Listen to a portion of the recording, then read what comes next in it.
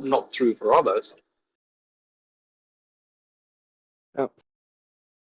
No, part of the fun of everything, figuring out who's decided what scriptures mean what, based on their individual interpretations. There's a lot of that, and of course, then when they are shown there are problems with the scripture, they need to come up with some sort of, should we call it, a reinterpretation as an excuse to avoid the problems that it actually gives you. Yep. Especially I especially like whenever they talk about Jesus fulfilling the law, but ignoring the fact that it says he did not come to abolish it, and to fulfill in the word that's actually used means to follow and make sure that others do as well. So the law further in that verse states that it shall never pass away. So Jesus says, I haven't come to tear down any laws, I've come to live by them and make sure everyone else does. And so where did all the laws go? Exactly.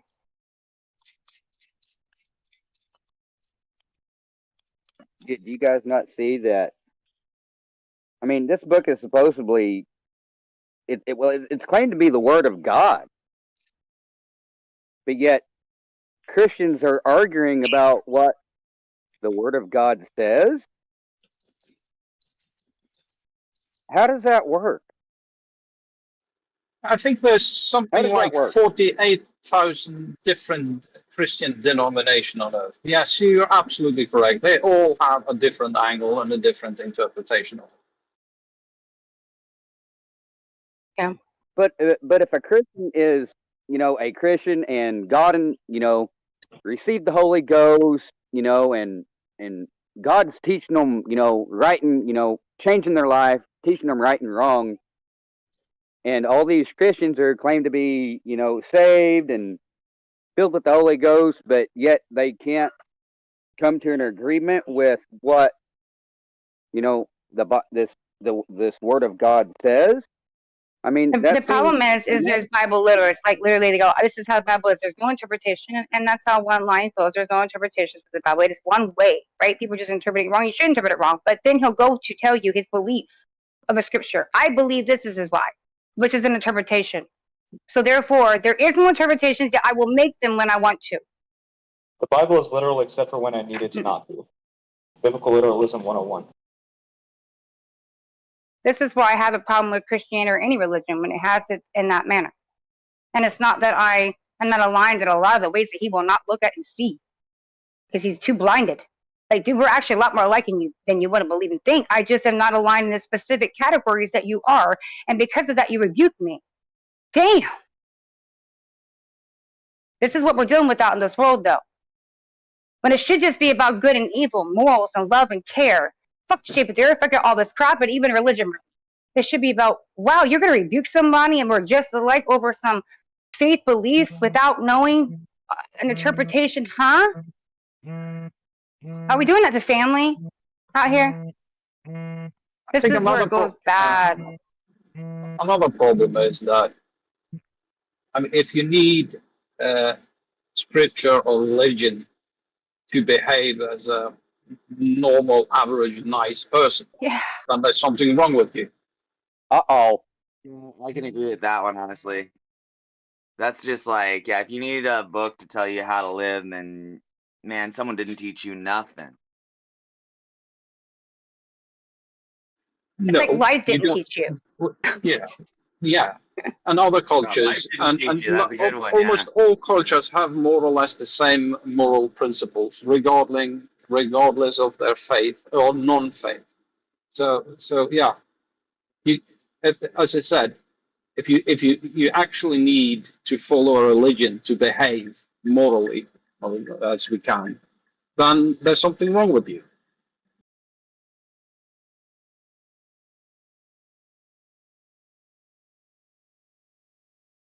But I mean, he said it as good as he could have possibly said it. He believes things through the lens of his interpretation of his religion. That is the ultimate decider for him.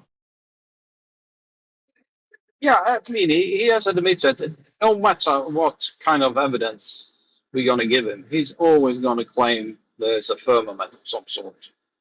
So he doesn't really care what evidence you put forward. He's going to stick to his interpretation of his scripture, and that's it. So I don't know why he even bothers talking to us. It's one of those weird moments to where we've seen this a lot with people that primarily go to presuppositionalism, is that they refuse to switch over to anything evidential when it's finally decided that what we're discussing isn't enough.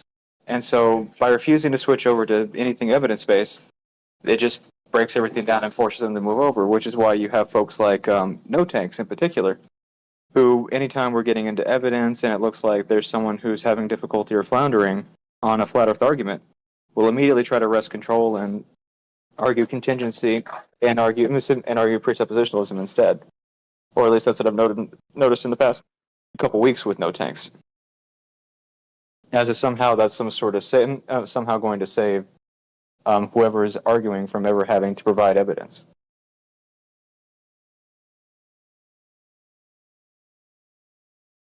It's very transparent, unfortunately.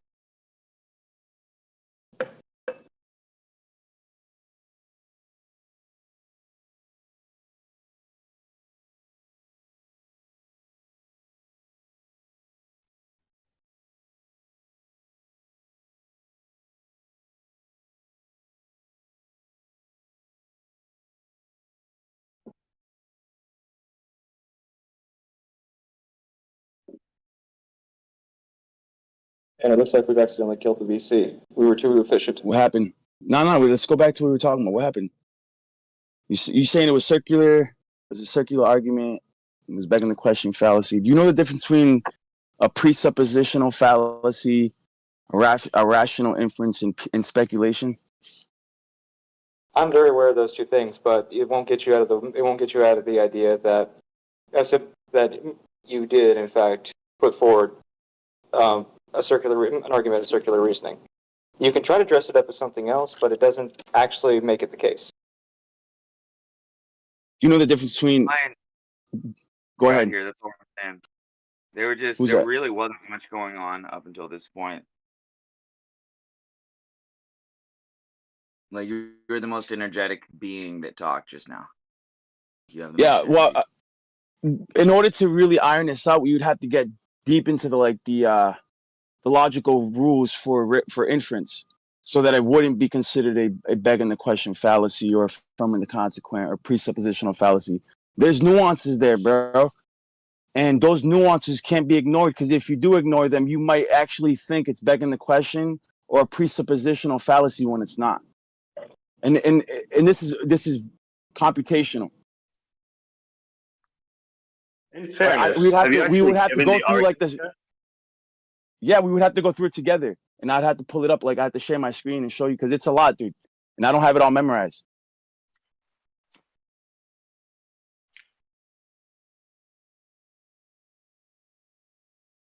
But basically, the difference between an affirming the consequent fallacy and like assuming the conclusion is how you formulate the syllogism, or how you formulate the argument. If you claim with 100, go ahead. I was going to ask you whether or not you thought that atmospheric pressure and the definition of gas pressure you used were similar and or related, and in what way? Yeah. So, I mean, okay. So let me just give you the argument, the syllogism. Premise number one. No. I don't need the syllogism. I wanted to know what definitions you're using for gas pressure. Yeah. A stable atmospheric pressure. I don't know the textbook definition. It would have to be stable. Okay, I don't recognize that definition. Why are you using a non-recognized definition? I can give you the formula. It's like volume times x. I'm not trying to get a formula. From one of the gas laws. I'm asking you, what is the definition of gas pressure that you're using? Does it apply to atmospheric pressure? And how are you using it, and in what way? Well, that's what I'm trying to get for you, dude. Because if you're gonna ask me like the fundamental building blocks of like water, like, dude, like I don't know. You know what I mean? Like, do you know? What, 2 parts Like, hydrogen, if you 1 ask part me, like, what's oxygen? water? Like, if yeah, but what is hydrogen? Like, we can break things down to absurdity. I'm not asking you to break it down to an absurd scale. I'm just asking what the definition of gas pressure that you used, and it sounds like you're using a personalized definition and not an agreed upon definition. Yeah, I don't have it memorized. That's why I had to look it up. Are you think I'm like a glossary or something, dude? Well, so you're using a definition for gas pressure, which includes the idea that gas pressure is atmospheric pressure. Dude, what are you saying right now? Like, can you just get to the point, bro? Cut to the chase. I'm just trying to get you to realize that you're using personalized definitions, which makes your arguments not really understandable to anybody. All right, well, I'm in my truck, dude. I don't have a list of definitions in front of me that I can read, nor do I have these all memorized. So what do you want me to do, bro? Are you gonna like fault me for not giving you a textbook definition of pressure right now? Is that really what's going on? No, not for not giving a textbook definition, but for giving a definition that is personalized in such a way to where it makes gas pressure and atmospheric pressure interchangeable. When in fact, as far as science goes, they're not nearly the same definition. So you're finding a way to actually conflate gas pressure and atmospheric pressure by including one into the other. Define All right, atmo. well, right here it says gas pressure. It's a measure of the average kinetic energy of the gas molecules and is influenced by factors like temperature, volume, and the number of gas particles. Is that the definition that you're using, or are you using the one to where it's the average force over area within a container? Because that is the one that most often is used. Dude, bro, come on, man. You're being dishonest. I was gonna give you the formula. You're like, oh no, I don't want that. So I gave you the definition. Now you're giving me the formula, bro. If we're not gonna have a good faith conversation, I'm gonna back out, dude. This is unbearable. It's a glove. What do you expect, Lion? If you just want to win the argument, dude, like this isn't a good conversation, bro. This is stupid. I wouldn't mind hearing the actual syllogism. Okay, let's hear the syllogism. So the syllogism for a firmament would be everywhere around us that we look, right? In every environment, anytime that there's pressure, it's under containment. That's premise number one. All environments that have a container, or no, how do I phrase this so I don't mess it up? All environments with sustained pressure require containment. That's premise number one. Sustained pressure meaning. Go ahead. So using go ahead, dude. I was literally just saying checks out, guys. Like, don't tell me to go ahead. I'm not going anywhere. Go ahead. So that's using inductive reasoning, right? So I'm making an observation of my habitat, of my environment, and I'm noticing everywhere there's pressure. Everywhere there's pressure, it's due to containment. Right? That's why I'm using my reasoning to come to that conclusion or to that understanding. Deductively, I can use theological deduction based off the scriptures to understand why pressure exists, right? But I'm not going to go that. Normally, I would go down the theological route, but deductively, I could say, well, if Earth has pressure, right, and it's stable for the most part at sea level, then there must be a container. That's my premise number two. So you have I have inductive and deductive reasoning at play. You guys follow me so far? We're following you, but you're still setting up circular reasoning at this point. So, Go ahead. No, it's not circular reasoning. So the conclusion, therefore, a firmament or similar structure, some type of containment must exist for the Earth to have a stable pressure, atmospheric pressure. Yeah, that's circular. Okay, the immediate problem with that is you were careful to specify at sea level. So if you're claiming that there's a container containing the sea level pressure, the 14.7 psi, then that's where you would look for the container, right? Because that's where the pressure is. If you go above that and there is no container, that would just inductively debunk the whole thing. Why would it? Why? And I know it's you have to make sure that the language, because if any little slip of a certain word will make it a fallacy. That's why you have to really think how you're going to formulate the argument. Because if I'm assuming with 100%, like I'm making a positive claim that there must be a firmament, that would be considered a presuppositional fallacy. Sure, and I honestly care little about that kind of thing. But if you Alright. say that there's a pressure at 14.7 psi, and there's a pressure differential if you go beyond that, which we can measure, right, between sea level and the top of Mount Everest, it's not very difficult to measure that. It's been done several times. There is a pressure differential, and that differential itself is stable. So there's a pressure next to less pressure, and there's no container between the two.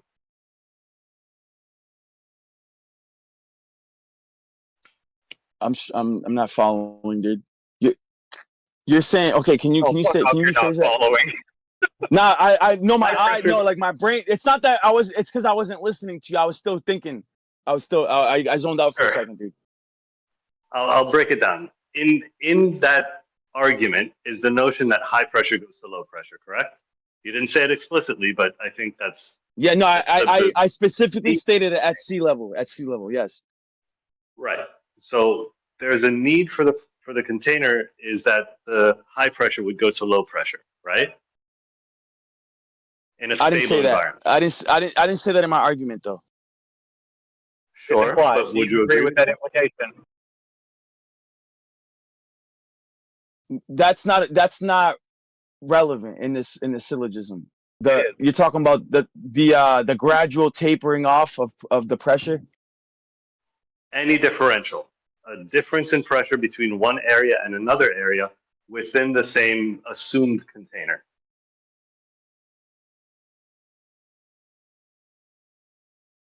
Come on, dude. I had a guy come up to me. So we can talk. So I know you're gonna.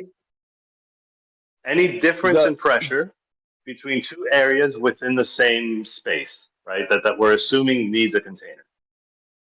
Yeah. So the thing is, dude, you have to understand that whether the containers on Earth, hold on, how do I phrase this? So the containers on Earth, whether it's a propane tank or a giant tank that you carry around in your trailer, they all have some type of pressure differential from the bottom and to the top of the container, regardless of containment. So anywhere, whether it's the Earth or the propane tank, you're gonna notice that, contrary to popular belief, it's not completely. It's not completely. Not the word. It's not isotropic. Is the word. Is that measurable? A measurable difference? Yeah. There's a measurable difference between the bottom and the top of any container. Even though the smaller the container, the more fractional it's going to be. There is the measurable difference because of gravity. Oh, okay. You're going to give us gravity. Yeah. I don't have a problem with gravity. I just don't believe it's bending warp in space-time. Right. Well, specific gravity. So. But if gravity creates a differential in pressure, what is the need for the container then? Dude, give me a sec. Dude, I'm multitasking. I'm still working, and I have to I'm pulling out. Hold on, I'm gonna answer your question. Just give me a minute, dude. I'm literally. You don't hear my gas going off? No, we don't hear that at all. Pull out Game Strong, boys. Don't worry about it. 1 second.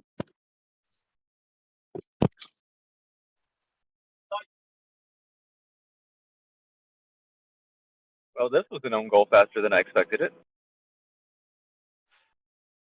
Yeah, I was expecting to have to get there myself, but I'll take it.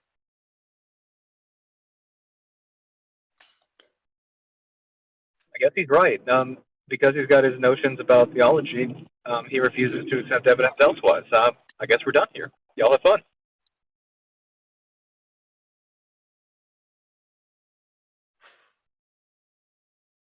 Oh, did he leave? That attitude should have left. It'd be nice.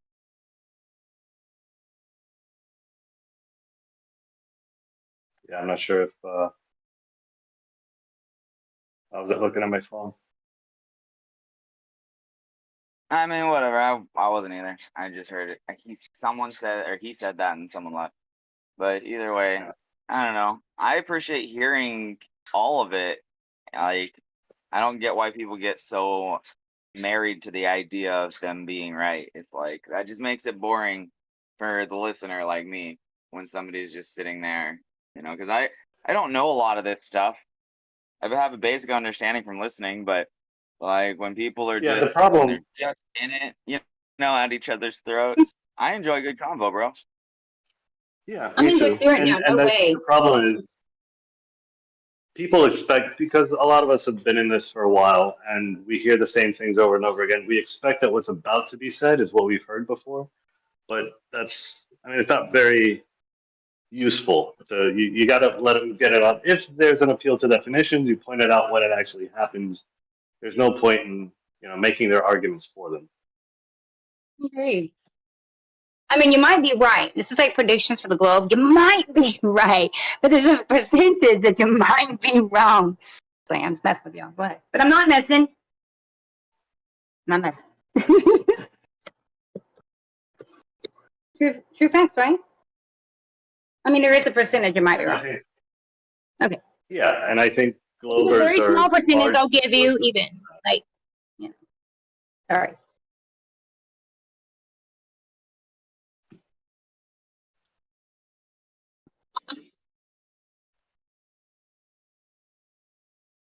The globe has a container which is gravity pulling. I've never liked that. I don't like calling that a container. It is though. What It if doesn't. we're a It's the same thing. circle and there's a spherical dome above us and even a spherical below with, maybe like a, what do they call it? Shale, SHAE, whatever it's spelled, or EAL. You know what I mean? What if there's things like that and pillars and we're not moving and there's things happening in our sky and in this dome above us is circular, right? What if things like that could happening? Is it a possibility that things could be all different then? If that were the case, then the conspiracy would have to be true. I'm just saying. Once you get to my perspective that like maybe everything they've been telling you most is a lie. Almost. I didn't say everything. Yeah. Then you It start would have going, to. what else could it be? Right? I'm just saying, we get very skeptical and we start trying to think what else. And we also try to look and observe reality in a different mindset than what we already had. That's all, guys. Yeah, it's just when you ask us, could it be? That the real answer is no.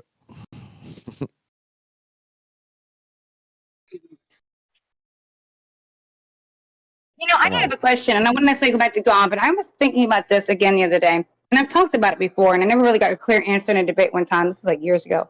And it was like in Enoch, and I know Enoch was taken out. It's not in it. I get it, but maybe for a reason, but maybe for a good reason or not. But the point is it says in there something about 1,000 days for us is like 1 day for God. So I get it. We're on a time. We have a clock over here. We have that clock. We see that clock in the sky. But why does God have its own clock? Because he has a day. He has a time he just put on himself too. It's almost like if I was creating a game, I'd say, hey, look, there is no God but me, because I'm the creator of this shit, y'all. However, my days are different than you. I have a clock, because I am maybe my own creator. Is there a time for God? It's more of an analogy. created God? Basically. It's to say that he lives longer. So we're going to think No, but 90 years is long, but for God, 90 years isn't that long because he lives longer. oh no, but they'll tell you God is timeless, but somehow he's broken down Right. time into little resolutional bits for his own purposes. It's timeless, but that's an analogy to make you think of how long timeless is. Doesn't mean that, does Well, it? I mean, if God is a higher dimensional being, he would be outside of space and time. So Right. time that would be more of a metaphor to explain things to people who only know time, I would suspect. If God is infinite in his lifetime, then it would have taken an infinite amount of time before he started making the world. Therefore, he never would have got around to it. But why would he tell us his time? Like he's got 1 day for me. It's 1,000 for you. So there is a timing. He knows it's one whole cycle for him of a day. It's nice that I don't know it's if units it's of tens. It makes it very good for decimalization. Yeah. But then what is also wrong with people? Like we always say, like, well, where did it all begin? Was this always there? Like when it comes to the globe, right? And you guys believe, and they go, well, we don't know, and I get that, right? But then when we ask about God, it's wrong, because when we ask, well, then how did God get created? It was always there. What's happening? And so that can always be there, but the foundation of life can't always be there. What, isn't there a contradiction too on I reasoning? think it's the same for both ideas. It would have to be outside of space and time.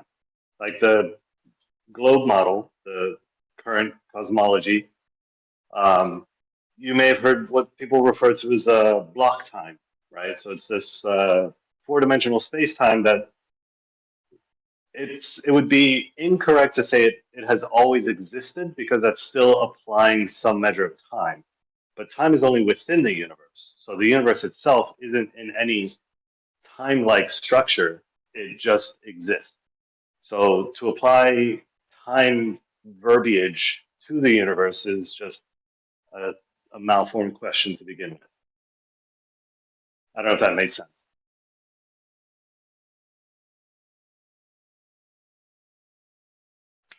So I only heard the last bit of that, but this is something I've Yeah. thought about and talked about before. Is that, you know, the English language, which is how, you know, whatever, or a human language, however we think and communicate, is really not well suited, generally speaking, to talk about things that are outside dimensionally of our, you know, of our experience, or really our conception.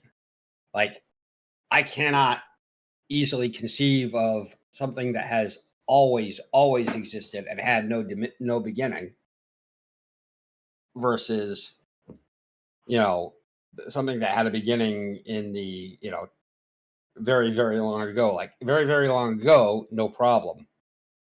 Always forever, I can say it, I understand what the words mean, but I have a hard time conceptualizing it. And I think that's, you know, that's part of the problem, is that if we can't conceptualize it well, it's really hard to It's like figure out. you've heard people say asking what happened before the Big Bang is like asking what's north of the North Pole. Yes, right, exactly. Yeah, that's a good analogy. It's like Polaris. No. No, not really. Yeah. Yeah. Right. So yeah, so I don't. These guys will not know, but answer correctly, Stacey. If you ask them about God, they won't know what they're talking about. I think they question it like every human being does on Earth. Whether they quit questioning it for a moment in life, are done. Went one way, went another way. Life guides you in specific ways, and then I guess it builds you, right? So you gain wisdom. Your ignorance goes away. You learn from other people. I don't go around claiming I know it all or feel like I know it. I'm still learning. I think that's what we're supposed to be doing. I don't know shit hardly. The more you learn again, you start feeling like, well, how much do I actually really truly know? And I'm okay with that. Like, do we have to know all that shit? How many other people in the world know? Do I have to know the name of God? I'd love to, but there's so many things. Am I going to say the wrong one? Lord, I pray about that too. Which book? What's this? What? Listen, that's a fighting damn thing right there. yeah, well, like I said, there's, you know, when you that's why when people talk about, like, you know, the ideal of like maltheism, of, you know, if how can there be evil if God is all good? Is, you know, what is God's hand in, you know, in bad things? It's like, you know, as far as I can tell, that question is just beyond me. Like, I can discuss the philosophy of it, but you know, I don't think I have, like, it's gotta have to be somebody who wiser than me to really have an answer there that could work. So. Yeah, a lot of things don't make sense for me in my head about it, which is fine. And I think it's that for a lot of people, and that's okay. And they may have their own interpretations or to make it feel okay for their belief. For me, it doesn't resonate, especially as a woman. And I don't get called out like that. As a woman, you're interpreting some of these things, especially if they're about children or about life. We are very emotional people. Yes, I get that. But God made us this way. Don't forget that. And just because a book says you shouldn't listen to us or guide us, or lean on us a little bit, it's crazy. If you've ever been in marriage, you'll realize you need that woman as much as we need that man. And there's a lot of times that man's got to guide me off that. I go, whoa, listen, over here, because we know some things too, right? this is the back and forth. So the book also makes me feel like how they write it. It's like, oh no, know your role. You were created this way, and I know that we are more than that. Not even just women, in general, people. Yeah. I think we're way more than that book has ever written. And it's not that the book can't have the truth in it, or maybe two-thirds of it's right. Maybe the whole damn thing is possibly right. Who cares? I don't know. Is the point. I'm gonna go around claiming I do. I mean, I have a feeling, right? We all do an experience, and that's where you should focus on. Everybody inside internally. I'm not gonna lash out, about it, because how can I? I'm still questioning. Like, how can you not question in this world? Well, yeah, right. So yeah, exactly. So, and I think questioning is part of the deal. I think I've told this before, Stacey. You have to want to know and then take in the information and sort of try to accept it. Accept it. Try to accept it as my knowing. When how can I validate besides talking to God, and that God I don't know has not still said to me, hey, my name is Jesus, because you're not going to hear God speak to you in the same manner that people want to hear it. I haven't heard it before. Oh, no, I don't but mean I about see it through this world in signs in my own voice, and it's not you. It's internal knowing, feeling. That's more of a knowing to me than anything. You pick a name, don't worry about that. I'm talking about anything about the reality and the earth and the world. To know it, you have to first be willing to take on the info.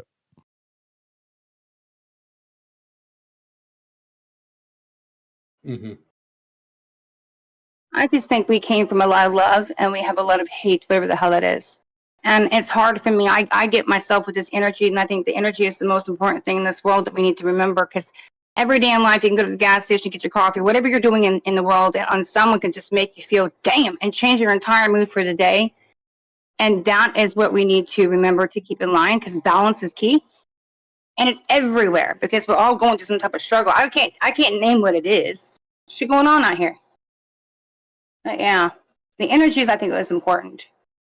How we treat each other. I think we know that without a book. We should, and if we don't as human beings, I think that's where we need to reevaluate. Maybe in education of human beings' behaviors again. I don't get it. I'm not talking about anything that's happened. I'm talking about the entire world. Like it can be pretty toxic out here. You know that. Just like Discord, just like any platform online. The kids are going through it too, right? The world is going through an energy exchange that isn't maybe so. I don't know. If you want to talk about godly, what I look as godly, I look at it as love, care, compassion. It's not anything else.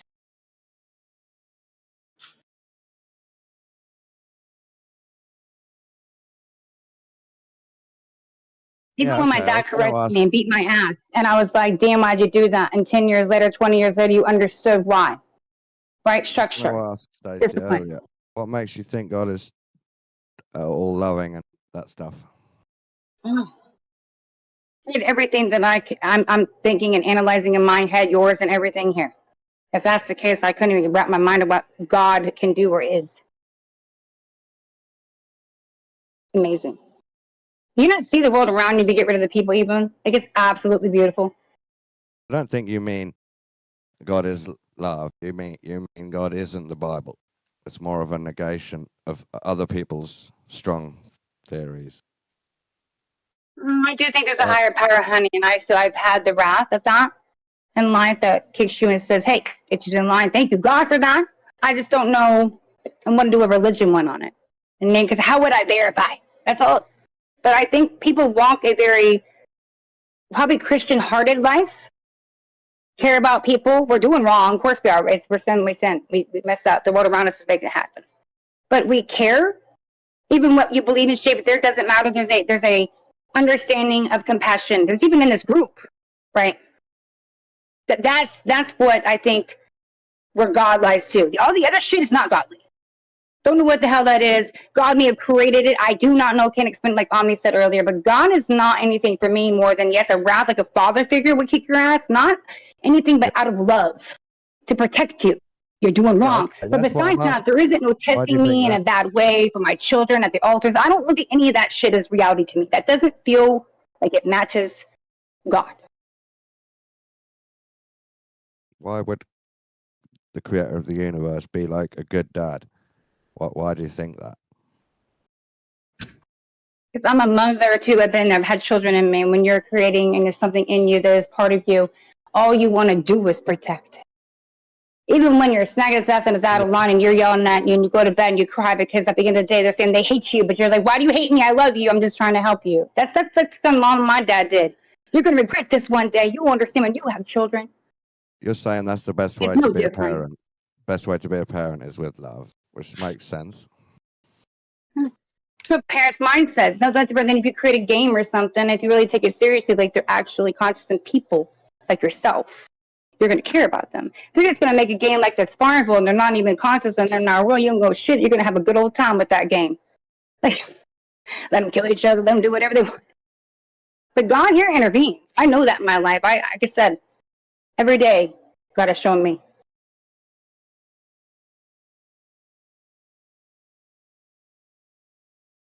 Like, for instance, even today, it was like, Sis, what are you doing? Like, you don't want to argue with somebody like this. You don't, you know, this is not even you. And God then corrects me again, and I have to be accountable. Like, did I forget something in my life again?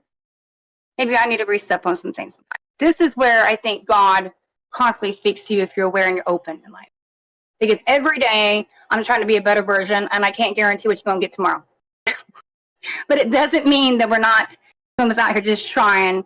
And we do care and have a heart that's literally with God, whether it's in a book or not.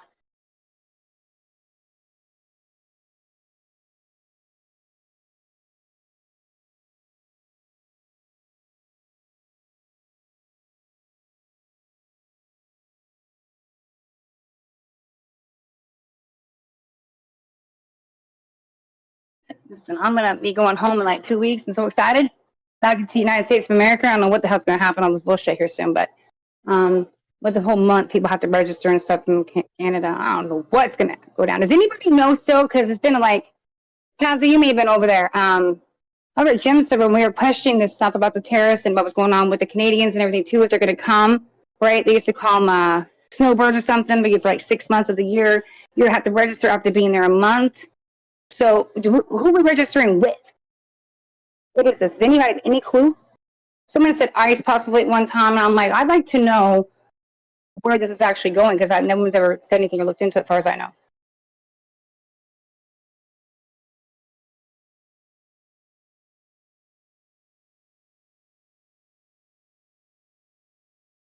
See, this is actually more important to me in life, and I'm going to miss out on my Tim Hortons coffee.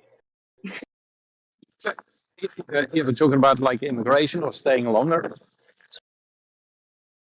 Oh yeah, I'm wondering how that's going to work. Is immigration going to be involved in what manner? Because if Alex is coming back with me, right, for more than a month, he's going to have to register. That's what Trump said. I mean, they put in that new, policy law, whatever happened. So is he going to register with who? And how do you do that? Like, what? No idea. Have you checked their web pages? Like what we have to do the EASTA every time we go to the US. Research. I know. It's you start hitting sometimes dead dead ends. You can't go anywhere. That doesn't help me. It's kind of like when I was going through some stuff during a specific pandemic time. I won't talk about it. Like I was saying that you couldn't get anything done. Questions to fly to the embassy. Even I was like, what, you guys? It was chaotic. It's almost like that right now. They probably don't even know themselves how to fix this yet.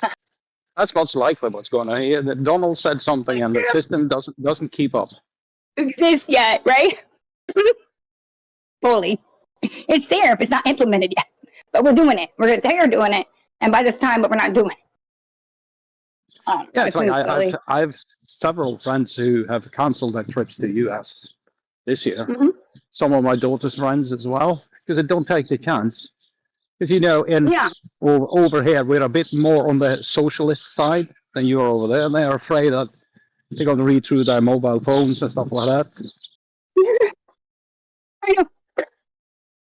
Listen, I was over Jim's service. Somebody brought up that was Canadian that they were going through our phones, like especially if you're Canadian or going through or Mexico and whatnot. I'm like, what? And they were, of course, debunking it. Oh no, it's not happening. But then they found a few cases that, actually, this might be happening, and you can't see anything like against Trump. And I was like, well, Alex is good from Canada. He's actually have no problem. He likes Trump.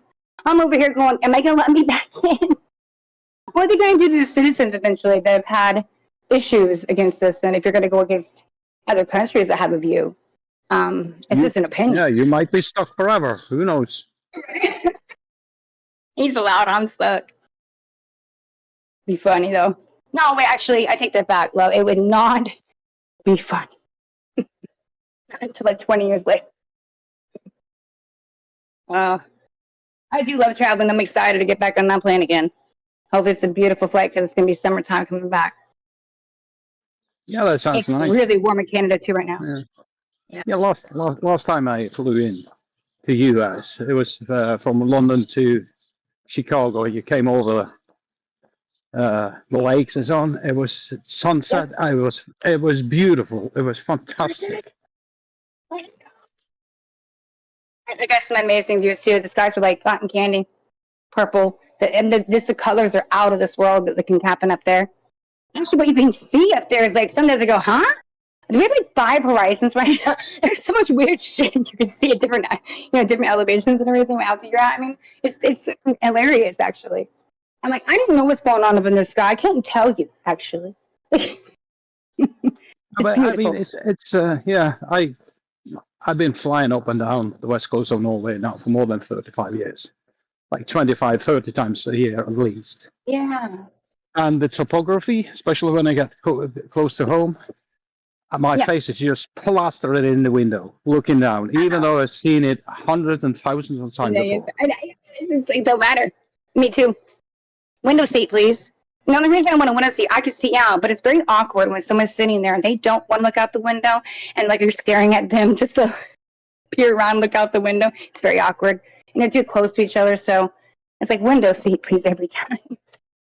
Yeah, me too. And night flights are amazing too, hon. It's just like that has changed my world, especially if you're flying and it's a gorgeous, like it's clear night. You see all the stars when I flew to Europe. Oh Lord, I haven't seen anything like that still yet. But then you get the night views when you're flying back home from Canada to Illinois. It's like, wow. It's just gorgeous to look down like you're talking about. Yeah, I mean. It's like flat up there, though, doesn't it? Topography wise, though. Send me to stand real with you. I'm not saying it is, even on your saying. It's great. It's like when they come along. Yeah, when they come along with the trolley, you're looking out the windows and you said, "You leave me the fuck alone. Don't disturb me." Right? And this, it's like, wait a minute. You're going to give me a bottle of wine? It's a little one. Candy's pretty good on your way home. It's free. I'm like, what? It's free? I'll take one of those, please. They treat you right. And the TSA, it's not TSA. Boy, it's brilliant leaving here. Like, this is all I got to do? I don't even have to take my boots off. Nothing. Not going through. So simple. Yeah, last time I flew home from Houston, I got left 3 first gin tonics got for free. Everyone, more or less everyone was asleep except for me. So I went bling again, and then came back. Well, this one you have to pay for. You sure you want one? And I said, nah, thanks, I'm fine. And just fell asleep. I'm good now. I mean, I don't know how much they charge, and I don't want to. And to my fly, Alex is super sweet. He's always like, hey, puts it on there, buy whatever you want. You want to get dinner, you want to get drinks. I'm like, no, I would never do it. I still am because I'm like, I know it could cost a shitload, anything. It's like when you get out of a bar in a hotel room. You get charged like $50 for like 3 drinks. What? And the little cans. Wait. Yeah, it's like if I spend a few nights in a hotel over here, I check the minibar, what kind of beer they have there. Right? And then I buy a 6-pack of the same type in case I start on the fridge. Not worth it, exactly. I'm spoiled. I'm treated so well, though. It's not, I mean, it's expensive out here when you're flying hotels and Airbnbs. Going back to Indiana, they're like freaking $3,000. Whoa. Shit for a month. It's almost like 3,200 shit. It's not cheap. But I'm living life up right now. It's great. Having a wonderful time in life. It's too much for Most people don't get to, though, man. I haven't got a chance like this in a long time to travel like this again because I was working 15 hours and managing a freaking store that was just, I never felt like I had a day to myself, you know? Damn. How many people get to do what we do? Like you just said, you travel a lot, and you have. Most people that I know can't even leave their state, you know? I'm sorry, I was walking along the road with my dog, so I could hardly hear Oh what no, you you're were good. I saying. was just talking about how we're blessed. Like I used to manage and work 15-hour days, and I can't. I mean, I'm not doing that anymore. Now I'm traveling around, seeing the world and all this stuff. But in reality, most people can't do that. I couldn't do that before. I mean, you've been blessed too to be able to travel, like you said. Most people that I know haven't even left my own state, honey. They've never left. Are you guys kidding me? So there's a lot of people just don't even travel at all. We've been very fortunate to be able to, or did that in our life. Is that due to finances, or is it just habits, culture? Mm-hmm. People don't want to step out their comfort zones in life, I've met. Hey, what's up? Stacy, you still mad at me? Can I talk or what? Of course not. No. In fact, when I went up there earlier, I was like, look, it's all about me. I said, I could have behaved better in that situation too. You know me, Len. I was like, accountability. I'm going to hurt myself a little bit here too. Come on, Are I'm you not. sure, I'm your All friend. right, sure, nah, Stacey? good. Not I don't angry? want no bad blood. I don't want no grudge. It's all good. We just No bad blood here. I try to carry a very good heart, and I really do. There's no room for that in our energy in life. No. good. So where are you headed to? Where are you going right now? Are you working, right? I just left. Yeah, in a hurry. I was trying to get out of there to get back in the Yeah. combo. Time to work. But I don't know what we got. What you guys talking about now? Oh, just life, society, being able to travel. Most people can't afford to even survive, let alone leave their state, let do shit. You get to see things lying because you work. You know what I mean? You have to travel. Yeah, but it's not it's not like the countryside or sometimes I go to PA, Amish country, but Yep. other than that, it's really just city and urban. Not good. Yeah. And you're always in the vehicle. You don't get to take time somewhere to be like, oh, enjoy it, see a different culture, see a different life. Canada blew my mind. Like, what? I didn't expect Canada to be anything that it was and is. But it's almost like a Speaking second about home. I love Canada, you. Canada Yeah. is amazing, and I know that Americans in Canada got some beef and animosity going on, but Mhm. I've been to Canada a handful of times: Montreal, Toronto, Quebec, Ontario, and Yep. when I went to Toronto, I was blown away by the architecture. Yeah. Completely astonished. Really? Even the underground subway, they got a. And I've talked about it before. As an American, I was ignorant of Canada. When I thought of Canada, I thought of like South Park with the talking heads. That's what I thought of Canada. And like country, I thought it was majority, and it is still a majority tundra country. Like when you look at Canada's population, it's got like 30, 40 million people, I think. It's got a shitload of people. Not that many, no. It only had, for the size that it is, for the surface area that it has, it only has 30 million people. America has like 340 million. 340 million. Yeah, I haven't been way up to like his family's land and stuff that they own too. That's like way out in the middle of nowhere though. Canada's huge. I'd like to go out there though because it's gonna be a beautiful scenic view. That's yeah. By the way, I said underground subway. Duh, subway's underground. What I meant to say is there's a subway that connects to an underground mall for like 6 stops, like 6 or 7 stops. A big ass mall. I like that. I'm sorry. I like that. You know what I love about Canada land? Like seriously, where I'm at in Quebec and like Longueuil. I'm saying it wrong. I know I am. You're lucky. I said Longueuil for a long time. I'm bad. But anyway, it's like there's a corner store still. They remind me of Europe. It's very still reserved in those ways that I don't ever want them to lose. I wish our country was that way, or my state. There are states that are, but majority of it's city, and this isn't. Their city is not even city. I'm like, watch and keep and soak it in while you can, love, because you're about to go to Indianapolis and you ain't going to see this anymore for a minute. And it's not going to be the same vibe. So it is totally different. I don't want them to ever lose that amazing culture that they have. It's still very reserved. They get bread. I get bread, fresh bread for $3 or something. After so many loads, you get a free one. And I would never buy store bread again. What the hell am I been doing? Or I'll make my own, but it's literally like you made your own. The stuff around here, they care about the food that they're eating. Get it though. It's in spots, right? That they care about the food that they're serving you.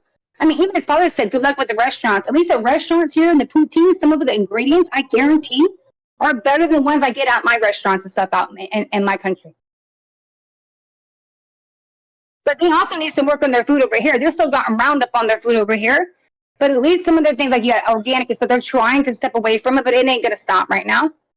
So Canada's got a lot of work to do still. Montreal, that's where the mall's at. Montreal, I remember. Is it? Montreal's Yes, not. to It's Montreal, crazy. Old Montreal. and there's still a lot of European like influence. Mm-hmm. Yeah. America, you don't really see too much European influence unless you go to like Little Italy. I don't know. Because of I mean, you might see a little bit of the people in that look a bit way up in Maine when you're getting closer to Canada, or who was that trying to talk? Because of the RFK effect or something tangential to that. Like, there are a bunch of companies that are just like, all right, we're going to get rid of all of the BS in our food.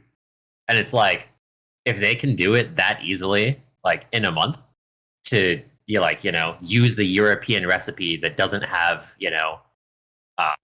cyanide in it. Like, they could have done that the entire time and they just chose not to. That's something that amazed me, but looking at the difference of groceries and stuff in the US compared to Europe, how much more strict it is in Europe and Scandinavia when it comes to artificial ingredients, colors, and all that kinds of shit. Why do you guys think that this is? is why I was pissed when I came home, hon. I never thought our food was that. I mean, I knew it was bad. But then experiencing Europe has changed my entire life. Because I realized even like the taffy, the candy, everything, that the same Sunkist that you're getting does not have the same coloring. Why am I having this shit FDA in my food? And I don't understand why our own community hasn't petitioned the FDA, forget NASA, because that's stuff that we're consuming every day, and the poison that they're spraying on our crops and all that. And we're just going, yep, that's okay. They stop that shit in Europe. Europe doesn't do it voluntarily, like the regulations require it. So like you got to get folks on board with acceptable regulations, especially when it comes to food. Like what you put in your body, there should be oversight on and transparency. Yeah. But at the same time, like the same people really don't want regulation, like Trump. I mean, like every other regulation industry, why would the FDA be safe? I mean, this would go a little bit too hard into like medical talk, so I'll just say things in a more you're right, generalized We're gonna way. head that way. Be careful. Yeah. Some are just say things in a generalized way. You're right. That there are certain things to where it's even just that like we got to be careful on, even the generalized ways, because people were saying some about code words will create. I was hearing Mom talk and stuff that we might no. be doing that. And then it gets I'm not using code words or saying anything specific. Gotcha. I know how to talk around things. Like that. Yeah, That was my I'm job just for saying 5 years. Yeah.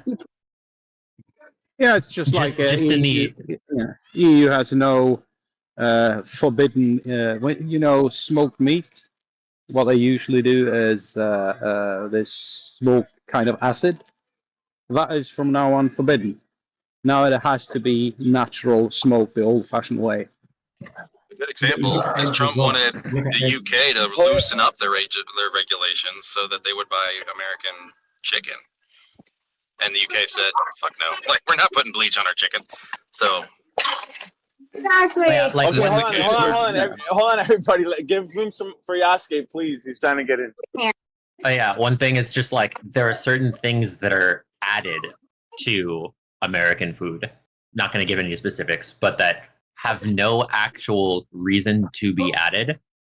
And it's not like an economic thing whatsoever. It doesn't make it like, more shelf stable. It doesn't make it more efficient in any way. It's just there to be like bad and silly. All it does is just not be good. What's that? Like literally, because there was an ingredient that I found, I won't mention it, that has supposedly safe amounts of, that's it, just arsenic. Is that okay? Arsenic and lead. Are we okay with putting that in our food for preservative? I would imagine that most people would not be. I would probably say that's a bad idea. Understand that that's what it is, because you have to then look into the ingredient on the damn labels, right? Then look into what they say about the ingredients, and nobody really does that. And when you actually do that, you are then going, what? This isn't jelly, this isn't things, or what? It's in everything else, what? This is what we've turned to over, commercializing everything. So the government But should what one regulate can, that. Is what you're saying. but what one can do is if the ordinary consumer start boycotting or telling them to fuck off, and they start like remember toothpaste. They normally came with these cardboard boxes. And there was a Swedish housewife quite a few years back, and she was so pissed off because she thought, "What the hell? What's the use in a cardboard box? I only need the toothpaste itself." So every time she was in the shop, she unpacked it and left the cardboard box at the counter, and people started realizing. More and more people started doing that, and today most toothpaste come without cardboard boxes. See, consumer power. Are they metal tubes where you are, or are they plastic tubes? Plastic. Yeah, in terms of like consumer power, like I can go to a normal grocery store, right? And I can find soda that like random like Pepsi or something that has cane sugar in it in like the non-specialized grocery stores. And that was something that like 4 years ago never would have been able to happen. It always has to be high fructose corn syrup. And it's just a pattern, a repeating pattern to where like recently there has been so much more of a general vibe of, hey, people don't like bad ingredients in the zeitgeist. Another example would be potato chips. In normal grocery stores, like Kroger stores, you can get potato chips that instead of being boiled in, canola or rapeseed oil, they're boiled in olive oil or avocado oil, which is, well, I can't, Yeah, I know what you mean. I understand what you're saying. Yeah, but even though it's it's not allowed. outrageous. It's outrageous. That's all we're doing. Listen, Alex will not buy anything that is not organic and it has only every ingredient. You understand what it is. Even that soy lecithin, what the hell is in everything that's in candy, that's in chocolate? No, it's a no-go. You barely have it in your life. So when you're sitting there trying to buy eggs that are $9, right? Everything that is organic is outrageous. $7, $8 for a bottle, tiny bottle of creamer. Your butter's going to be more money because it's only just what? 2 ingredients, right? When you specifically do that, you walk out with a little bag of $200. It's a bag. Somebody, it's very hard. yeah, to keep I, the ones of us who can afford to do that need to do that to shift the market, though. Like, it's got to start. We are. Yeah. Well, this is actually the thing, though, is that this is something that I saw in the egg market, right? Posted it, is that the cheap eggs, because of the fact that like the egg price psyop wasn't actually like authentic in every way, like the cheap eggs that are like super garbage, factory farmed, they're like 10 chickens to a square foot. Those were $14.69 a dozen. And then at the exact same time, the soy-free, corn-free eggs that have, high quality feed and they're given plenty of space to maneuver, those eggs were still $5.99. So those eggs didn't change in price at all. It was only the eggs that like poor people and unhealthy people get. One thing I noticed 7 years ago is from moving from Massachusetts to Connecticut, just over the border, I was able to acquire a gallon of regular milk, whole milk, for 99 cents, dude, which was completely unheard of in Massachusetts. I didn't even know such a price existed in the States, dude. I was just completely oblivious. Just 20 miles down south, you could get milk at Walmart, not some at Walmart for $1, dude. And Walmart was sourcing milk and eggs from local farmers, dude, in Connecticut. That's wild. It's all based in your state, all based in your country, how it's being produced and manufactured everywhere. That comes down to your candy bars, everything. But it's the same people that own this shit, but they will give it to you differently, which is freaking ridiculous. They know what they're doing to us. Very much the organic milk was like $5, $6 in Connecticut, where in Massachusetts it's like $9, $10, dude. But now the prices are way up, dude. Like even in Connecticut now, like the milk still now it's expensive. But 7 year ago, I remember, dude, I couldn't believe it. Consistently too, like I would go to Walmart, they would always have local milk. whole gallon for $1. I couldn't believe when I was in Europe. Europe was like $5.47 for a gallon of milk, and then I came home with $1.74 or something like that. I was like, look, took a screenshot back then. That was like, it was a blessing, dude. I found it was a blessing because I was hurting back then. Right. Most people are lying, sincerely. Most people are. They're struggling in some way, and they get a bunch of money sitting around. They do a dozen paycheck to eggs paycheck, was like $2, dude, in Connecticut, like $2.50, $2. Now, now everything's inflated. They were local, they were local farm, local farm, like down the street type of stuff. Now, people want to crap on Walmart because Walmart's like a giant monopoly. But if they're helping local farmers, like what's the problem? They're using local farmers. That's what they're doing, honey. But if you look at it on a bigger scale, they're using these people when we were already doing it before, and they took it from us, and they've made it their.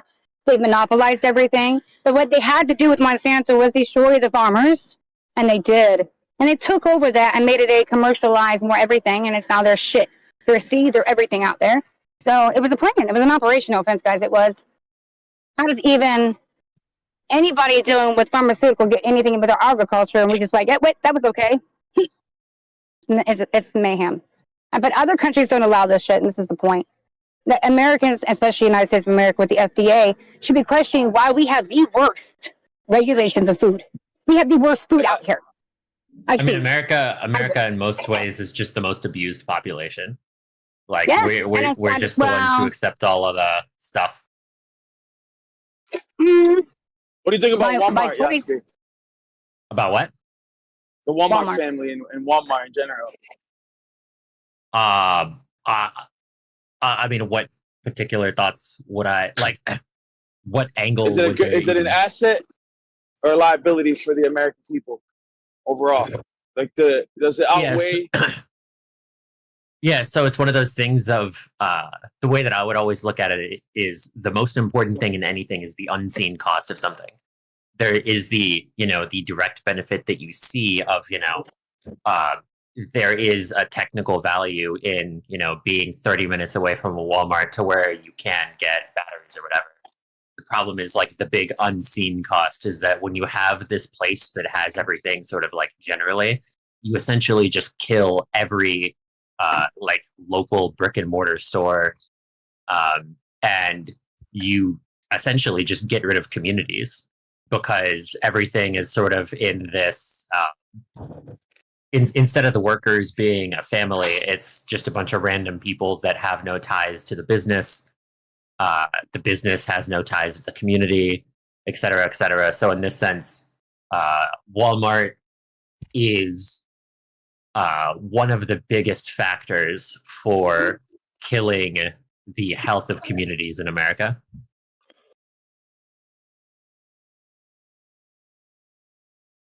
Yeah. I mean, I do see them affecting local mom and pop shops for sure, right? Like little Habibs and stuff, because everybody goes to Walmart.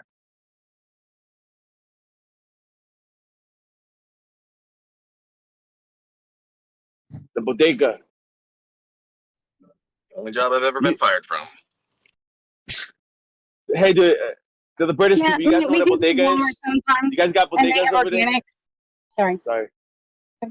And the organic comparison is not that great. I tried the organic pasta sauce because it's $3 only, right? I'm like, damn, I need it because the other ones are $10 the most, $9 for the rosé, stuff the good ones, and I'm like, man. But when you go to those Walmart brands, they're shit. Man, if you go to the other brands that are $19, this is what I'm talking about. That's a rosé sauce. Better than, I mean, it's not better than I create at home, but you get my drift. And it's good quality. The ingredients are correct. Sunflower oil, certain oils that are right, everything. What's up with the stereotypes of like Arabian people owning liquor stores and gas stations? What's up with that? What do you mean, like stereotype? Well, like they do own them. They own a lot of our gas Indian people, Arabian people. They have different types. They own our hotels. They own actually Indian people in our hotels. It's not a stereotype if they do, right?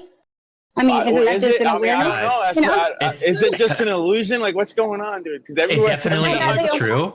It just is factual that convenience stores like that are overwhelmingly going to be from people of particular places. Just gonna make a joke. It's it is just like Native Americans in casinos that they're only legally allowed to have certain businesses, call centers, and convenience stores.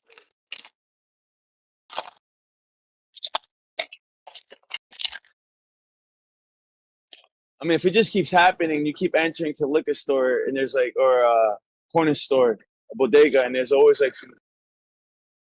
I mean, I could be mischaractering them. They like just because they look Saudi Arabian doesn't mean that they're from Saudi Arabia. They could be from any of those Middle Eastern countries.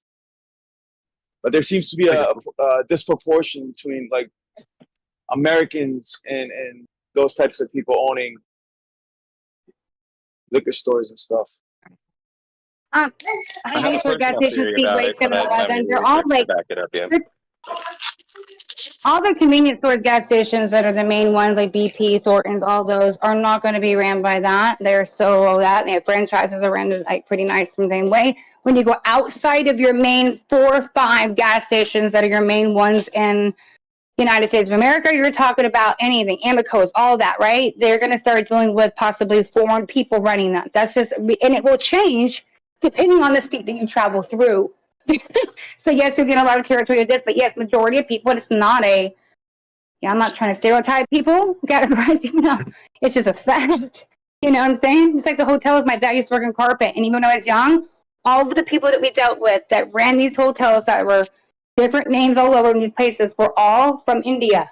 I'm sorry, it's a fact. Oh, another one too is nail salons. It's always like Asian ladies. Like, what's good with that? A lot of them, yeah. Yep. If not, it's going to be no offense. It's no stereotype black people, and I love it. African American, I mean, what do you want to call it? It is, and I love it. But what's up with Asian ladies and nail salons? Like, where's the link there, Yaski? Are you Asian? I have lived with many Asians. I had an Asian mom for a couple years. I'm very much entrenched in those communities. Cool. But in this sense, like, it is just so one thing is that one, it's something that there is like a like to do, but it's also in the sense of the efficiency. It's sort of a big thing in like risk tolerance, in that it is something that you can start up, you can do, and you can get like a certain level of wealth to a certain degree, like quickly. It doesn't scale as well. Like, I know somebody, an Asian person who does nails, or at least one Asian person who does nails right now. And it's like, the other job that they had just kind of sucked. It was sucky. But it had way more room for growth. Whereas nails is something that's just like piss easy to do. And you make like a lot more money than what any other kind of regular job would do, but you can never really scale it in that sense. So it's something that has this sort of level of reliability without having sort of a future look for, I need to have something that can scale into the future kind of sense. I also don't know if you know, during the certain times of the 2020 area, right, that they actually changed the laws in my state. I don't know if it's all over. You might know that, where you can actually be a hairstylist, nail salon. You can run these things without a license even now. So like normal people are just like popping up going, I could do it now. Started in their home and then starting a business in these little malls and stuff like that. And it was from people too. Because it's Another big thing about nail salons is that you can talk shit in Asian languages, like while you're like dealing with your customers, and so you can just hang out and just chat shit in Vietnamese all day. Yeah, there's a certain amount of like organic growth to it too. Like, you see you just moved to America, you see your Asian friends working at or having their own nail salon. You're like, hey, how'd you do that? Like, and then they spread the word and they hook you up and hire friends and family, and it just kind of there's a very organic nature to it. And like you said, hotels, those take a lot of staff. But if you just hire all your friends and family to run this hotel in the middle of nowhere, works out great. I wish it could go. You're right. It takes a lot of stuff, because when it was just me behind that counter for 3 days trying to make a hotel run from zero with a bank to something, right? They were going to sell it to me because it was going nowhere. Oh my God, yes, you need a freaking staff, and then you trust your family to do it. Good luck with that too. What do you call the hotel staff? What do you call those ladies? I was a housekeeper. Depends what you are, honey. Sometimes I've been a housekeeper. I just did that not too long ago. They wanted to pay $12 to clean people's shits and everything because they were living in these hotels, right? For all during this time of, again. So everybody moved into hotels, and they could not go in and clean during these times because of the regulations and policies. You're not allowed to because of the, you know what? So all these rooms were hoarders and everything you can think of. And so when they were evicted and they finally came in to clean, that was me.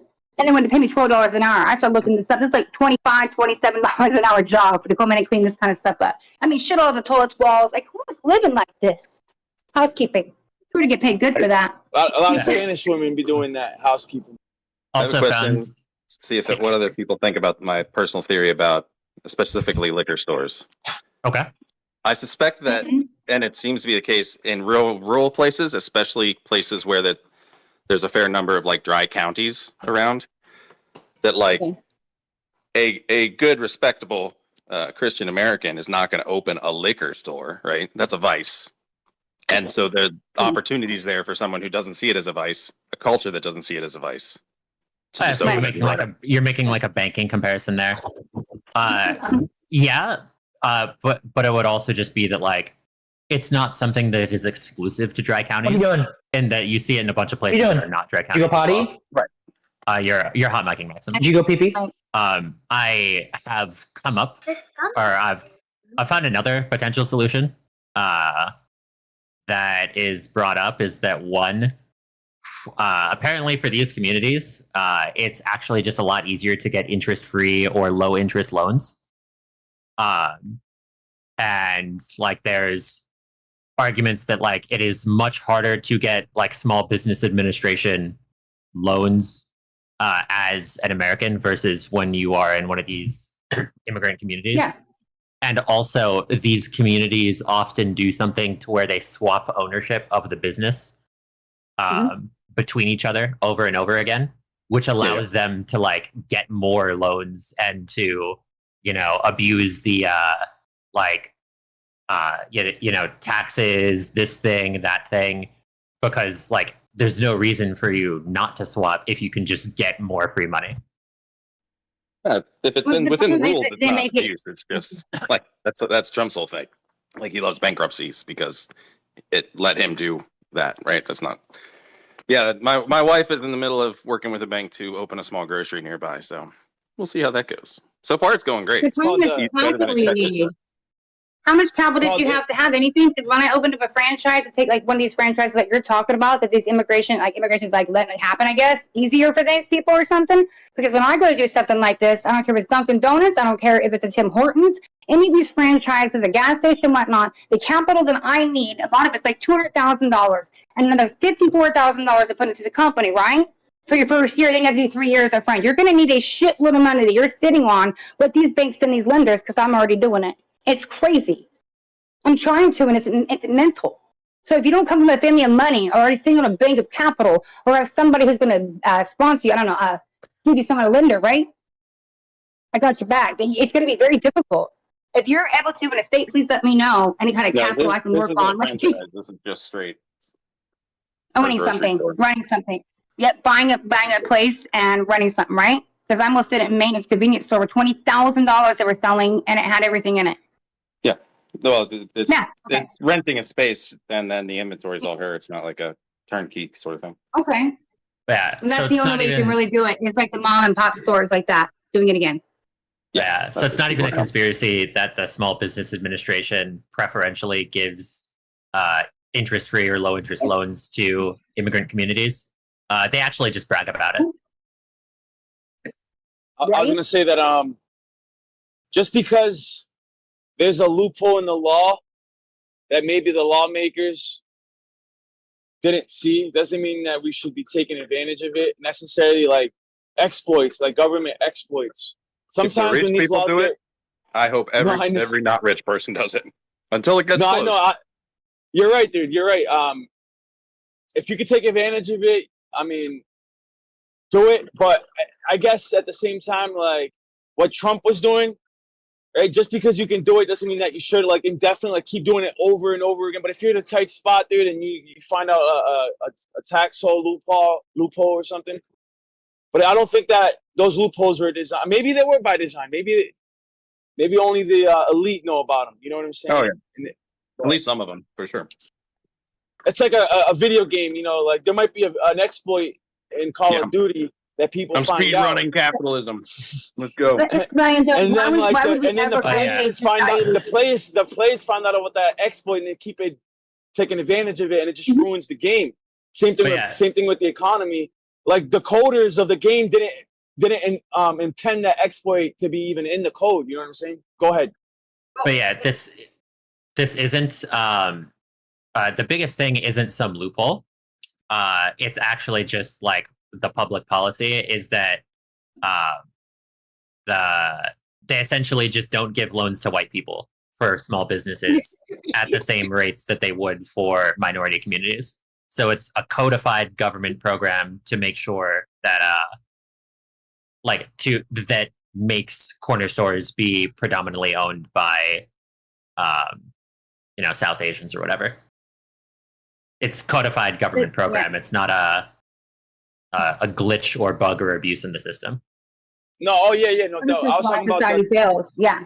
I was talking about like certain tax exploits. Chapter 13. Was it chapter 12? I don't know. Where you file for bankruptcy, but it doesn't literally like make you poor. It actually saves you money. Yeah. Is it chapter 12 or chapter 13?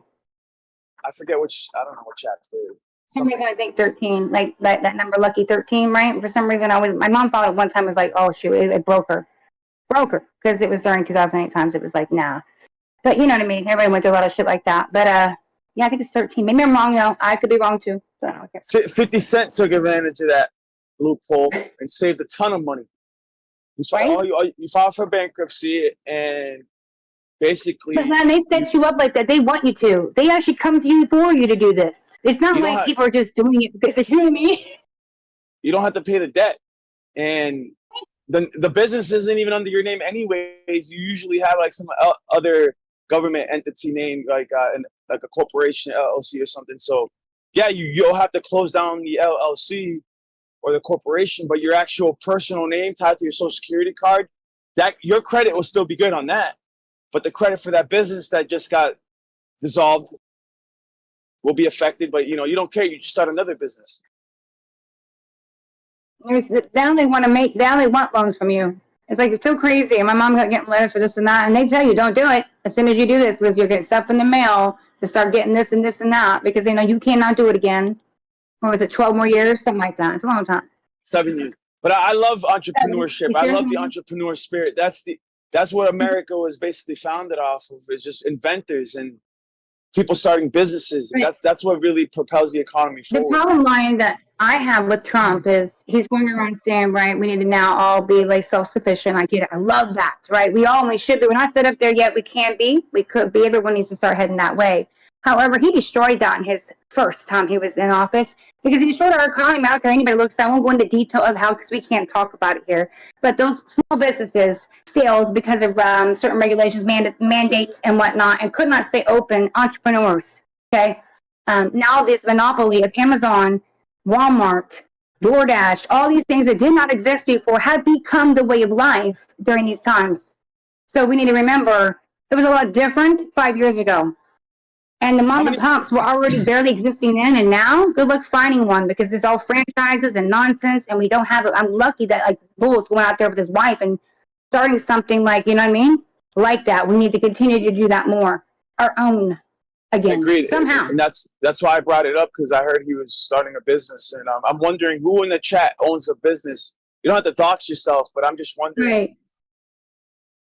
You see, it's not that that's loophole. But you know about loophole, or what they did on purpose, and these things allowing foreigners, to make it easier for them to open up businesses and stuff is ridiculous. I hope Trump wants to go around changing that shit, because he's the one preaching being self-sufficient. Then we need to make sure our civilians, our citizens, are self-sufficient here first before we start letting foreigners come in, right?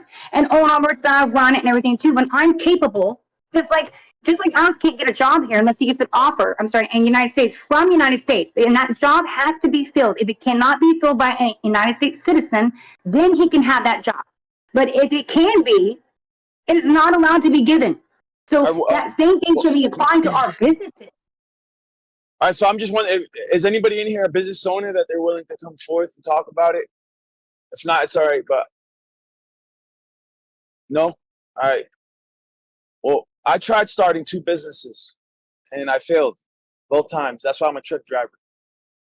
But I do have aspirations of starting my own business eventually when I got enough assets. But I tried starting a tea business, and that failed. And then I tried starting a hashish business, and that failed. But it's because I was young and I didn't really have the funds needed to actually get it running. Now I got it started, but it didn't really take off. If anything, I just got into more debt. So I was trying to sell tea on the internet. It was like e-commerce. It was not working out for me too well. Plus, at that time, there was a lot of people on Instagram and all selling tea, like Skinny Me Tea, and everybody trying to sell detox tea and weight loss tea. So it didn't work out for me. But the hashish, I believe the hashish business would have been great because at that time, and right when I got the shit started, they started cracking down with regulations. Where then I needed $100,000 license just to sell hashish over the internet. At that time, it was the wild, wild west. You could get away with selling tobacco over the internet. There were certain loopholes, but then they cracked down because of all the vape stuff. It crossed over into the hashish market, and it kind of not hashish. I'm saying hashish, but Shisha. Shisha. Yeah, I didn't mean hashish. I meant shisha. But I had shisha. It is really hard to start a company. I was involved starting a company about 35, 37 years ago about. We started a media company. Today I'm just a shareholder, but we went into using gyro stabilized cameras from using our helicopters. That was a fucking pain in the ass because we could not fix them. We could attach cables on the outside, but if they had to do maintenance or something, I had to be sent to a U.S. Army base in Germany. So then we slowly turned over to drones, and today the company is called Griff Aviation, and it's doing quite well. But actually, the first 10 years, a lot of work, hardly any money. Yeah, right? A lot of effort you're going to be giving. Absolutely. First 2 years, first year, don't expect to make any money. Most companies don't even they don't even break even till the second year. Now they have no capital. It's just a wild thing actually just finding this that it's actually just codified into law to make it infinitely easier for non-whites to have small businesses, which in turn de facto means that it is significantly harder for a white to have a small business. Look, I'm going to be working my ass off no matter what business I open. I've already realized that, especially on one management. I've done this in my life for other companies, so I understand what it's going to be. And I feel like I'm not going to waste 15 more hours of my life at a damn business that doesn't give two shits with district managers and everything else, and I'm running it for them anyway. I'll run one on my own, okay? And I realize that $10,000 and you can have a very extremely nice food truck. I'm over here cooking French toast and over here with the French, and they're like, what you doing? You should start a business. Oh, honey, I already am. I'm coming back and I'm doing food in a good way, healthy way. And I'm going to do it and travel into these areas that need to have it. And we're going to give good spirit and energy and music and all that. So I already have a plan. It could take about $15,000 to $20,000 to make it happen. It can happen. You got to find the right business and the right people, Just put up a GoFundMe, but don't tell anybody why. I knew I could have had my food truck. Personal reasons. No, I'm joking. I'm sorry. But yeah, when the hookah bars started popping up. Oh, go ahead, Griggs. Oh, you guys gave me an idea for a business, but I don't want to say anything yet. Yeah, keep it to yourself, dude. No, some people will steal it. It actually doesn't matter. Okay, so I know you were going to say something. That's why I didn't go into it, but no, but I'm really passionate about clean water. Mm-hmm. And I was thinking about doing the thing that Dan does, and I just realized that's not for me. But I was wondering, there's these water delivery businesses, and dude, I got to be honest with you, it's quite possibly like the shittiest fucking company I've ever dealt with. And I'm like, you know what? Why don't I just go like start my own? Like, why don't I just like go Exactly. like sell like dude, get a filtration or go get a contract somewhere. You know, fill the bottles, fucking replenish. Just do it myself. You know what it takes. I'll do free delivery. I'll match delivery. I'll match the same price for the bottles, then just put free delivery or something. I mean, my problem with that is that it's trivially easy to just get under sink filtration to where you can have just as nice, if not nicer, water from your faucet for like $300, which like in the time frame it's not particularly more cost effective to do those bottles. Most of these people have like filtration already. And I would just say, you know what, I'm a local company. I want to match the price. Like these companies suck, and this is why I'm doing this. And they know it. They're gonna know the company sucks, so they're gonna like, oh, okay. Anybody money? There's a company called Loop, L-O-O-P. It's an amazing company for juice and stuff that you guys have never heard. It's like $10 a bottle. I'm sorry, it is. But this company should be in the United States of America more. It's barely. I think it might be in Michigan one spot. But they will help you maybe franchise a business too. If we get some healthy shit around here, I'm just saying there's a company called Loop. Look into it. Yeah. Yo, you'll be surprised. There's a lot of companies that took off you would have never expected them to take off. It just doesn't make any sense. Even like Grubhub, or what's the other company that delivers food? Uber Eats. Dude, I kid you not. Before any of those companies even existed, I had a friend of mine. He was half Irish, half Indonesian. Tall guy, dude. That was like 6'7". He tried starting a company. He had the app going and everything. He had a little warehouse where it was delivering food, delivering groceries before Amazon, before any of that, dude. I made fun of the kid, dude. We were a group of friends. We made fun of him, dude. That shit's never gonna work. Why would someone pay more money to order Doritos to their house or McDonald's, or because that's what he had. You could order whatever you want, dude. Fast food, whatever you want, would get delivered to your house, dude. But with an extra cost. And to me, it just didn't make any sense. Why would someone pay an extra cost when they can just go get it themselves? But now, dude, look at it. It's everywhere, bro. It didn't make any sense then. Well, water's not going anywhere. It did because that's what they did. Go ahead. Water's not going anywhere, and I've seen the stats for what's in the water. It's not getting any better, guys. Like the water is not getting any better anywhere. It's getting fucking worse and worse and worse constantly, and people don't know what's in it. I would rather give people a PSA and say, hey, you know what? For longevity, like peace of mind, taste, wellness, whatever reason you want to do it, like I can offer this convenience. You know what I mean? It's an easy sell, and you don't have to install anything. I take care of it. You don't have to worry about plumbing or leaks or anything like that. You know what I mean? It seems like it would make sense. I wouldn't say it's not getting any better anywhere else. I mean, there are places that are picking. Yeah, like look up Stewart, Florida. Look up their water, bro. Okay. It's been getting better and better and better and better, like constantly. Dude, you can't fix like existing piping though, and there's a lot of stuff that's not getting filtered out, like all the pills that people are taking, like the fact that it's being run through like tons of plastics. So would you be sourcing your water from like a natural spring or something? Yeah.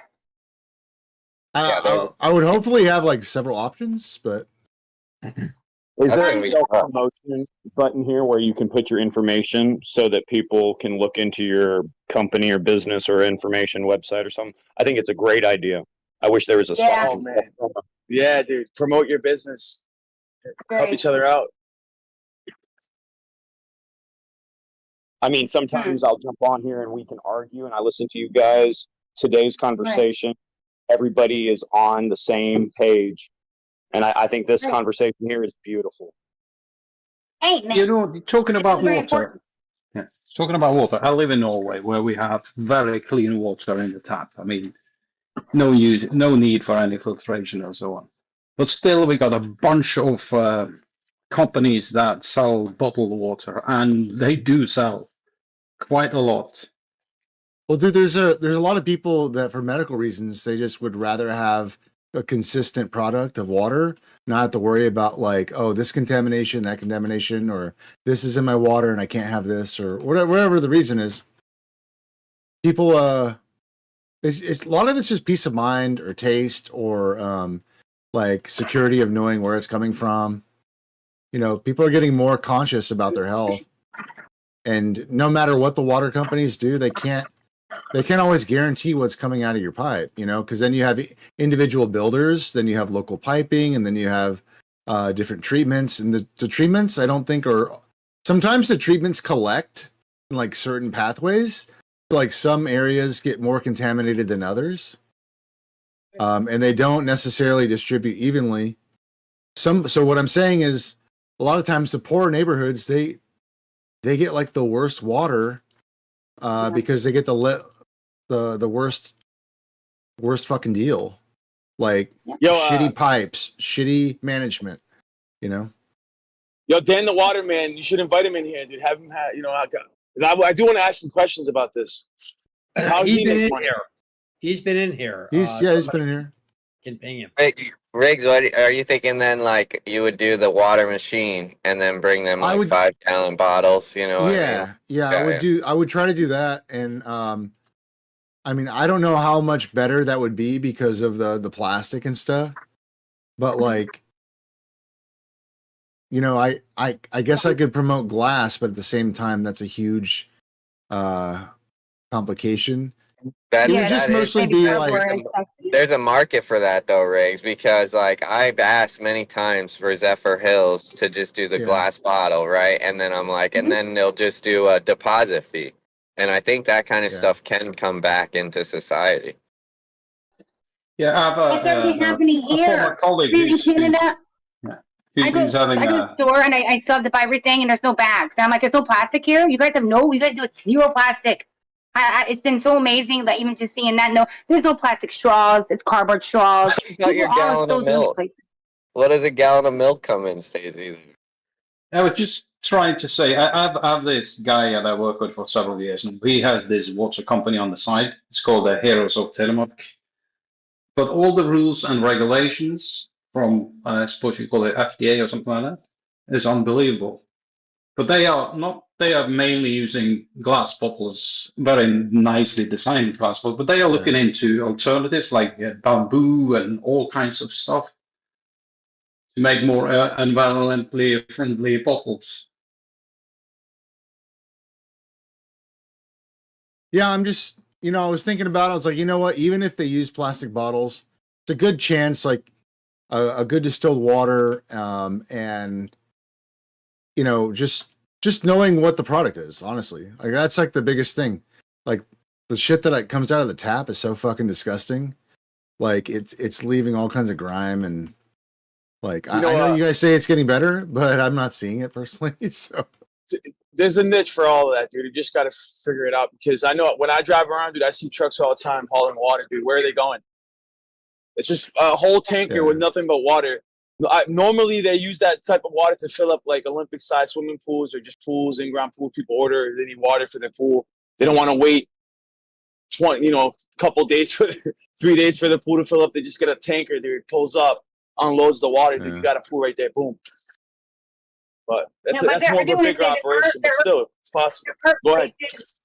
Like Maine, I was at a spot in Maine that I was literally staying at a person's house, and they were getting straight water from their faucet that was spring water. I'm saying I was going backwards in time with that water. It was amazing in my health. So some people are getting actually clean water. But in my state of Indiana, when I came back from Texas, 2020 again, they got in trouble in my city in Lawrence because they weren't doing the maintenance, like was just spoken from Riggs, on everything for I don't know how many times. They were taking the money and using it on other shit.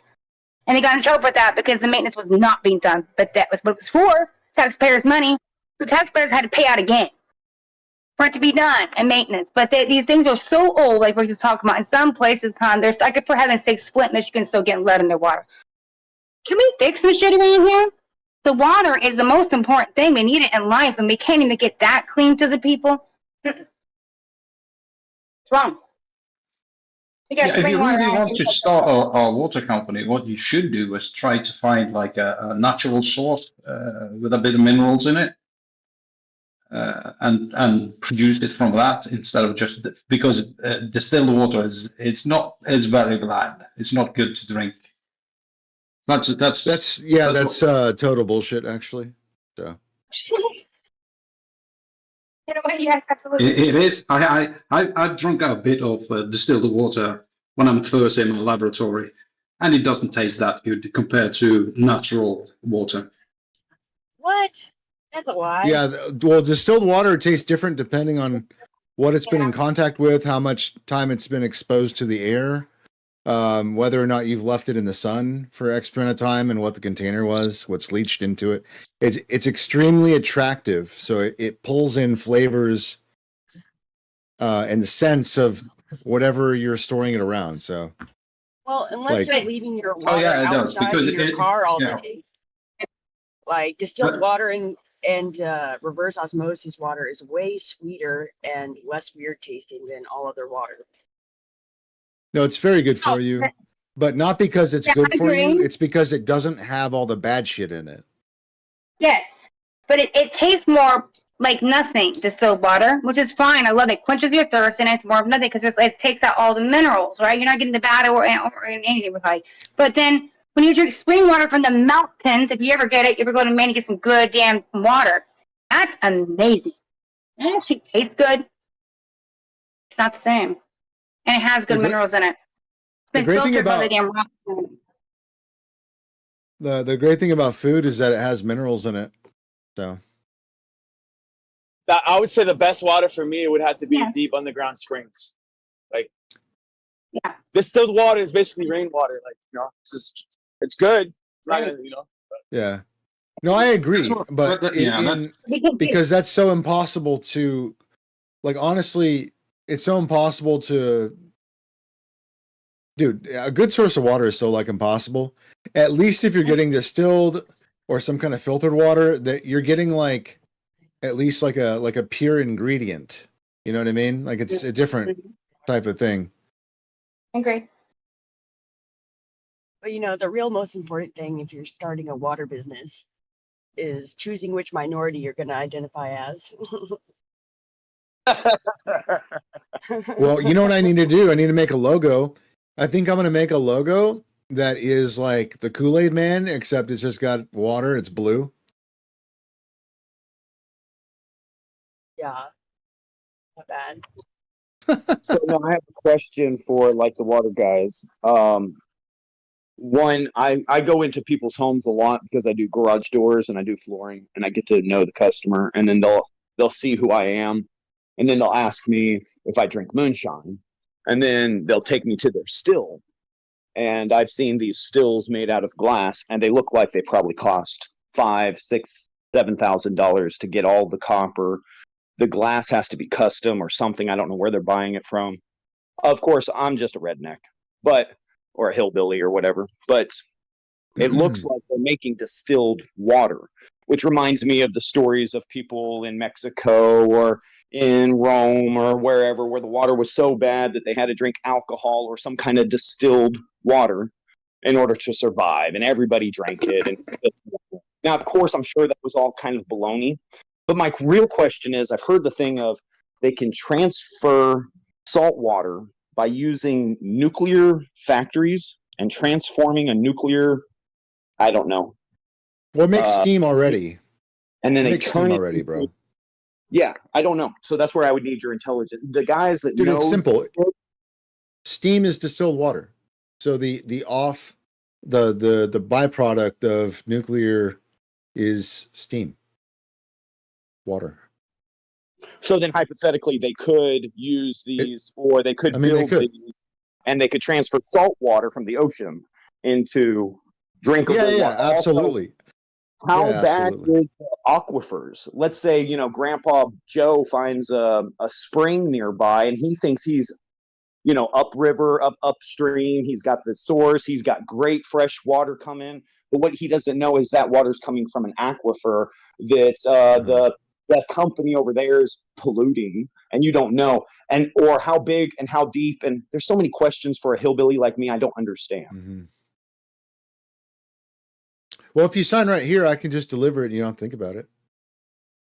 I mean, if you don't find, if you don't find You know, I like a good source to get your water from, you have to treat it one way or the other. So the best thing is to find a natural source which is clean. Yeah. That's the well, problem. Where is it? I would probably partner with some kind of like facility that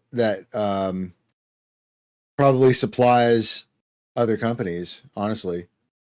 And I would just ask for like their highest quality filtration, you know, and I would just have like one option. That way I can buy it in bulk and pass the savings on to the customer.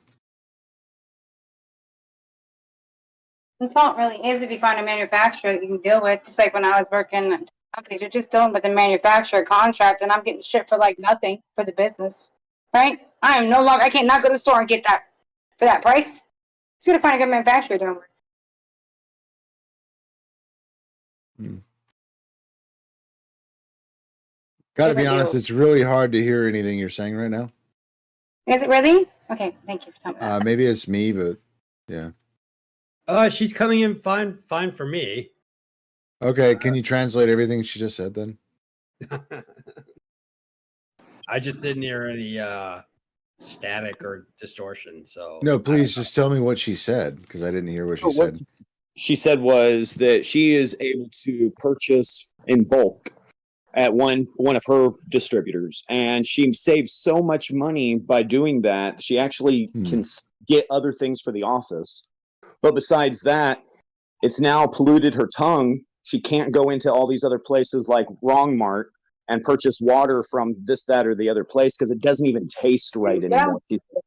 Oh, yeah. Yeah. That's another thing too. Like I get really triggered about dude, I get so triggered about my fucking water. Honestly, it's a business I need to get into because I get so fucking pissed off. Like I would be like the perfect advocate. Yeah. Important, food and water. What we put in definitely matters. I just want to say I feel sorry for you having that problem with just getting hold of normal drinking water. You're spoiled compared to you. Well, honestly, dude, it has a lot to do with America and you know their farming techniques and just the products they use. Everything is so.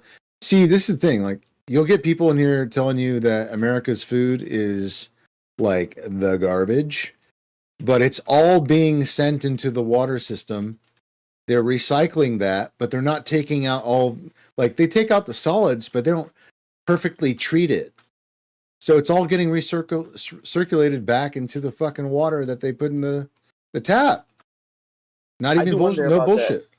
Yeah, that's true. I mean, just the runoff of fertilizers, surplus fertilizers on that.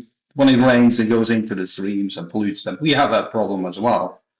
But now, since they start with a much harder restriction, you don't have that problems in the streams and small rivers anymore. So it's possible. I mean, I don't have that problem around here. Like, I'm sure they're not. There's like natural aquifers, but in certain cities, they do recycle the waste. Like the toilet water, the bath water gets recycled right back into your faucet. Just kind of nasty, and you wonder like how much of the chemical pollutants or the drugs, the pharmaceutical contaminants are being compounded. Like every time it goes through, like, is it actually catching the drugs? I don't know, man. Yeah, I always thought it was kind of interesting how in America they separate the waters by calling it either a white water, a brown water, a gray water, or black water. And I'm like, I don't know how you guys separated it to begin with. And it's just it doesn't seem very professional. Or it seems like they do it better. Yeah, it's kind of fun. I know in Oslo, the west part of Oslo is more wealthy, part of the city, and the east is a bit less wealthy. And when they do test in the sewage, they find cocaine in the west and then marijuana in the east. So obviously, money has something to do with that as well. But that water is just cleaned up and treated before it's dumped into the sea.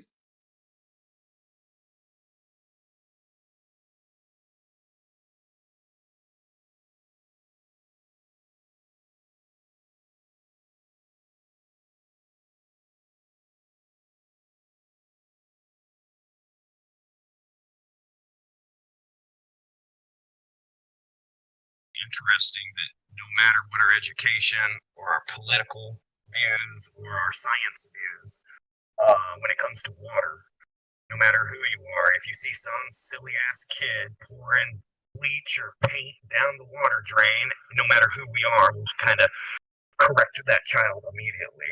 And I think that's just this subject matter just seems to be one that you can put on the page of it unites no matter who it is, no matter what it is. When we start talking about water, everybody says, hey, wait a minute, that's important.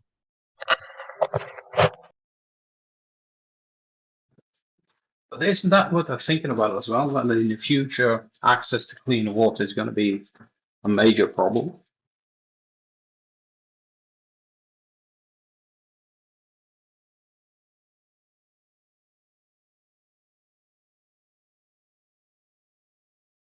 I don't know. There's a lot of water, dude. I can't see that being a problem.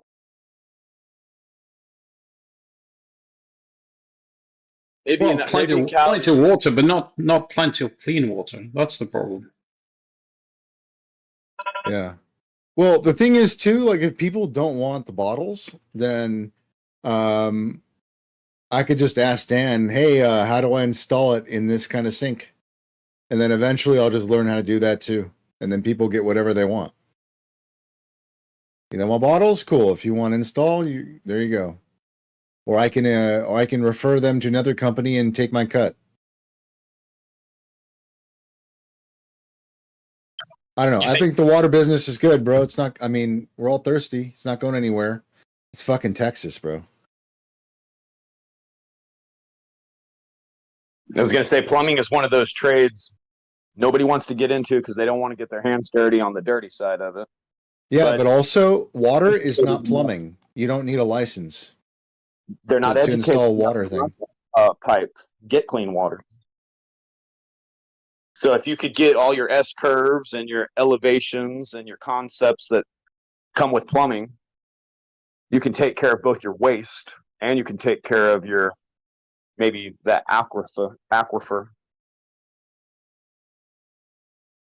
On site, when I did construction, there would be people sometimes drilling wells or drilling down to the bedrock wherever the water level is,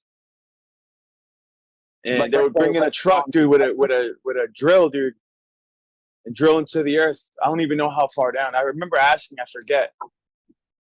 It's pretty impressive. In one day, they're in and out of there in one day, dude. So here in the Missouri, Springfield, Ozarks, it's 80 feet, and you can hit at one aquifer.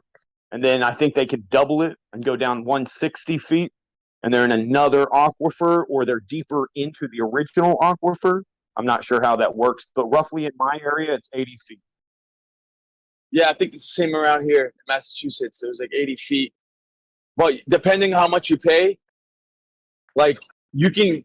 You know, you want to cheap out, you're only going to get like the top of it. But if you want to more expensive, you go deeper, and the water might be less contaminated. I don't even know how much contamination you're going to get at 80 feet anyway. That's pretty clean water, dude. But I don't know. Yeah, groundwater, at least deep groundwater, is usually in sand layers, and that is really old water. So, and to get down there needs to be filtered through all the soil it's going through. So it's like a natural filter.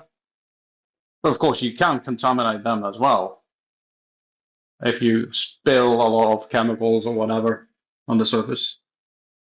Costs like 20 to 30 grand, dude, for a truck to pull up and drill that hole for you. And that's the cheaper side of it. The 20 or 30,000 is just the cheaper side of your well. It can get if you want a really, really nice one with automatic pumps and a water house, it gets up there. Oh yeah. But it's worth it, you know. You got dependable water, clean water.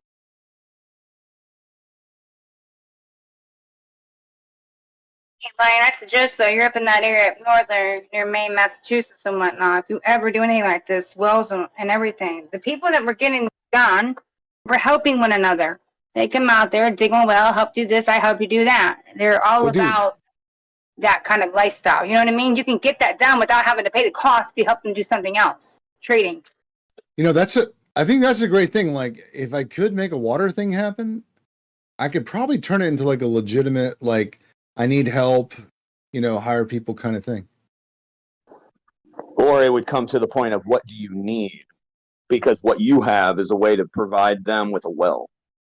So you need your roof done, or you need a shop built, or you need some concrete laid. Yep. You get a hold of a guy, and then now whether or not they can pass it back or not doesn't matter. This is what you're allowed to barter with or help their paycheck, so the bill's not so expensive for them, and yet you get what you want and they get what they want. Amen. We still do that, guys, out here. There was a company that people complained went out of business because of the pandemic, and they I don't know if I could say that word, but whatever. Yeah. In California, near the coast, dude, on the beach, dude, they had a little shop where people would fill up their own bottles, dude. They had the whole filtration system, everything going for a certain price, dude, but it was a lot cheaper than trying to buy water on the beach, dude, you know. Exorbitant costs. Yeah, you just go up there with your jug, whatever jug you got, and you fill it up, dude. And it was I guess everybody loved it. It's a good business on the beach. The problem is, I really think the way to make this work, though, Rex, is you need to educate the people around you in this business, too, of how bad their water actually is. A lot of people do know, but out here, people just buy for convenience and buy. Even like people I know, my friends, buy Walmart water. You know what I mean? Just don't care. Well, no, I actually, I've got a link that you can put in local testing. You just put in the zip code, and it'll show you what's in the water the last time it was tested. And it's fucking crazy. There's like hundreds of times more of shit that's not supposed to be in there, like often. It's like, what?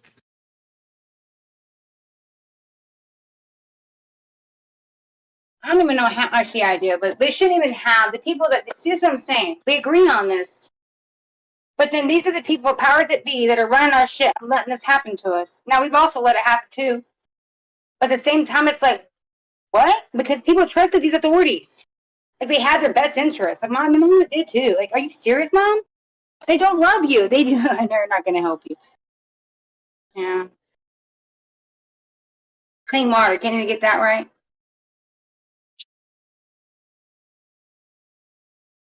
Small businesses, though, we need to bring back again, no matter what.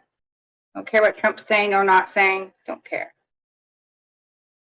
Tor is where he was in here. He's got a small business, dude. Installing HVAC. He's HVAC. Yeah, he does all that. Makes good money. Left Lane. Not Left Lane. Left Lane has his own business. Who else? I think so too.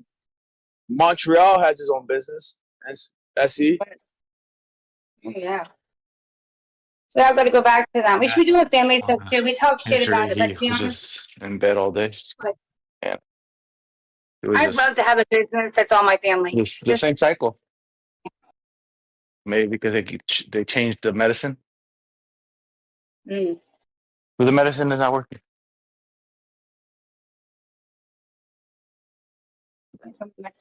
For the Slack one? Hmm? I think he's out micing. Okay, I was like, what is going on? Sounds like Lalo. Is that Lalo? Is it? I don't know. It sounds like Lalo. It did. I don't know.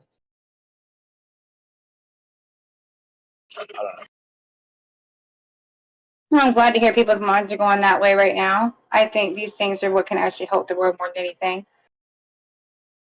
Yeah. Ideas how to better the world, better each other.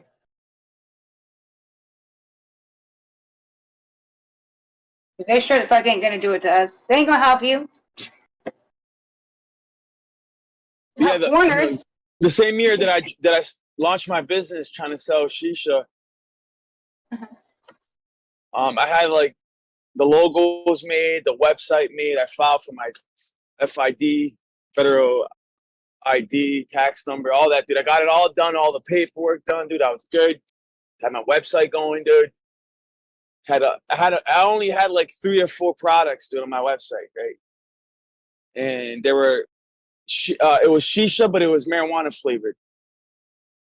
It had a little bit of hemp in there, and hemp was legal at the time. And this was before the regulations came out. That same year, I wasn't even like I was like only a couple months in. Boom! They dropped some regulations that completely demolished me. I was devastated. I quit. I haven't tried starting another business since. But literally like within a couple months after I launched, they came out with some regulations. The tobacco, the ATF came out with some regulations that completely screwed me, where they started regulating shisha. Where before that, it wasn't being regulated on the internet. People were selling shisha, and it was still early.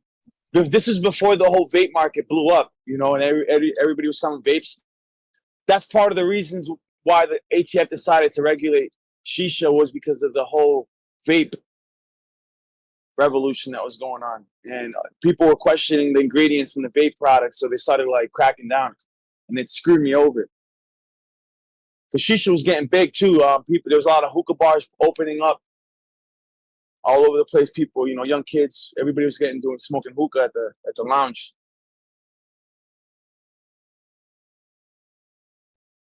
Can you explain to me what shisha is? Is that marijuana or hash or tobacco, or what is shisha? Shisha is really tobacco. It's a tobacco product mixed with, usually they mix it with some type of honey or molasses type sugar to kind of make it burn slower. And there's like these hookahs. You know what a hookah is? Oh yes, yes. So it's used in hookah bars where you put it inside the hookah and everybody smokes out of a hose. So there's different types of shisha, different flavors, all types. Dude, it's a whole market, bro. But I tried getting in early, dude. So it's tobacco, basically tobacco mixed with sugar, molasses, or honey, and or some type of liquid sugar, and flavorings, different type of flavorings. That'd be good though. Lion, a bit of correction. Lion, a bit of correction. Shisha is not tobacco. Shisha, okay, in Arabic, or that's how we call it. It's the device. It's that, the whole pipe with the water running through.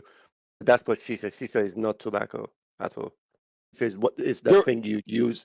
You put the charcoal on top, or hookah. That's what it is. Shisha is nothing to do with the tobacco itself. It's just that thing you use in order to smoke tobacco. Yeah. No, you're absolutely right. In America, colloquially, shisha is known as the actual tobacco stuff. But yeah, you're right. In Arabic, that would be the the technical name for it would be the. Yeah. You said the device itself. Yeah, well, there's even in the UK, like they call it shisha place, where people go and smoke, shisha, i.e., smoke the whole thing. In Farsi, we use a different word completely, but in Arabic, that's usually called shisha place. Or hookah, depends. But yeah, shisha itself is the actual, whole thing. Yeah, but that's interesting. Yeah, Americans, we don't know Arabic, so the Americans just call it, where's the shisha at? Like, give me some, you know what I mean? So it's like, but yeah, we call the device itself the hookah. Oh yeah, all right. So yeah, it's all good. But yeah, it started gaining popularity in the East Coast. The hookah bar started opening up everywhere, man, and a lot of money. To be honest, it's not really good in terms of health People wise. they don't even they just sit down. They buy it. No doubt, dude. Yeah, I don't smoke I don't smoke that stuff no more. I was a little bit for a little bit, but I realized how bad it was. It's very heavy. It's if I had a gun on my head between smoking cigarette and shisha, I would go cigarette any time of the day. It's just insane. Does it cause that? You think it's better? Lung? Nah. No. I mean, I don't know. I don't think so. I think that's more of like a vape thing.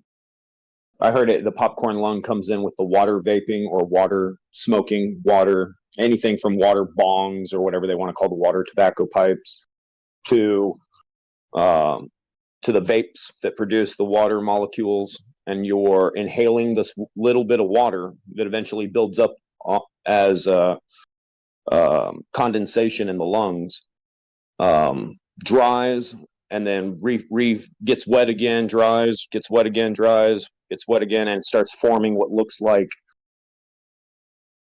they call it popcorn. Lesions? Yeah, it looks like shells or. I don't believe that. I don't believe that for a second. I don't think it's due to water at all. I think it has to do with the chemical, the different chemical flavorings that they have certain.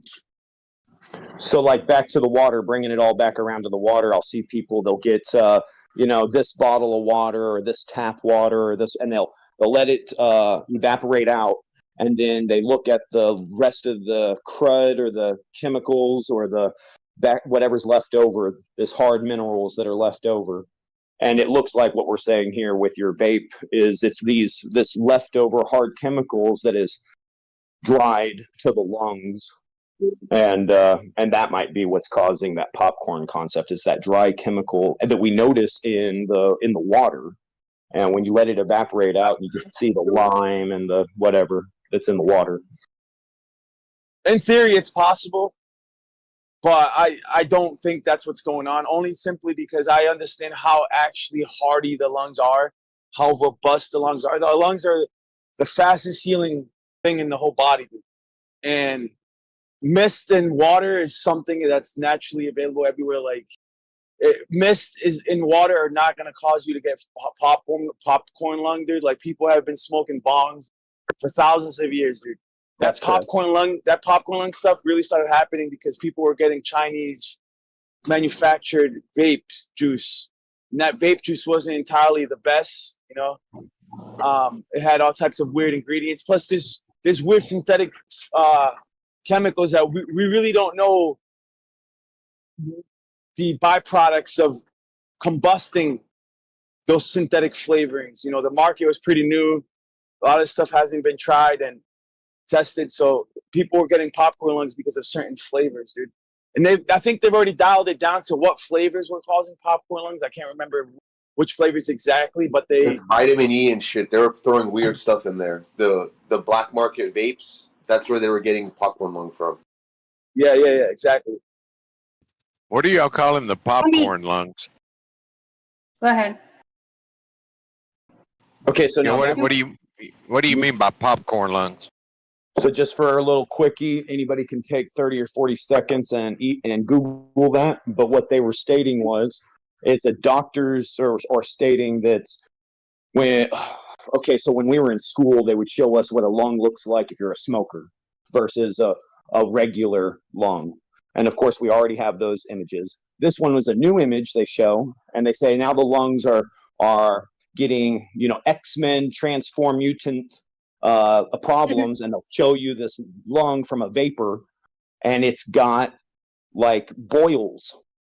It looks like pieces of popcorn or swelling, or it looks deformed. It looks really bad. In medicine, what a popcorn lung refers to a breath sound of a wet lung.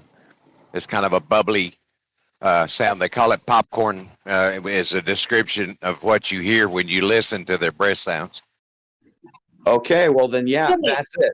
But you just added more. I did not know that part. But yeah, that's it. Yep. Fluid in the lungs that causes the popcorn sound. It's causing fluid in the lungs. It caused it to me too. Here's the problem. Someone said regulation, and it's correct.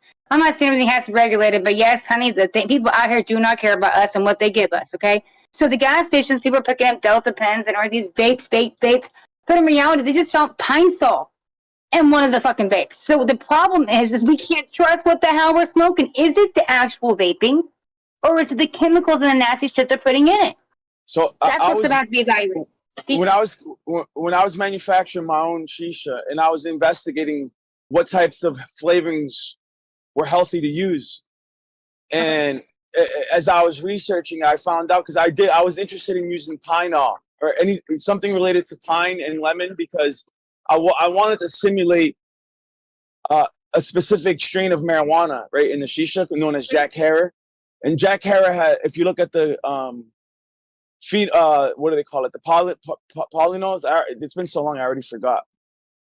The terpenes, Yes. and polymers, and whatever the chemical molecular structure. It doesn't really matter. But so there was pine, and pine is actually dangerous, like pineol. And there's a few other ones that you wouldn't want that in your shisha. You wouldn't want to be smoking evergreen trees, basically. Because it is toxic, it is caustic. It's not something that you want. So that's why you have to be very careful what you add as an additive. That's all. Yeah, I know. And everything. Everybody wants a new flavor, right? I'm sorry, I did it too with the what are they called? Oh my goodness, those damn freaking vapes all the time. Everybody's using them. Geek bars. I was smoking. And what flavor's next? Sour apple. Oh, that one's good, right? Watermelon. This. Okay. I mean, get me wrong, it's great. Don't smell like a cigarette. I don't stink anymore. Tastes great. This is awesome. But 2 months in, oh my God, I'm coughing up fluid to no end. When I'm talking and I'm laughing, you can hear that it almost sounds like I smoke 2 packs of cigarettes a day, right? No. So we got to be careful. I don't know what it is. If it's like you said, Lion. It could be the flavorings, the chemicals they're putting in, or it could be actual all of the above. I've also heard of people cleaning out their lungs with it, though, with pine oil. Yeah? Yeah, I guess it's no medical advice, actually. Never mind. Can't talk about it. Forgot. Yeah, it's true, though. We are kind of, I forget, too. I'm over here trying to cut up a roast that shouldn't be this hard. Like, why is there so much shit in it? What? However, isn't that where we get turpentine from? Turpentine comes from the pine tree. So no one wants to really smoke turpentine or a derivative of. Isn't there a cleanse, though? There's like a conspiracy. Didn't Briggs do a cleanse in like that time of turpentine? I don't know if it worked out very well. Listen. We can't talk about it. That's the problem. That's right. I get sucked in so easily. Oh my God. But that was quick. Yeah, dude. On a different subject matter, Lion. You're a driver now. Are you an owner operator of your own rig? No, though I looked into it and though I could take the plunge, I'm gonna wait and see if the economy gets better because everybody that I talk to is like, don't do it yet, don't do it yet, don't do it now because right now people are barely getting by as owner operators. You're better. A lot of people saying you're better off being a company driver at this moment. It depends. And you got to get a good contract on a good stable commodity and locked in on it. I mean, no, I make stupid good money as a truck driver right now. It's not bothering me at all, economy. But if you own your own truck and you're running off a load board where you're dependent on multiple brokers and you're going to have trouble. But you get yourself locked in on a good contract, you'll be good. I appreciate that motivational advice. And I was just talking, I don't know if you were in here, but I was saying that you had, you got your own business going and that you make good money. I didn't say you were making, actually I said Tora was making good money, but I also mentioned that you have your own business. And it is possible. But what up, Rich boys? You got to know the niche. You got to figure out your little groove because I also know other owner operators that are barely getting by. I know of a guy who he didn't even have the money to what's it called? Refinance? No, renew his registration. He didn't have the money to renew his registration. Cost $7,000 for one truck, and he's got 2. Oh, geez. He don't have the money to do that. He's barely, he barely broke even last year, this year. And now they want him to drop like $12,000 to renew his registration. He's like, F that. And then he backed out of trucking.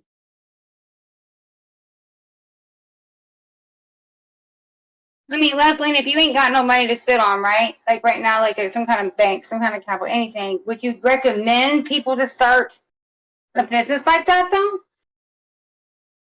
Well, Buy a truck. if you get guaranteed locked in on something and you've got you've got a good decent credit score, you do whatever you are capable of doing, and sometimes you're limited.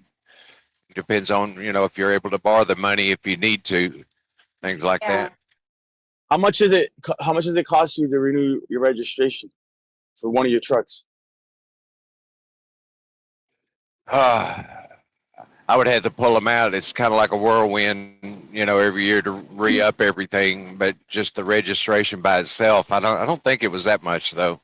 But you've got insurance, you got bobtail insurance, you've got occupational insurance, you've got load insurance, you've got a bunch of things that go in on it. Is it every year or every 2 years? It's every year? Every year, yeah. Oh man. Kathleen, how often do you drive though? Do you go home? What do you do? I mean, it's a lot or what? Yeah, I'm home. I sleep in my bed 3 nights a week, home for 2 days every week. That's not bad. That's not too bad still too, you guys. That's not bad. I already know Left Flank's killing it right now. He's probably making 6 figures a year. Easy. I'm just thinking you're gonna have a lot of money to buy a truck or get a lender, right? Someone to help you finance that. Then that's a lot of money per month. Then you got, like you said, all the other shit. And then when you're first starting out, you gotta have a little bit of money or someone gotta help you. Negative. So my wife works for a nonprofit organization, and what they do is they try to help people just get a job, and she helps with employment, education, and all this stuff, and then trying to find them a spot. Some people are handicapped, disabled, or overage, or I, on the other hand, will grab some of the youth, and whether it's at a church or a seminar or something, and you'll find people who have the motivation, but they haven't been taught. And then what they have been taught are scare tactics to keep you out of the field. And I teach people to get a business license in your local town for probably $25, $35. You can get some business license. You can get some business cards for $50, and you can have 500 of them. That'll last you all year probably. You can find silly, stupid things you're already good at. Like if you're a young boy, let's say you're 17, 18 years old, I have you go to Home Depot and buy a case of caulking. There'll be 12 bottles in there. That'll be too much. You'll get a caulking gun, and I'll get you a little caulking tool, maybe a couple of them, one to put on and one to take off. You go door to door and you caulk people's kitchens, bathrooms, and windows, and you will never not have a job. You'll never not have a job. You'll have so much money. The thing what I teach people is 6-figure income is too easy. The problem is you've never had money. So what you're going to get in trouble with is because you've never had money, you don't know how to save money, and therefore you don't know the taxes and what it's going to cost to renew. And you've been poor, really never owing the government money, and now you might.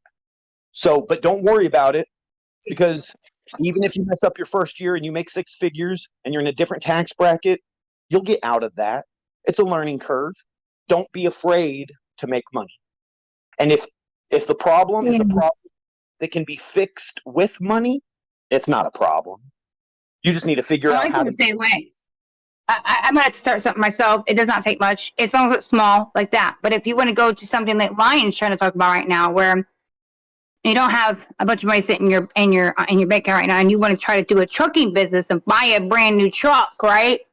And start a contract with people and all that, it's going to take a little bit of money. The tires alone, just tires, are going to bankrupt you. You're not ready. You're thinking too big. That's what I'm saying. But you can still. That's what they were talking about. Like Lion saying it's not good for him to go right now, right in a second, start, buy a truck, do this and own it and right now because it's too hard. That's what people were telling him. And I agree. If you don't got that money sitting there to go bam, or getting somebody to help you, it's going to be very difficult, right? Not the same thing that you're talking about that anybody can do, truly. For a woman, I tell them to go get themselves a camera, get themselves a nice dress, get your business cards, and then go to the hospital. Go wait around in the waiting room on the delivery You're going to find happy families that want their picture taken. You don't charge them any money, but if they want those pictures that you took, you gave them your card, they can contact you in a couple of days when all the fun is over and they're relaxed, and they can purchase those pictures that you professionally, and you're starting your profession. Now, of course, you'll move out of it and you might have 100 different things, but once you start working for yourself, there's more windows, more opportunity.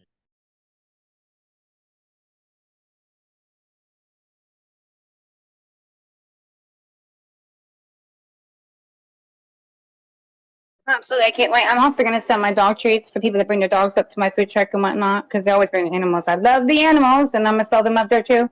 Because I already know they're winning. Like, I already know. It's not even a problem. I've already tested them out. But I wish Rick was to give me my recipe. Riggs! It's sitting over there. I've had to change it now.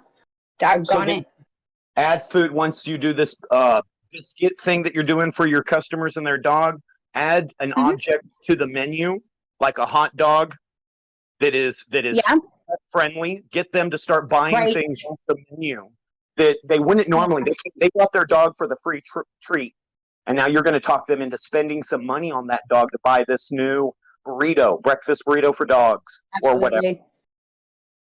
Honey, as a manager, I've had to make money for my district managers. Let me tell you something. It's like, okay, how can I make money today? You're going to put out little pieces of pizza for everybody to have for free. Oh, that's okay, because that one little slice or 3 or 4 slices, even a whole pizza, actually doesn't cost me shit.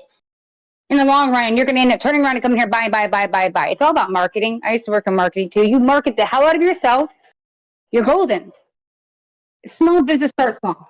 Then you work your way up. Takes time. You can't expect it overnight, but it can happen.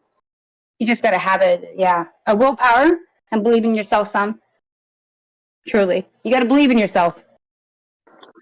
And clean water. You have to provide them clean water. Right, Riggs can't hear, but you got to provide them clean water, Riggs. Right.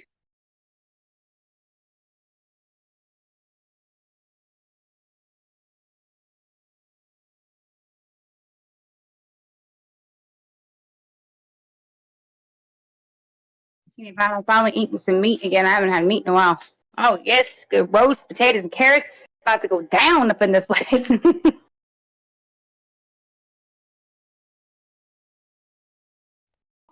Hey, is anybody in here a vegetarian and has been a vegetarian for years?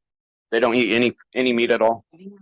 That's Alex. I introduced meat to him recently, and it did not do well on him. He's going against it. I got it out of my life for the past now almost 7 months.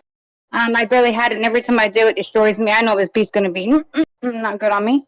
But I'm losing weight too much. I'm down to, I lost 2 more pounds overnight. I'm like, time to get some meat out. Something. Because I'm dropping too quickly. I'm eating too healthy. It's like my body says, that's not fat enough. That's not enough fat. I mean, I can use a ton of butter, sweetheart. Don't even matter. I can use what? I can eat 6 steaks. It ain't going to matter. Because everything I'm using is, I know every ingredient in it. It's very minimal. And it's all from scratch. It's homemade. It's no preservatives. You know what I mean? I'm not even using real pasta anymore, like that you get in your store anymore, that plain-ass, nasty peach pasta. I'm switching it up to find different kinds that I absolutely found and I love.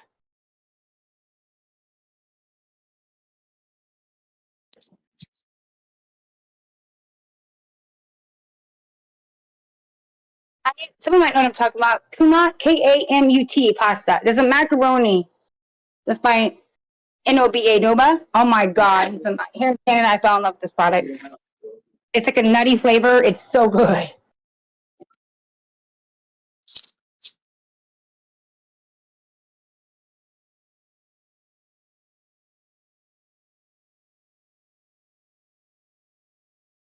And I'm learning to cook healthy now. Like, I could make something that used to be a sausage, egg bake that was really bad for you. Really bad ingredients at home. And I'm trying to make everything healthy. Like, I made egg salad the other day, but I choose to eat helminths, so I had to find a really good organic avocado oil mayonnaise. You know what I mean? Or I said I'm going to have to make my own right now. Probably make my own next time, by the way, though. But it still works. You have to find a way of making good food that's, healthy for you, tastes great. Because it actually can. People don't have the money. I'm going to find a manufacturer that I can get this good products, these good products, and actually give it to the people. Not big prices. There has to be a way around it. Give me the products.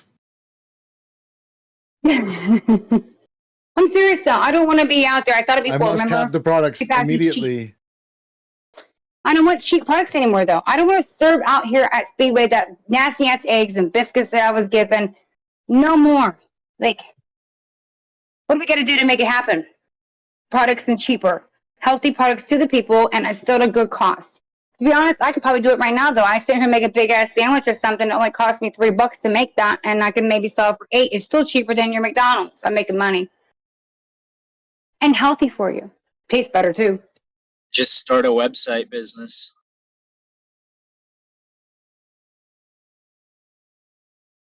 You can. And also, people told me to freeze my products, stuff like that, but then it calls for preservatives. And I'm like, I'm trying to get away from anything. Everything's on the spot, in the moment, natural. Let's go.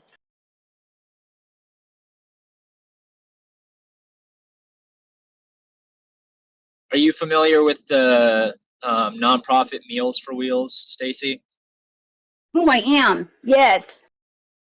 You kind of know how their method, their kind of business model, I guess you could call it, operates? A little bit. It's been a while since I dealt with them. I used to help them back in the day. I was young, though, like 18, 17, delivering food and stuff like that. So I learned a little bit back then. But no, it's been a minute. Can you help me remember that, to be honest? That'd be kind of cool. Yeah, no. So basically, I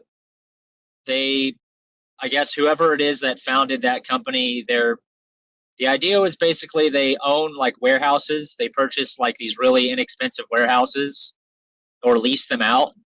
And they obviously put out, information on their website for volunteers to do the packaging, the pre-packaging for those meals. And then those same volunteers would go out in their own personal vehicles and deliver food to like low-income families, elderly people, stuff like that. True. Yeah. I was part of that. Yeah, exactly. Uh-huh. It's a great feeling too. But we're all donating our time. I got what I got out of that was helping others and the feeling that someone got a meal that night. Yeah. So it was all, you got your labor for free basically, right? To deliver the products. It's a wonderful way to work and make a business run.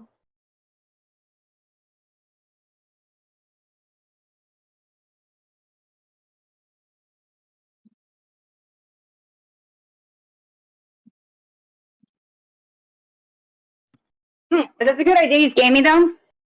Because if I was to do it locally, I could have a Meals on Wheels, healthy stuff delivered to you and people that need stuff. And if I have people volunteering at the end of the day when I have excess food that gets thrown away all the time, these companies, we cannot do that anymore. We can actually do something with that. Anyone who wants to help donate and deliver that product around me and sign up, they can do that. I'm not out the cost of delivering that product to the people. Yeah, I'll deal with that. Maybe that's something I could do. Thank you for that idea, actually. Oh, that's what's up, dude. There's a right. Oh, I'm sorry. Go ahead. Finish. You're good. No, you're fine. Wait. No, Omnivore just posted an event. Germ Theory. He's gonna turn off the stream for it. That's pretty cool.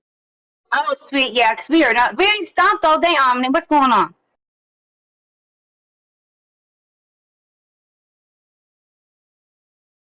Actually, no, we kind of have. It's just about food. We still about good food. It says, what did it just say? Over here. It says, okay, Conspiracy Cats is coming to do a Germ Theory event. Oh, okay. That's interesting. Yeah, cool. Cool. We'll see what happens.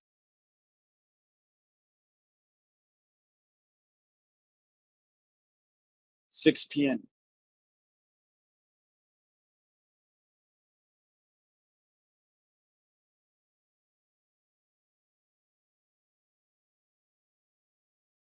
Okay, I've spoken that for today. I guarantee if it's like Jim Server and you guys do the little yeah, she tells you how long someone's been talking the most. I'm one of them. So I'm gonna go continue actually fixing my roast now. And you guys have a wonderful day in line. You already know it's all good, and I apologize if we had any You have a blessed day, everyone in here, okay? See you soon. You too, thank you.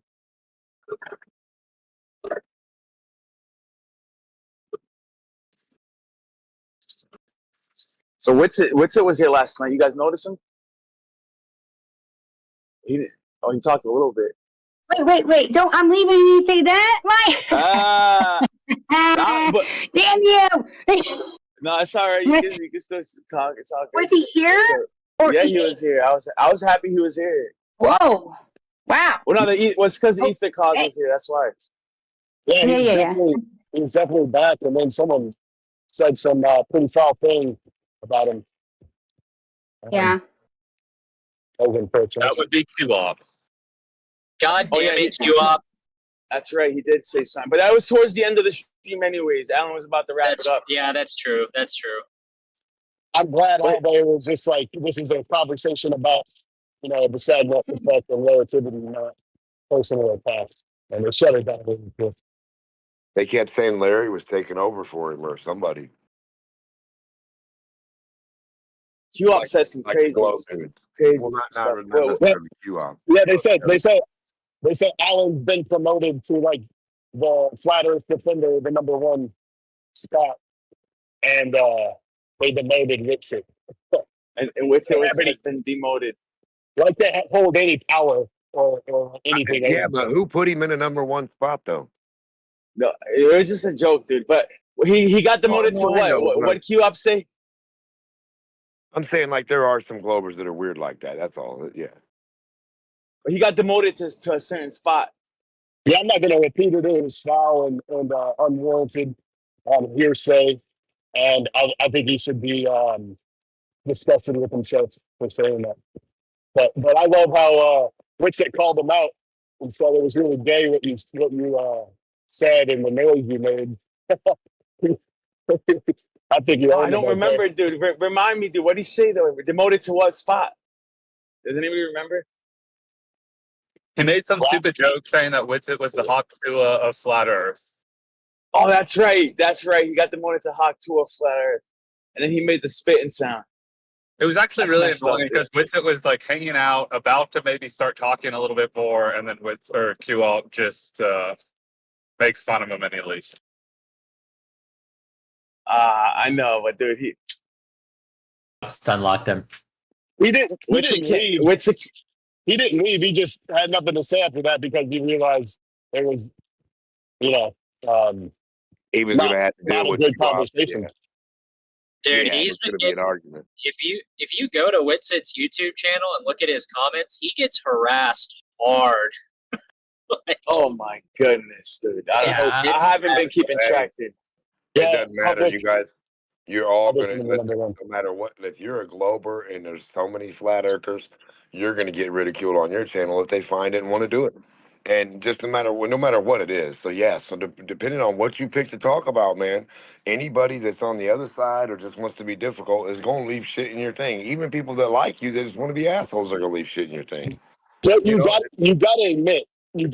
Sorry to cut you off, but you got to admit that he is attacked more than anyone because he like demolishes people in debates, and I guess that's the only way they feel they can get back at him is to personally attack him online. Well, I think a lot of it is stemming from the events that followed, like the final experiment and how he kind of shifted his tone towards flat Earth, and so he's just been getting a lot of heat ever since then. What do you mean he shifted his tone? Like by your own kind too. Yeah, not necessarily even Globers too. Yeah.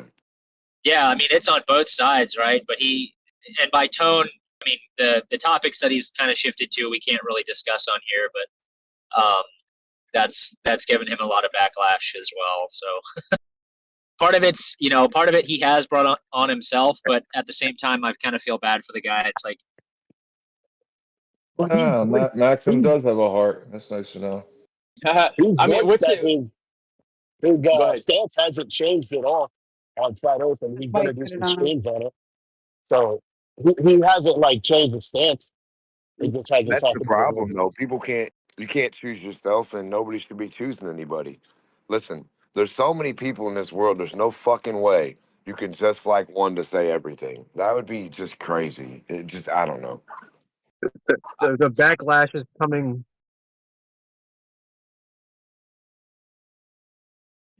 What happened? The backlash is coming from the backflash is coming. Oh my god. The backlash is coming from people claiming that it's. Dude, Are you trolling us? no, Is he what? trolling us right now, dude? What's going on, dude? He's trying to say the backlash is coming from people that think he faked the 24-hour sunset. Yeah, that's what I've been trying to say. No, for the it's past coming minute. from more than that. Personal shit that his other people, I ain't gonna say any more names, shouldn't have posted online. It's a bunch of shit all at one time. Yo, Yeah, I that's like true, yeah. Witsit, bro. I think Witsit legitimately is still my friend, bro. Like, whatever beef he's got going on with you guys, I don't know what's going on. But listen, he was hated on before he went to the Antarctic experiment. You guys were already, like Q-Op was already hating on the dude way before he ever went down there. But after he went down there, things got way worse. Yeah, because everyone claimed that he didn't go, claiming that he faked his breath, claiming, you know what I mean? So that's where all the backlash Yeah, I comes don't know about none of that. Well, it dog. came with That not dog being is- honest. I'm sorry in the beginning. At first, he said there was no vape, and I had Shane come at me, and I'm crazy, everything, and it just should have said yes. Okay, when you lie and you're not being honest, people then don't believe anything else that comes out of your mouth after that. Okay, what was the dishonesty for? It wasn't just one; it was multiple things. So therefore, he got the backlash, and then the personal stuff we didn't create, he and his family did. So it's becoming a big bullshit. Yeah, but Witsit's Now lied it's about other donation, things but we don't even know what the hell's it for. Right. I mean, Witsit's lied about other things that flat earthers have like covered their eyes about. So I mean, this isn't really much different. I really don't I'm know. not saying there isn't 24/7 or not. I'm just saying you can't have lies. Yeah, but it's just kind of irrelevant of like, oh, did he lie about something about the globe when it's in the context of essentially his own base of supporters turned on him. Yeah, and they were turning on him already. Like Nathan Oakley don't like him, QE don't like him, dude. Like the whole half of the flat earthers don't like the dude because they conflict on beliefs regarding our reality. I just heard it this morning. The firmament. Yeah. Oh yeah. So he's been hated on way before this experiment, but this experiment gave them the fuel to really hate on him even more. Because hold on, because a lot of flat earthers didn't even believe that there was such a thing as a 24-hour sun. He So didn't then either. they were looking, trying to find things. Say like, look, like right here, he lied about this or he lied about that. Boom, this whole experiment got to be thrown out. That's not fair either. No, but you gotta remember, Richard sat in EA, and he literally said, word for word, even me and got pissed. Stace, because I was against him going to this experiment. He said, we got women in here, people like her, that are against me going, and I should be going to actually prove, right, that there isn't one. He said, because therefore, if there is one, Stacey, you explain it. And now he comes back. There is one, supposedly, and where's his explanation when he wanted to scream at me before he went for one? You know what I mean? I'm sorry. And then you want to lie about shit, you're going to get exactly what we're giving you. I think there's a 24-hour sun. I have no reason to not believe Witsit's account, dude. Are we still waiting That's for the fine, data but from he him? needs to remember he said there wasn't. Hardcore. I want to stick up for Witsit and say, even though he said the wrong things and been a twat and gone all girly and let the side down, actually he's faced the implications a bit better than some other flat earthers who haven't and won't. Oh, well.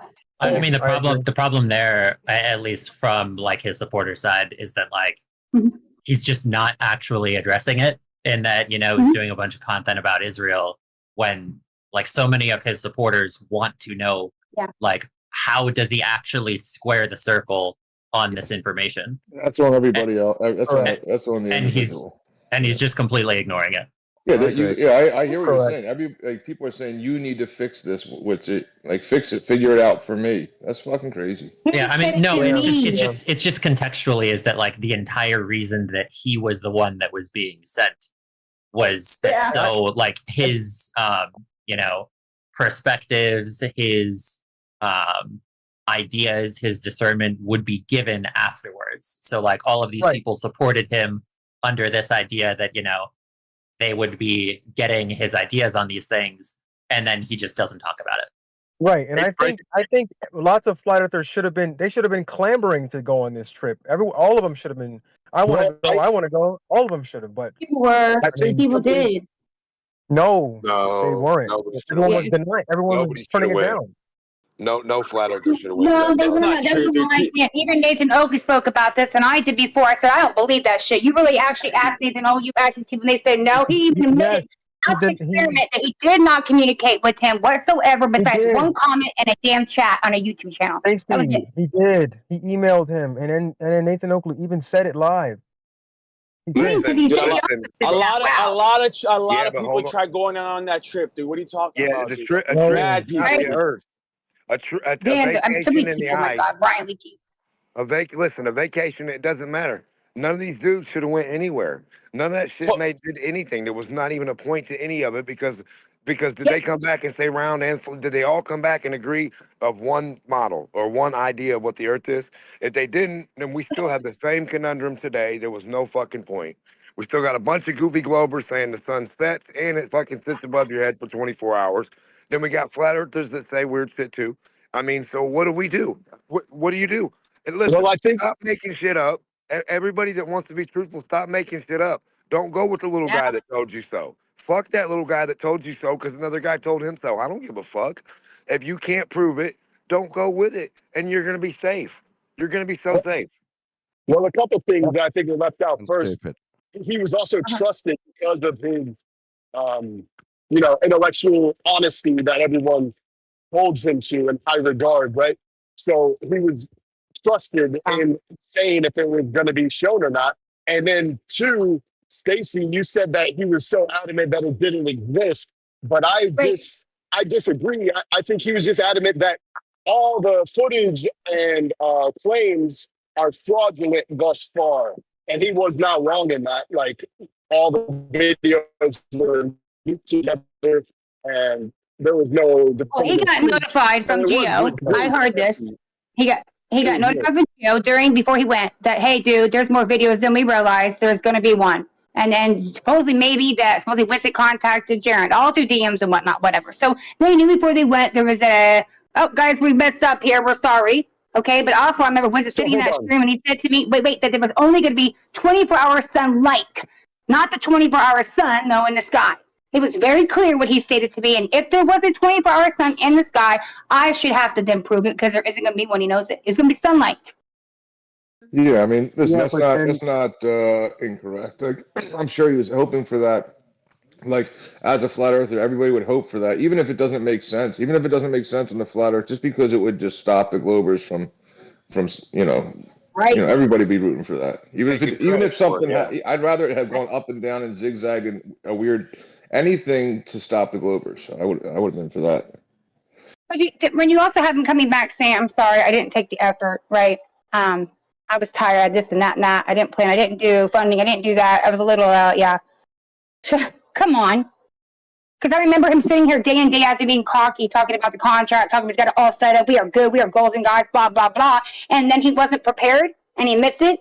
He got a lot of shit going on. He didn't really want to go, but he felt he needs to go for the community. No, we had plenty of people that would have went. That's a nonsense. This is excuses for me. There's a few that would have went, yes, but the people that were notified, like 90% of them didn't want to go. Yes, Brian Leakey wanted to go, and I would have agreed. I don't believe that. Brian Leakey. The only person that was formally extended and offered to get paid for that declined it was, I think it was two people, Flat Earth Dave and Eric Dubé. All of those other people on the list, they were not formally given an offer to pay for. They were the top people, and then people had to vote. Yeah. Dude, stop. People voted on who they wanted. Bro, people tried going. They couldn't make the list. So many people tried going, dude. Mad people, dude. So it's okay. Okay, so who would you rather? Elizabeth, Brian Leakey, Kosho. Bro, you asked me how many. From the top of my head, I just gave you three, dude. Just gave you three. Yes, I agree, but you would rather want someone with a wider range, like someone big in the community, not just some random flat earther that nobody heard about, right? Who's gonna believe that guy when he comes back? Dude, stop moving the goalposts. You're saying that nobody wanted. Dude, mad flat earthers would love to have been on that trip, dude.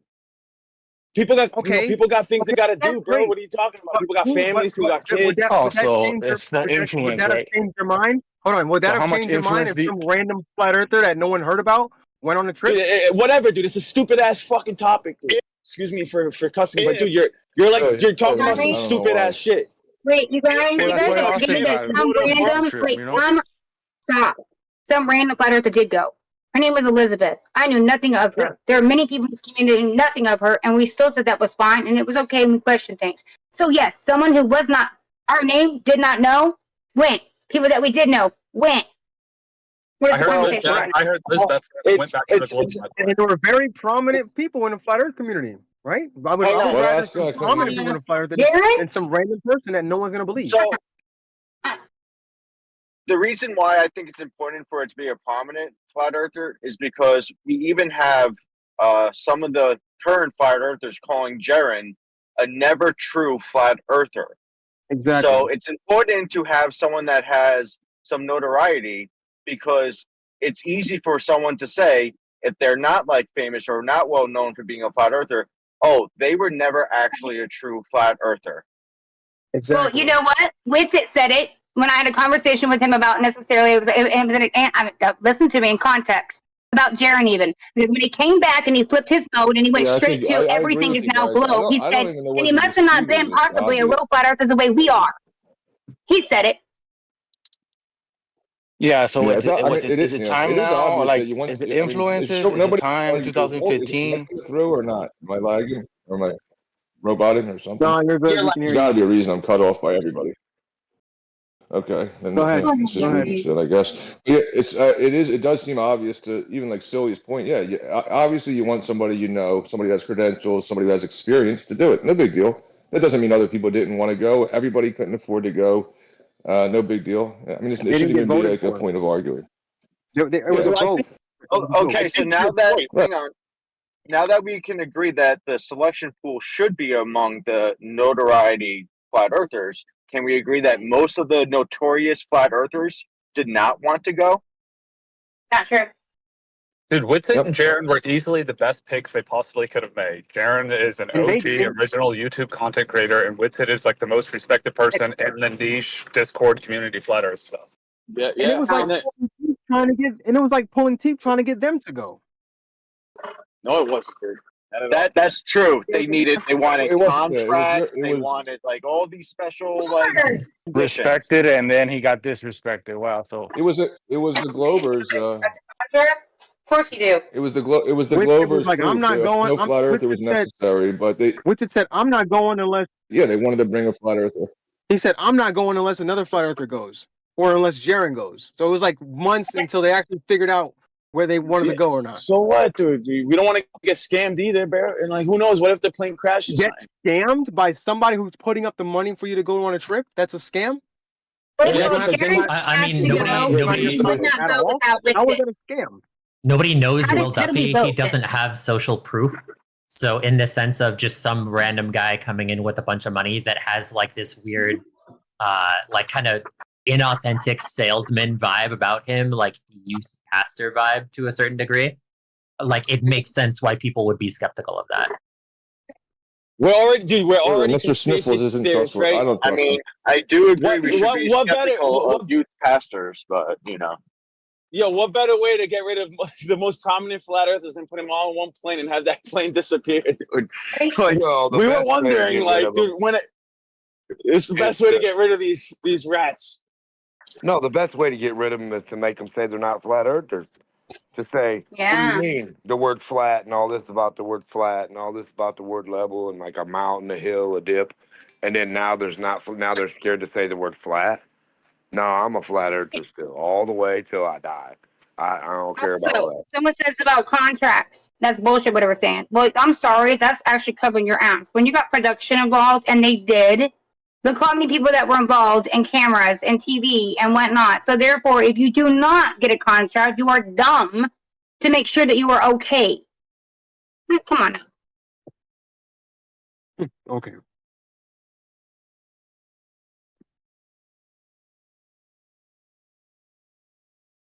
Yeah. No, somebody else is playing it on the YouTube. That's why. Yeah, you know, if this was just Duffy and it's like, hey guys, I'm gonna send y'all going. There was no production going. All the people that actually went, that we were like, oh, that seems a little funny and fishy too right now. Then it would have been different, like no contracts involved. We're just going as a like couple flat earthers, couple globers, paid for going down there, maybe a little different. But this was production. Yeah, but do you think a Glober would have asked for a contract if you guys went, like, I don't know, out to some lake to do like a laser experiment or something? I don't Dude, think you so. got to understand that For poor people, yeah, contracts are like, why can't? But dude, that's protocol for anybody that's has a pay grade of above 100,000, dude. Like everybody signs contracts, dude. Contracts are a normal thing, a daily thing of life, dude, for people with any amount of money, dude. I don't know why you act like a contract's a big deal. Go ahead. Yeah, and it's also just a thing of it's just a word in writing. This is just a universal rule: is that if something is too good to be true, it probably is. If something sounds too good to be true, it probably is. So when somebody is coming in and they're saying, you know, I'm going to essentially give you or pay for you, you know, $50,000 or whatever amount of number, there's so many reasons to be skeptical of that, and that you would want to protect yourself because it sounds too good to be true. Yet no one else. Yeah, I mean, I don't know. It's not even. This is not a big deal, guys. Like, what's everybody have a problem with right now? No one else asked for a contract.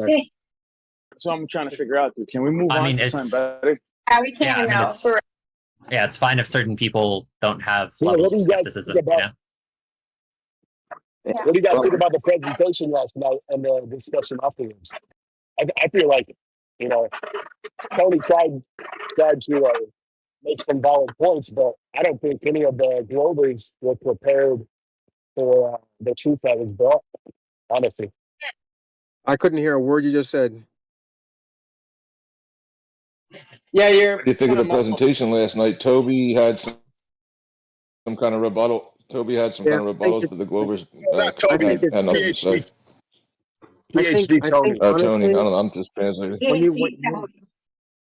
When you want to ignore the fact that that you don't have a model or anything that makes predictions, you go to something like relativity and stuff like that, you know, to kind of muddy the waters and confuse things. Therefore, you don't have to answer questions about a model.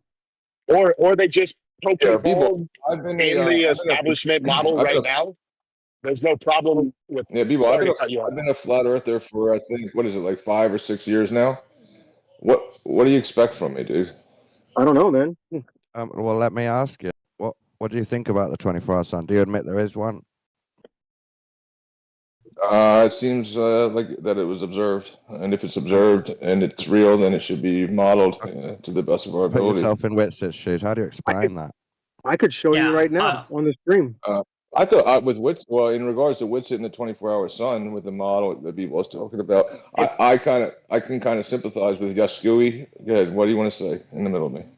If you want to see how a 24-hour sun go ahead. works, I can show you on the stream if you watch the stream with a model. Go no tanks. You were saying something. No, I'm asking the flat earthers to explain to show that they can't and don't want to yet. Like that, Yaskui kind of mentioned it, right? Like these things seem to align with which, like, with the kind of ideas at which it held already, with like a ferromagnetic cell and diverging and converging, lines of flux, all these things. So that would kind of allow for this to be modeled out. I don't know why he stepped away, because it seemed like that might be something you could expect in that kind of a electromagnetic model, but. I don't know why he stepped away. Maybe Witcher didn't want to double down like that. Yeah, if I could go into speculation zone, right, is that like the disposition of Witsit, very like kind of not a kind of prideful person, like very confident, wants to always just like have a very confident answer in things. And if he doesn't have a confident answer to this phenomena, I would speculate that he is too prideful to just come out and say, yeah, this is a thing. And I don't exactly have a great explanation for this at this point. So instead of just saying that, he's just ignoring it. Yeah, I mean, I don't have an answer for it. Like he said, I can show you on the string, people. But yeah, I'm just saying the models that he kind of held in his mind, like, you got the fractal nature, the sacred geometry, the trails of, Venus, Neptune, whatever, all these, the patterns that they make, the toroidal. Well, it seems like it was right up that alley. I don't, now it fucked that shit up. Yeah, I would you have would blindfolded you'd everybody. just make up stories, so it wouldn't be worth the money. Yeah, I think if they had Just pay gone me, down I'll there, spin you a story. No, if they had gone down there and actually seen the sunset, then you guys would be using this as the evidence all over. You'd be smearing it all over our faces. Yeah, because there the was only evidence the there was Globers ever have is the sky. I mean, it's like, man, dude, like I would just love to get rid of the sky for you guys, but I can't. Yeah. there was plenty of flat earthers expecting a 24-hour sun in Antarctica. Not all of them, but there was. I was saying that there was a 24-hour sun, and the reason I know that is because I've read some of the early expeditions where they said there was a 24-hour sun. Now I don't know how to make it work on a flat Earth model, but I believe there is, and there's people for whatever reason that they don't want to believe that there's a 24-hour sun. They don't want to believe Witsit. They don't want to believe Jaren. They think that they're both ops. Like the whole thing was an op. Like nah, dude. Like these people. But you That's gotta called understand, man. this. It's so easily demonstrated on a globe model. It doesn't take that much to understand That means that it nothing doesn't to work. me, dude. Yeah, but we don't live. But So we gotta, we don't live on a globe though. So that's the thing we got to figure out. I Like, mean, how's like the I sky said, working? But we don't live on a globe. it's So so easily demonstrated that you kind of have to agree with it. Like, yeah, it does work on a globe. Yeah, nobody's yeah, but we don't denying live that. on a globe. That's how you model out the globe based off of observations of the sky. But yeah, we don't live on a globe, dude. Yo, Well, what's then, wrong with the Joseph Hanvey model? Because like I saw the dude show that model like on a flat cosmology. He showed the anomaly with the sun, and I don't know. I brought it up in the 24/7 Discord, and like even the like people just kind of poo pooed Big it. So I don't mistake. know Big what's wrong. mistake. Yeah, I I know mean, now. But like what's wrong with it? Like I'm not. yeah, I I don't mean, have it's the technical very knowledge. simple Flat things of Miller, like yeah. his camera, like when he's showing the sort of effect is outside of the dome, when obviously it would have to be inside of the dome, and just so many like little things like that to where it just doesn't actually, even in a theoretical sense, do it. It's good that like he's doing experimentation with it, but as of now, it's not actually replicating the phenomena even vaguely. No, yeah, we haven't been able to replicate the phenomena, right? But where Joe Hanvey is going with it is the right direction, only because of my theological justification. I brought it up this morning in the scriptures. We know that the Hebrews believed there were 7 layers above us, 7 firmaments above us, and each firmament is made out of a crystalline structure, and there's water inside of it in between us. So we would have to start modeling this out, try and error, seeing if we can replicate this phenomena with a flat Earth, which I think it's the only way we will be able to get anywhere. Which nobody's doing that right now. So Yeah, I mean, I've only been a flat earther for like 5 or 6 years, dude. And it's been tough enough to go over establishing points of equal elevation with people. I don't. Maybe. Yeah. I mean, the shit like Shane and Alan and those guys. They're fucker. Well, go ahead then. No, you're good now. No, you're good now. You broke up for like a second, dude. You're good. Keep going. Oh, I was just saying, like Shane and Alan and those guys. They're working on stuff. People like shoot them down. I'm not great with. I don't do computer modeling or anything like that. But yeah, it's a new. All I'm putting out is that it's a new, relatively new, conversation, and people, we aren't paid as like the guys at JPL the way they're paid on a salary of $180,000 a year to come up with answers, or you're fired. We don't given all the equipment to model, and we don't have that. But we can still prove it's flat Earth. need all that, man. What do I need? What are you trying to make? A 3D model? Yeah, model of reality. Like, what do I need? Yeah, it's a very complex model, dude. Like, it's insane how complex it was. Yeah. Get yourself a globe and a light source. That's it. No, dude. No, bro. I'm telling you, that's all you need. Try and figure out why it works so simply. Why it's so the globe better. Why it's effortless. Wait, but then why then when we look at the distant galaxies, all the moons don't work? Yeah, that's irrelevant, man. It's irrelevant that your math only works locally, and then you have to special plead when you look out further, and like you don't have instrumentation sensitive enough to find dark matter in our own solar system, bro. Come on, bro. Me personally, ad hoc I'm not worried rescuing, about that. Me personally, I'm not worried about that. Don't care. I know you're not worried about anything, bro. You're just worried about perpetrating the same crap you've been told in the 5th grade to everyone for some reason. I skipped school, so I don't remember the 5th grade. Dude, you think you have it all figured out already, bro. We don't want your model, dude. No, Stop trying to feed us your model. Was cool. I don't have everything figured out. I get it, people, but yeah. I don't have everything figured out at all. I just know that it's a globe because it's easily modeled and it's easily shown. Because they told me so. Yeah, we get it. Not at all. Nobody told me anything. No, you could demonstrate it for yourself. Yeah, okay, that's fine. That's also something they told you. Listen, I smoked a hell of a lot of weed and I skipped a lot of school, so I don't remember any of that shit from school. Well, that kind of explains it, bro. Explains what? You can keep your model, dude. We don't want it, dude. Stop trying to sell it to us. Not trying to sell it to you. You're free to believe everything you want. Nobody's trying to sell you anything. Just trying to tell you that's not fair. The motto is easily skipped a lot of demonstrated. school too, and I also smoke a lot of weed. Did then, still do, but I'm still can see and be aware of my reality and not fall to authority and things because I can be skeptical. You know what I mean? I'm not saying don't judge me on that. I didn't use authority at all. I just observe, and that's what it No, comes that out book to is me. authority. It's just a misunderstanding. It's just a misunderstanding of your perception of the world around you. You think like because you see things go below horizontal in the distance, therefore that has to be a hill because that's the only way I can explain that. Yeah, that's your issue. That's my logical conclusion. Yeah, it's granted. It's granted. No problem. That is a logical conclusion. It doesn't mean it's correct. What, do you have something better? Looking that at makes more sense? I'm looking at John.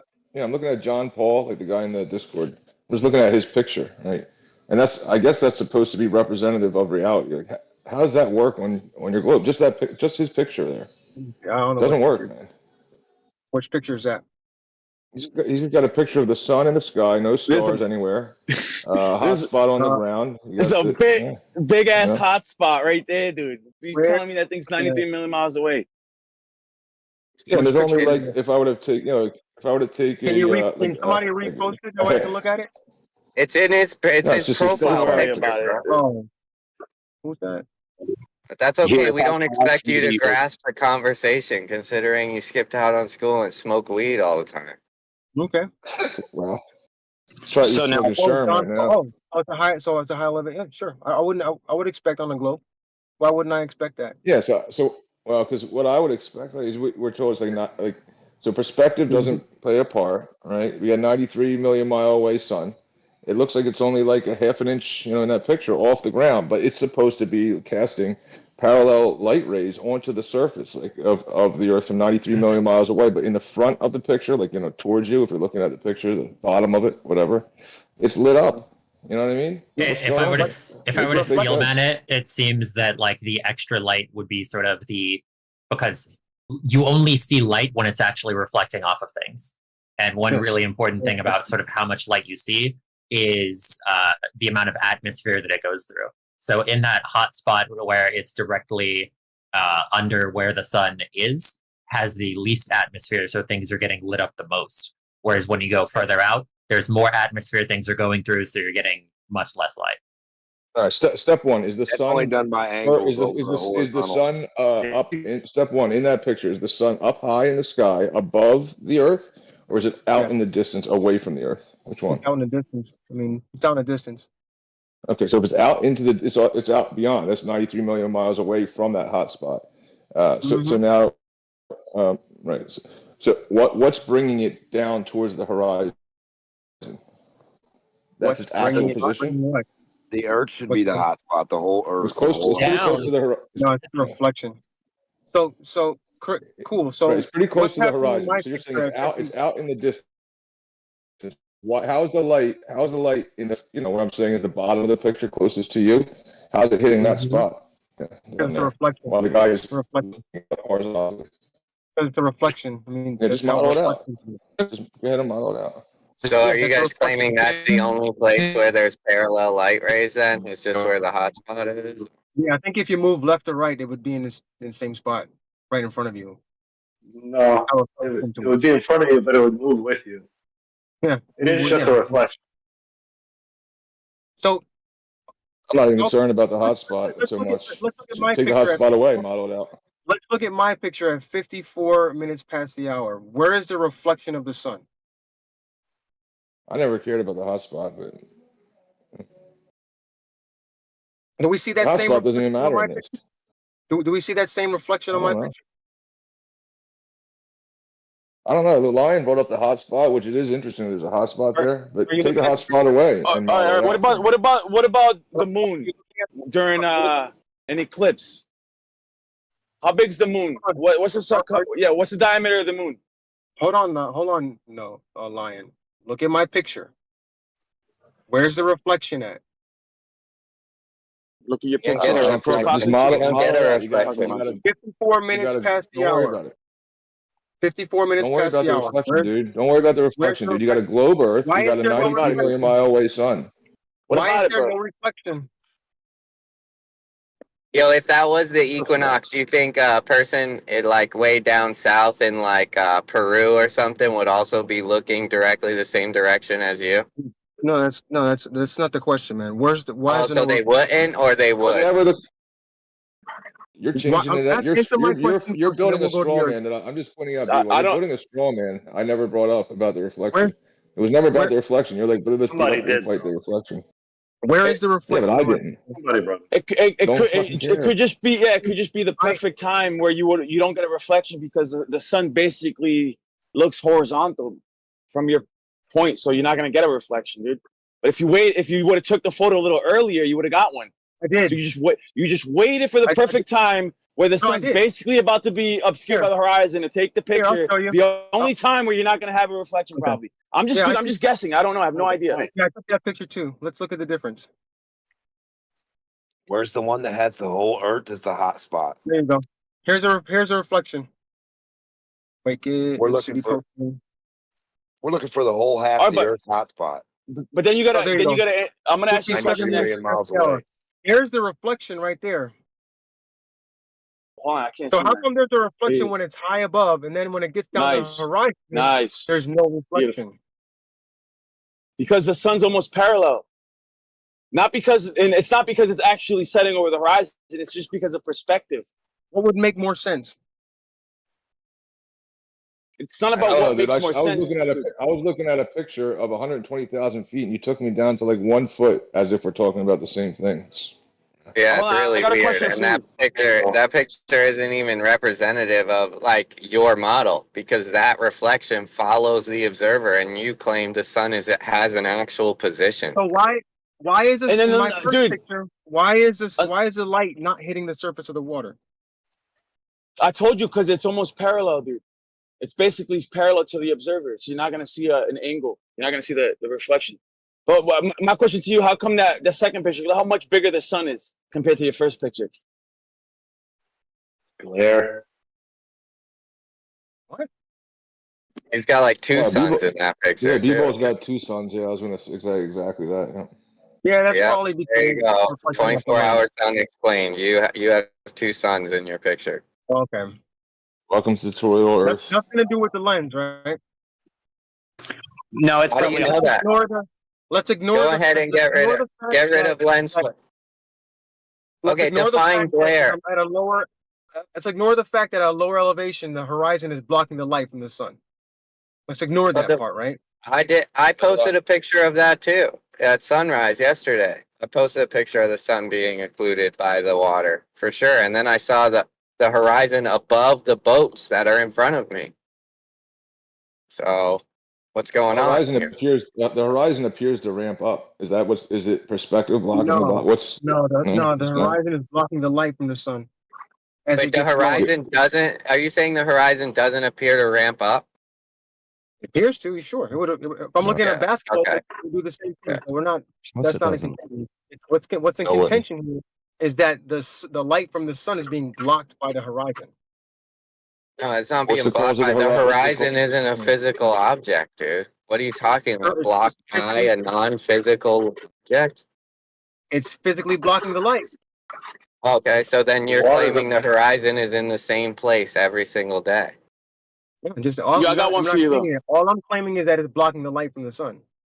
Yo, explain this. Explain I this got a one. couple. I got. Hold on. I got. If that's the case, I got a couple Hold on. oil I got rigs one to for him. show B-ball if he's on board with that. Yo, look at this one. Tell me this one. Explain this one.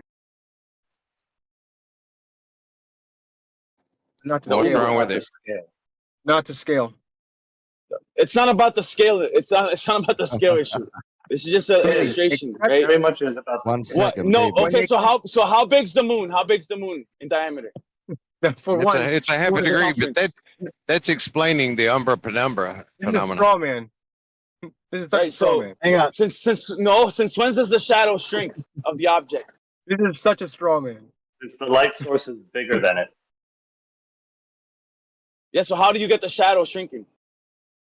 Because the light light source source is bigger than the object. It does. Yeah, but you can't replicate that on Earth. Yes, we can. We observe it. So yeah, This is why it's you easy. need to start watching the debunking videos, man. Just hang on. All right, so just No, show no me thanks. I just pulled this. I just pulled this from my gallery. I want you guys to explain it. If you can explain it, good for you. This is a straw man. People just came in here and told us that he literally just listened to people through debunking videos after telling us for a while that he just figured it out all for No, they show it to you. The debunk videos, they don't just talk; they actually demonstrate the debunk. Tor, can I ask you something? Yep, that was it. Hopefully that was good. But yeah, that was a cool ass. Anyway, so when you would agree that if you look at an oil platform, like on different days, it would appear in a different location, yes? I don't know, dude. I don't look at oil platforms. I live in Florida. Would you agree that if you looked at an object at a faraway distance, it would appear in different places, even if you were standing at the same location on different days? Okay, so then if you have a gun that shoots forever in a straight line, are you saying you can't hit where the crosshairs end up Quit on every changing the single day? subject. Because you're just debunking yourself every single time you ask a changing the question. You debunk yourself. Are you can we stick avoiding to the one thing, answer though? because you know where it leads? No, You're avoiding my question, dude. You haven't answered it. No, because he seems to not understand that the horizon can be in a physical location and appear in different places on different days. However, an oil platform, even though it's in the same location, can appear in different places depending on which day you go there. It's no different. I think it's silly for flat earthers to argue that there's horizon isn't a physical location because, look, Earth's life is staying at the beach. He has a certain horizon. I can go get on a boat and travel to where his horizon is, and that is a physical place on the physical water. That changes every day, dude. Well, no different than the oil platform. Wait, it's not whether or not it changes every day. It's still a physical place on the physical okay, water. so it's a physical place that moves locations every day. You got anything else like that in reality? Physical water. Tor, this is why I brought up the oil platform, because it appears in different locations on different days, but it doesn't actually change location. Okay, so then you can hit the target if we put a target on it and you had a gun that could shoot really far and straight, you would never be able to hit the target, is what you're saying? The oil rigs don't change the oil rigs don't change locations every day. I don't think I could. I agree, don't think I could hit but do an they oil rig appear that's in 9 different miles away. locations every No, day? they also thanks. don't appear to change locations every day. No. Oil rigs are usually very far off always the there, beach, dude. and so the answer is no. I don't think I could shoot a gun far enough to hit an oil rig. Hypothetically, if you had a gun that could shoot perfectly straight. Yes. No gun can shoot with enough velocity for that to occur. Hey man, do you know what a hypothetical is? Can you imagine what it would be like if you didn't have breakfast? Yeah, a this morning? hypothetical is a flat Earth. Now, you see how frustrating this is when people don't understand Dude, hypotheticals. it's frustrating because you guys aren't sticking to one thing at a time, man. You just keep moving Yeah, around. you keep Can we on do one looking thing for at a time? questions that are easy questions. You guys still haven't even addressed the John Paul picture that he has there. The Which sun John is Paul distant. The sun is in his profile picture, dude. Can you keep up? I The just sun is addressed it. I addressed Yeah. it. It's a reflection. What did you address about the a sun ref- being 93 million miles away, and we're It's a looking at reflection. it's in the distance, so it's It's a it's reflection. further past that horizon? Yes, it is. Yeah, How do you know that? So sun is distant. Balloon go up. It maintains vertical. It's looking out perpendicular to its vertical. Sun distant. Earth there. Sunlight down in front of him. Like just model it, bro. Sure. I'll show you a picture of it. Don't worry about the hotspot. I'll show you one I from got the a- ISS. Watch you quickly deny it. I got a quick question for the flat earthers. If I'm a 6 foot tall observer standing at the beach, what is the maximum distance the horizon could be away from me? Just go to the Weather Channel. According to dude. Flat It'll Earth tell you. Math. Just go to the Weather Channel. It'll tell you. No, they believe in the globe, so I'm I'll tell talking you that, about I'll on tell the you that. flat Earth with Flat Earth Math. So tell me the maximum distance for a the 6 foot observer. The of how far maximum the horizon distance is that away. the maximum distance would be the radius of the Earth. What is the radius of the flat Earth? I'm saying the maximum possible distance that you could see is happens to be the radius of the Earth. What is that on the flat Earth? We know what You it is just on made a a- globe. It's the same, You just dude. made- It's 39.59, you 39.60. just It's like made a That's the globe. That's the globe. What's I'm trying to explain What it is to you, the bro. actual math, Your radius happens to be the limit of vision on the flat Earth. really? With the current atmos, yes. Really? So something that's like further away than that we can't see? Correct. What if That's I why look straight into the that's why sky? Are Polaris all those disappeared. things closer than 3959? Yeah, if you look up straight up in the sky, And see an object, yes. Are those no. I'm talking about parallel to the surface. So if you're an observer why does it looking have at the to be horizon, parallel? Why can't I talk because about like a dude, star? I'm trying not to wig out, dude. I really am, but you're really testing me, dude. Look, Why can't where's I the do it with bro? a star? How Bro, are I'm trying stars to, dude. further away Listen, than? Are there any stars on the listen. planet You gotta that are chill out, further dude. away than 3959 Bro, listen, miles from the listen. surface You of gotta the chill Earth? out, dude. Bro, listen. How long have you been in this conversation? You sound like you Long just time. started or something. A You're long asking some time, really a lot longer than you. Dale's been around a long time. Oh, yes. So Well, when you answer look my up, question. On when a you flat look up, Earth, when you what is look the up, furthest distance dude, a bro. star could be Right, away Leo, from the Leo, flat Earth? hold on. Stop. Leo, just let him finish, please. And then Lion, when you're done, say you're done, and then let Leo go. Go ahead. I appreciate that. Thank you. All right. So when you look up straight into the sky vertically, perpendicular to the Earth, where's the horizon? There is no horizon. It's a false I didn't equivalence. say When you vertical. ask me a Hold on, Leo. question, when Hold you on, Leo, ask me a hold on. question about the horizon, and I'm almost done. When you ask me the question about the horizon, I answered you. The limit of vision happens to be the radius of the Earth, 3959 estimate, right? Now they're moving it around because they're noticing you can actually see further sometimes, depending on the conditions. You can actually see further 3969. Perfect. Now answer my question. Are there any stars that are further away than 3959 than the surface of the flat Earth? Dude, obviously. Okay, so Obviously. when those stars, I go far enough away from those stars and they end up on my horizon, is my horizon suddenly further away than 3959 and I'm 6 feet tall? I don't think you're understanding what I'm saying, dude. Yeah, you could have, I perfectly understand. Why won't you answer my question? I'm trying to explain it to you. So we don't know the exact distance of the stars. You can actually say they're infinite, right? In your model, you guys basically say they're I infinite. specifically said, are there stars further away than 3959? And you said, yes. I don't care what that number is. If it's 3970 or 44,000 or 5,000, that doesn't matter. If that star, if I walk away from that star far enough and I measure the angle and it's right on the horizon, right? How far away is the horizon from me? I just told you. I keep saying 3959, and you just keep it. I don't know. You've asked me the same question over and over again. Tall, and all of a sudden, because the stars on the horizon, it's 3959 miles. My horizon's 3959 miles away. Ryan, can you explain to him about the Jupiter light from the sun? Maybe he can I don't understand care it about way. that. Answer my question. Because It's he's trying simple. to understand Does about the the light, distance to the understand light. horizon change based on the object I'm looking at? So you do understand that the sunlight. Answer my question. Jupiter, I'm not talking about the sun. But you're trying to explain how far away that light is bouncing off, and you're trying to use the distance of stars to expand your horizon. No, I don't care what the object is. It's any object Say that it's a humongous building floating in space. So this is a hypothetical. And we know that it's further than 4,000 miles from the surface of the Earth. And I walk back far enough to where the top of the building is on the horizon. Is suddenly the horizon closer because I'm still the same tall? So the horizon has to stay the same far away, right? Is that building any closer to the surface of the ground because I move away from it? So does your horizon wind up? No, answer my question.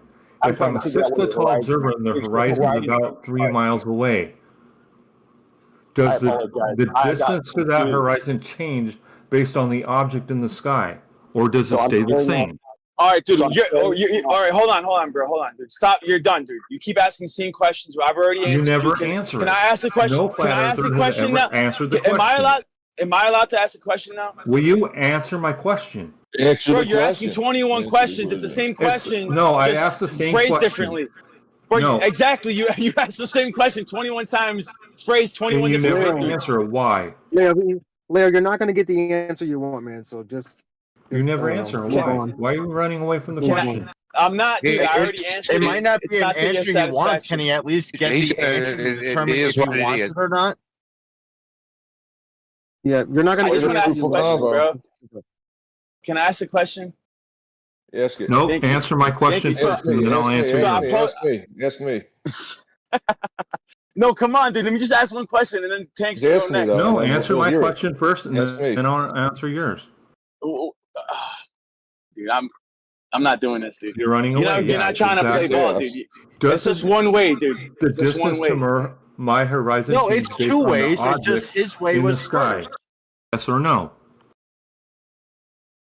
Tanks, go ahead. That's you, bro. Yeah. So I'll answer. So yeah, the horizon is an actual position, Leo. Yeah, it's a physical thing. That's not what I asked. Yeah, and it's and it has a geometric position. Yeah, that's not what I asked. The geometry that we're using is two parallel lines, which would be sea level. What I asked. And eye level. And then we got to take in consideration the due to perspective, the rising and falling, the sky ramping down and the level, the surface. That's not what I asked. Then there's a vanishing point because of that. So yeah, that was your earliest thing about the. No, that's not what I asked. Based on the object in the sky. Or does it generally stay exactly the same? Geometric position, Ralph, just like you asked. No, that's not the question I asked. I don't care about a geometric position. You asked, is the horizon a physical location? I'm telling you, yeah. No, that's not what I asked. Sure. No, you want to know if the horizon moves. No, that's not what I asked. I said, movement, the distance, and the measurement. Does the distance to the horizon change based off an object in the sky? Yes or no? Yeah. Due to your field of view, right? Like when you increase your height, my field of view is the same. Your field of view will increase. And it'll have like changes. My field of view is the same. It'll render things in three-dimensional reality in a specific way. Yeah. It'll change. Field of view is the same. It doesn't change. Good. All right. Well, then you just stay there. I'll come get you. My field of view is 85 degrees. My field of view stays the same no matter what the object in the sky is. And you're counting the horizon being that oil rig out there on the horizon. No, that's not what I said. You're putting words in my mouth I didn't say. If something in your field of view enters, if something enters your field of view, it'll then render itself relative to the other things in three-dimensional space. Does the distance to my natural horizon, which is about 3 miles away, generally speaking, whether it's 4 feet or 8 feet or 12 feet before that or after that, or even a mile, doesn't matter. Whatever that distance is, does that change based off the object in the sky coming close to the horizon? If there's no clouds, if there's no clouds that are. I don't care. No, it's a simple question. I don't care what you don't care about. Does that distance change based off of it changes. I'm telling you right now that you won't stop talking. I'm telling you right now that you won't stop talking. So the thing that changes is the things in the sky. then you'll render like a more ramping down due to the things, the clouds or whatever it is coming in, and you won't see as far. Clear day. Clear day. Yeah, the things will Yeah, come so my into, horizon will your be closer to me. But that doesn't mean, there you go. like, It for just changed. example, Yeah, when there I you see go. the Now you sun know on the the two horizon, lines, the does that sky make the line sun and suddenly... the sea level lines, the two parallel lines will converge. So if clouds come into it, right, and those things will then render in your field of view, and it'll cause the horizon, that point, to appear closer. Yeah, but remove all the clouds. So the you'll see horizon's further. closer than 3 You've miles. been answered. Who's next? But that's not my question. My question You've been is answered. does Who's the next? Yeah, the object in the horizon will sky move due to the objects suddenly rendering change themselves in distance your field of view. You've been based answered. on being close to the horizon? That's my question. You've been answered. Who's next? How far are we going to go? How far are we going to go with this? They're They never know it gonna- doesn't, Who's Lyle. They know it doesn't. So if the sun is 3,000 miles, at least 3,000 miles above the surface of the Earth, how can it ever appear to be on the horizon when it's above that point, no matter where you're at, on the water or on the your field of land? view. I already told you. It's entering your field of view. So the things that are up above you, entering your field of view, moving away, will appear to ramp down. Yeah, I already told you. You just aren't willing to accept it. But does the distance You'll to see it the happen in horizon reality. change? You can start putting things in your space. Imagine you have like a white screen or something in front of you. Start putting objects within your field of view, and you'll see them render differently. Yeah. Try it. No, because I can watch the sun Try through a it. solar What do you filter mean, and it no? looks Try it. exactly the same. Close to the horizon or not close to the horizon, it looks the same. Yeah, the horizon. Yeah, if it's a wavy day, right? Like more little bumps, or if I'm there's talking like about the sun if it's a itself, looking foggy exactly day, the same, something whether like it's that. close Yeah, to the it'll horizon appear or to be not. ramping up even more in your field of view. Yeah.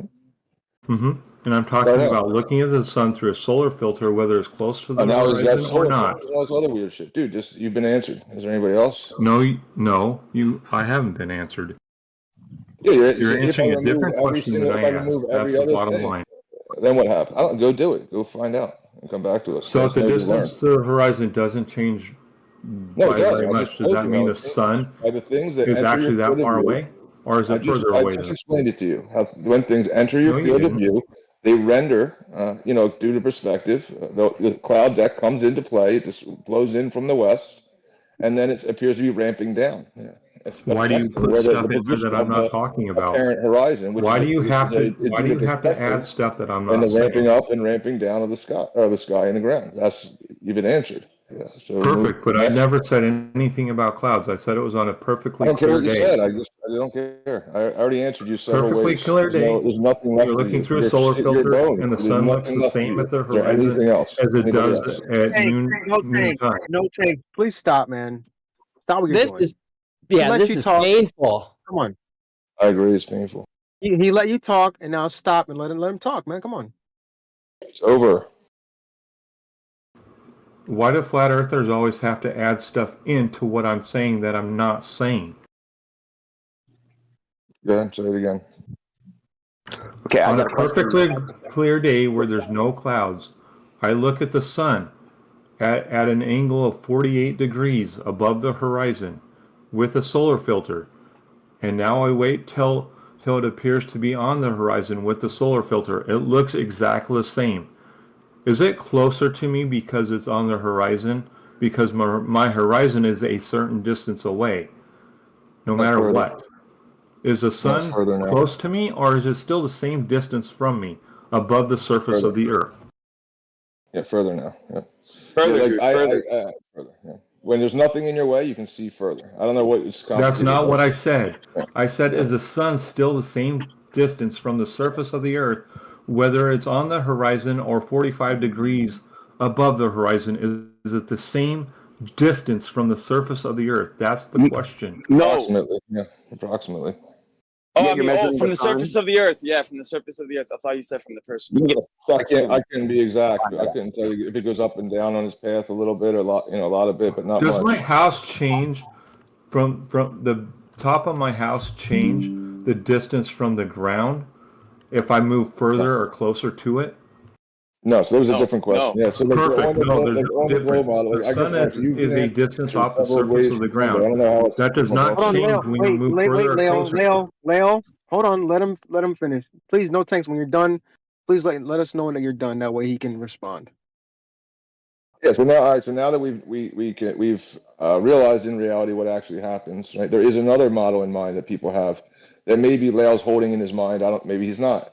That the sun must set for a 6 foot tall observer at 3 miles away. That's where the bottom of the sun is touching the ground, or an intersection of angles, two lines right there, at a 3 mile distance. Does he have any proof of this? Go ahead, Leo. I never once said the sun was actually 3 miles off the surface of the ground or 3 miles away. I'm asking you what that distance away is if the horizon is appears to be 3 miles away. Where is the sun in relation to that if the sun is on the horizon? You've been answered. Now you've been answered over. I don't want to do it. So now I'm going to flip it. Yeah, you changed the question, and right? you didn't actually answer what I said. Sun not on ground. I've answered it. Sun not touching ground. In your model, right? For a 6 foot tall person at the edge of calm water, like the ocean, when the sun sets, it intersects the horizon, the sagitta. That is a set distance away. For a 6 foot tall observer, at 1.225 times the square root of their height in feet, that would be about 3 miles away at that distance. So do you have any proof that that's where that line it intersects, that the sun is set at 3 miles away? Do you have any proof of that, please? The problem here is I'm not saying that it is exact 3 miles. Okay, so you're putting an exact number. What I am saying here on our model on the spherical Earth, there's the sphericity of the Earth, which has a certain drop away from your current location out into the distance. But not only that, you have to take into account the rotation of the Earth away from the sun. So you got two factors instead of just a planar surface with the sun setting. Okay, Not moving. So it's not. So there's nothing that's rising up to obscure the sun then when you're No, rotating. The water is staying the same. So what blocks the bottom of? So all right, I'm imagining this. Let me ask you the question in a second. I'm imagining this now. I'm facing west, right, and I'm 6 foot tall. I'm at the beach, right, and I'm watching. I'm looking out onto the surface of water. I'm looking out horizontally, just straight out, perpendicular to vertical. I don't move. I lock my head in position. Now I rotate backwards. What is blocking the bottom of the sun? Because you said earlier that the Earth is dropping away. So what's blocking the bottom of the sun? The horizon, or what we see is the Earth's curvature, and the rotation of the Earth are two factors that cause the sun to appear to go underwater when it's still, even on a planar surface with it 3,000 miles above the surface of the Earth or greater. That's what causes it to appear to go underwater. At what distance is that intersection with the horizon, the sun and the horizon intersecting? On a spherical Earth, it's 1.22 times the square root of the observer height and distance, and that's an approximation to the distance to the horizon, not an exact number. Okay, so then the intersection of the line of sight, horizontal. Yeah, but it's an approximation. It's not an exact. Do you have any proof of a 3 mile marker out there intersecting the sun? It's an approximation, not an exact number. It's not exactly 3 miles away. I mean, do you have any proof? Yes, 1.22 times the square root of the observer height is an approximation, because the square root of 6, there is no square root equal square root of 6. No, not that. It's not the proof I'm asking you for. I'll give you some approximation. That is the proof. Between the proof 3 and 4 miles, the math or the approximated number that the horizon is. Do you have anything to qualify? Based on refraction and other atmospheric. You see, this guy Lael, he's not listening to what people are telling him. He just talks. He's just fucking. I am listening. No, you're fucking not, dude. Well, but the thing is, I think it boils down to the geometry and how in the world at 3,000 mile high or somewhere in that vicinity, sun could set on a flat surface that it's geometrically impossible, and that's what it all boils down to. That's my whole point.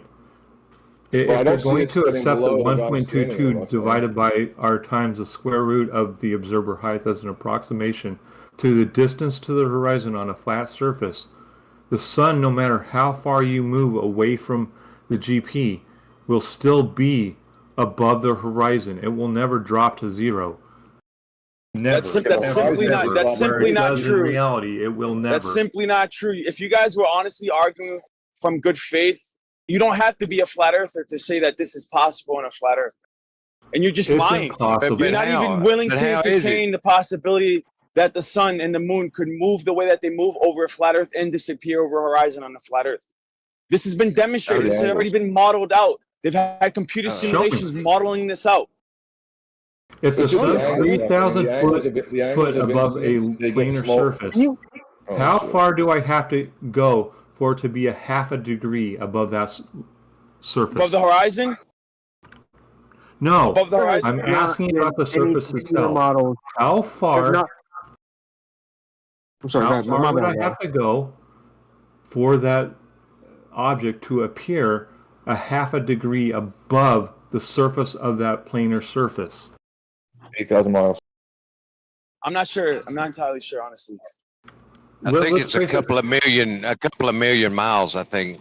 No, dude, it's wherever not the that GP much. of the sun is, right? Wherever the GP of the sun is for when it's setting for you, that would be the distance. It's like 6,000, no. 8,000 miles. So hold on. I want to say it's around 3,000 miles. It's not 39 like Polaris. It's around like 2,900 miles or something like that.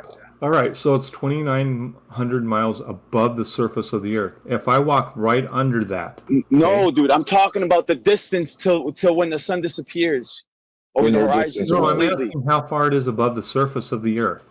We don't. It's anywhere between three. Would you agree that it's over 3,000 miles? Hold on. Yeah, through triangulation, we can estimate that the sun's anywhere between 3,000 and 6,000 miles away, but we really don't know at all. Would you agree that it's over 3,000 miles?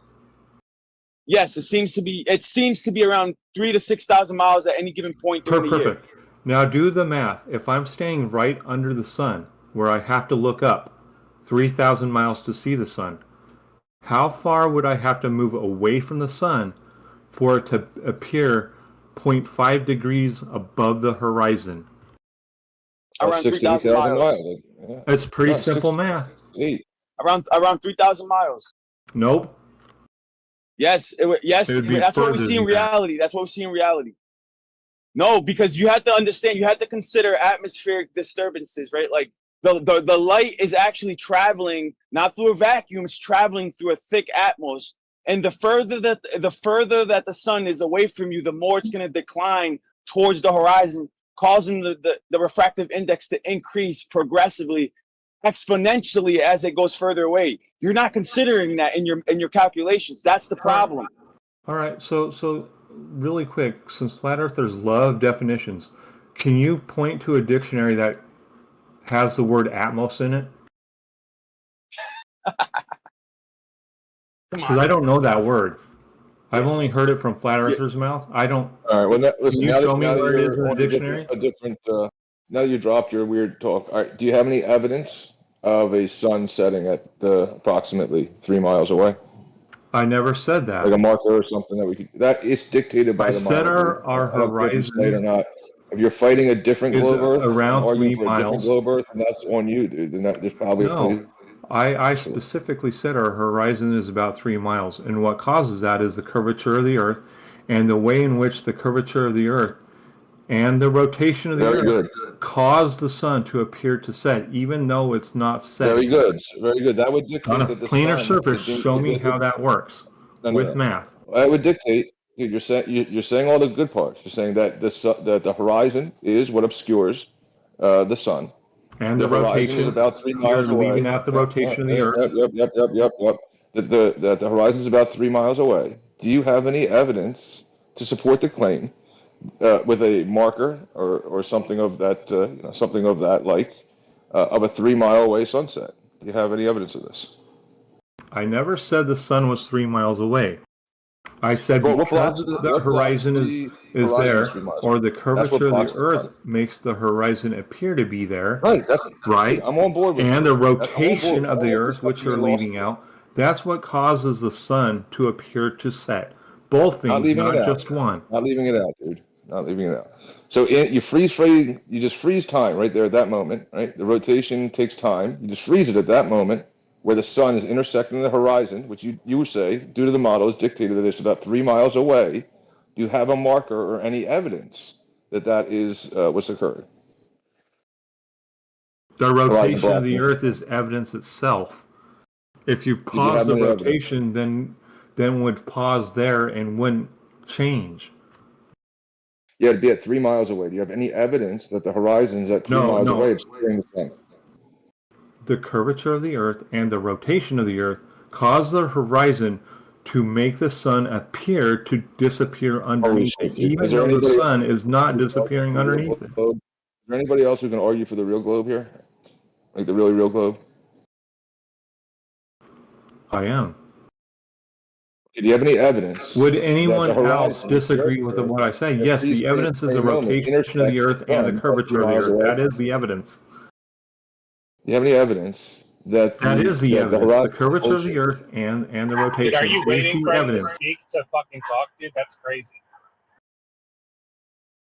Is anybody who's going to argue for the really real globe that the horizon, which is the curvature of the Earth, is at 3 miles away, intersecting the sun, and with a marker, a physical marker, or something of the like, to affirm his globe?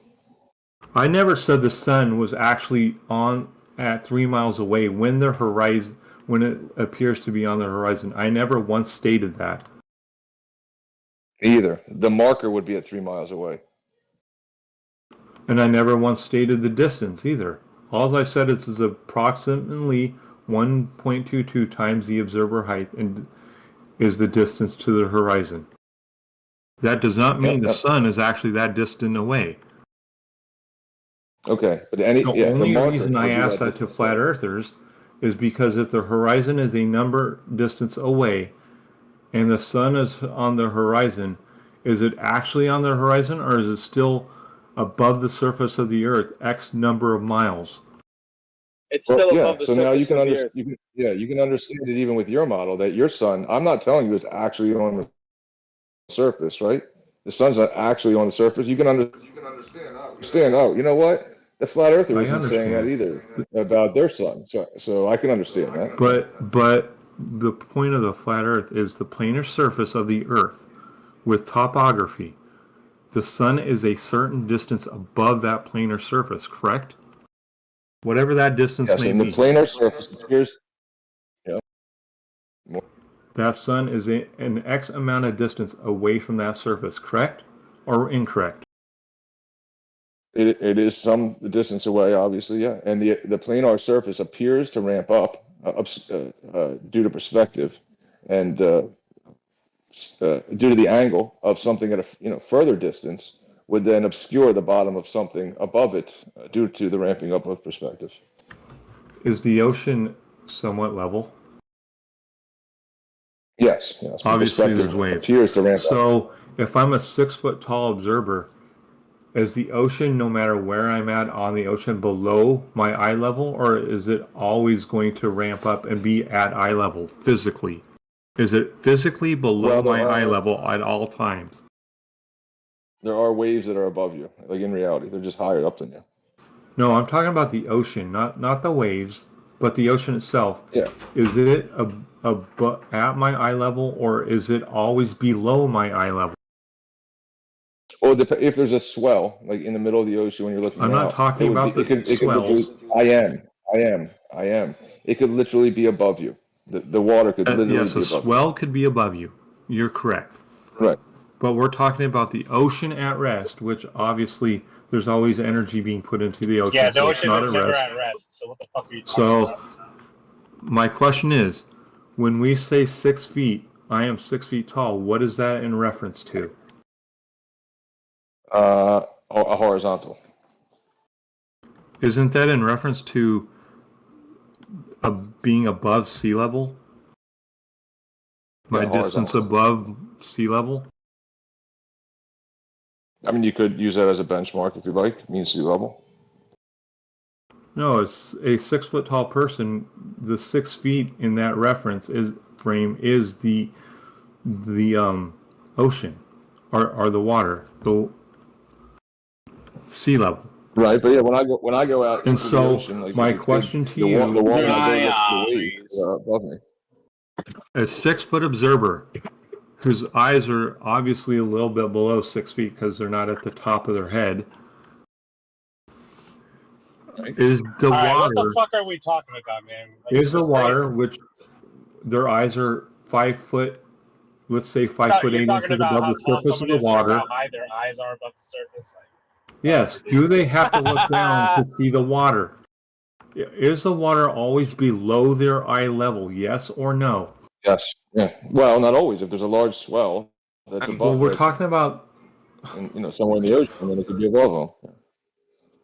we're talking about It's not. sea. I mean, dude, if Okay, I was talking let to me be somebody more like clear. regular about this, they'd be At like, a yeah, no five, problem. yeah, my eyes being 5 foot 8 inches above sea level, will I always have to look down yeah, to sea see level, meaning sea all points level? along the water's surface are the same elevation. You're done. Perfect. So explain to me what you mean by ramping up if sea level is always below my eye level. Exactly. Yeah. So it appears to ramp up due to perspective. It's not actually. There's no actual sagitta. There's no horizon due to curve. That's not a curve. That's just perspective causing the water to appear to ramp up towards eye level. That's When you not say actual. That's not a ramping hump up, of what do water. you mean? If it's always below my eye level, sea level is how? What do you mean by ramping up? Things It rise appears. in your perspective to your vantage point. How do you not know what Yeah. you're You talking could. Yeah. You could go do it outside. You could go do it in your room. You could do it outside. You could do it with trees, right? You could do it right now, right? You could. You could do it See, from. you know, it's It's crazy. if You know, you're in a things small these room, it's going boulders to be tougher really to need do perspective the. explained to them. That blows my mind. Maybe he does. I don't know. You could do it with the ramping down pretty easily, like in your room, Lael, if you want, since you're probably in a house, right? You could point at something on the ceiling, right above you, and then just walk away from it, but keep pointing at it, and your arm will start to point down, down. But your ceiling isn't actually, getting closer to the floor, And then you draw that on a piece of paper from the side, and you'll be like, oh look, my ceiling's going down, but it's not actually going down. You can do the same thing with the floor, but you might, you can point at a spot on the floor and then just walk away from it, and then your arm will just keep going up, up, up. You know what I mean? Yeah. You know what else I could do? I could set up a bookshelf, right, like you're talking, or the corner of my ceiling, and I could walk away from it and take a measurement of an angle, and by that angle, I could determine how many feet I am away from that corner, from the vertical Yeah, you could distance use to that corner. you could use you So can use rise over run. if that corner, upper corner, if I were to hypothetically say that is the distance to the sun from the GP underneath it, it's same, and my floor is planar. Why is it any different on a planar surface Earth than me doing that on my floor? It's not. So then if the sun is The issue is that 3,000 miles away on a planar surface, how far do I have to go before it hits zero on the ground? Yeah, the issue is that you know the height of the ceiling. That's the only issue. The actual height of it. It's a thing. Like the angle isn't actually a thing that you can touch, right? It has to be referencing something actual, and you have to have the actual height of the ceiling. Cool. But the sun is a physical object that we can measure angles to, correct? I mean, physical, we could just say, yeah. Okay, and it's an object in the sky that we can measure an angle to, correct? To its apparent position, sure. Perfect. And someone could hypothetically be standing under the position of the middle of that object, correct? So they have to look 90 degrees to see the center of that object. Correct. Which is the sun. We're talking about the sun. Perfect. Right. Just like my wall, if I walk a certain number of degrees away from that 90 degree, so now I'm looking at it and it's let's say 68 degrees above the horizon, which would be the floor below that, or the GP, if you will. What is that distance on a flat surface? Whatever you measure it to be. Nobody can really measure these distances. Yeah, you can. Actually, like we use inches, feet, miles, right? But what they've done is If the sun's a hypothetical exactly, and I taken like a know it's transform not, and I'm not of saying you think it degrees is. and then transform that I'm not saying you actually believe this, no tanks. If the sun is we don't know the distance exactly to many 3,000 miles away, We just start with a big assumption. not a centimeter more or less, okay? And just like that point on my wall, I can walk away to where it's 76 degrees from I measure a 76 degree angle to that point. Okay? I can by math take the cosine of that angle and the height of that wall and figure out how far away I am from the wall. And then I could actually physically measure it with a measuring tape, and it would equal that distance. Dude, I don't think you understand where you gotta have one of we're those coming straight from, lines. dude. I understand exactly where you're coming from. I'm just putting a limit on the distance to the sun. Obviously, right, I know you don't believe this distance. There's I know an you art, don't believe the dude. distance, and that's not the point. The point is a physical distance away from the surface of the planar Earth. And I'm marking that distance at 3,000 feet. Or 3,000 miles, I'm sorry. If I want to measure a 75 degree angle to that object, the sun, and I take out a tool that can measure angles, and I know the distance. Are you gonna reference the horizon? No, I don't need reference the horizon. I don't need to do that because I know where the GP is. Just the vertical. I can go to the vertical, right, and look straight up and see the sun. Okay, and the sun is 90 degrees above my head. Now I move away to 76 degrees. I can take the cosine of that angle, and because the sun in this scenario is exactly 3,000 miles away, I can figure out by taking the cosine of the angle and the distance to the sun from the surface and figure out how many feet or miles or whatever I am away from that GP spot of the sun, or how far the sun is from the surface of the earth going the opposite direction. If I measured the distance I had to walk to get to 75, I could measure and see what the elevation of the sun is based off the angle and the distance I had to walk to get to the 75. But there's a little bit more. It's a little bit more complicated than that. And I'm trying to explain it to you, but you're not listening. So if the sun's 3,000 miles away, right, and its radius, the spotlight is like, let's say 12,000 miles. Just to, it's around 12,000 miles in the globe, right? That means the radius of the spotlight is 6,000 miles, right? So from the middle to the end of the spotlight, it would be 6,000 miles, and then it has a diameter of 12,000 miles. You follow me so far? Yes, the distance from the surface of the earth, not the horizontal distance away, but the vertical distance off the surface of the earth. The sun is 3,000 miles off the vertical distance. I don't think you're listening to me, dude. No, you're trying to equate vertical distance to horizontal distance, and I'm not talking about the horizontal distance. I can figure out the horizontal distance to have the sun appear at 75 degrees above my head. All right, dude, let's just hear me out for a second. The sun's 30 miles in diameter. Right? It's 30 miles from our perspective. Okay, it's 3,000 miles above the Earth's surface when you're 90 degrees. When it's 90 degrees. All right? It has a spotlight. Wait, right? Pause. It's 3,000 miles above the surface, no matter where you're at on the surface. It doesn't change based on where you go. You're right, and I'm not saying that.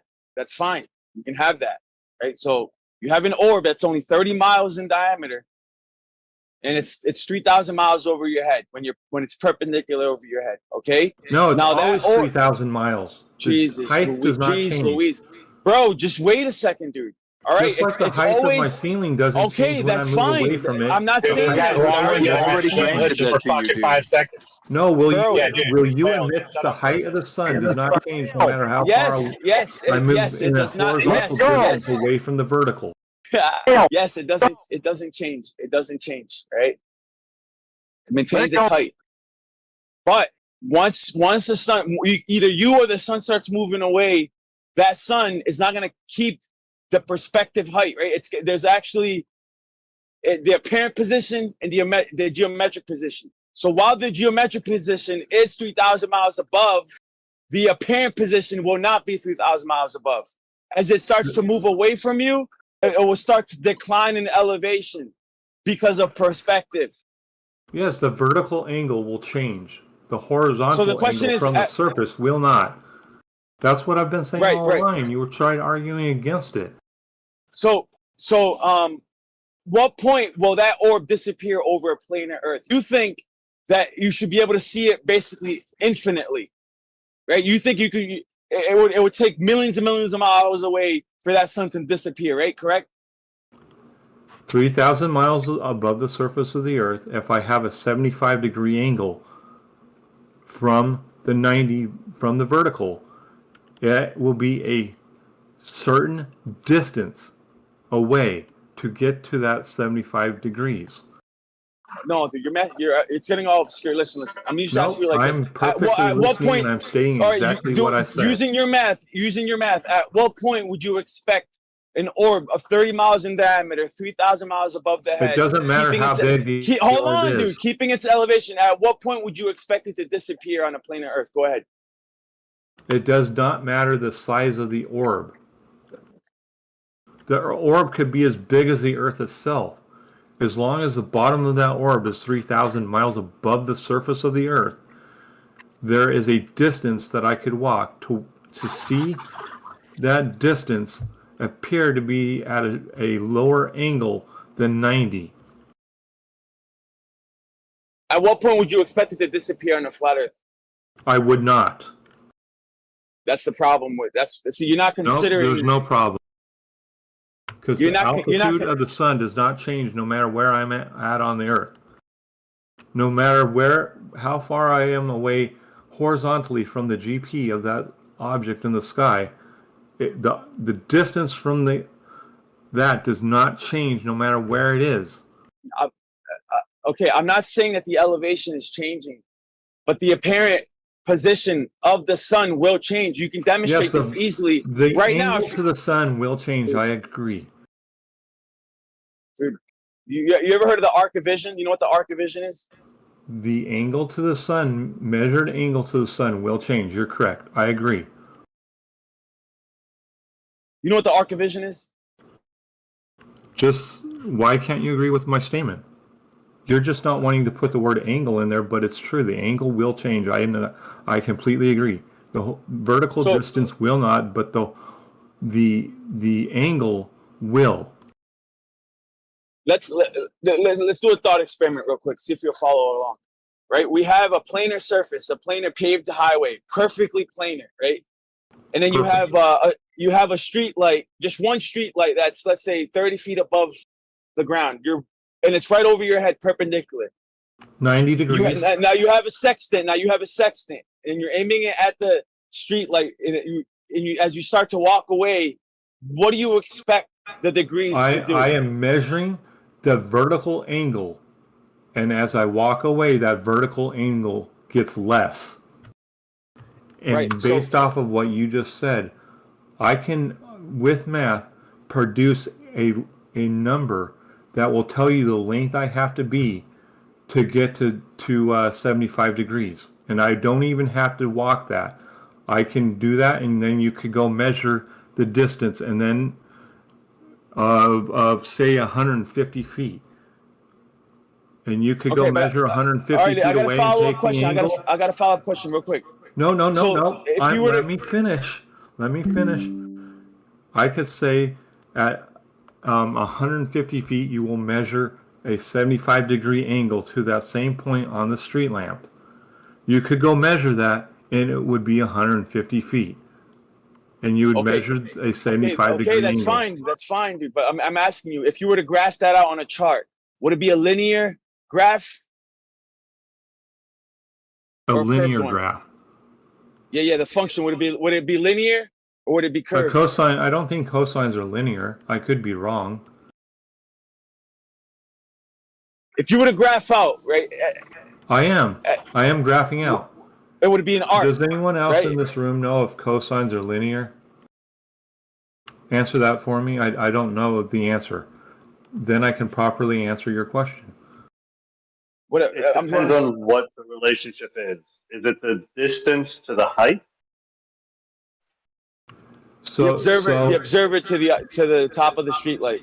Right. As he walked so away. The angle, if you want the distance and you don't know the distance, you can take the cosine of the angle and divide it by the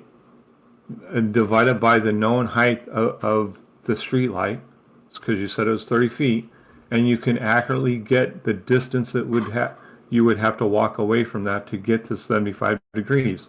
My question is to anybody in the room, is cosine a linear thing or is it non-linear? It wouldn't be a linear relationship as far as I understand. Okay, so hypothetically, if it's not a linear relationship, then your answer is no, it's not linear.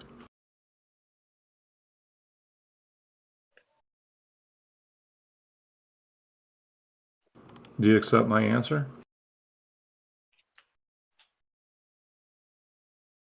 Oh, you're running away. I mean, nah, dude, I got 3% on my battery. Yeah, dude, if you think this is some kind of globe proof right now, like angles to the sun, you're dead wrong. It's not convincing anyone but yourself, and you're only bringing it to the platform right now because you think it's convinced yourself. I'm convinced by it. Can you disprove it? Like, Yeah, I I don't know why. I mean, you're just running hold on. circles Wait a around minute. You can disprove what I'm saying by taking a point on your wall close to your ceiling. Okay. Going right underneath that and measuring the distance to that point from the surface of the ground, and then take the cosine of that, the angle that you want to move away, and see that what that number is, dividing it by the height of that point, and see if you take a physical tape measure and measure, see if that number is wrong.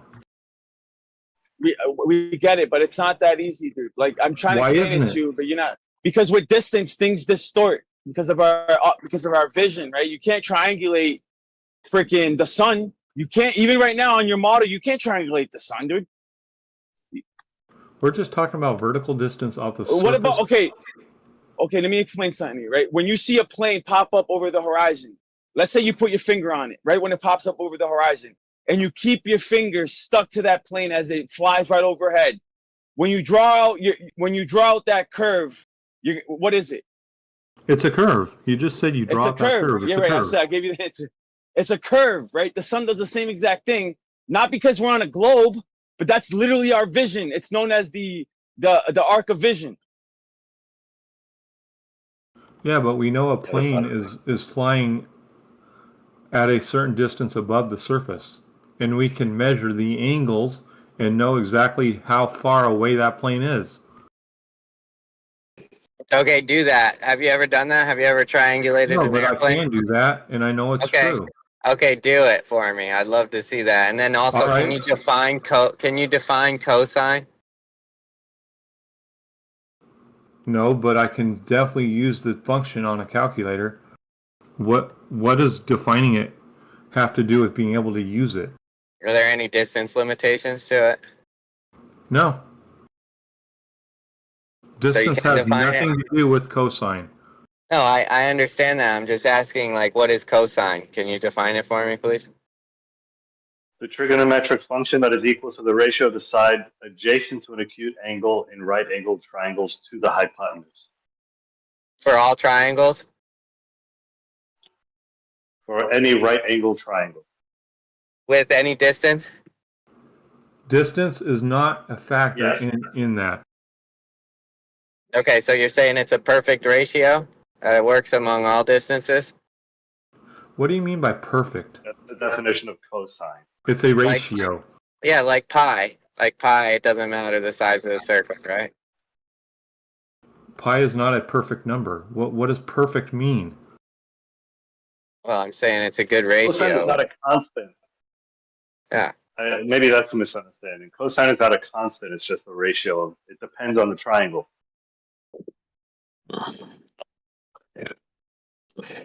All these questions are running away from what I asked. Well, I don't know. Have you triangulated an airplane? Does everyone in here agree that you can triangulate an airplane from the Earth's surface? Mm-hmm. Probably, yeah. Let me tell you exactly what I've done. I've done this before. I accepted that timeanddate.com would give me a proper angle to the sun. Okay? I said, that's true. Obviously, it could be false. Whatever. Doesn't matter. Whatever that angle was on that day that I did this, I took the cosine, or maybe it was a tangent. I can't remember which function I used. It was either the cosine or the tangent of the angle. I got a stick, and I divided it by the cosine, the length of the stick, by the cosine of the angle that they gave me to the sun. And guess what? I measured the shadow, and guess what? It equaled that number. And that will work any day of the year, any time of day, anywhere on Earth. And what did that tell you? That timeanddate.com are not wrong about the angle to the sun. Oh, okay. Yeah, I agree. Right? On a Mercator map? That's all on a Mercator No, map? timeanddate.com accept the globe. They're not a flat Earth. And I'm not saying it proves a flat Earth. All I'm saying is it proves that the angle is correct. Is it on a globe, though? Yeah. I mean, doesn't it is, Time and but Date that use a wasn't my Mercator point. map? That wasn't my point in my experiment. Not experiment. I don't want to call it an experiment because I know how you guys are with that word. In my test. In my test, that was not the point. The point was to see if I could accurately get the length of the shadow based off of those two things. Based off the length of the stick and the angle to the sun. Like a sundial. So yeah, if I watch a sundial for a long amount of time, I can come up with a trigonometric function to predict the length of the shadow on the sundial because of the repeat observation. That's not what I did. Well, isn't that? That's what it is. Just 180 Yeah, degrees. you can use a sundial for the same thing. Like, but the thing is a sundial does the same thing as a stick. Anytime a light source is blocked by an object, it creates a shadow. Well, I didn't know the length of the shadow until I used this trigonometric function and divided it by the length of the stick. And I accepted that timeanddate.com was giving me the proper angle. Now, I made that assumption, and the assumption could be wrong. But based off that assumption, it accurately gave me that math problem. Okay, we got it. The shadow. Okay, so go ahead and go get yourself. Go get yourself right now and do the same thing, and it would end up the same way. Okay, go get yourself a 100-watt light bulb from Home Depot. Put it in the ceiling. Before you look at the shadows or anything it creates, I want you to predict all the lengths of the shadows of everything in your room. Well, I would have to know the length. I would have to know the length of the object blocking it too. Yeah, you can measure all of that beforehand. You could do all and that. I can measure the angle to the light where I'm Yeah, you at, can right? set it up however you want. Yeah, set it up however you want. Why does that matter? That would be why does it relatively matter? trivial to do. Because it's not going to work, dude. Because when you talk about a 100-watt light bulb, you're not talking about parallel light rays anymore. Doesn't matter. Great. That would be very trivial to do. This doesn't sound like a question. Are you saying that when are you saying that when light hits an object and that object blocks light, it doesn't create a shadow?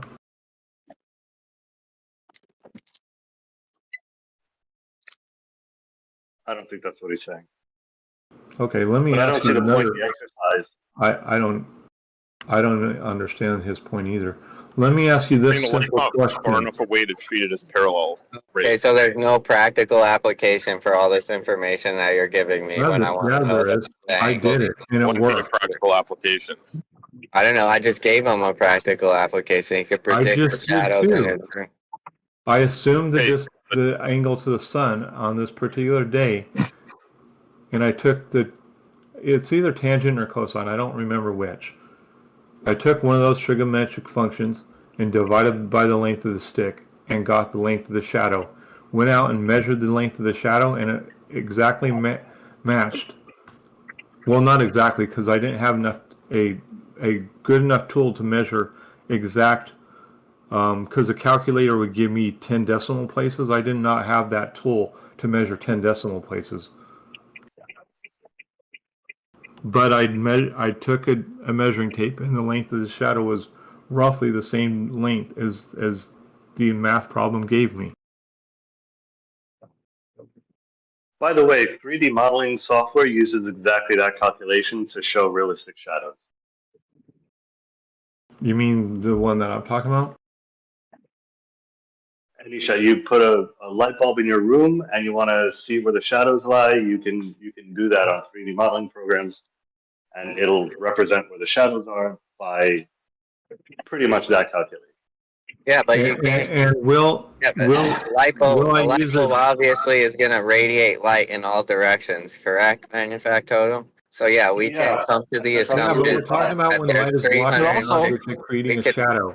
But also,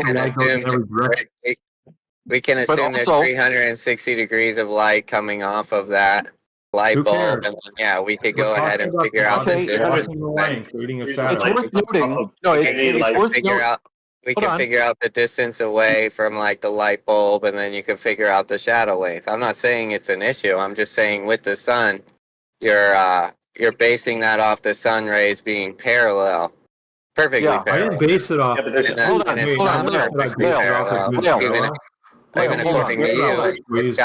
Rays were hitting it. All I know is that when light is blocked by an object, a degree size, so they can't be parallel. This is very stupid. All I know is that when light is blocked by an object, it creates a shadow. I don't care whether the light is coming in parallel or not. Somebody's brought up a very interesting point. Can I get in? Someone pointed out that in architectural rendering software, you can have light sources inside the room and it'll properly shadow cast. You can also have the proper shadow casting and light entering the room from the sun when you enter time, date, latitude, and longitude. And guess what? That's the same stuff that Marsh is using, same stuff Stellarium is using, same stuff we know because it works. It represents reality because of things we know.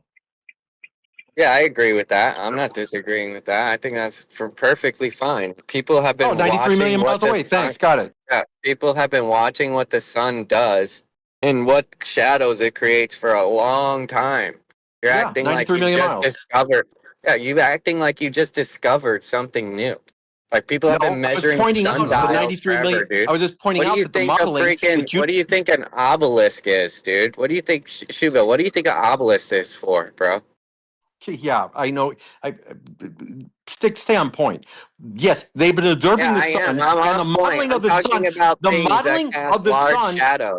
The modeling of the sun by what you described doesn't work.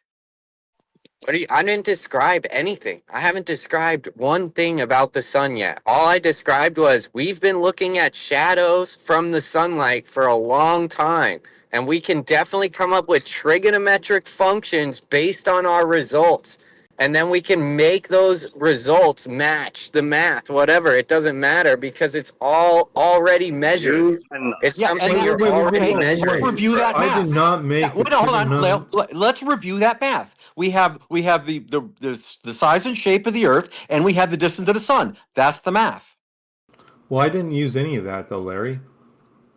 I used the length of the stick and Lael, I got it. Yeah. And I don't care whether the rays of the sun are coming in. I did not care about whether the rays of the sun were coming in parallel or not. I didn't even take that into account. All I know is that when light is blocked by an object, it creates a shadow. But to Tora's more fundamental point, the issue is another one. That on the globe, you can't resolve the distance to the sun because those angles are too acute for any two observers on the Earth. On the flat Earth, you can't resolve that because the math just breaks down. You don't have a trigonometric answer for multiple observers to pinpoint the source of that light. Well, yeah, we've given you the answer. You just don't accept it. No, it doesn't work. The math just doesn't work for multiple. Well, no, it's that the sun is in an apparent location and it's individualized, so it's to each person because of their perspective and their own vision. That completely doesn't make sense. If all of us in this room are staying within a foot of each other, is the sun in the same location or different locations? It's different for all of us because when we watch the reflection of the light on the water, it follows to each of I'm our. not talking about the water. I'm not talking about the water. I'm talking all of us in this current Discord channel. If all we're not a foot away from each other. We're not a foot away from each other. So I don't know what you're talking about. We're not a foot away from each other. What are you talking about? I am making a hypothetical. Yeah, and I just gave you a hypothetical. I just gave you the hypothetical. All of us were standing a foot away from each other. Yeah, is the on the sun beach. in that exact location. Or Okay, guys, we gotta gear down here. What's going on? Okay, so we're all standing a foot away. Hold on, manufacturer. We're all standing a foot away from each other. We're on the beach. We're watching the sunrise. I never said on the beach. Why are you putting words in my mouth I didn't say? I'm adding to it, okay? No, I don't want you to add to it. Why not? Answer my question. Is that sun in the exact same place, or is it in a different place for everybody? If we all point, are you saying so? If we all point to it, are we pointing to the same object at the same location? Yes. Okay, so all of our fingers are not parallel to one another? All of us are pointing at the sun. Are all our fingers parallel? What does that have to do with anything? They are, yes. Yes, okay, exactly. So then if you're saying we're all pointing the same direction, but all of our hands are parallel to one another, how is that possible? Because when we say parallel, we just do acute. Okay, we're all pointing at the sun. Is that sun in the exact same position for all people staying right next to each other a foot away? No, I Because at a foot away from each other, we're not going to measure that kind of angle. I disagree, dude, and I try to explain it to you, but you don't want to hear it. So I have a question that's maybe to the point of this. What is the mechanism that allows each observer to have their own apparent light source? Your eyes. So that wouldn't matter if we're taking these measurements off of shadows then.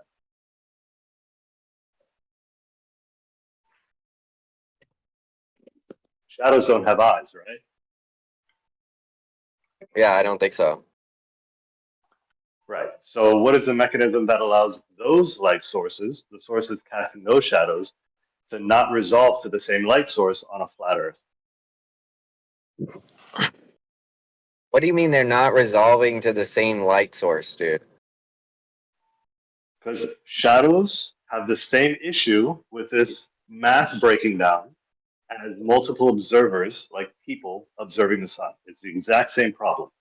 Wait, I thought you guys figured out the whole entire shape of the Earth based on this. Exactly. But you're saying that we can't trust that because there's some mechanism that makes those shadows resolve that light source to different locations for multiple observers. I'm asking you how that happens. I don't know, dude. I don't know. Because when we do it, okay, that's fair enough. Like, because when we do it, we get a sphere. We get the Earth as a ball, and the sun is a single light source, and it all makes sense. Okay, that's fine. Yeah, I'm sure it can be modeled that way. I'm fine with that. I don't accept the fact that you can model something means that it is the case. I honestly don't know where to go from there.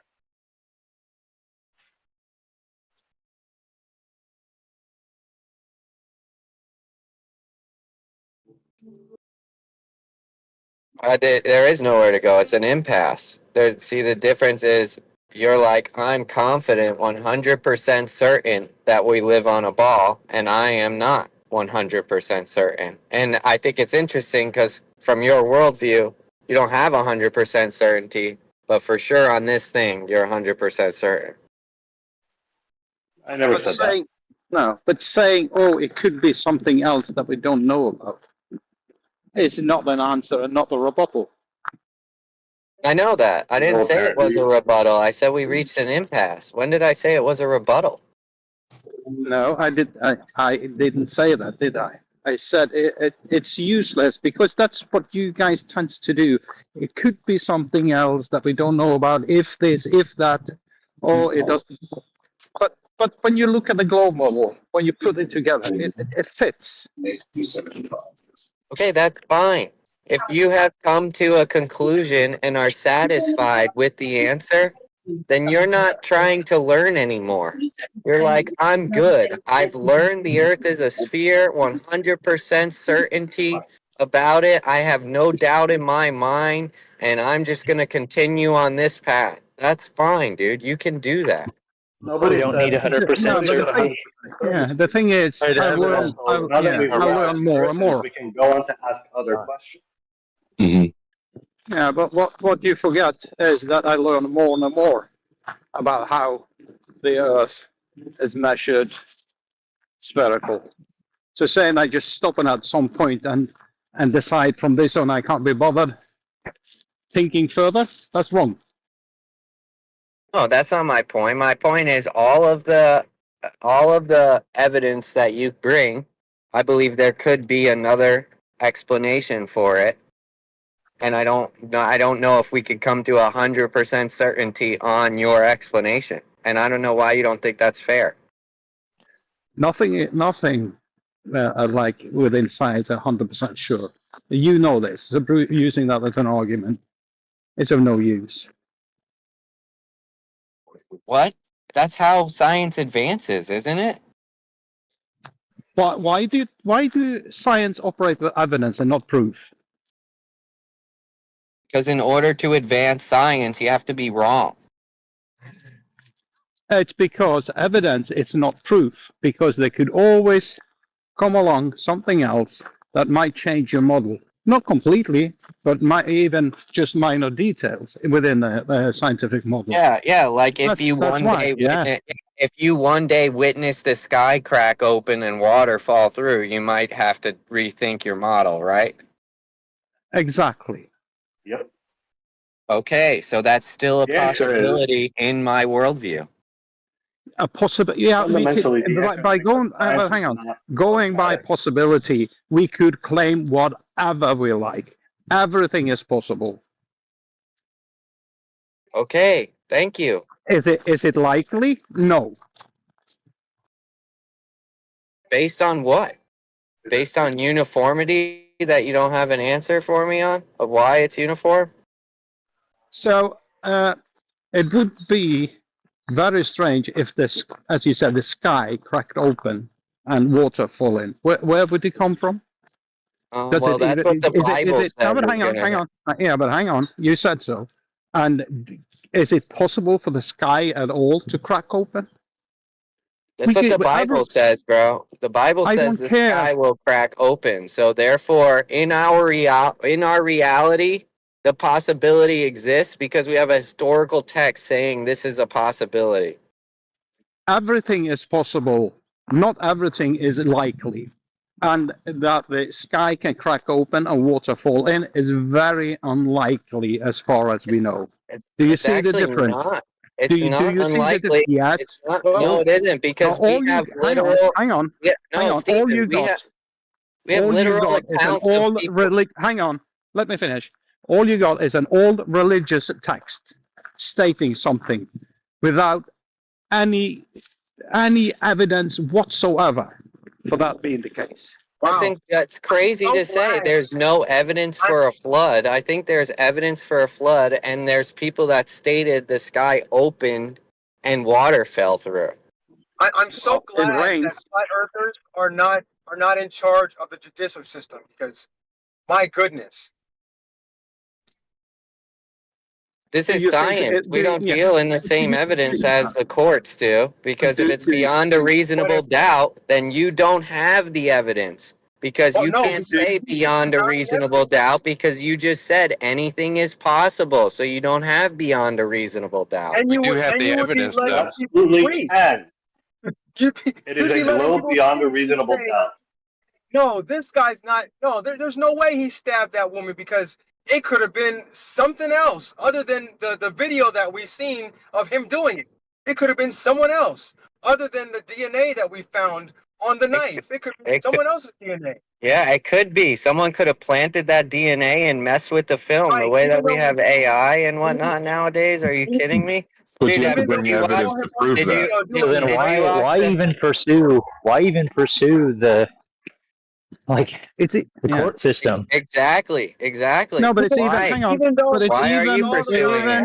What are you doing? Are you serving justice? Are you serving justice when you kill people on death row that were innocent? Are you serving justice? I don't advocate. Wait, Tor. One, I don't advocate for death row, so I don't know why you're putting that on me. Yeah, well, that's our justice system does advocate Hold on, for it. guys. Hang on, Tor. Let's do one-on-one or something. We got 2 minutes. He's stirring the pot, and y'all are reacting. Everyone talking at once. Yeah, sorry, but going by Torah's, then it's possible that his belief in the Bible and the Scripture is wrong. It's possible. Yeah, it's possible. I think it would take a more gigantic leap of faith to believe that, but yeah. No, it would not. Yeah, it would. It's the #1 selling book. People have been telling it to be the truth for 2,000 years, dude. It's like been reported as historical. It's all dude, there's so much evidence supporting the scripture. Now you can find evidence going against it, but I mean, consensus based, I would say definitely the scripture is talked about as true, dude, by the consensus. So now suddenly consensus is like an evidence, but when it comes to all we have, dude. That's all we have. Consensus within science, it's invalid. That's fine. I'm not saying the consensus in science is invalid by any means. I'm just saying there is not consensus on the Big Bang Theory, if that's what you're saying. There are people that are against it. I'm not talking about that. We have a scientist that comes in here all the time named Danny, who claims to be a young Earth creationist, bro. So what? So the science isn't consensus. There isn't consensus. That's not what I said. I said within science there are consensus for a lot of subjects within science. Like what? But let's say chemistry. The globe. I think all scientists. There's no debates in chemistry. There's absolutely no debates in chemistry. The shape of the Earth is not in contention. It's a no debate within the Christian community. Is that the way you want to argue? As there is no discussion within the Christianity, but there is in science. But for Christianity, the consensus is valid as evidence, but in science, as they discuss subjects within science, it's not valid. So you're telling me that people don't tell us the Bible is true? There's nobody out there that says that? Did you hear what they said? Because you have two standards here. You used consensus, people, and the consensus of the Bible. Give me a Christian. Give me a Christian that says the Bible isn't true. Hang on, that's consensus. But when it comes to science and consensus within science, then that's not evidence. Why? Well, What's the what difference? consensus? What consensus is there in science on what? Like what specifically? Do I need to come up with a specific case? Well, I mentioned I chemistry. mean, it's tough, Stefan. If you think about it, if science is consensus based and science can't prove anything, what is the consensus? The shape of the Earth. Among others, yes.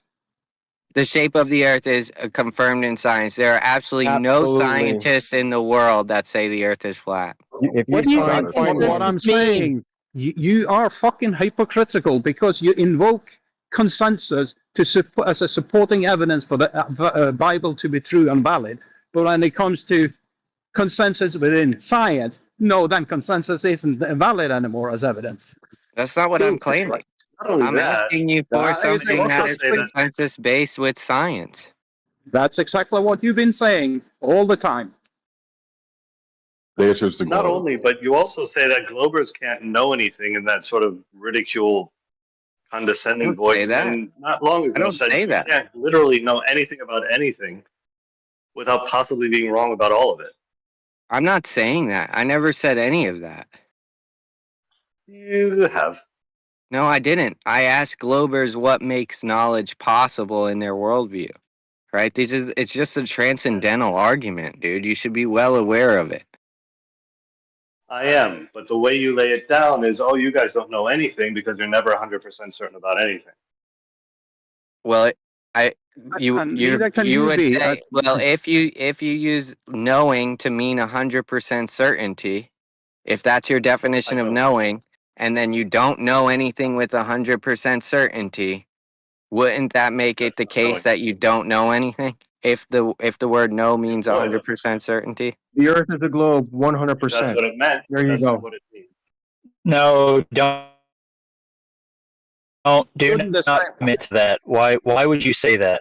Like, Well, I'll say that all day. like Torah is pointing out something that's completely valid. Well, either wrong, right? And like we could even appeal to the consensus within philosophy that would tell you, yeah, that's ridiculous to say. Is that my internet or his? And claiming you can know things based on the Bible a better way than people not believing in the Bible. I'm not claiming that. I never claimed that, dude.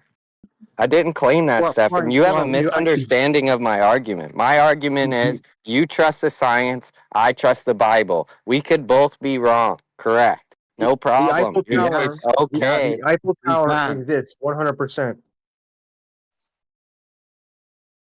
Yeah, that's That's not the a question was- scientific thing. What are you talking about? I thought the question was about consensus and is it being used, like equally in both situations. It was, but someone mentioned hypocrisy, and I thought I'd get that in there.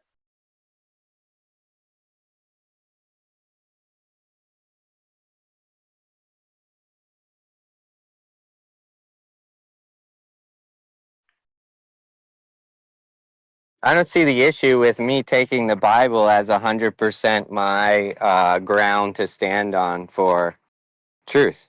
What's the issue? What does consensus mean to you, Torah? Consensus means a majority. Majority of the people.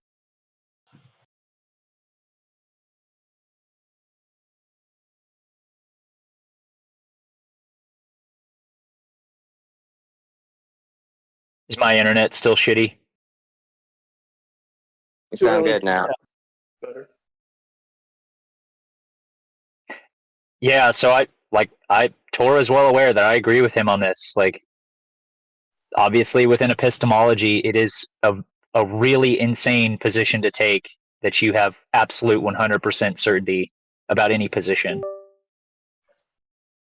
Because you have a lot of baggage that you're going to have to like carry with you as far as like ontology and your metaphysics. Like, Do you have absolute uncertainty in the Bible? But I mean, don't we all agree that we can't know for sure, 100% sure, anything really? Not everybody agrees to that. Unfortunately. You and me. So who doesn't? So Stefan, you and me might agree to that, right? But you're going to have to argue that position with Torah specifically. Well, I don't have to.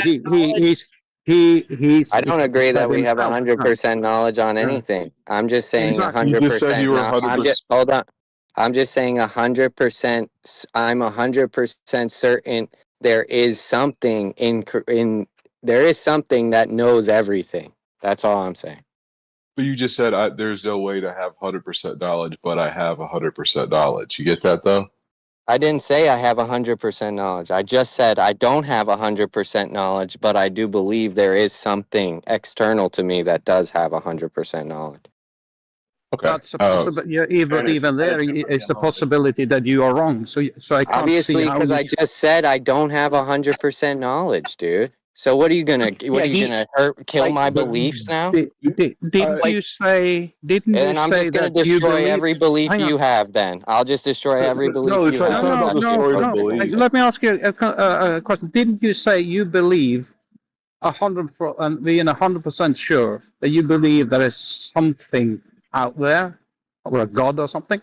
He did, but he corrected himself. I started the argument with I can't be certain or 100% certain about anything, but I believe there is something out there that does have 100% knowledge.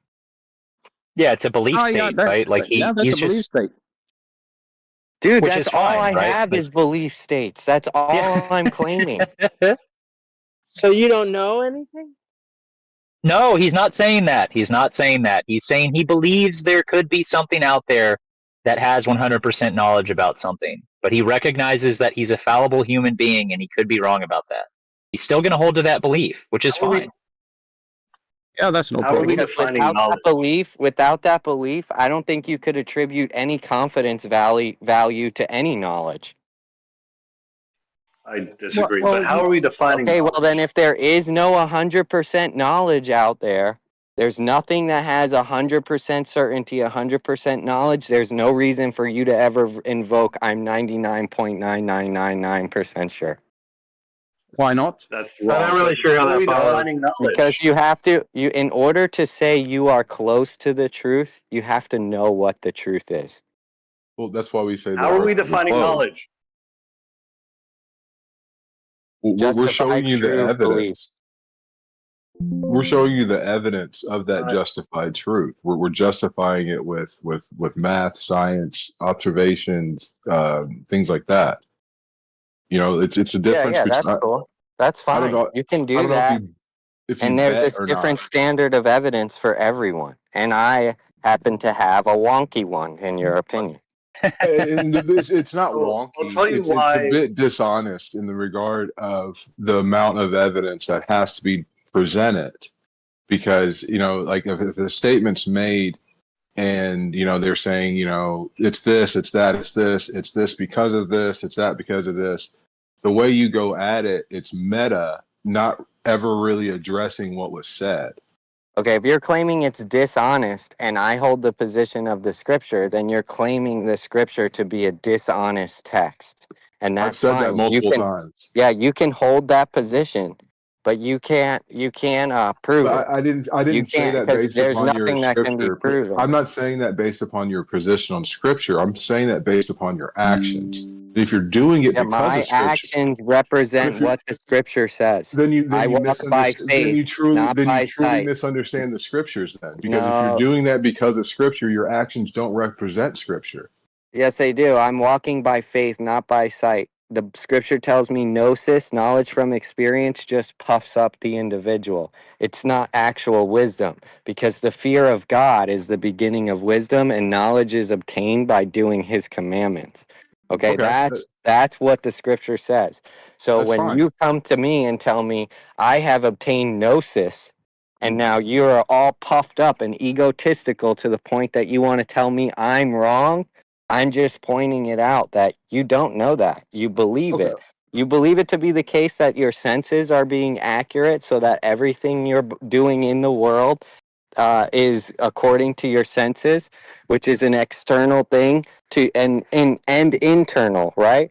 So what you're in the predicament of is proving the external world to exist outside of the mind. That's where this conversation ends up going. And that's a very difficult task, and that's why I believe I'm just going to fear God and gain wisdom through that way.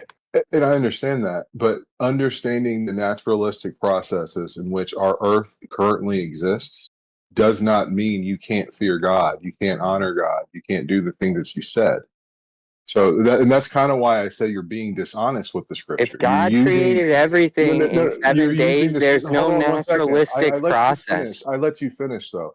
But like you're literally using the scripture to be willfully ignorant. And like to the actual definition of the term ignorant, meaning like you just don't know. But it's willfully. Like you know, you're told these things, but you're using the scripture to be ignorant. I don't think God would like that.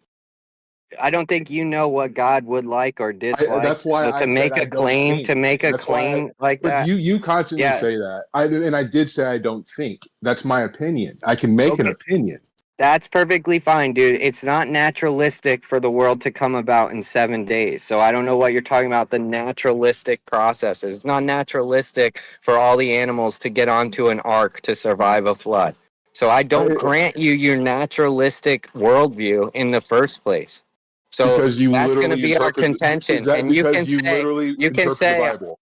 Is that because you can say, hold on, Okay. you can say I am willfully ignorant if you'd like to of your sciences. However, I know your sciences and You're I also don't willfully reject. ignorant I'm of the not Bible. rejecting You're also them. willfully ignorant I'm of the not, Bible. dude. I'm not reject. Dude, you don't even let me finish, and then you complain but about me interrupting. I understand, you. It's but ridiculous. you're I'm not also going to willfully engage with ignorant of the you Bible anymore, bro. You're terrible. Okay. Yeah, stop That's interrupting. David, please stop interrupting. How'd you know my real name? Because it's on the screen. No, it's not. Yeah, one thing I do know is that I really don't like talking about knowing everything. David Harrison. David Harrison. My name. Yep, yeah, I know. That's my name. You put it. Are you 100% certain that's your name, bro? I'm pretty sure. You can look it up online if you want, but I'm pretty sure. Why do you murmur over people? I got just curious. Why do you do that? Like anytime, talking to you me? try to engage a conversation. Yeah, like you just did to me. Okay. You just kind of Yeah, murmur. cut it through out because people. I'm going to mute you. Yeah, This is an official warning, David. Consider it official. Don't interrupt people. Please, thank you. It's difficult I to had a listen. question. You know what I mean? It's very difficult to listen. Yeah. I had a question with regards to knowledge. If we haven't strayed too far from that. Go for it. So you said knowledge is justified true belief, and I've heard that definition before. I'll tell you why I don't agree with that. We can talk about how we justify something, and we could probably talk at length about what that even means. We can identify beliefs, but how do we ever know if something is true or not? Well, this gets into are you familiar with Gettier cases? Yeah. I don't know if that's exactly what I was talking about, but sure. Could you explain what a Gettier case is real quick? Just because I remember hearing about it, but I can't remember what it is. Right. So a good example is someone like, suppose somebody believes they have strong evidence for a particular proposition. Like, shit, I'm trying to think of like an analogy. Say a guy thinks he's going to get a job.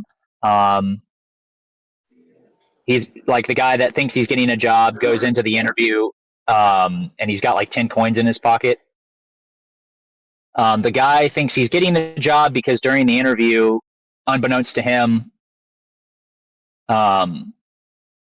Gettier cases are tricky to describe because it basically involves situations where you think that you have reliable evidence for a particular proposition, but unbeknownst to you, you're flat out wrong, right? Like, and you have no way to know that because it's out of your control. Like it's outside of your realm of possibility. But you happen to be right for reasons that weren't the reasons you thought you were right. That's right. Oh. That's right. Yeah, you can do Yeah, that with like a broken clock or something, right? Like the clock says it was actually the right time, but the clock was broken, so it wasn't working correctly, right? Correct. That's actually a really good example. Yeah. So there's several potential. There's like no false lemmas, causal theory, reliabilism, defeasibility.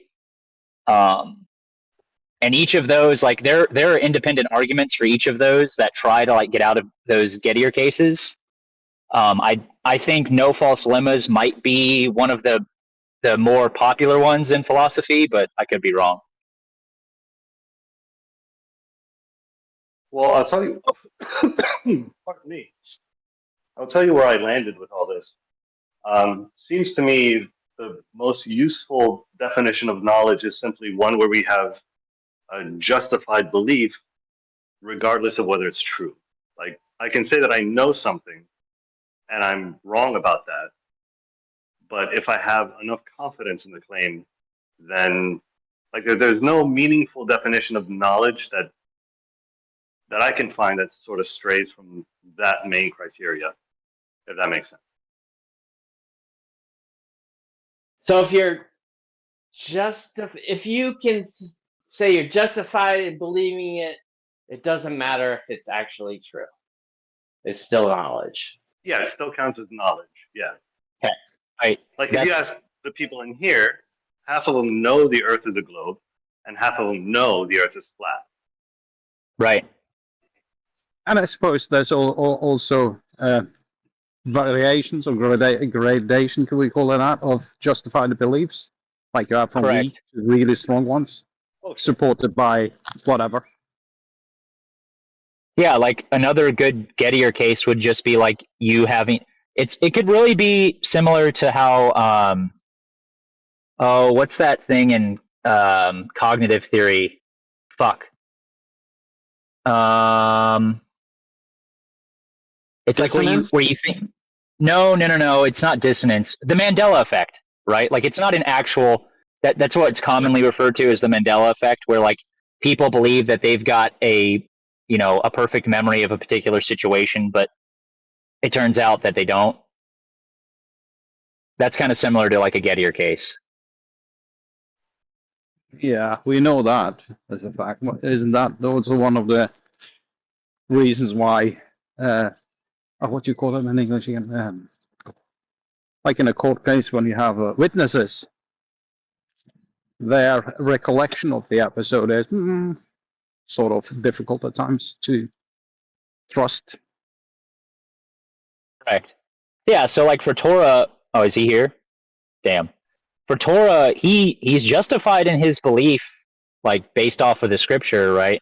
Now, whether or not it's true is independent of that, right? Because we evaluate it differently than he does. To him, it's true. To us, it's false.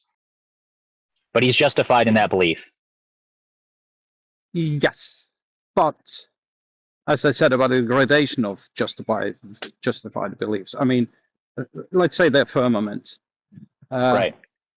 I think you're more justified to your belief to be correct that there isn't one than there actually is one. Right.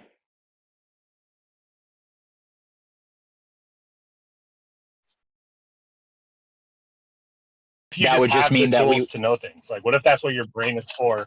Like, fundamentally, that's what your brain is for, is to know what's going on.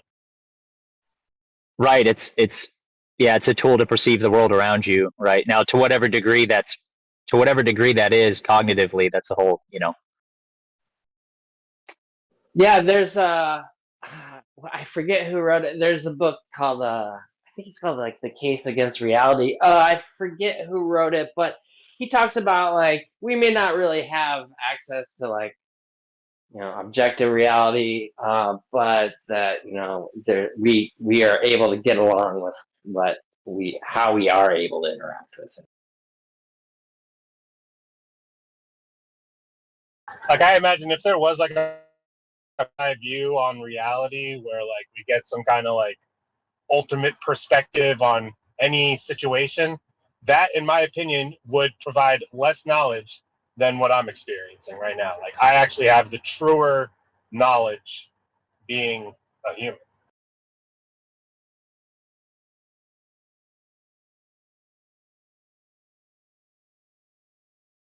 And that Jesse, might be a belief, but hey, it works out for me. Jesse, do you think you can know things 100%? Just curious where you're at. Yes.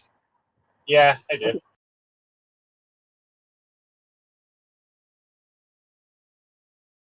Did my mic cut out or something? I said yeah. I heard you. Thank you. Now I sound like what's this face? Thank you. Can I ask a question? My question would be two flat earthers. It's a flat earth question, two flat earthers. I tried finding out when I got involved in this. I can only look back until like 2016. And I was already posting stuff about it. So I probably started back when Eric Dubay first posted his 200 video. And I would have loved for Eric Dubay or David Weiss to have gone on that trip. That would have been awesome. But, you know, who wants everybody, you know, to crash in the Titanic all on the same day? So I get it. That's not my question or my point. I was kind of curious how the experiment went, but I don't like to start any problems there. My question was, did the sun make a 360? That's my first question, because I don't really understand. And two, did the shape or the light source change in shape, size, diminish, power in any shape or form? And then if the answer to all these questions are yes, it made a 360, and no, there was no real change observed, what the hell does any of that mean? And I'm sure the globe individuals will have their thing. I don't, that's not really who I'm addressing the question to. As a flat earther who understands all of these flat earth concepts, when another flat earther just talks like a flat earther to a flat earther, we don't argue so much, and we can kind of already understand what's going on. We've been doing this enough and studying it enough. And so I kind of just need a flat earther to explain to me what they saw and what their conclusion was.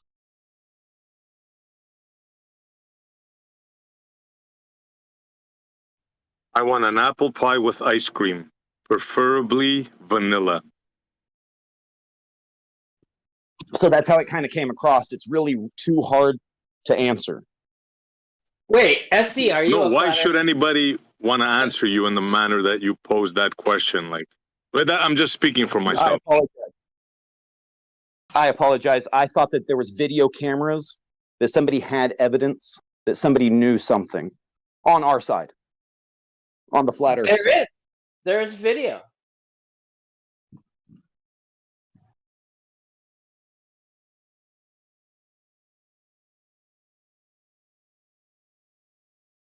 So I'm confused. Was that question to flat earthers?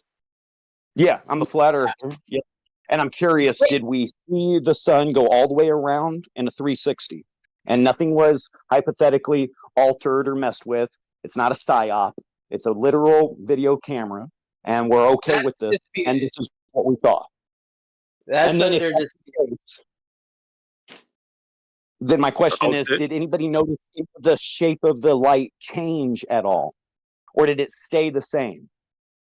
And then The answer even if to that this is all... question is, you want to hear an answer? Yes, sir. Yes, sir. The answer to that question is yes. The light appeared, the sun appeared to change shape. Yes. Yeah, I agree with SE, but that's hard to tell if it's a camera effect or, you know, because it's not your eye. So did it change for the people that were actually there? Was it squishing as well? That would be something I would ask them. And I agree that, yeah, they filmed it and they saw it go around their head. And Now, when you they say had they- DLSRs. They had properly filtered DLSRs taking pictures periodically, like every 10 minutes. It did not change size. Only in that 360 cam does it look blown out. But with the DLSRs, and there were multiple, including Jaron and McKeegan, taking photos of the sun periodically through the entire ordeal, didn't change size, didn't change shape. Well, the question that stands out for me is, 3 flat earthers went, and none of them came back with footage of the 24-hour sun. So the only footage we have is from a baller, correct? You mean Jaren? Jaren, what's it? And the girl, what's her name? I forget her name. Not one of them came back with a 24-hour footage of the sun. You guys are aware of that, right? For whatever reason. Yeah, the only true 24-hour like running footage is Will Duffy's. The rest have cuts. So I think that if we inspect that argument too much, it'll start a fight. I'm assuming that everybody's on the right mind that hypothetically no altercations were done, pretending, we're just going to give them the freebie, that everything was accurate. It is interesting, though. Great point to bring up. Now, if there was no change of anything, and we did see it do a 360, which is very questionable, and it brings up hypotheticals, would there be a reflecting of the light similar to what we were talking about earlier with the sunlight casting a shadow or the moonlight casting a shadow to the observer's eye spot? Is there any of this going on, or is this a concept that we're thinking of in the community, that there's some kind of refraction happening or something? You say you're a flat earther, right? Correct. So you would subscribe to the particular map with the ice ring around it? Yes, but as far as how far out that ice ring goes for eternity or shortness, of course there's tons of questions. But as far as a hypothetical snow globe, yes. Okay, so what you should, well, I don't want to say what you should be doing, but if I was a flat earther and I had a particular that shape in mind, I'd be asking myself, how could the sun do a circle over here while going up and down over there? 100%. How is that possible? And some of them have tried to explain that with a concaved Earth or this or that, or everybody seems to have their own answer for an answer to promote it, and they also all have an answer to make it look like trash. Either way, everybody's got an answer. I'm okay with those answers. That doesn't bother me. I think the individual needs to figure it out for themselves. I'm not okay with those answers, but I mean, we're free to, yeah. Yeah, but you're okay with your answer, and that's okay too. That's my point. Everybody's I don't have okay an answer. I didn't give an answer. Did I give you an answer? I didn't say I know how it works. I just said the problem. I just showed a problem, I think, so in the way I think. I agree. I see that can, but for others, that's not a problem. And that's okay. But I see where you would say, wouldn't that be a problem? Flat earthers could say, well, wait a minute. We can identify seeing something with the point of view of an eye observer, and it looks like that light is shining straight to me. However, 50 feet, 100 feet, 200 feet down the bank shore, the light seems to be going to their eyes. So there's a refraction for that individual, or the sunlight beams for that individual. If the camera is the eye and it's capturing the 360 all the way around it, there seems to be a refraction happening for that camera or the observer. Well, if you were to be impartial, and that's what I'm trying to be, right? The same way I bust the chops of the ballers and tell them your model is ridiculous, a gas ball in a vacuum, right? That doesn't work. Well, same way this doesn't work. If you believe in a pizza dish model with the crust being the ice wall, that doesn't work. Now, you can bitch, you can moan, you can, say what you want, but facts are facts. So that's, no, I agree. I agree with what you're saying. And therefore, I could also agree that I understand why you would think someone altered the videotape. I have to assume. I never said, whoa, hold on. I never said anybody altered any tape. No. But if there was only one individual that came back with a 24-hour light or a 24-hour video, and they weren't really a baller, then we have a variable. And I can see where you would look for the variables. I have to say assumption could be anything is explainable. And even if there is a variable like this, we can explain it away. But how is the question? And I was wondering if anybody looked at the refraction concept of that. What refraction are you talking Everybody about? has their opinion. Okay, so Are you like talking about- hypothetically, the refraction concept would be you're on this lake, it's a full moon, the moon comes up and it starts casting a straight line across the lake to you. And you're like, oh, that's beautiful. Look at the light shining at me. But your buddy down the bank says, but it's shining at me. How can that angle be precise? Now, we all understand this. Could this model also explain some kind of refraction for a 360 all the way around? Or what do they call it? Is it called a dog star? Something to do with ice that makes 3 or 4 looking objects. I don't know. Refraction. We understand refraction. So my question would be, is any of that... You're talking about, it's called the sundog. Correct. That's it. Yes, sir. Would any of this play in the model? Did you see the Joe Hamvey thing? Yes, but I'm not sure. That's his opinion. I don't want to add any. I feel I wanted to see if anybody had anything new to add to it. Earlier, someone pointed out that it gets the, like the perspective of us on Earth wrong because it puts the camera outside of the dome.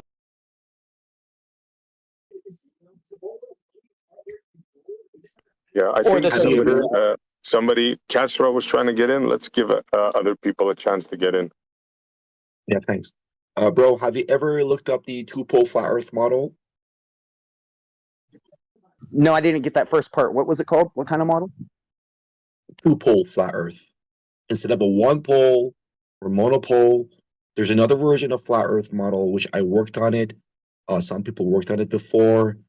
It's a little similar to concave model, but it's the physical realm. It's still flat, but it has 2 poles, and it can explain a lot of things on it, especially the star trail, the counter rotation, the focal pendulum, and the 24-hour sun in Antarctica.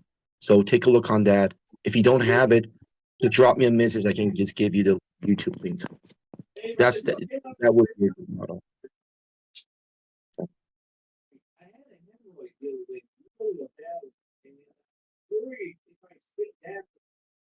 We can't hear you, bro.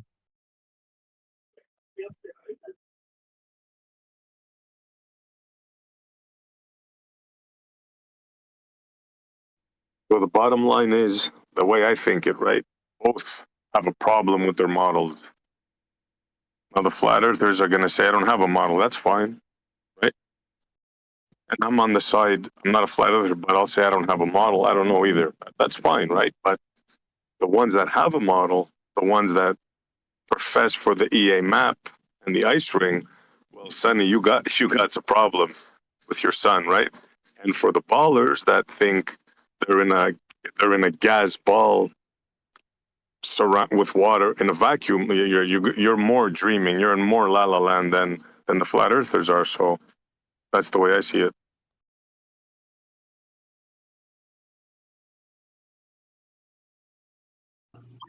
No, I totally agree with you.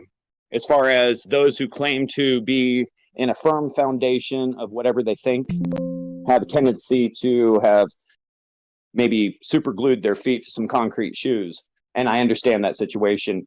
However, if you stay open-minded and you just kind of listen, you can maybe solve your own puzzle piece. As a matter of fact, the flat earthers have more, in my opinion, because they understand water. Well, some of them still don't get it, but most of them understand water level, horizontal, perpendicular, right? Whereas the ball model, well, all you got is your sun and your time zones, right? That's all you have. Everything else, and I mean everything in your model, I could lay to waste. We can start from the Atmos, we can go to the moon, we can go to the solar system, we can go beyond. You have, like, it's a complete disaster. Like, you're living in a fantasy, like a true, somebody gave you a story, like Alice in Wonderland.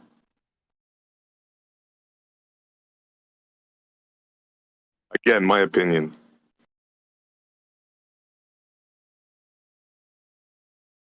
Like besides the sun, what does a baller have? Tell me. I challenge any one of you. Besides the sun, right? What do you have? What do you have in your model? That's true. Go ahead. Gravity. What do you have? A vacuum. What do you have? The way your solar system works. Give me one thing that works. Go. The stars work. The stars work? What's a star? What's a star? You don't know what a star is? Either you engage or just don't talk to me. Exactly. You came in with you a star. didn't You're not going to ex- play games with me. Either you're going to answer what is a star, or the conversation me and you are over. I don't talk to trolls. I don't need to play your games because your question actually it's ironic, yes, Montreal, because your question of what is a star, it's clearly a troll.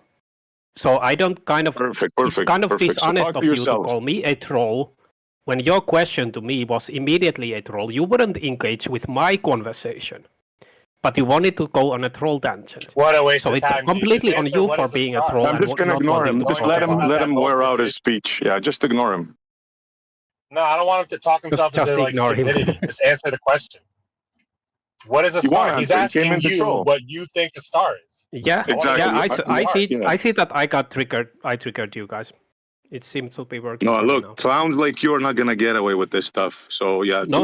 You don't get to name call. SC Montreal, you don't get to name call people while you're a mod here. Shut the fuck up and sit the fuck down.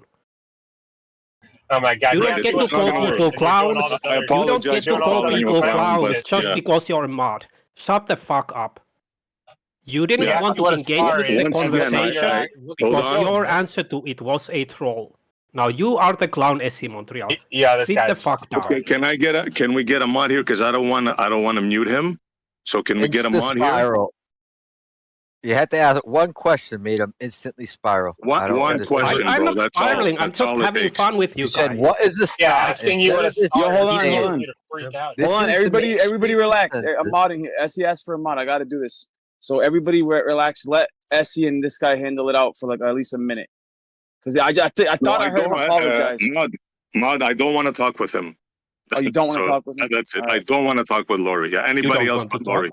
All right, never mind then. Never mind. I can answer your question, SE Montreal, if that gets us somewhere.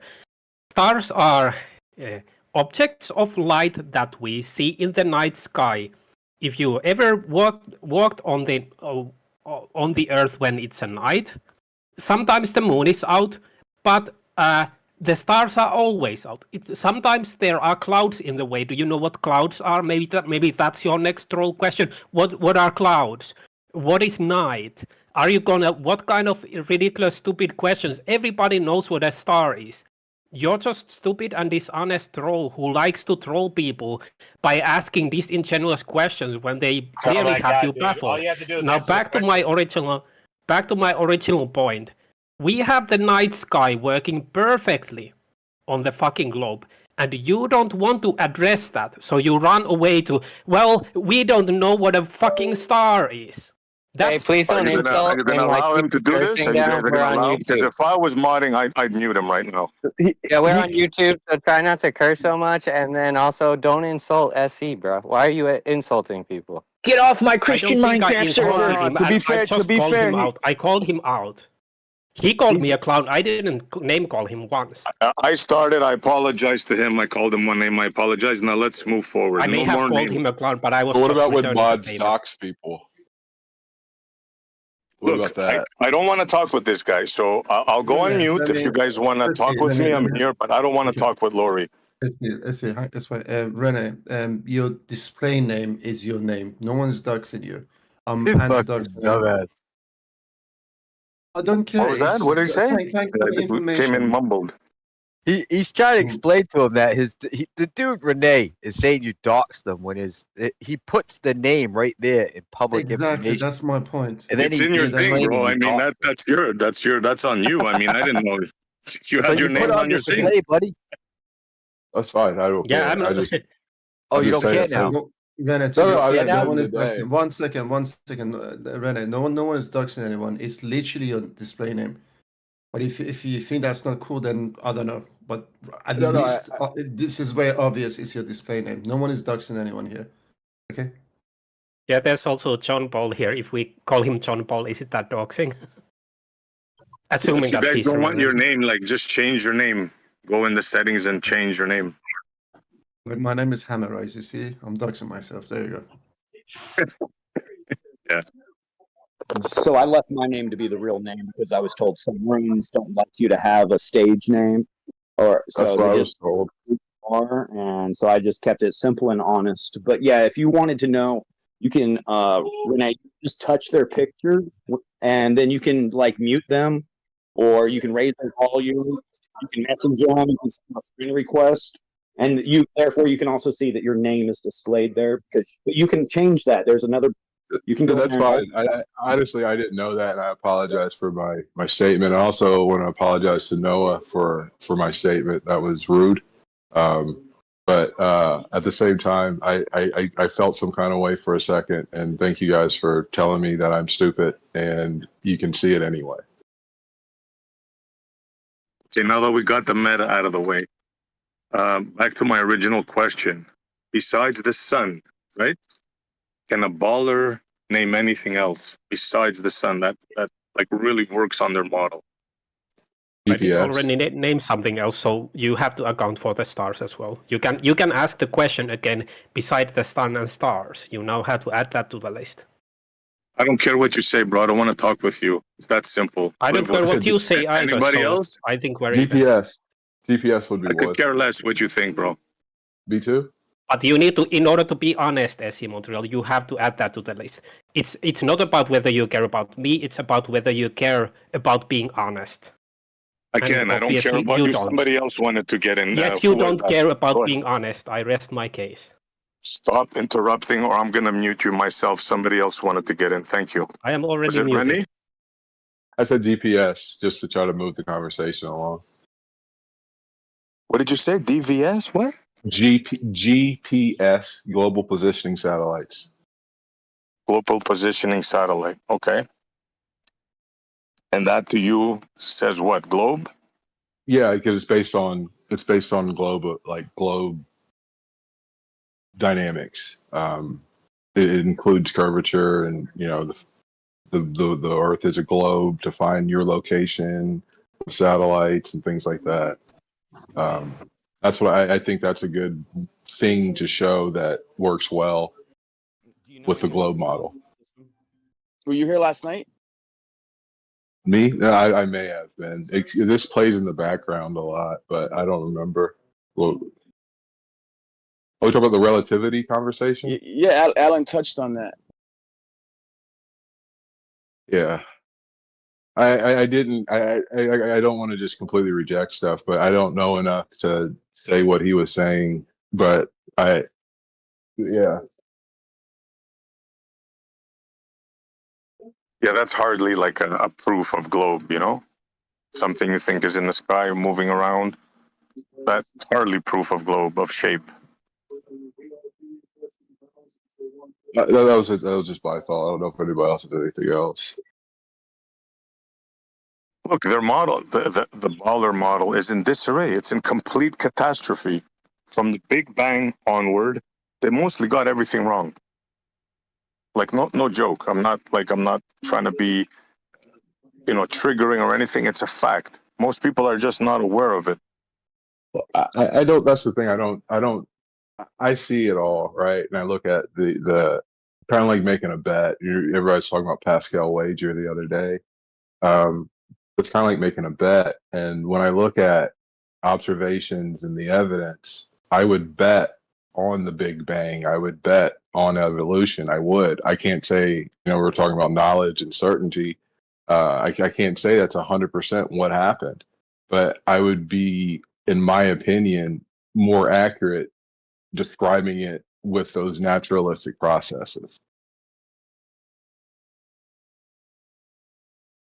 Like what? Naturalistic? Can you be more like what? What do you mean? I mean, it would be like a general term, but I would say gravity is a naturalistic process that describes a lot.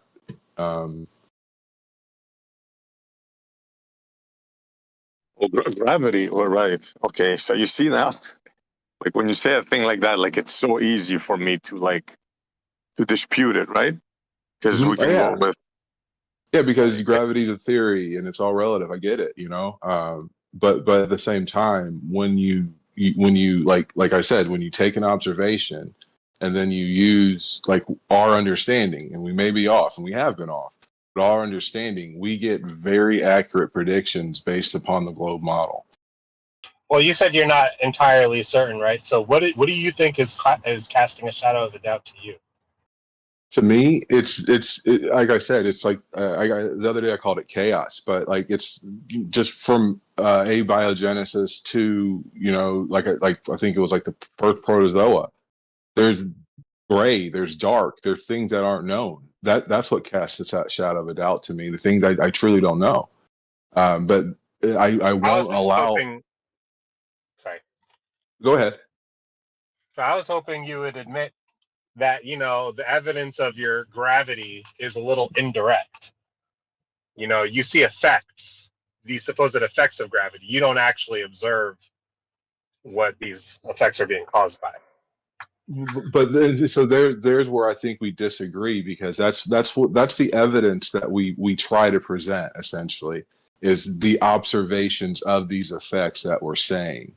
But that's where I think we would just disagree. But that's where I would say I build my confidence, essentially, to make a claim that gravity is a force, and if gravity is a force, it does these things based upon, you know, like these findings.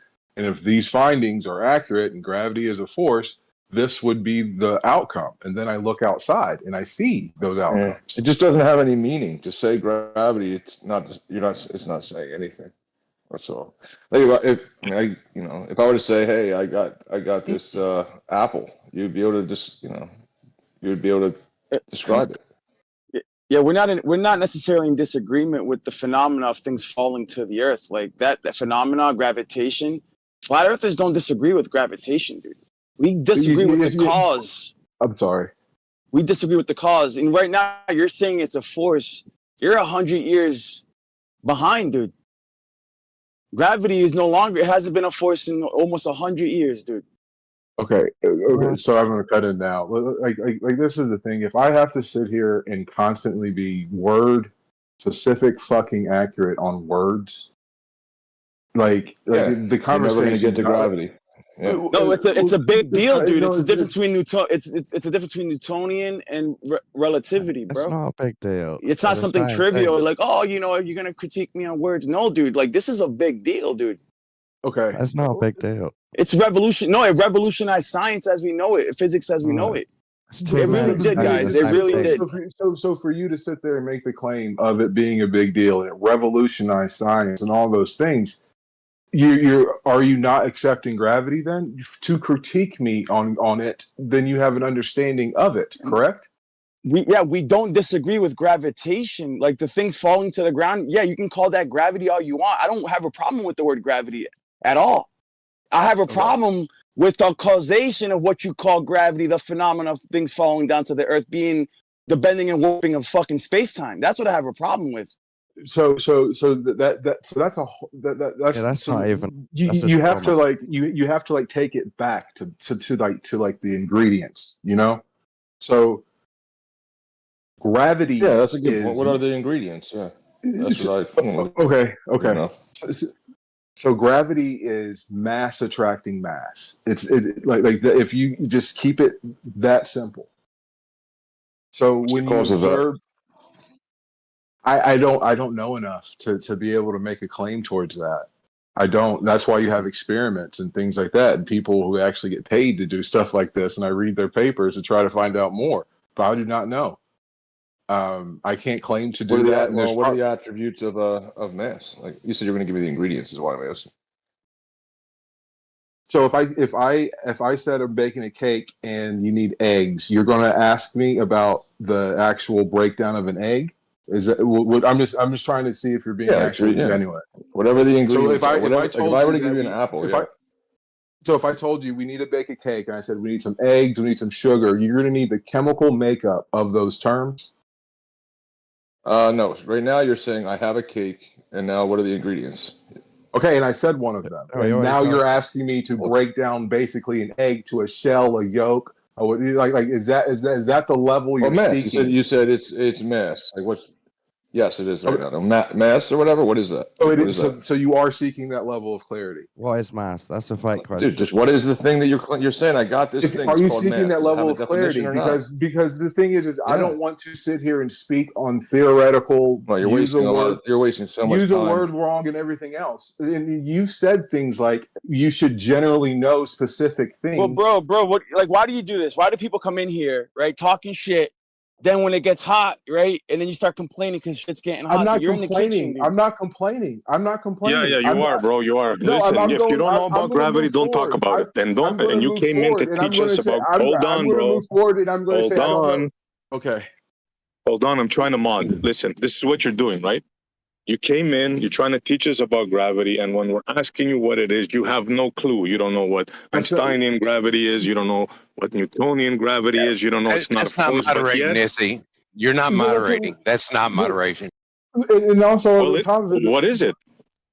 Okay, I'm saying exactly what he's doing. That's your no, ego. that's not what I was doing at Horrible. all. Take it away. That's not what I was doing at all. And like that's not what I was doing at all. And the problem, what I was going to say, if Okay, you want do you to know the what difference mass between is, Einsteinian? Okay, hold on. We'll do it me and you then. Do you know the difference between Einsteinian and Newtonian? Let's start with that. Tell us the difference. Physics? You're talking about Einsteinian, Newtonian physics? Are we You talking see, about he that? doesn't know nothing. So what, we're gonna let guys come in like that and ruin the show? Is that what you want? Let Clarity for your question. Just mass attracts mass. He said it clearly. I'm asking so he for doesn't clarity know. of So your he doesn't question. know the difference I'm between asking for clarity Newtonian and of your Otherwise, he Einsteinian. wouldn't know to distinguish, would he? I asked you for clarity. Like, why do you step on my fucking throat if I ask you for clarity? I'm not stepping on. You're coming in. Bro, hold on. Let me do this with him. All right, sure. Go ahead. Please. Because he got off on the wrong foot. Look, you came in to challenge us about gravity, right? And you're asking all these questions, and I get that, right? When we asked you a question, you don't know the difference between Einsteinian and Newtonian, and you're trying to come and teach us stuff. How do you think that makes us feel? Okay, so first of all, I asked for clarity. Einsteinian and Newtonian physics, gravity, whatever. That was the first thing. Secondly, gravity. Here's the answer. Gravity. I want you to explain the difference between Newtonian and Einsteinian gravity. If Are you going to ask him again? You're going to ask him again. Just keep asking him, and he's already addressed it. I don't know enough about it to differentiate, but basically, it's mass attracting mass. Newtonian physics. Talk within the conversation. Quit trying to drag him out into where he's not comfortable. You know, maybe his knowledge base or whatever he's admitted. So why can't we just talk about Newtonian gravity? Well, why? Do you want to direct the conversation, Leflane? Is that what you want to do? Likes the Newtonian type. You want to come in and white knight for him? Yeah, y'all are the one dragging it out. He's already said, and you continue to request and answer questions he's already answered. All right, but he doesn't know. No, he didn't answer. He doesn't know the difference, right? I just want to make that clear. He does not know the difference. Yeah, he said that. He said that he didn't know enough to differentiate. So let it go. Let him talk. You guys just cut him off in the middle of his answer. Dude. Okay, so where do we go from here? Just don't get triggered and listen, and it will make sense to both of you. Well, I was having the conversation with Renee, and Renee, I wasn't trying. Like, I want to bring about the understanding, like that people you need something to be interacting to have some kind of motion, and that's why I was asking you what is it made out of. It wasn't to like quiz you on Einstein or Newton. And to answer, I'm sorry. Go ahead.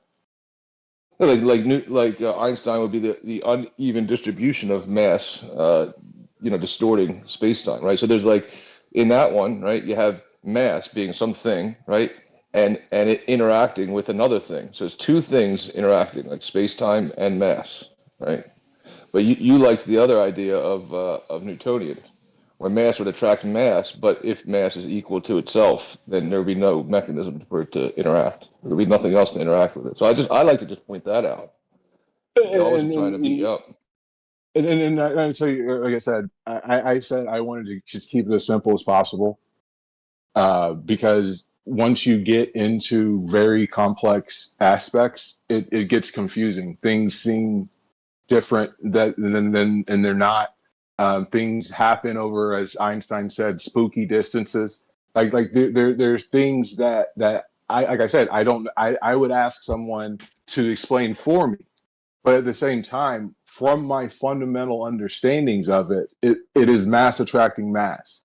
And then, like, you asked me what. Sorry.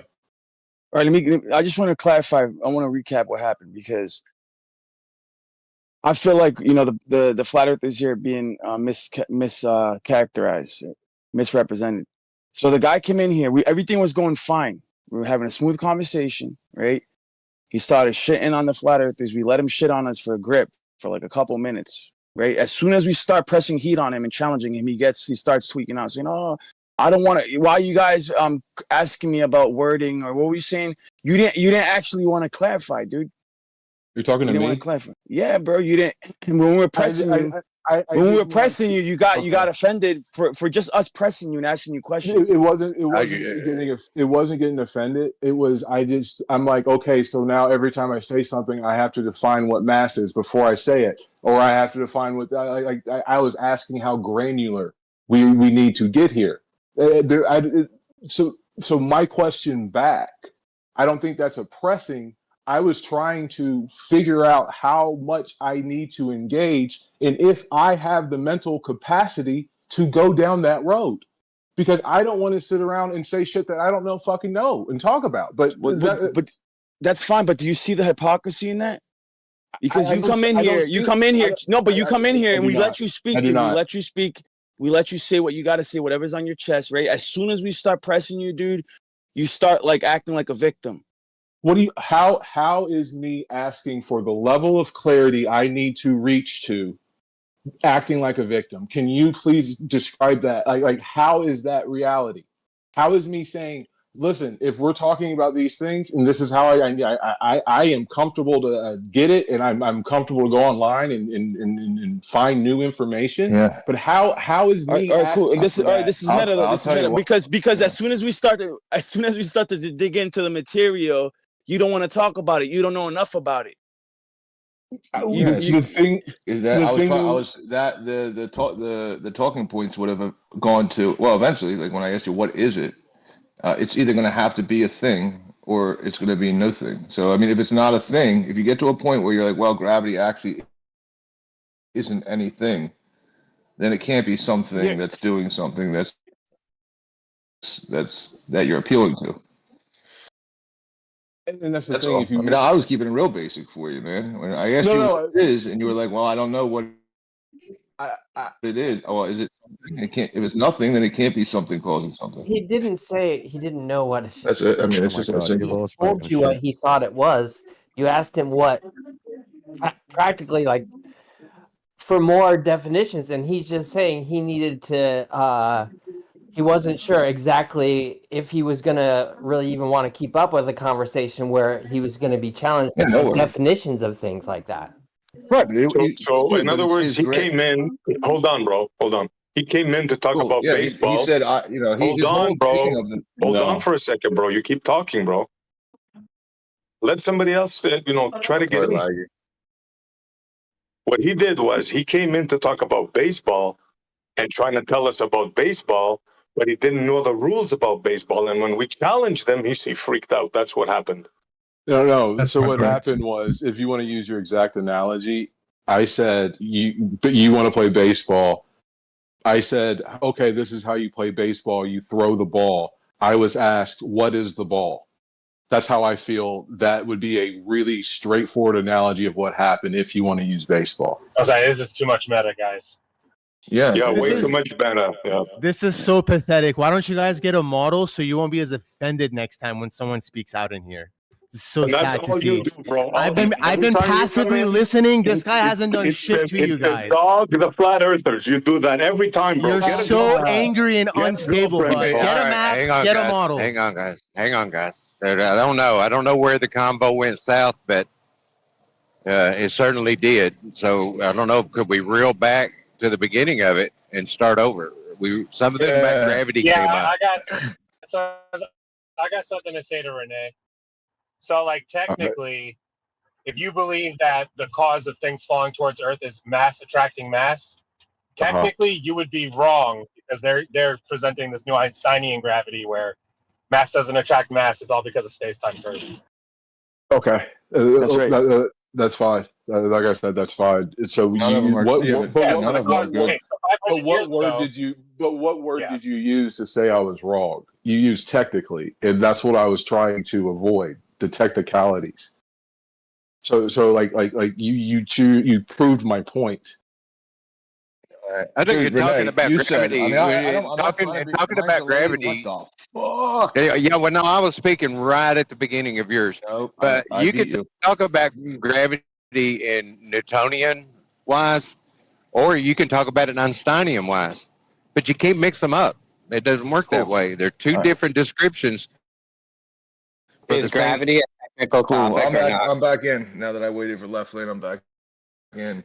No big deal. But the thing was, Renee was saying, I believe the globe model because there's nothing more beautiful and understandable than gravity coming about from the chaos. So I just can't let my understanding of responsible for reality. You ask him what gravity is, he's like, I don't know. That's a little bit of it's like a core issue, you know? Did I say I said mass attracting mass? I said okay. So did I say I don't know? Did I say that? You asked me what mass was. If you don't want to speak about, if you don't want the technicalities, though, Renee, if you don't want to talk about the technicalities, that's technically what you're saying, that you don't know the technicalities of gravity. And No, he doesn't. It's more for what Left No, Lane was pause. saying. It was the question was.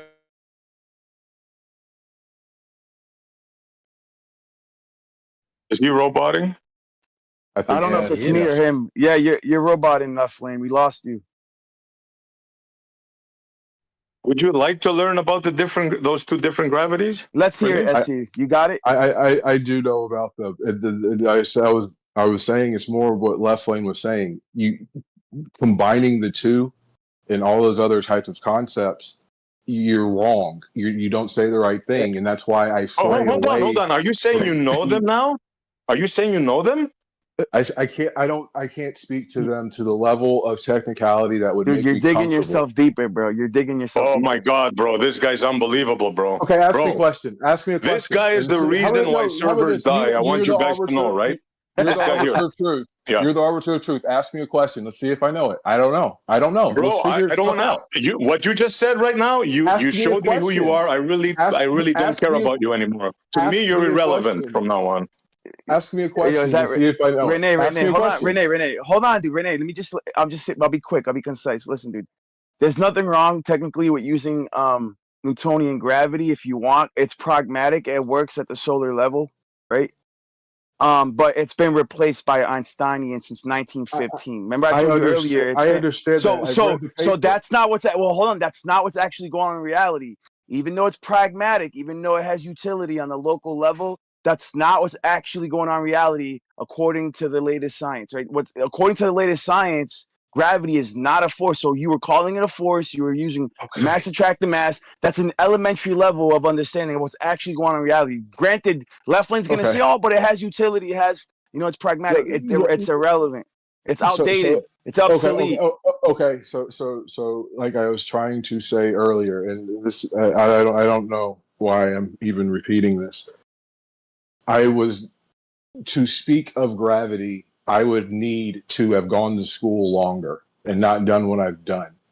I don't have that, but I do have the time to learn and see and read and understand. I understand that there is the theory of relativity. I understand that there is all of these things that have come since Newton figured out gravity. I understand those things.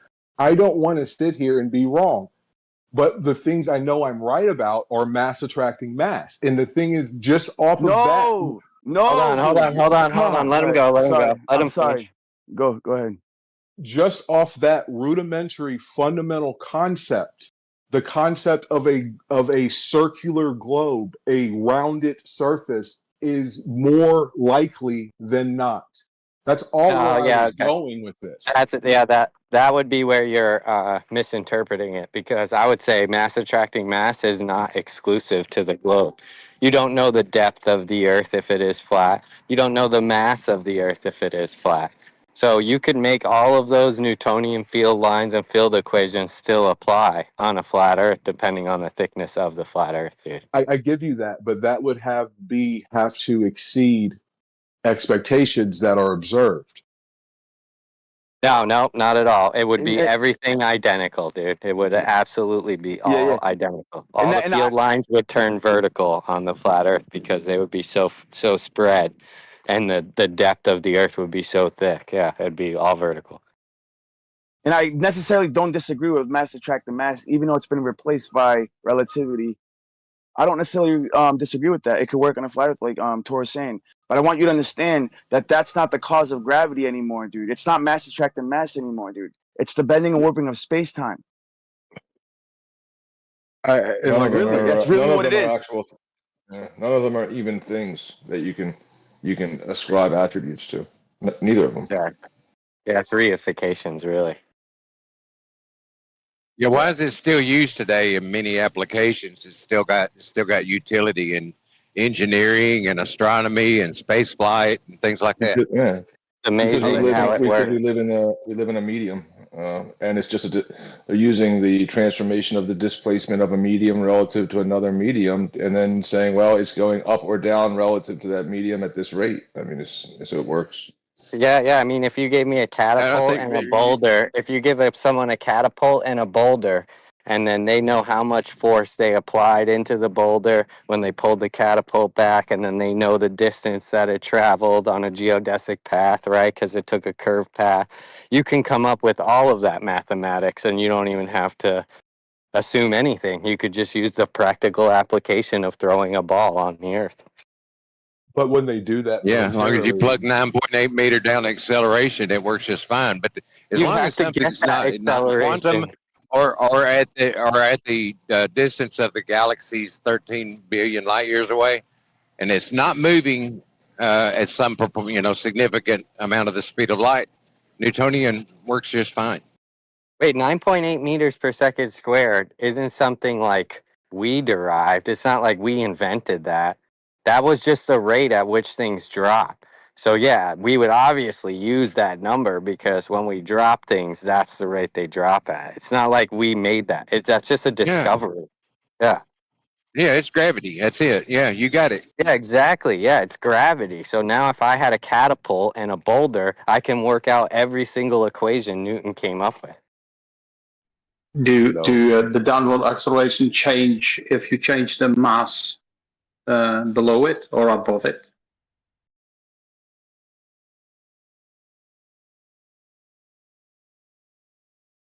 It would Yes. be either if it's mass attracting mass, it would be either direction. Well, just using superconducting gravimeters, if you put a mass on top of it, the downward acceleration is lower than it was. If you put an extra mass below it, the downward acceleration increases. What a fascinating coincidence that masses and move and changing the position of the masses have an effect on the downward acceleration. Maybe you missed what we were talking about, but we're all granting mass attract mass. No one is in contention on it. So if the Earth was flat, wouldn't you, if you, let's say you move to one side of that flat Earth, then you would have most of the mass on one side of you. Why would you say that? How do you know how deep it is? And there to be an equal distribution of mass in such a way to where it would be straight down, you would need to effectively have infinite depth and on an infinite plane. Okay. So?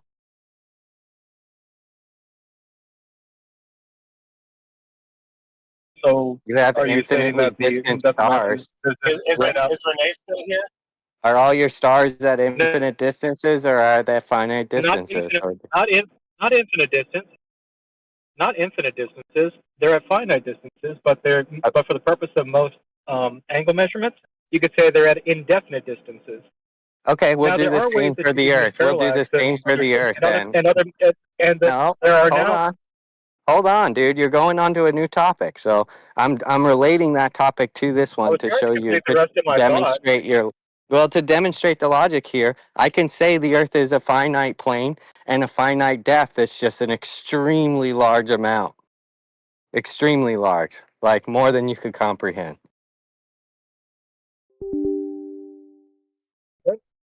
So, what would be your evidence to support for that to be the case?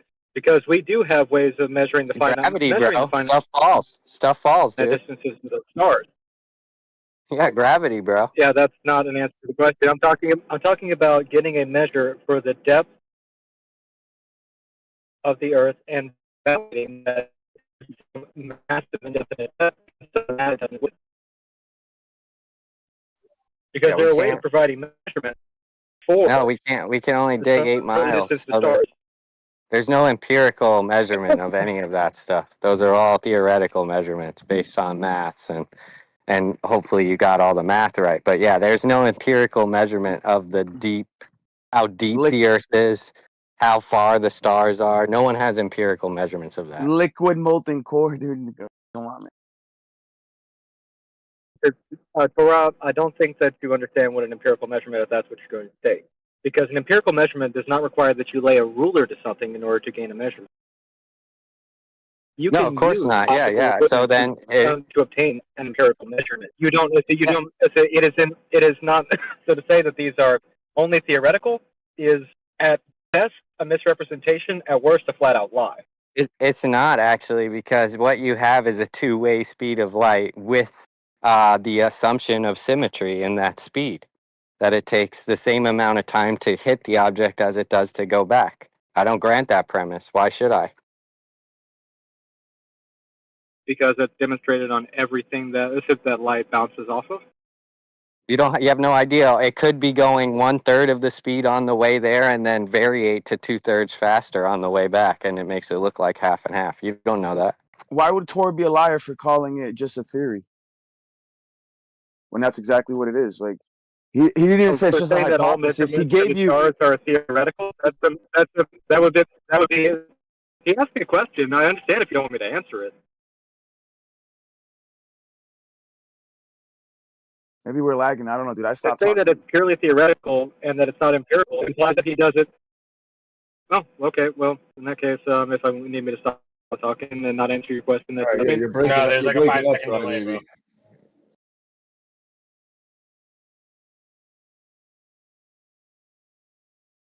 You sounded like Cooley there. Oh, I'm breaking up. I'm leaving then. But he gave you the respect of calling it a theory, right? He could have just called it a hypothesis. A theory has some evidence.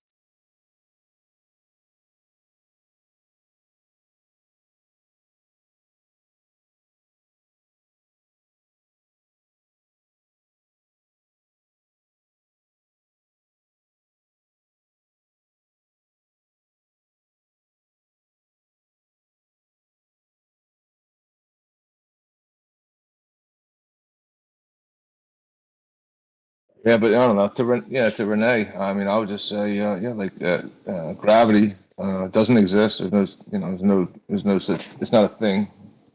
A force is just the interaction of two things that are unequal. And what they do is they'll one will resist and one will press until it reaches like equilibrium or moves through it. Thank you, That's it. Professor No Tanks, Nobel Prize winner in physics. Can't hear you. I said thank you, Professor No Tanks, Nobel Prize winner in physics, for that scathing analysis. Well, I was best friends with the Nobel Prize winner, but I wasn't the one. I was just his friend. It's obvious. That's it. It's just that you got to have something. Like gravity has to be a thing. It has to be something. And you have nothing. Yeah, and there's nothing there. That's correct. You have nothing. That's correct. Right. That would be nothing. That's correct. You have nothing. You know nothing. And so I can give you something. Yeah, I can give you something. That's why you called No Tanks, because you have no tanks, no brain, no proof, no nothing. No, you don't let him do that Come to on, you, man. dude. That's what, I can give you like a grain of sand, right? And you're going to say, well, give me 2 grains of sand and I'm going to produce something called gravity. And these 2 grains of sand will attract each other through what? Like what's interacting with what? Are they touching? Are they not touching? What do you got? You got nothing.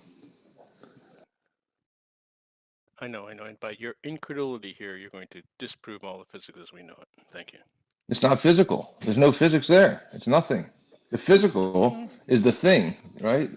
And then the interaction of the 2 things, yeah, that would be like what we would call like a vector or a force, magnitude, and direction, given by the, resistance of one thing relative to another thing. You're almost That's there, it. though. You have a little bit of, there's actually a little bit of truth in what you're saying. You just interpreted it incorrectly. That's the correct interpretation. There's no gravity. There's no other thing. There's nothing. There's no need to appeal to another thing. There's nothing else. What's holding your fat ass to the chair right now? How do you always know I'm sitting down? How do you always know this? I know that. I have spies all over. Them, we, us. We have spies.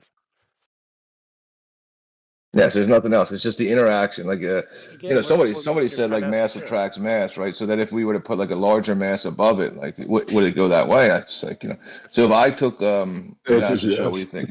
If I took, if I had 400 pounds of water and I was carrying it, and then I carried it into a lake, like where did it go? Is it still pressing down on me, or is it now going up? Actually, they've done that experiment and shown that exact thing, but okay. Yeah, so what's holding that fat ass water to my shoulders as I'm carrying it? Gravity. Okay, now it's got gravity is just, this weight, right? So it's 400 pounds, Weight is and then I mass. carry it Weight is into a the force. lake, and then did it go away, or? Weight is a force. Force equals mass times acceleration. Okay, so it's going down, right? So it's pressing down. Weight. It has mass, therefore it has force. No, hold on. You don't know the difference between weight and gravity? Then how can you speak on the subject? Gravity is an acceleration. Weight is a force. All right, so it's accelerating downward, right? And I'm carrying the 400 pounds. Gravity causes your apparent acceleration, but you don't even call it. That's not even acceleration in your model. It is. Sure it is. You can No, it's not. You can measure it. No. You can measure with your cell phone. Where did the weight? I had 400 pounds of water. Who stole it? I just. No, he's right, dude. He's right. Gravity has no proper acceleration. He's right. You guys are 100 years outdated. You guys need to catch up. NASA show has spies everywhere. I need to know who stole my water. I walked into a lake. I had 400 pounds of it on my shoulder, and it disappeared. Who stole my water? It's still 400 pounds. And it's just in the lake now. That's pretty. You know what's really dumb about gravity? Like, I'm looking at a mailbox right now. Technically, this mailbox is creating a gravitational well and creating a force pulling me towards it. I'm just supposed to believe that's the case, even though it's not happening in reality. Actually, it's happening in reality. It's just very, very small. And you can show that. Yeah, but there's literally no evidence of it. You cannot detect the gravitational force between me and the mailbox. No, you can't. Cavendish did. Oh, so you think that you'll be able to detect the force acting on me from a mailbox? Yep, very small. It's there. I know. I know. Incredulity is an amazing thing. No, you're not about to do that. Yes, I did that experiment in my garage using chicken tenders and turkeys. I avoided using dense metal material, and I used organic material instead, and showed that there is an apparent attraction.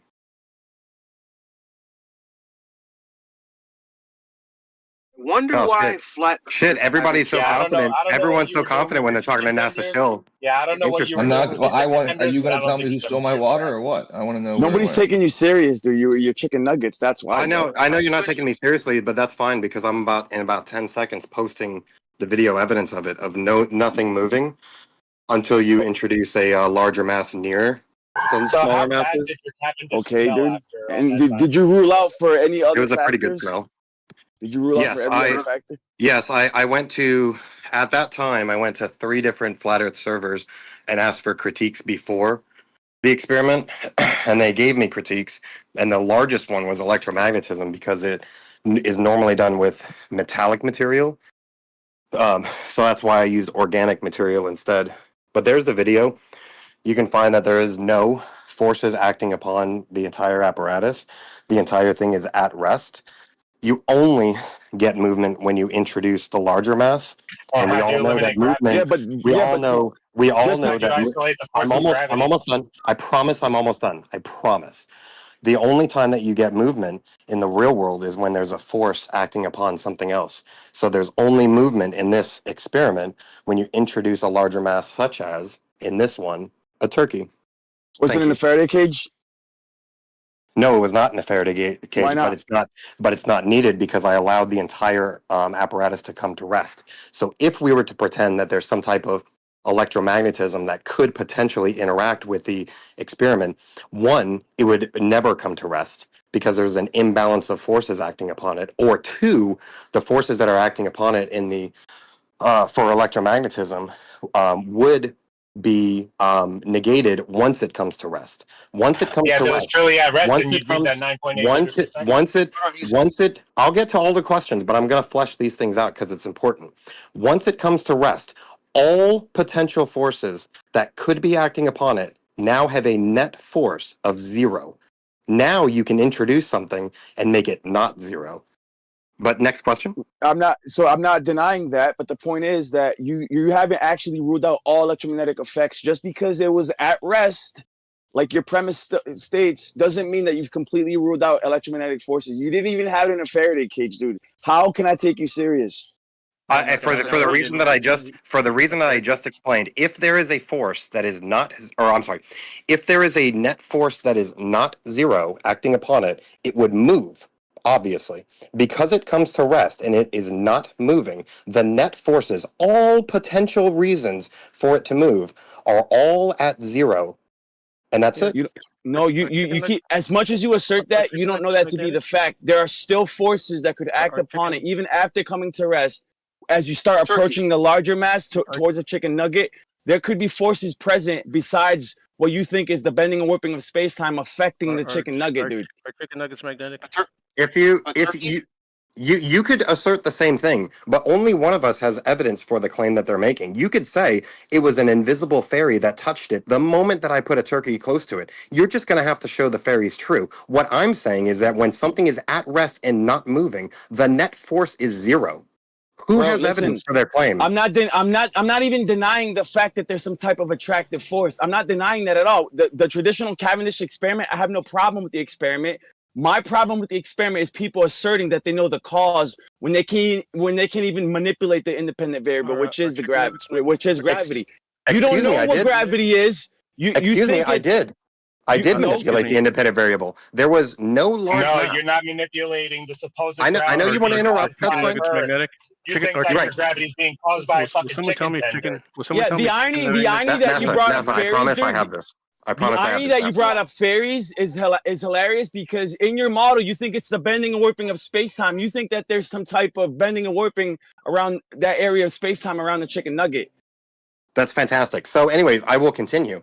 All this is an experiment where the entire apparatus that is very, very fine, not fine-tuned, very, very sensitive to any amount of force, any interaction with it, any type of movement, and that fucking light shakes like a motherfucker. When it gets to 0, no net forces are acting upon it. All that happened is that So gravity is not acting on your chicken tenders. Hold on. That's I'm almost great, there. man. That's I'm almost there. imaginary story. The more you interrupt, the more you show that other people that you're I've afraid. been trying to tell you this whole.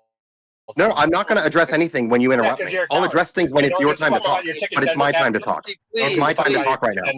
It's my time to talk right now. I'll address your thing when you have time to talk. Anyway. All right, go ahead and blabber nonsense for a minute. I know. If you're going to keep interrupting me, you're showing everyone that you're afraid. You want to keep doing that? No, I'm trying to engage with what you're saying, but you're acting. You're engaging with me in the middle of what I'm saying. Do it at the end. I already know what you're going to say because we've talked about this in the past. Oh, I know. You're going to predict what I'm saying, even though you've never seen this experiment before, right? All right, go ahead. Explain your chicken tender. Yeah, that's what I fucking thought. So anyway, I'm going to continue. The entire apparatus comes to a net force of 0. All that happens, you can make up whatever what ifs. What you do see in reality as a fact happen is that I put a turkey nearby, and then you get a force and an acceleration, and you get movement. That is the fact of reality. You can't. Okay, chicken nugget boy. So you're not manipulating the gravity caused by Earth, dumbass. Yes, correct. I've Dude, never made that claim. When so did I make what? that claim? So there was some type of attraction. So now all of a sudden you have the bending and warping of space time being real, dude. Like you don't understand how foolish that sounds. Well, it's always been real, but I'm showing it in a different manner because the typical Cavendishes are going to be performed with heavy dense metals, and the common response is some type of electromagnetism, regardless of whether people are using diamagnetic materials or whatever. That's always a lame excuse. So that's why I use All organic. material Hold is on, I'm almost there. I intrinsically promise I'm almost there. I'm electromagnetic by speaking fast nature. so I can get it all out. So that's why this I is all use. wrong, dude. I know it's You're all lying. wrong, except You're you're not letting lying. me Dude. It finish. has nothing to do with the fact that Except it's you're not metal. letting me finish. Except you're not letting me finish. All right, How can go I be ahead. wrong if you're not letting me finish? Go ahead. Right. Thank you for your permission. So again, that's why I use organic materials to get away from the electromagnetism and to get away from metallic materials. And all that's being said and all that's being shown in reality is there are organic materials with no movement until they're nearby each other. That's all that's being shown, and you guys are flipping the fuck out as if it's not happening in front of your eyes. No, dude. What I'm trying to get you to understand has nothing to do with the metal, right? Tanks already said, all matter can be affected by electromagnetism. It does not just metal. And within matter itself, what do you have? You have elementary charges. You have chicken nuggets are magnetic. You're saying? NASA, shut up. You have elementary charges in all matter, bro. And if you look at the beginning, even in your model, the beginning of the cosmos, what was the force that started to coalesce matter? Do they always attract each other? What was the force that at the nativity of the cosmos? What was the force that started to coalesce the matter in your model? Oh, I have no fucking idea because I'm not speaking to that. I'm speaking to a thing that happened in reality in my garage. But if someone else wants to answer that question, by all means. It was electrostatics. Wow, that's fantastic. Before like we acknowledge electrostatics in the globe model. But before gravity takes over, right? The preliminary force is electric in nature. Ooh, you know that how? And that's fantastic. And it's not exclusive to metal, dude. This idea that because you use organic matter that somehow you've controlled for any electrostatic or electromagnetic material is false. It isn't, because it's proportional to mass. It's the size of the mass. Now, if what you're saying is true, let's pretend for a second that it's true, then it wouldn't be proportional to mass. It would be proportional to the electrostatic charge that's within the material. It would be something like, in the most basic way that I could put it, is that if there's an offset of, let's just say, a fucking 100 electrons within a certain metallic material that you are experimenting with, you're going to have a movement, let's just say, of 2 millimeters or some shit like that. And then if you're saying that it's only due to electrostatics and the charges, what you're saying is within an organic material, let's say that it's only 2 fucking electron difference or whatever, again, for simplicity's sake, then you would expect only a deviation of like 0.5 millimeter. That's not what we fucking find. What we find is within these experiments, when they're controlled for these things, the movement is based on the amount of mass that an object has. That's how you show that it's not electrostatics, but it's the mass itself. That's how you differentiate. What I'm trying to tell you, bro, is that within that mass, right, there's covalent, Euler, and I forget the third one. There's electrical bonds, right? And there's also what you guys call nuclear forces. And you don't even know what's a nuclear force inside of an atom. God, I don't know why you're changing the subject. You think that somehow you can control for that just because it's organic. And I'm trying to tell you, no, you can't. It doesn't matter how much you keep asserting that because it came to rest, it did this. No, dude, you can't control. You need to go back to basic chemistry. Can I say something? I don't understand why people that haven't performed this experiment always have an opinion about the experiment. This is still immaterial. If there was any type of water present, if there was any type of moisture present in the experiment, you have to understand, even amongst beakers. How do you know that? Do you know what causes the meniscus on the top? We're deviating. No, not so fast, not so fast. Do you even know what? Yeah, and what is that? Yeah, what causes that? What causes that? Service tension is not going what causes to. that? Just a quick question to NASA show. NASA, do you think I don't got this? Just a quick question, you fuck. Do you think I don't got this? Fuck, man. Fuck.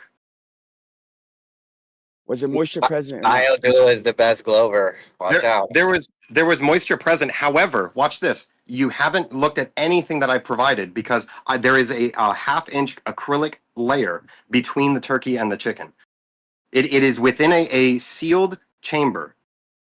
Because part of this experiment was a dumb fuck flat earther saying that the apparent attraction would not occur in a vacuum. That's why I got this acrylic cylinder chamber to do it under vacuous conditions with metallic materials. Then, as an offset, I performed this experiment. But those are immaterial. Can you please address the thing that I laid out about the apparent attraction being proportional to the amount of mass, regardless of the fucking material? Can you please address that directly?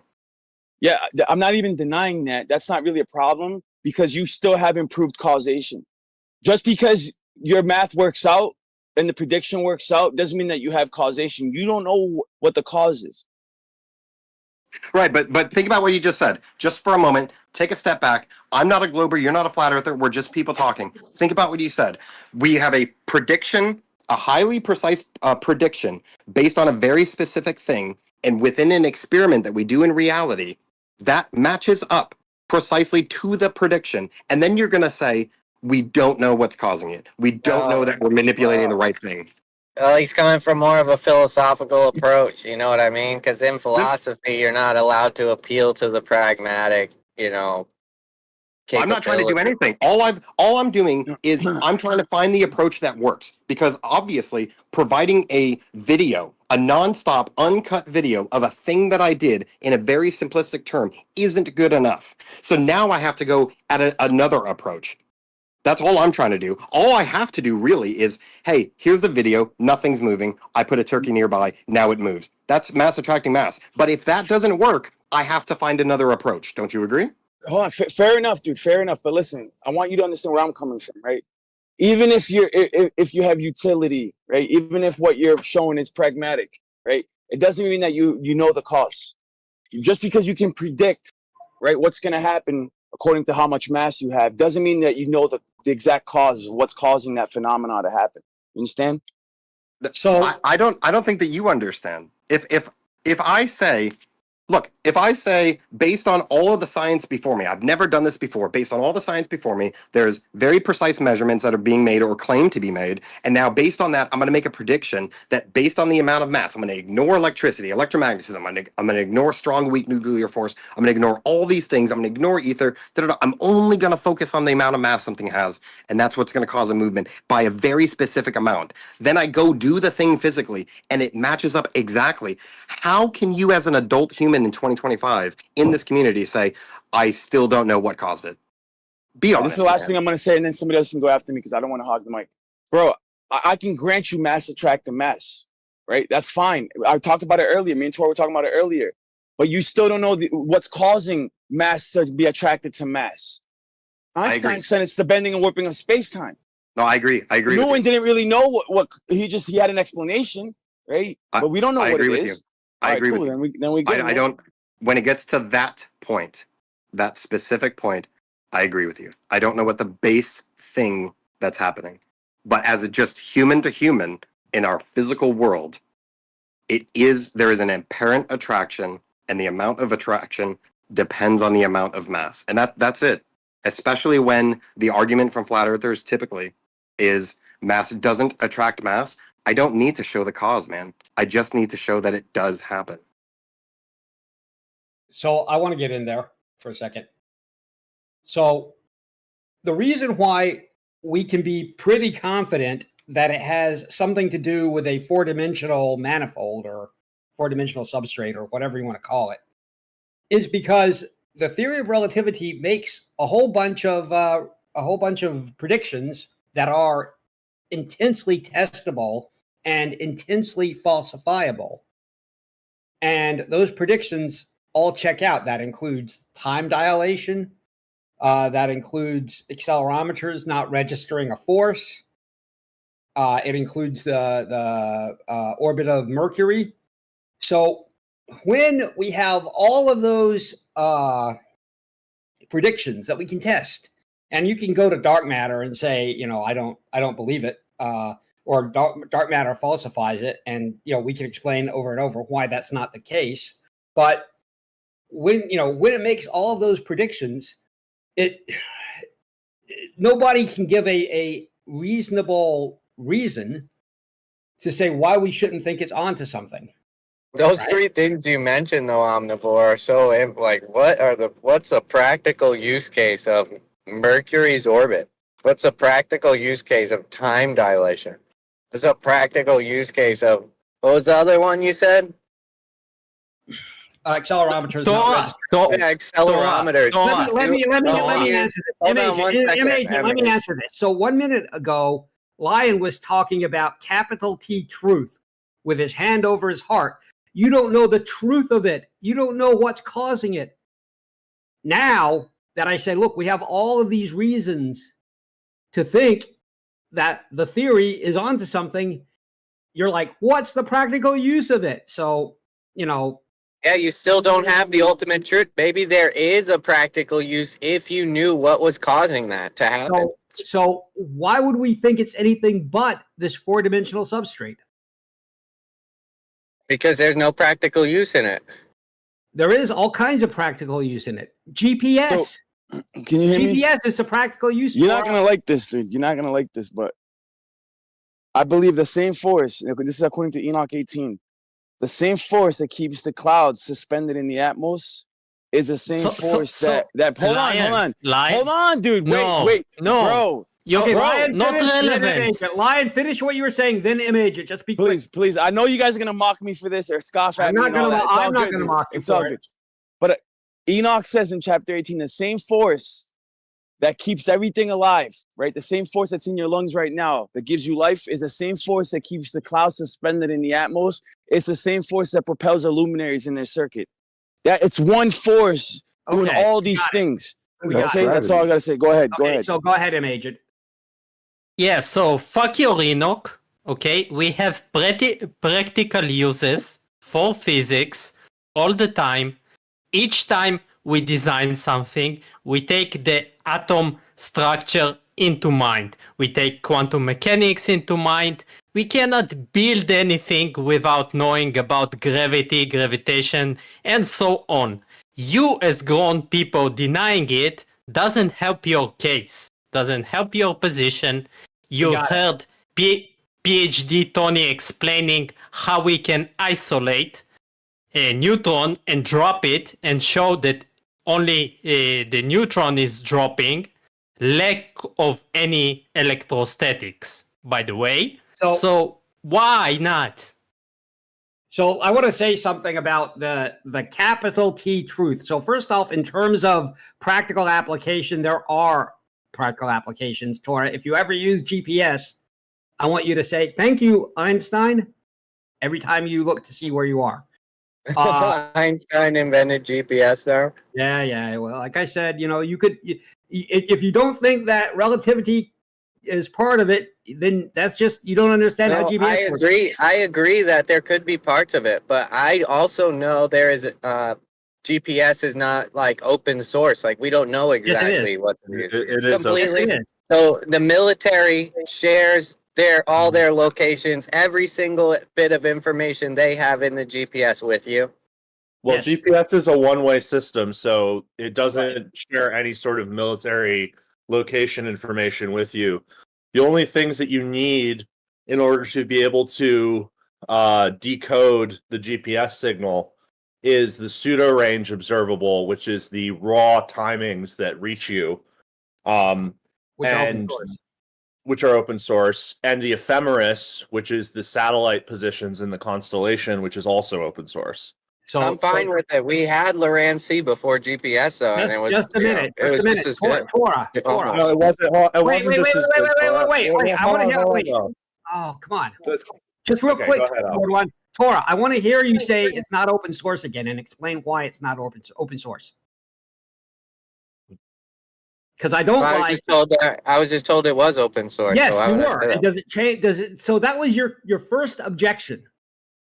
That was your first objection, and now you're told it's not right. So do you just not believe what we're saying? Because we can go dig into that. Or do you think that your primary? I'm almost done. The primary objection you raised turned out not to be real. It's got, as far as I see it, it's got to be one of those two things. Yeah. It seems to be the latter, doesn't it? Okay, so does that change your opinion? Not really. It doesn't really Right. change. It doesn't because exactly. I'm So not. that Well, hold objection you on. raised. Let me, Okay, go Omni. ahead. You didn't let me finish Go because ahead. you're telling me it's definitely open source, and I don't have the ability. I'm not like a computer genius, so I don't know if it is exactly open source. If it is open source, is it open source to the point like? What do you mean exactly? Like no one has control over it? Like anyone could just open it up and change the program? Like who No, controls the no, GPS? Who so controls it all? GPS is a one-way system. It sends a one-way dual band signal, and all you need to know to decode your position is how long it took that signal to reach you. No, So it's I'm okay with that, but who's in control of the GPS system? well, there's a few different GNSS systems. There's Galileo, there's the Russian one, there's the Chinese one, there's the Indian one. For the US, it's the How about like Google Maps? Who's controlling all that? That's not the same as GPS. Okay, so I go to the store. I'm like, I want a GPS. They're not selling me a GPS. They're Garmin. selling me something Garmin else. is selling you a GPS. There's different receivers, but all a receiver does is receive the signal and decode it based on the published ephemeris and the signals that it's received from the satellites. Okay, but who is controlling these GPS? Are you saying they're all in Garmin. competition with one another? Yes. All of Yes. these GPS companies? Yes. A few Okay, and different.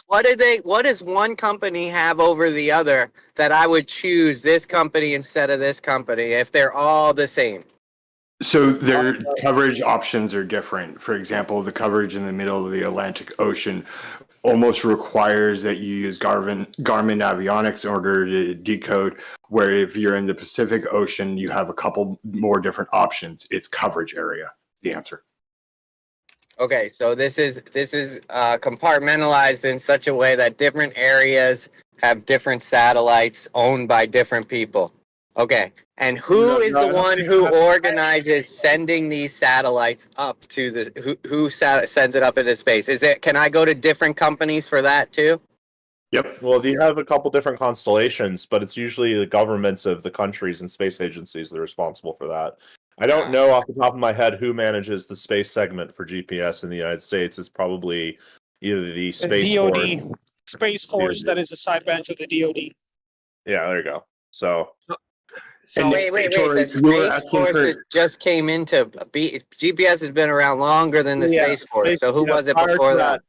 Prior to that, it was Space Command under the Air Force, probably. I don't exactly know what the org structure was. So this is So the agonizing. Air Force had Space Yeah. Command? This is agonizing. So why does it matter? It works. So I don't know. I thought it was interesting. Omni's over here saying it's agonizing. This guy's saying, "What does it matter?" You guys are like, dude. If you guys don't want me to talk here, fucking boot me already. I have an example of when they turned it off, if you want. A few months ago, the USS Harry Truman. These guys are just. What's up? You can't ask questions now? I thought I was in the middle of something, but go ahead. No, go ahead. I'm good. The reason why I think it's agonizing is I don't think that these are real objections. I disagree. Not even objecting. I don't necessarily disagree. Like I don't exactly agree, Omni. Like I wouldn't necessarily posit bad faith in this conversation. I don't think it's bad faith, but go ahead. Well, I don't mean, think it's just bad faith at all. not to like call you out, but like, what do you mean by it's not a real objection? Like it sounds Okay. like a legitimately held belief to me. Like it may not be a logically consistent objection or something, or we could critique it from that point of view, but I don't see a need to attack the intent of the person. I'm not attacking his intent. Okay. What I say, I don't think it's a real objection. I think that it's Omnivore would never do that. I would never do that. What I don't think is that getting those answers is going to change, minds, because at first we start with it's not open source, then okay, it's totally open source, but who launches the satellites? And in terms of going to the store and buying a GPS, like Garmin manufactures its GPS stuff it's all in house. That's just a private company. They're not run by the government. So I think that, when we heard compartmentalization, what's going on is casting about for some nugget of some gray area where you can point to it and say that's where the fuckery is happening. Because well, I think in fairness, in fairness to the other, go ahead. position, You're probably right, Mordwan. I'm sorry if you felt I did you. You're fine. I think that I understand where you're coming from as well, but I think that, like, from my perspective, GPS as a system is got so many layers of operation that like, my perspective would be that it's difficult for somebody who's skeptical of authority organizations to see it and not think that there's some sort of manipulation possible in all of those different layers of complexity. But I mean, at the end of the day, it comes down to, like, being able to test it yourself for me. Like, that's Right, I but- think, right. But Mod One, when your the original speech was that give me examples of quantum mechanics working in reality, then he named GPS. Wait, and was the it quantum relevant mechanics, fee, or wasn't it general relativity? general It was relativity. general relativity, yes. Yes, I'm sorry, but what I meant is, okay, the relevant continuation of the conversation was about how GPS may be working and how it shows the globe, and not naming companies and naming who was responsible 20 years ago or 30 years ago. If it was an honest conversation, the person would actually ask about how the system is working and how it could only work with general relativity. Okay. Can Newton's equations and relativity's equations, can you derive them from each other or not? I have a better explanation. I have a better explanation about. Can I get an answer to that question first, please? Yeah, sure. Go ahead. So you can derive it one way. So in the sense that if you start from the postulates and framework of general relativity, you can derive Newtonian mechanics as a first order approximation from general relativity. And that approximation holds to a very large number of decimal places on Earth for most practical applications. You like the other direction, when you assume Newtonian physics, you can't really get to Einsteinian. But obviously Einsteinian replaced a lot of the Newtonian framework. Does that answer your question? So it kind of goes one way. Yeah, I It hear is you. also important to mention that in most cases, the accuracy of Newton mechanics is good enough to solve issues. And only in GPS we need GR. But your case... GPS isn't accurate for me, first of all. I go fishing offshore all the time. My phone has no clue where I am when I take a picture. Okay, Let him finish. Let him finish. But don't change the subject. Okay, we are trying to stick on one idea. Okay, you're trying to make claims about the vitality of the system isn't on subject. Can't you not see that? Okay, so we needed relativity to make GPS. GPS is super accurate, and it's not relevant for me to give. Well, I think my personal experience with GPS. What is relevant? Let him finish. Did you finish, Torah? Did you finish, Torah? I think so, yeah. Okay. All right. How inaccurate are we talking, Torah? 10 meters? Well, I think that maybe correct me if I'm wrong, Torah, but like it's having trouble figuring out where you are on your Google Maps.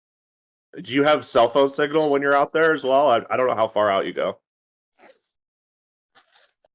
No, yeah, it'll have trouble telling me where I am on my Google Maps, like you said. And no, I don't have cell phone signal out there, but my friend has AT&T and he does.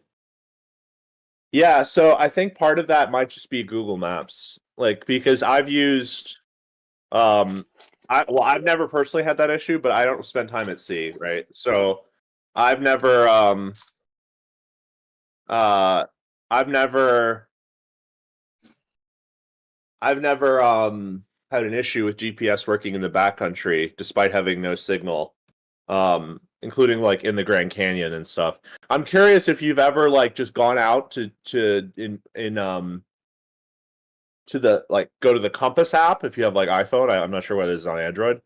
You can pull your coordinates from the Compass app and then you can compare them to charts and see if like that is accurate. I'm curious like that piece of it. I don't know with like modern cell phones and stuff as well.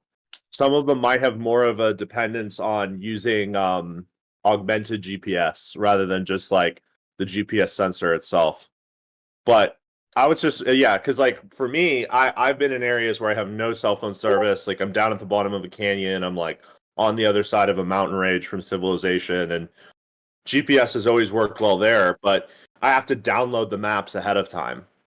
So like there's the two components. Yeah, right? yeah, no doubt. And then so I agree with you too. Like if I was lost, I would depend on GPS for sure. Like, so I understand that practical usage, but I'm not gonna say it's a perfect system that's completely non-flawed. I mean, I've been driving down the road on A1A, and my car is in the water on the screen.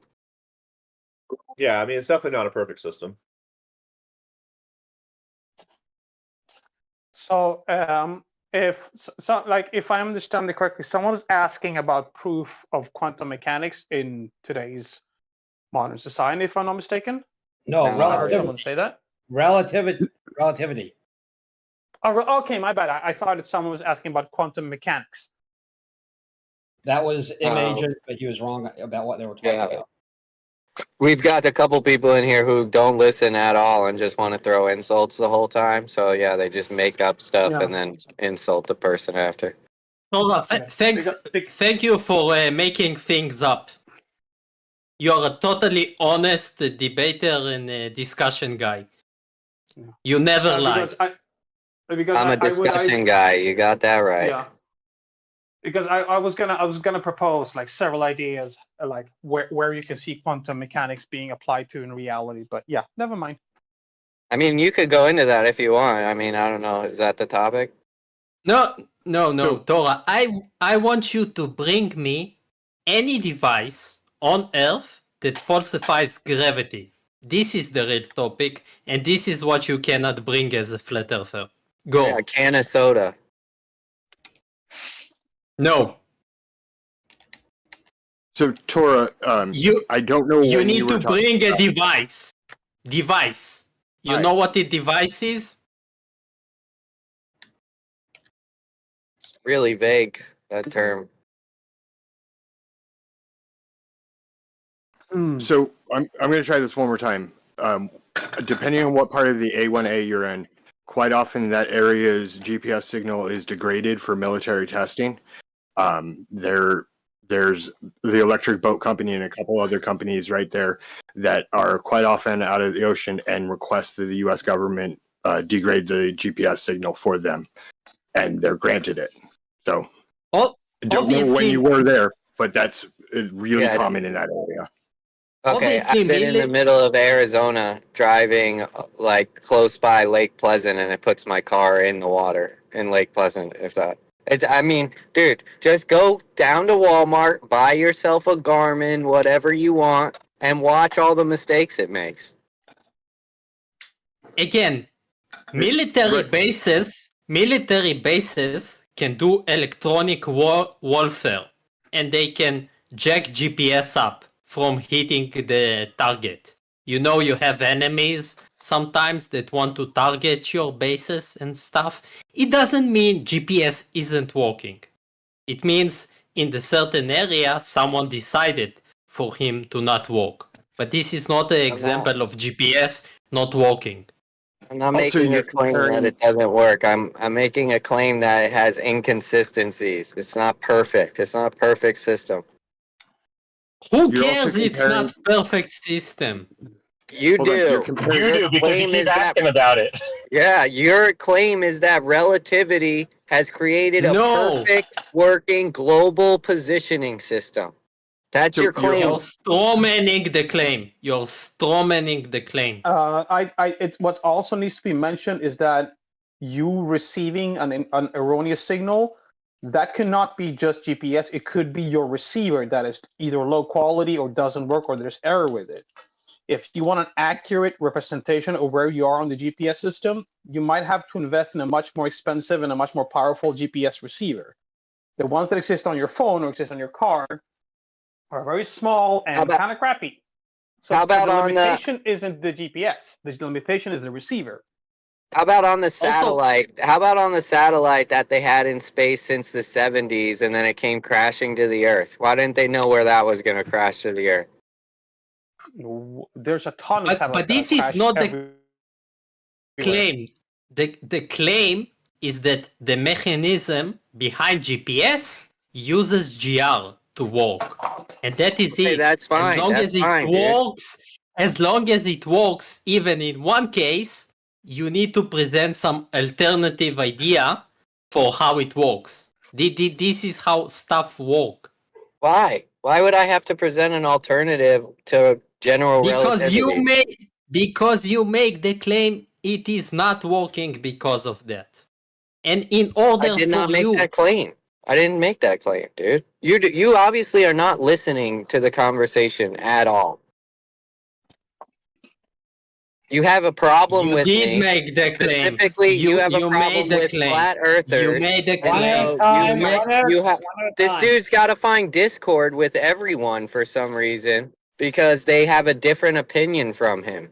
Imagine you are so into egoism that so you think you are right about everything, and therefore we all have to think the way you do, M Agent. Why is that? Why should I have to think the way you do? I didn't told you how to think. I told you your incredulity isn't a claim about reality. And that is it. We know you are not able to think. Well, next time, Tori, you can use these situations. In 2014, there was an incident during the annexation of the Crimea where they spoofed a satellite and the GPS. In 2011, Iran and the downing of the U.S. drone incident in December 2011. Iran had successfully spoofed a GPS signal. You got another one over here. We got bullet point number 3, China and the South China Sea in 2018 and ongoing. You have Turkey and Syria in 2018, where the military operations in northern Syria, where there was spoofing reports, jamming GPS signals in an effort to disrupt the Syrian military and Russian operations. You have Russia and NATO forces in Eastern Europe, which is ongoing civilian GPS spoofing in conflict zones. It's happening all the time. So there's no incredulity. You can cite the situations. Quite a bit of that spoofing you're talking about is post-fact spoofing of the maps. For example, the Iranian one, they actually changed the display on the maps by flying a different missile and claimed that it was the US one. That was the spoof in that one. It had nothing to do with the GPS signal being jammed. While that is a possibility and that is happening in the South China Sea, most of the time the ships that happens to are well aware of it because everything breaks. No incredulity, just the facts, as stated by your trusty military counterparts. Are we looking for? Yeah, sorry. Go ahead. Any response to the fact that I was able to, with specificity, debunk your claim that they were spoofing GPS signals? Specificity. That was sweet of you. Wow, the most honest interlocutor, isn't he? I don't know what your rebuttal is, that they weren't jamming it in all instances. They were just giving you a false perception of where locations were in regards to the actual position, which is what GPS provides. I don't know what your refutation was. I hear Yes. that you heard about it. That's cool. A In lot of their people heard about these things. propaganda, they redrew the map, not based on facts, not based on what GPS said, but they lied and said it did. Do you understand? Oh, Lied. then how do you know they're not lying about what they're saying it's doing? Like, dude, what? How do I? Because I've Yeah, that's sailed what around the world and I- put my life on the line using these systems, and guess what? I'm still fucking alive. Yeah, you sailed in a circle around the flat Earth. So nobody's ever sailed around the world without GPS? Sure, yeah. Okay, so then what's your point again? The system works. It has usefulness. Okay, that's cool. I didn't say it doesn't work and doesn't have usefulness. Yeah, it had That's usefulness in these that's the situations that I'm implication referencing, between though. you and Yeah. Tanks, who is just acting. You know what? I'm done. No. What I'm showing is that it definitely has usefulness, and in these situations here, the usefulness was to fool and trick the person who trusts GPS to convince them that they're at a location relative to a map, just as the enemy wants them to believe that that is a correspondence to reality. That if they follow the GPS, that it's a direct one-to-one correlation with reality. Yeah, and they used it to take lives and minds, and they gain trust through this with this tool. It's a useful tool. Yes. Yeah, So, that's not are making me we- think are we you're, in you're, essence- you're an honest an honest debater there, no Tanks. Okay, let me say this real. What's the law? I mean, real what's quick. the Anyone lie? disagree What is with the it? lie? Hold on. Let I me don't say know. this I don't know. clearly. It's just like I don't want it to be true, or something. Is the Let me say this clearly. where's the The drone in that GPS is not a make or model owned or operated by any U.S. company or agency. What does that do for you? I don't even know. Who cares? All right, so I could go on with the list if you want me to continue on. I stopped at bullet point number 5. It goes on and on. If you want me to continue, you can debunk all of them where spoofing and jamming was used to send false coordinate systems to the opposition, who would say, listen, I know what reality is, and let's go attack. Ready, men, charge, and then they ran into a wall. Or into right where you want them to run into. I mean, that's what's going on. I could read the list on and on, and where it comes from, I mean, is the military. They have these guys are the guys who have Tanks, hold on. all the Tanks. info. Well, I'm almost done. How does that? These No, guys I know, have but all the you're info. hold on, dude. I'm done. I'm Dude, I asking would you- be done by. All right, but dude, now. you're gonna I'd be read a done by list, right? You're gonna read a list or not? Because this is all meta. No, I'm so not. I'm trying to get to the list, dude. Does the group object to Tanks reading the list or not? What is the point of the list? Is the list of GPS jamming incidents? Yes, And spoofing and I jamming. object to the list that he was reading, as they are not jamming or spoofing incidents, but merely a propaganda outlet. It was completely debunked. The specific item he mentioned on his list was a lie. Yeah, I was just going to round it off with. How does people who jamming have the GPS tape. disprove? I don't know hold what on, just happened. I don't know what happened. I don't. Hold up. What specifically was debunked? Can you, Steelman, what the original argument was and how it was debunked for us? Yeah. No Tank's argument was that they spoofed a GPS signal to say the American drone was How somewhere does where it wasn't, jamming and caused. GPS signals debunk general relativity? Because isn't it general relativity what we're talking about in general? Yeah, So well, just so you guys know, spoofing one thing at a would time. just be showing you're at one place when you're not there. That's all. Wait, hold on. Let's continue, Drink, because I'd asked a question, so you're almost done there. So go ahead and finish, and then we'll get back to what Dr. Pepper had raised as to why this is relevant. So the spoof was to say that the American drone was over Iran in a contested no-fly zone. That the actual truth of it was the American drone was not. They put up their own drone and then put that out as propaganda, saying it was the American drone. It was a lie. It was a propaganda lie. There was no spoofing. There was none of that. The only thing spoofed was when they said, that's the American drone. And all I was going to do to round off was that the guys who have the correct information, like whatever it might be, the correct world map, like you're always being asked for a map, It's the military, right? Like those are the guys. Like they are the ones who, if they have it, if anybody has a correct map, it's those guys, and those guys are using maps against their enemies to trick other people into thinking they're at a location that they're not. That's not how spoofing works. No thanks. That's how it's working here. No, it definitely is not how it works. That's how it's working right here. I could read on. No, you don't understand. You don't understand the difference between GPS and coordinate systems. Or Yeah, it I mean, would seem I could read on. Did you understand what the difference is between GPS and a map? Because you're describing control over the maps, which is not how GPS spoofing works. It would give you an incorrect runtime, which would then tell you you're at a different location. Yeah, but that doesn't have to do with the map.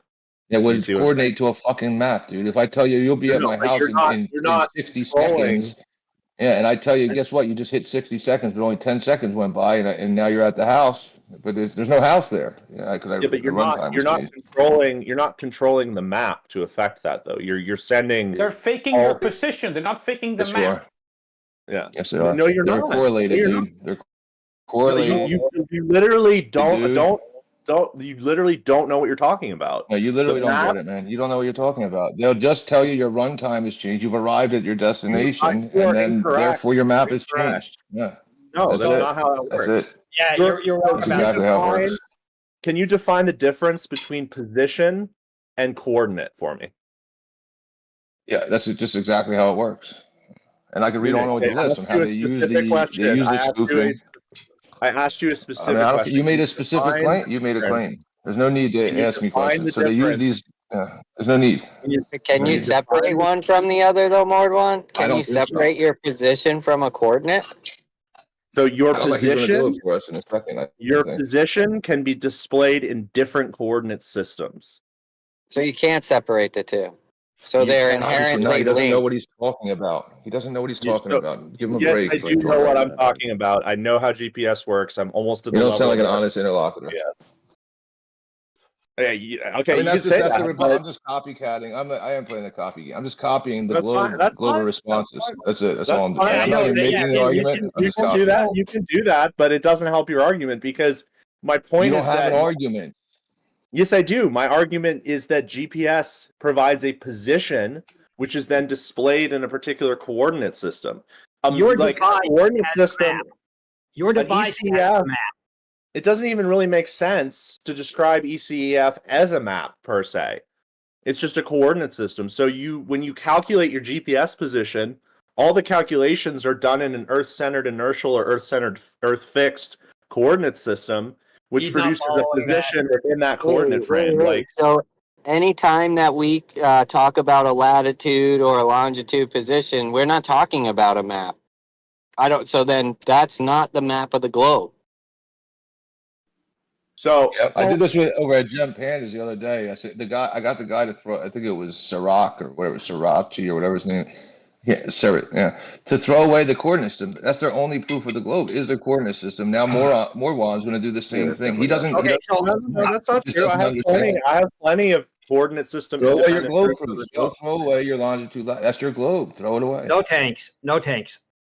My point was just that you're claiming that they're manipulating the maps. They are not. The map is data at the level of the device. That is not In relation to what? In relation to what? It's a fixed coordinate system that you are then making position in reference to. So that map doesn't change. So all I'm trying to say is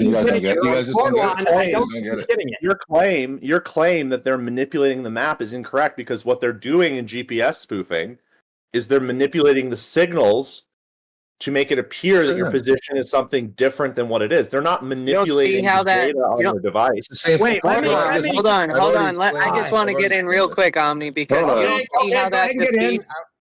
You don't see how that defeats your whole position of GPS working. If that is the case, that they could spoof it and make you believe you're somewhere else or whatever, how do you know they're not just doing that for every single person in the world and then they're allowing them to get to destinations or whatever? All right, so really? Hold on. Let me just address this because GPS is my jam. So every individual person he's jamming GPS has right has a that was pretty good. Has a unique set of pseudo ranges and position relative to the GPS ephemeris. In order for one, there has never been a case of spoofing occurring for, like, as far as I know, even many users. So the idea that you could just fake those signals, that's not really how it works, because the whole thing is a spoof. It's just the whole thing's a big spoof. It's for everyone. That's not possible though, because you That's can correct. pull the signals yourself. The only Based reason on a spoofing runtime works. calculation. All right, the only I reason. promise you nobody is following this. All right, go for it. The people who understand GPS are following it. The people who don't are not being swayed by your discussion of the ephemeris. I promise you. Yeah, but my point is that you can't spoof the signal for Yeah, but they everyone. just think you're claiming that. They don't understand your basis for it, and the explanation being technical is not going to bridge that gap. There's a shorter way to explain it, though. I could say well, it real quick. Yeah, I got it, but let me just try something. So the signal is that you get from the GPS signal isn't your map. Your map is on your phone or on your the military device. So maybe the military has the right map, but the signal that they're getting is what's spoofed, and that's not the map. That's just a pointer to somewhere on the map. So if they spoof GPS, your map doesn't change because it's already on your phone. Right. Do you understand that? They're not beaming a new map. Well, yeah, but this is more. You're saying they have a map and they're not sharing the map with everyone. They're just sharing what they want you to know. Yeah, I got it. No, that's not. No, the GPS doesn't share any map with anyone. The GPS does not send you a map. Yeah. I'm not saying they do. I'm saying the whole world has perpetrated the map to you. Okay, you believe that map. They made a coordinate system GPS thing that works, so that way you can believe you're on that map. What's the problem with that? You know what you could do? So that's appeal to conspiracy theory, which is not I don't know what fallacy. That's not even that a is. real thing.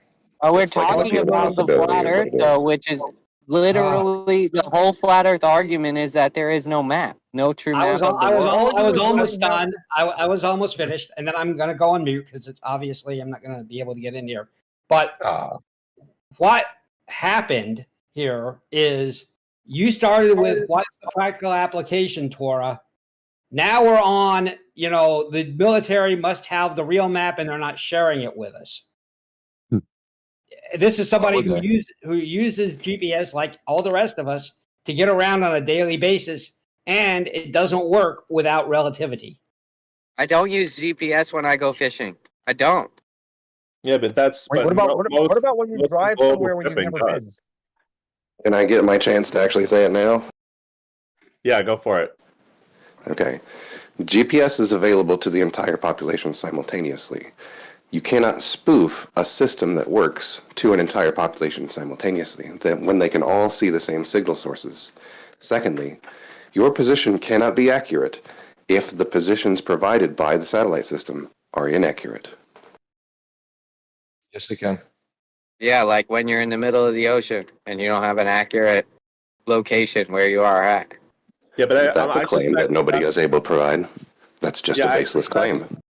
I suspect that your issue there is a maps issue, not a GPS issue. Because like, for example, I would have a similar issue if I didn't download the maps ahead of time in a backcountry area. It would have no idea where I am. It would basically just be showing me on an empty map or something. But as soon as I download the actual maps and use something like Hiking Project, it's always been extremely precise. I'm talking about like if I take a picture. When you take a picture, it marks your location, right, Mardwan? Yeah, but again, that's going to come down to the data. The data that is used for that is going to be the map on the phone, right? Like you get basically like when you look at the location. It's a coordinate. It's just a coordinate. It gives you a coordinate. Just gives you a latitude and longitude coordinate of where you took the picture at. Okay, so you're saying that's not accurate? Yeah. All right, well, I can't. There's a lot of moving parts in between that and raw GPS. Okay, but the raw GPS is completely accurate. 100% never has a mess up. No, I never said that. Okay. It's then what are we arguing here? Because that's all I've said. We're arguing is the system couldn't work the way that it does if it was lying to you. Yeah, that's not the case. That's not the case. If there is a map, a true map of the world, and I want to deceive you and make it a different looking map, but it's very close. Say I just leave out one landmass, right, in the middle of the ocean, in the Pacific somewhere, right? All I have to do is create my GPS system to match what I want everyone in the world to see. That can't work for reasons that I mentioned already. Listen, no, Like listen. the reason that can't work is that everybody using the system has to be able to receive the same signal sources. Additionally, the calculations for your position are first done in ECEF. That's a Cartesian coordinate system. You cannot hide positions and coordinate system pieces from that. It is a coordinate system. Okay, how many people are in the middle of the Pacific? Tens of That's thousands. that's a non sequitur. Tens of thousands, hundreds of thousands on a daily basis. And you could just fly a plane over that position and see if there's a landmass there. How would you get there? It's not on the coordinate system. You can use dead reckoning and celestial navigation. Does anyone do that anymore? They did for a long time. I do. Yeah, they did for a long time, and they never came back. No, the Navy. Protothad does, and he does come back. The Navy has started teaching cell nav again, actually, and prior to Loran, a lot of prior to the expansion of Loran, which we could talk about Loran and how it's different from GPS as well. But prior to Loran, a lot of Air Force and used planes would actually use celestial navigation. And what in if fact, it started on a NASA projector screen? The Blackbird also used, the SR-71 also used a form of celestial navigation as part of its inertial navigation algorithm. Okay, that's all perfectly fine. I understand that you can use all of that, but that still doesn't help us with the places that, like, do you agree there's like miles and miles and miles of ocean that no one would ever need or have to cross over? GPS and celestial navigation agree, since there are two systems that give you the same answer. They're not hiding anything. Can't be done. It can't be done with 100% certainty. Yes, because of the way the GPS. So when you look at those small examples of spoofing that have worked, it's on a one sensor basis in a small area, right? So basically, what they do there, even when you spoof those signals, it's not like suddenly the world looks different. If that was the case, it would be obvious that you were being spoofed. All they do is send false signals from other transmitters that have to be local to an object, and they have to be in a specific position where they make sense for the algorithm to be able to decode them. In order for that to work for every person on the planet and give the illusion of moving. So one of the big reasons that we know that couldn't work is because of the Doppler shift and the broadcast ephemeris. Like, you can go and pull the signals, and you can watch the signal move from one side of the sky to the other in an arc at a speed and distance that precludes it moving within the atmosphere. Yeah, So, you like, just hold on to that signal for like 3 nanoseconds and then send it back out. You just put that in your system. Yeah, that wouldn't work the way you think it would work. Worldwide spoof. That's it. That's No, how it that would work. because literally it's you just runtime. have to. That's all it is. So You don't have to deal with that, sir. how do you make a flat surface appear spherical by adjusting timing? With runtime. Well, that was one of the arguments. It's not that it's not. Can you show me the math for how that works?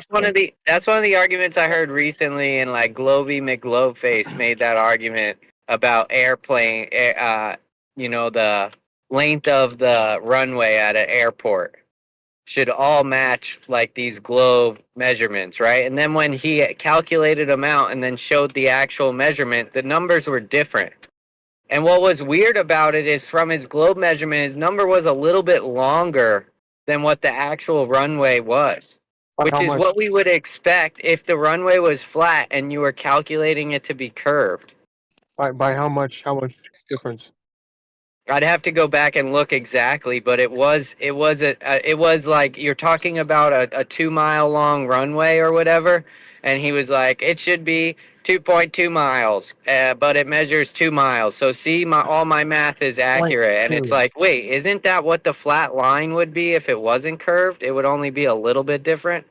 Are you talking about the obstacle clearance surface on runways, or I'm not sure what you're referring to?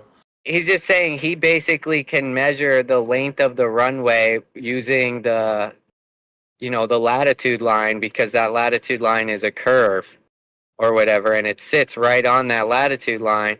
So, right, all of these distances, the flat line distance and the curve distance are going to be different, right?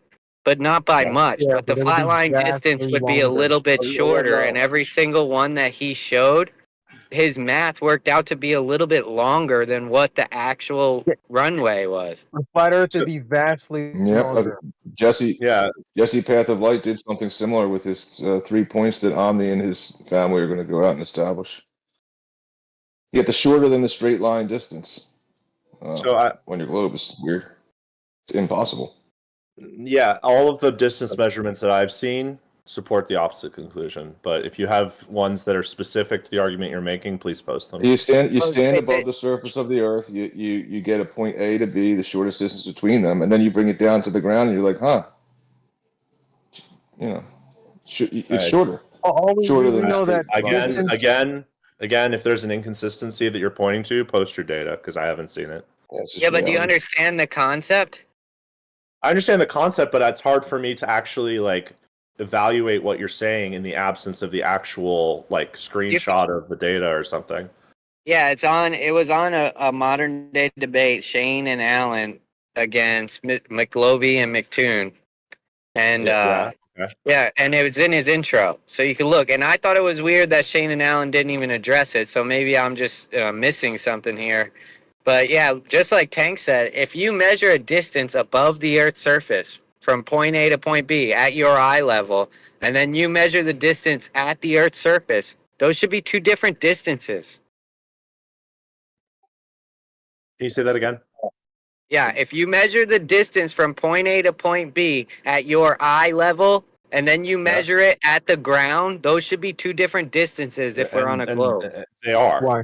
But the distance is so small that it's virtually impossible to measure without specialized equipment. But if you used a laser rangefinder with sufficient accuracy and you go high enough, you do find that there's a variation.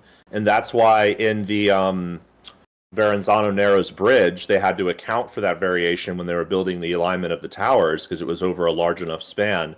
But the variation that you're talking about between the bottom and the top of the tower is something like 1 3/8 of an inch that they had to make an allowance for. And that's over I can't even believe you would bring that argument up. Now it makes me nervous to what you're saying here, because if you think that they had to take that into consideration seriously, all while accounting for the sway of the bridge, the cold and hot expansion, that's absolutely ridiculous, because that 1 3/8 inch or whatever you just said would not even be close to what they would have had the tolerances of the swaying and the cold and hot expansion. It's still a factor, though. I think you need to do some homework, Mordwan, and you need to I've done understand far that more homework than you. I've done far more homework than tools you have have. a tolerance. I'm sorry to break it to you, but you're gonna have to. Yeah, I'm aware. I'm aware. Thank you for agreeing that tools have a tolerance, no tanks, because that was a point of contention with Torah a few months back. But it doesn't matter, because unless you're claiming that they just lied in their design documents and the publications related to the bridge, they did make that accounting. So I could just claim it's propaganda like the other dude did. I could just claim it's propaganda like Drink of Kool-Aid just did about all the GPS jamming. That's just propaganda. Just claim that they're lying about distances on the surface of the Earth. That's all propaganda. The distances below the. That's propaganda. All right. Well, okay. All right. Okay. So here's a real simple one. Can you show me 4 equidistant points on a plane that have 6 equal distances? 1 foot apart But from I got each a other? better question. What happened to the land masses that were in the Arctic, man? Where did that go? Mount Meru sunk into the ocean when Atlantis fell. Thanks. But why'd they take it off the map, man? Like, why would they just take it off? Like, that's not a place to go anymore? I don't know of any map that actually labels land masses. Mordwan had a question. What was the Yeah. question again? Yeah, you want me to put them 1 foot apart from each other, Mordwan? 4 points, 1 foot apart from each other. No, they have to be a lot bigger. than that. on the surface of the Earth at a sufficient distance from each other. Can you place? Sufficient? What's sufficient? Is that going to be arbitrary? Oh, here we No, go with it's not asking gonna- a bunch of questions and It's not gonna. It's not gonna. It's not gonna be ignoring the main arbitrary. I question. can give you a Okay. specific number. How about 10 feet? How about 3 times 1 degree, which is 3 times 69 nautical miles? How about that? 210 miles away? Mhm. I don't even have that across the state. Well, you better go find it. What am I going to do? Go across the state of Florida? How am I going to measure the What do you want me to do? Oh, we could work together. How about it? How about we just work with we're in a garage that's 20 by 20 and we got 4 points in the corners. So Why it so has to small? work. It has to work. It has to work everywhere on Earth, does it not? Okay, we'll do it in every garage on the earth. No. I mean, it has to work at every distance on the Earth, correct? There isn't some magical property of distance or the It will properties fill of the the Earth whole change. entire earth with garages. Let's Yeah, use no, you're let's just use like being the not distance serious. between. Let's use the distance between 4 cities. Why? Why don't we just use the distance between the 4 corners of the garage? Why so small? Because I can measure it. Why don't we just Sure, use you the can use distances of the 4 corners of the earth? You can use it. You can use the Wait, distance wait, between- Lion. Where are those though? Where can I find More- them? more- Well, I know it was a joke. Morwan just said that there's nothing magical about elevation and distance. I mean, we all know that's the case. That's not what I said. I I think- never used the word elevation, bro. You Come said on. you can argument tell is if that the you need 4 floor points. deviates from the other I- side or the part that I drains. said nothing about There's elevation. nothing You can't tell magical your that floor happens deviates or to bevels, planar. but you can't find earth curve, but you can find a curve. There's nothing magical. Can't find difference, but you can find B wings from a B. Yeah, this is All right, going to we're- devolve quickly. Yeah, we're gonna have a practical. We're having a good discussion, so I'm gonna mute you there, Demok. Sorry. No disrespect, King. So, if you can Between find 4 cities, 4 I would points- say I'd answer you more one with this. Between 4 cities, all the measurements that we know have been taken off the coordinate system. I don't believe there's ever been a person that has walked that distance with an actual physical measuring device, and then within the what tolerances are we working within, because all measuring devices have a tolerance like you just said. So what are we doing here? So, what is a coordinate system exactly? Because this keeps coming But up. I don't really want to get into that, because I'm just saying, no, I don't believe anyone has ever physically measured the distance from New York to California. Do you? Accurately on the ground. Do you? Yeah, Get a specific point. I do. Railroad. Yes, yeah, I do Okay, believe the they have. Transcontinental Railroad took no turns. It was a straight line the whole way. No. Okay, then how did you get the perfectly straight line distance between the two? Are you saying we can't use GPS? Well, not GPS. When we can't use latitude and longitude positions to get accurate distance between them? That's not what I'm saying. I'm saying that's the only way you've measured them. I'm saying. You guys think longitudes converge? I mean, that's not a straight line. Come on. They do. And they wouldn't on a flat Earth. So welcome to the globe. Well, then that's not a straight line. So that's not a straight line. It is a But straight do you line have in any spherical straight lines? geometry. Do you have any straight lines from New York to California? Does anyone know the straight line distance on the ground? You know, there's got to be a coordinate on the globe somewhere near the equator where the longitude lines are not converged. So we can't use Google Earth. To distance? Correct. Are you asking for the difference between the chord length that would be California and New York versus this arc length? Is that what No, you're not asking at for all. the difference of? No, that's not what I'm asking. I'm asking for the arc length on the ground that you just walked in a straight line the whole way with a wheel or something. or you drove a car, something that preferably something with low error margin. You probably have to do it a mile at a time or something like that. Okay, so you want us to physically measure from New York to California without making any turns. However, topography requires it. So You can use Google Earth. I don't know what you want. Okay, so there you go. That's my argument. Is the only distances we have are derived from the latitude longitude positions. We don't have a straight line distance to verify any of it. What do you mean? What do you mean derived from latitude and longitude? Like I take the latitude and longitude of New York. I know there's this many degrees or this many miles per degree, and then I know that this is the latitude and longitude of California, and we do the math and we go, this is about the distance. So I would don't you usually agree come that to a the conclusion best and way- say this is the exact distance. I don't think anyone would ever claim that. I'm going to measure the distance from Southern California near LA to Manhattan, to the tip of Manhattan. Is that good enough? So I'm just curious because I don't understand how you think when we came to the United States, we were able to just use latitude and longitude to figure out all of the distances in the United States a priori without actually doing any measurement. They could just use the stars, which is what all latitudes are derived off of. So why do you want us to build? Why do you want us to build Why do you want us to build a brand new highway just to prove the Earth is a sphere for you guys? Well, what would be if it was flat, what would be the straight line distance versus what is the curved distance? Oh, so you are asking for the chord length versus the arc length. No, I'm not asking for a chord length, dude. No, I'm not. Do you know I'm what saying, Yes, a chord is through the sphere. I get it, bro. Yes, I understand what you're trying to say. That's not what I'm saying. I don't know if the flat Earth would be representative of a chord length through the globe. That's not my claim. Okay? I'm telling you. I'm just asking. Right now, all we have, dude, is the coordinate length. All we have is the spherical length. That's it, because the sky is curving. And when you ask for the horizontal length, that is the definition of the chord. Okay, through the celestial sphere, not through the Earth, though. Yeah, fine. So Tora, hold on a sec. So you seem to be under the impression, like Shane is, that the sky can curve over a flat Earth and create a spherical coordinate system. Is that correct? I don't believe that. I think the sky is flat. So wait, you think the sky? So then, how do you get latitude and longitude? Does latitude and longitude work on Earth? Yeah, it does, and we live on a Mercator map. Okay, so where does the curvature and latitude? Where does the curvature in latitude and longitude come from then? If the sky is flat and the ground is flat, our visual perception of the sky. So our individual dome of vision creates latitude and longitude.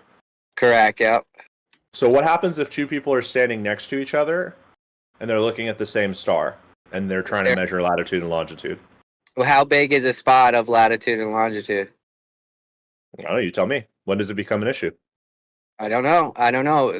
Loran used to go to 2 decimal places, so that puts you like within a few hundred feet, and now GPS goes to more decimal places, so that puts you in how many feet?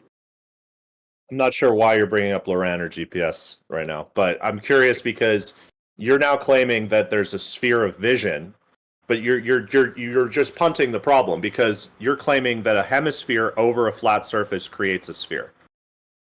No, I'm not claiming that. I said that you interpret it to look hemispherical. However, it could just all be flat for all you know, right? This is why I think this. Okay, you know when flat earthers tell you the sun sets because of perspective, so it looks like it takes a curved path. Well, then that should apply to all of the stars, right? Because they do say that the sun is taking a path that's parallel to the Earth, right? You brought up the dome of vision, though. Are you not saying that latitude and we've agreed that latitude and longitude work, right? Latitude and longitude is a spherical coordinate system. Meaning based off your vision. Yep. So that tells me that according to hold on, wait. Let me. But there's specific ground coordinates, though. Let me just continue. So, if that's the case, and on your model, the Earth is planar or level, let's say. Fair enough? Are we in agreement so far? Latitude and longitude is a spherical system, but observations of the stars are really occurring from a level plane without agreeing to any sort of map. I think that's a pretty basic thing we have to agree on. If the Earth is flat, then we are observing things from a planar surface, and something about the way that we are observing them makes the relationship between where we are on the surface and the stars appear to obey a spherical coordinate system.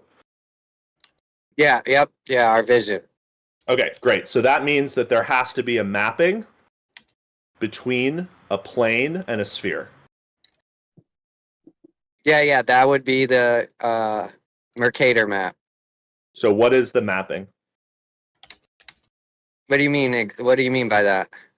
So in order for your argument to work, mathematically and geometrically, there has to be a way to map the spherical latitude and longitude system to an observer on a flat surface.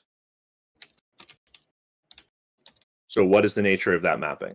Yeah, you would have to put the little dome of vision, just like that's put on a sphere or whatever, to predict where sunrise and sunset is going to happen, and you would just place that all over top of a Mercator map, and you would have to scale that out.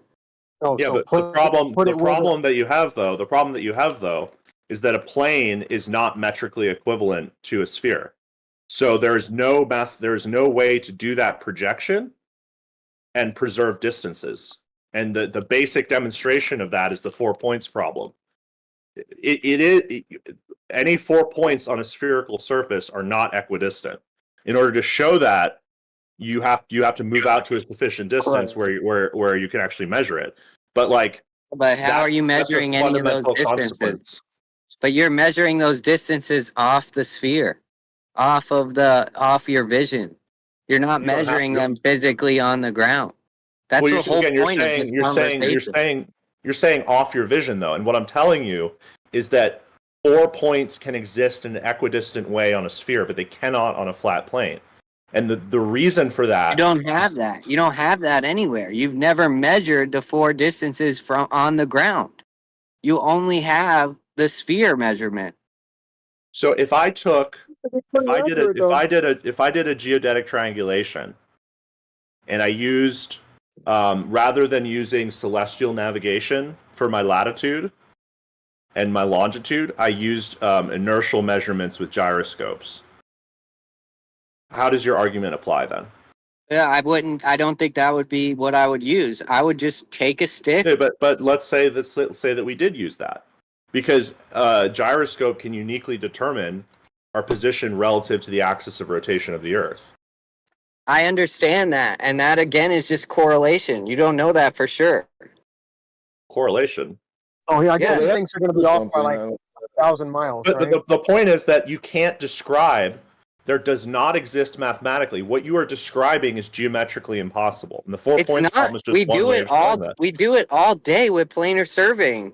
10 square miles, 100 square miles, 10 by 10, dude. Hold up. No, what I'm saying is impossible. Line distances work out perfectly. What I'm saying is impossible. What I'm saying is impossible is the specific mapping that you are claiming between a hemispherical dome of vision on a plane and a spherical coordinate system. That is mathematically impossible.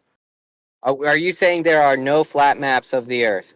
I'm saying that every flat map of the Earth is a projection of the globe that has to compromise distance or shape, because there's no metric equivalence between a plane and a sphere. The corners wouldn't match up. The corners would not match up. Put the distance and on Tor, stop saying land surveyors say that it would work perfectly the same, because we don't. So you're saying when you measure 10 miles, when you measure 100 square miles, you can't get those 10-mile segments to all have corners? They don't reach? It doesn't work. So they have more and more. The more you do that, I can show you an example of a township. I can show you an example of a township where it doesn't work. What? Okay, that's fine. How about The bigger you Okay, make that's the square, fine. The land is more curved. it's gonna Yeah, be off. that's fine. Land is curved. Can you do it over water and show it not working? Yes. Yes. Pick 4 cities. It's not on the globe. the topography of the land that prevents it. It's literally the topography of the land that it sits on. Like, if that makes sense. It's the actual Oh, that doesn't spherical make Earth. any sense. That was you literally just repeated yourself and then contradicted yourself. Because the Earth is a sphere. As the crow flies distance wouldn't match up. Well, listen, this might get you guys like riled up. I'm sure we'll get somebody riled up. Even Jeremy agreed with this. Even Jeremy agreed with this. Auto level, right? And then we can measure this Earth. So get Jeremy in here.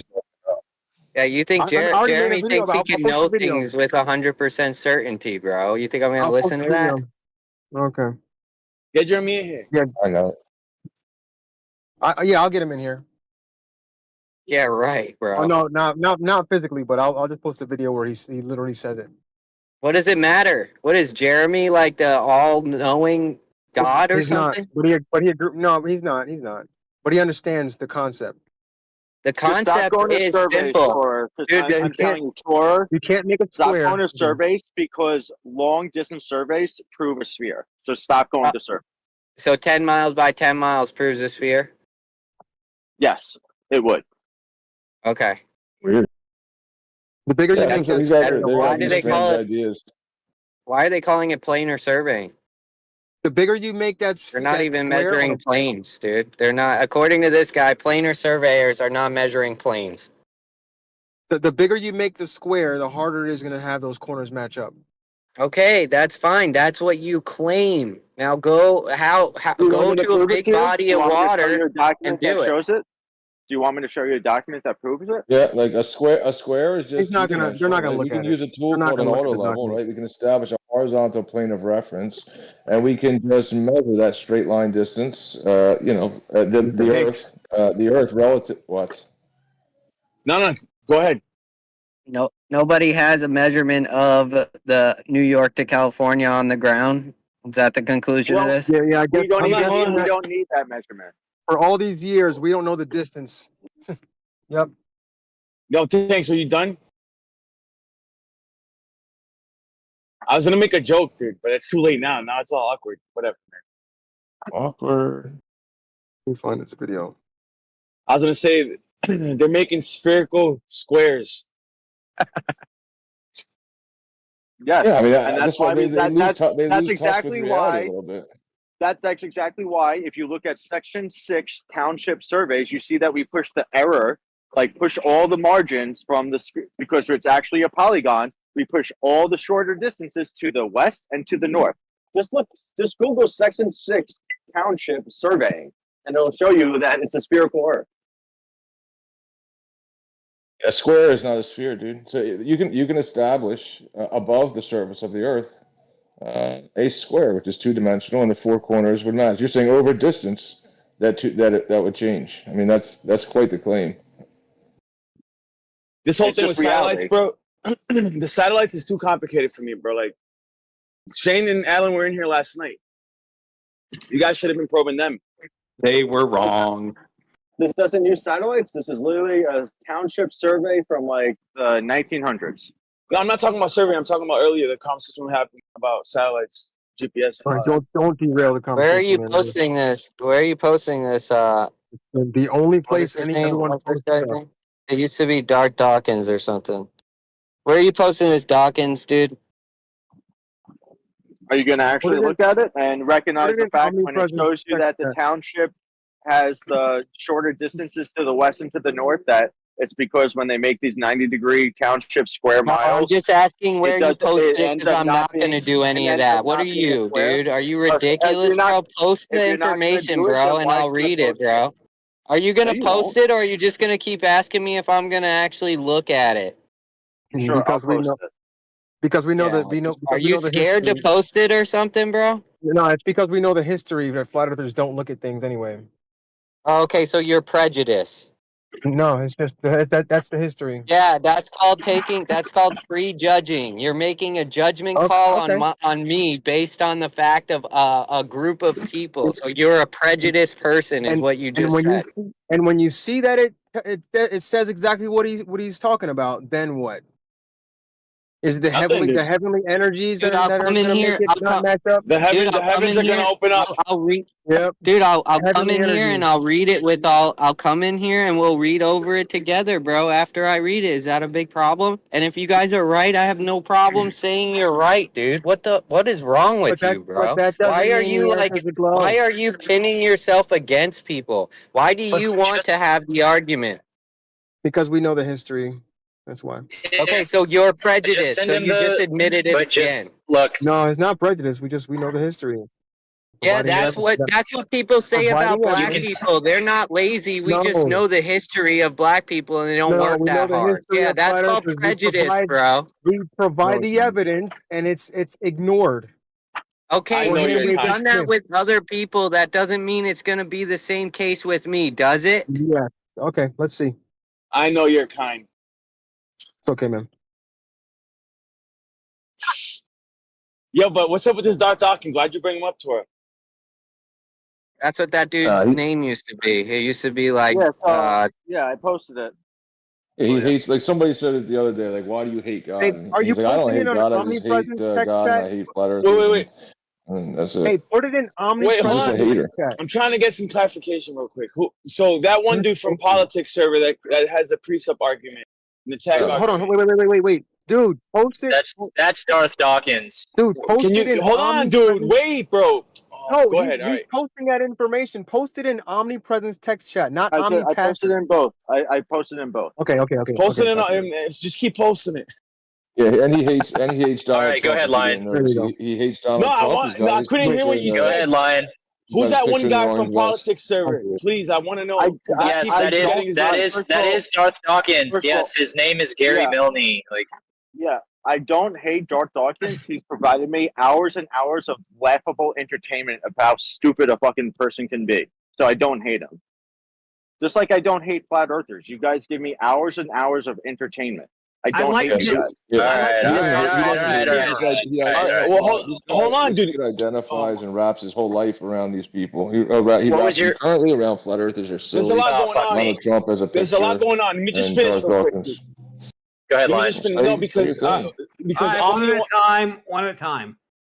I want to get that guy in here, man. Does anybody message that guy and so we can do a presentation on the precept and the tag argument?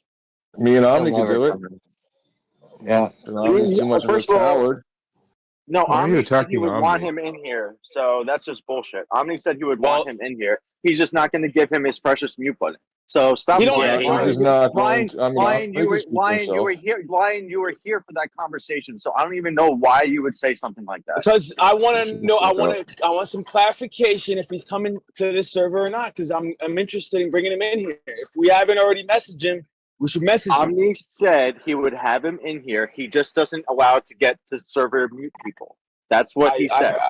That's the only. Yeah, that's the only thing I know. But have you actually messaged him? I don't have his information. I don't, and I'm not on the politics server anymore. Right, and that's why I'm bringing it up now so that we can make it happen.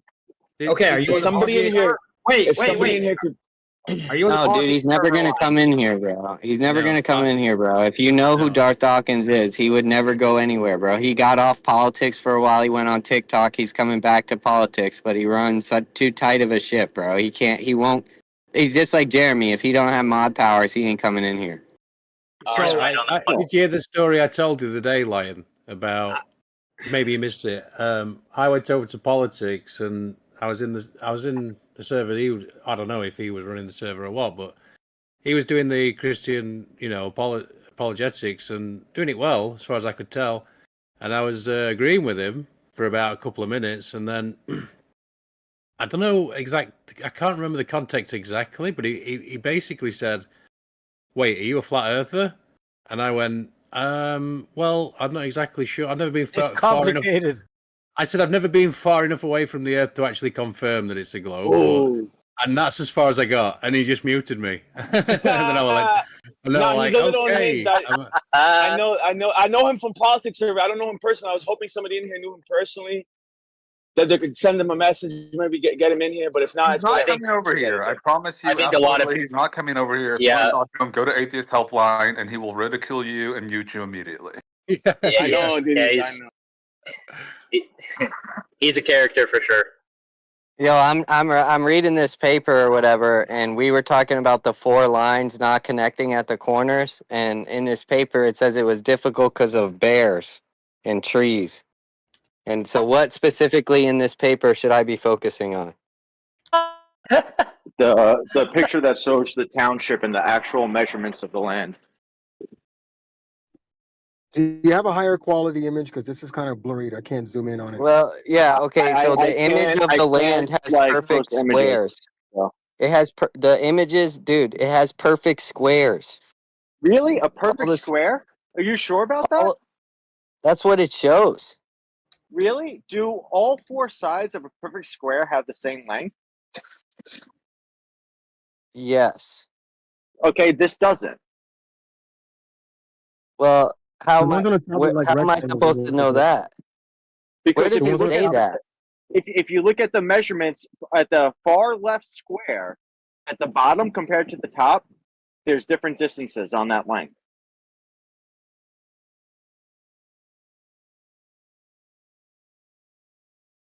Like the 43.31, the 42. I can barely read them, dude. The top left square versus the bottom left square. They don't have the same length. What? How can you read this?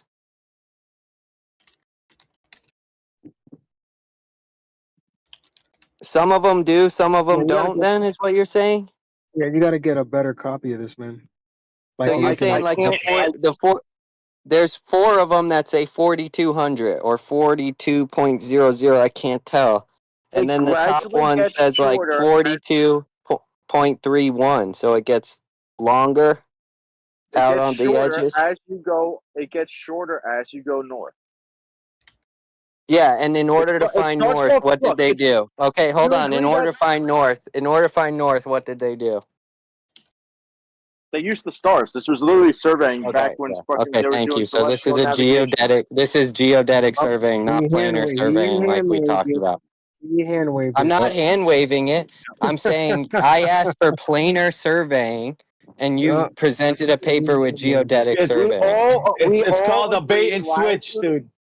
No, we all agree. No. All right. Yep, he did.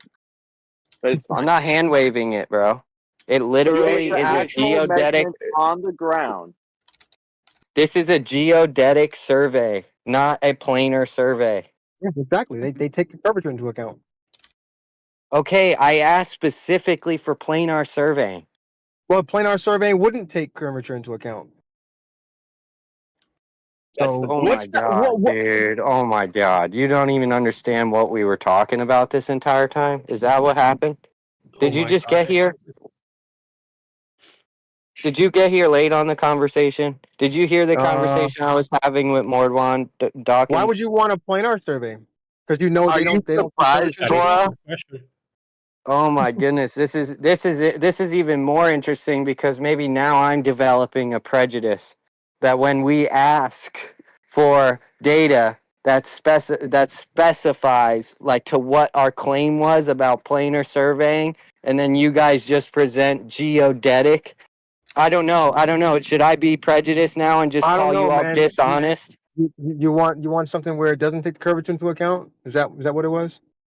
Yeah, planar surveying. Yeah, I specifically talked about 10 miles by 10 miles and the corners all You do realize that these guys are turning 90 degrees for each of those things, right? That's a square. Yeah. That's a square, dude. It doesn't end up as a square. Yeah, it's where you guys lose touch with reality. There's put that square on a ball. There's nothing to take into account. There's no curvature of a straight line. The shortest distance between 2 points does not take into account curvature of anything. It's a straight line. Don't be crazy. Yeah, I agree. And when we measure the ground, we see that there's an arc length to it. You're not measuring. Well, I don't know. Maybe you are. You're measuring the ground in relation to a horizontal plane of reference in the vertical change. A great tool for doing this is an auto level. establishes a horizontal plane of reference above the surface of the Earth. If the Earth was What do you flat, mean then the stupid? auto level would work for as far as refraction would Yep. affect it. And That's then we not the see case. things that are taller than us fall below that eye level. So that's a What problem. eye level? It's just a horizontal plane of reference Mm-hmm. established and affirmed by the measurements Right. on the measuring rod in relation Yep. to the Earth. Yep. And then we see things that are taller than the That would, tool fall below the eye level. that would be a change in elevation. Yep. So things Measured from the horizontal straight line reference. The straight line cannot change. 115-story building is at lower elevation on the beach than my eye level on the beach. I don't know what you said. You got the auto level. You're standing there with a stick. It's a measuring rod. You put it right up to the auto level. If you start to go down, right? If you start to go down a hill, like the Earth starts to drop, right? Then you're gonna read a higher number on the stick. Correct. If you're going up Correct. a hill, it's going to read a lower number on the stick. That'd be a change in elevation Yeah. from the horizontal established by the auto level. Correct. So that means that if I'm on a beach and a building's on the beach, does that mean the building's at a lower elevation? If you're on a beach and the building is on the beach next to you, no, a few miles away. No, I'll get an auto level and check. So there's no bending of the straight did. line. That straight I line, did. you can have squares did above the surface of the Earth. They would not bend. Guys, don't be crazy. I did check. It's below So, my eye level. He's shooting an auto level miles across water. Here we go. Here we go. Yeah, shooting I'm using it incorrectly. Yeah, can you let me speak? Hey, can you let me speak? Okay. Stop cutting in front of me. When I say you're shooting an auto level miles over water, you are not using the tool properly. If you want to use the tool like that, go ahead, but you're not getting accurate results. I don't need accurate results. All I gotta know is that all I know is that Can I? Go ahead. Go ahead. All I know is that at my elevation is 11 feet, and at this distance elevation should be also at 11 feet, but it's a lot higher. You don't need accurate results. You heard it here, folks. In the past 3 days, I've got these guys to say they don't need any accurate. They don't need accurate results. They can use fallacious logic. It's ridiculous. This room. Do I need to measure if? Do I need to measure if something 11 feet is the same height as something at 150 feet? Do I need to measure that, or can I just eyeball it? I hope You can eyeball it, but that's you can eyeball it, but that's not going to convince any of the flat earthers in here. Yeah, I know. Yeah, step one, you're trying to convince us, right? I don't know if that's even what it sounds like. You're trying to convince us that a straight line changes elevation over distance. Or that you can't have a square above the surface of the Earth. That's exactly what surveyors. That you can't have. Yeah, that you can't have a square over. Anybody. Let me ask an actual surveyor. Hey, what's the other guy that's an actual surveyor? I'm right here. So yeah, so if you guys are going to try to convince people that you cannot have a square. You're not a surveyor, no tanks, are you? I did. I looked He's at right a surveyor there. one time. I looked at one time. No, where's the other guy that provided this image for us? If you're trying to convince anybody that a square in three-dimensional You're a space surveyor, and I'm a Christian, no tanks. Yeah, if you're trying to convince anybody that a square in three-dimensional space. Hello, what's going on? Where's the other gentleman that was talking? Earth Life, Paza, and whoever else I don't like. If you're trying to convince anybody that a square cannot exist What? in three-dimensional What is space, going on? Then what are you trying to convince people of? No tanks. We don't need background music. Yeah, I'm talking. Just quiet down there. You're just rambling, brother. Yeah, No, you're rambling. you guys are just talking over me. If you're trying to convince anybody in reality that a square in three-dimensional space would not be a square in reality, then you're just not dealing with reality. That's the issue. Hey, where's the other gentleman that was a surveyor? Yeah, so we're above the surface of the Earth, Paz. Not you. You're above the surface of the Earth, right? And you're going to create a triangle and then another triangle, and you're going to put it together, and it's going to be a square. Right, you're going to get your elevations in relation and make sure all things are equal elevation. If you're trying to convince somebody in reality that a square is not a square, that you've affirmed it is a square, and then going to put some kind of idea or model out there that's going to disprove reality, then you're barking up the wrong tree and you're not dealing in reality. Well, do you think that all of cartography's efforts fly against reality? This guy here, right? But there was a proposition put forward earlier that the square in three-dimensional space is impossible.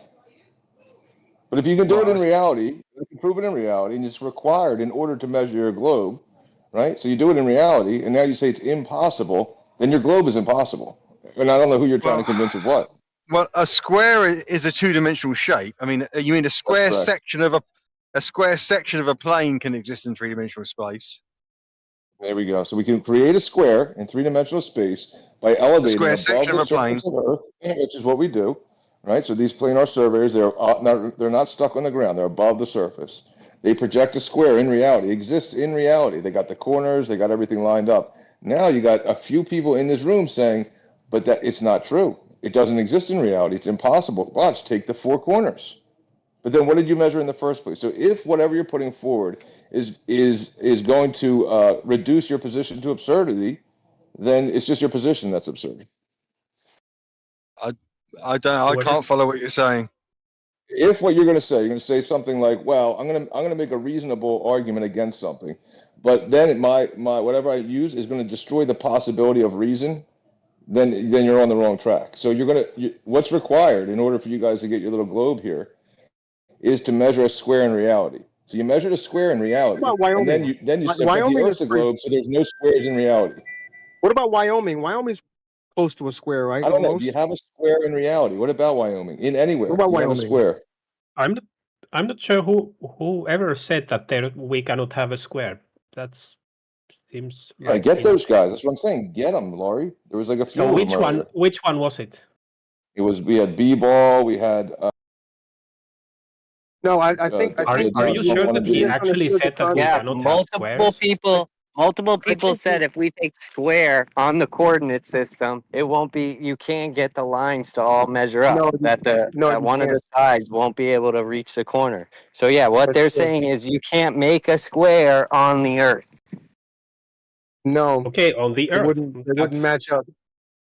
Yeah, that's kind of different from what you were saying, Mister. Don't make a square. Wait. With what? Wouldn't match up with what? If you try and make a square on a sphere with four 90-degree angles, it's not going to match up.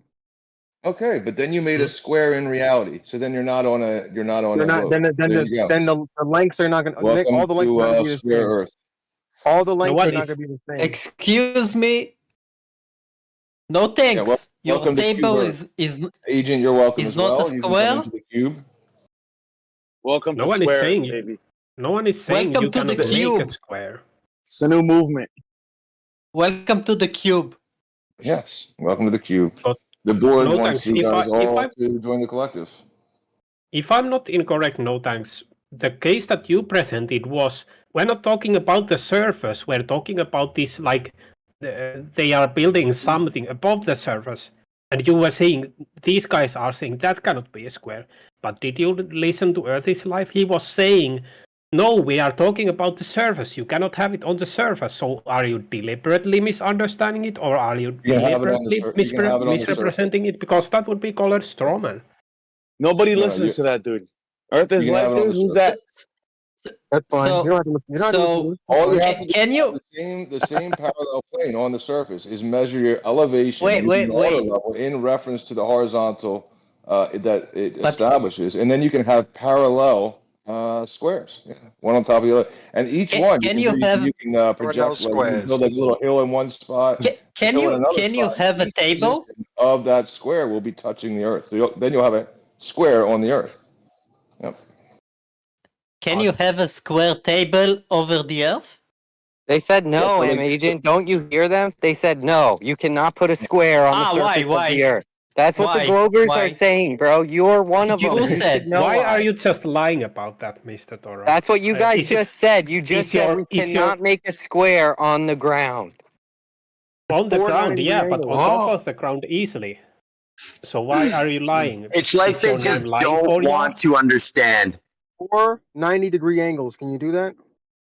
So can you geometrically wise show me a drawing why you cannot have a square on top of a ball? Or Yeah, you ask just the want to Globers. say You're talking to the Globers here when you ask that question. No, I said you can't have a square on a sphere with 4 90-degree angles with all the same, with all the sides the same length. Okay, On can the we have a surface of square? it And or then on the the top question of was it? then after that was, can we have a square in reality? There's a picture showing you that this only works in the concave Earth. Thank you very much. That would make sense. You can have it. You can have it Concave in is Earth. Concave for the win. Concave wins. concave is gay. Demons. So, B-ball, can we have a square in reality? Of course. Okay. So we have a square in reality. You can't have a square on a globe. Where do we square Who this said up? that we cannot have a square? B-ball, can you have a Distances square on won't the match- surface of a globe? Distances won't match up. He can Okay, have a square on a globe, but it's not a square. It's called non-Euclidean square, or they call it the Eulalian square, or Yeah, so it would triangle. have those, So, would have those consequences where the sides wouldn't be the same, or the angles wouldn't be 90. Yeah. So does that mean that true No, contradictions? It's nice that you let no tanks This finish is his like speech. You weren't even listening. You were just waiting for your chance to speak. And you figured you would just Rob. at the end of his sentence. Yeah, just tell me to shut up in mid-sentence. For calling out your bullshit. You cannot have a straight line on the surface of a sphere. You cannot draw a square on it. Can I fucking speak? You're clipping, I man, don't really bad. speak very often, and every time I speak, you guys like to speak over me. You cannot have a straight line on the surface of a sphere. You can call it a chord or something else, but it's not a straight line.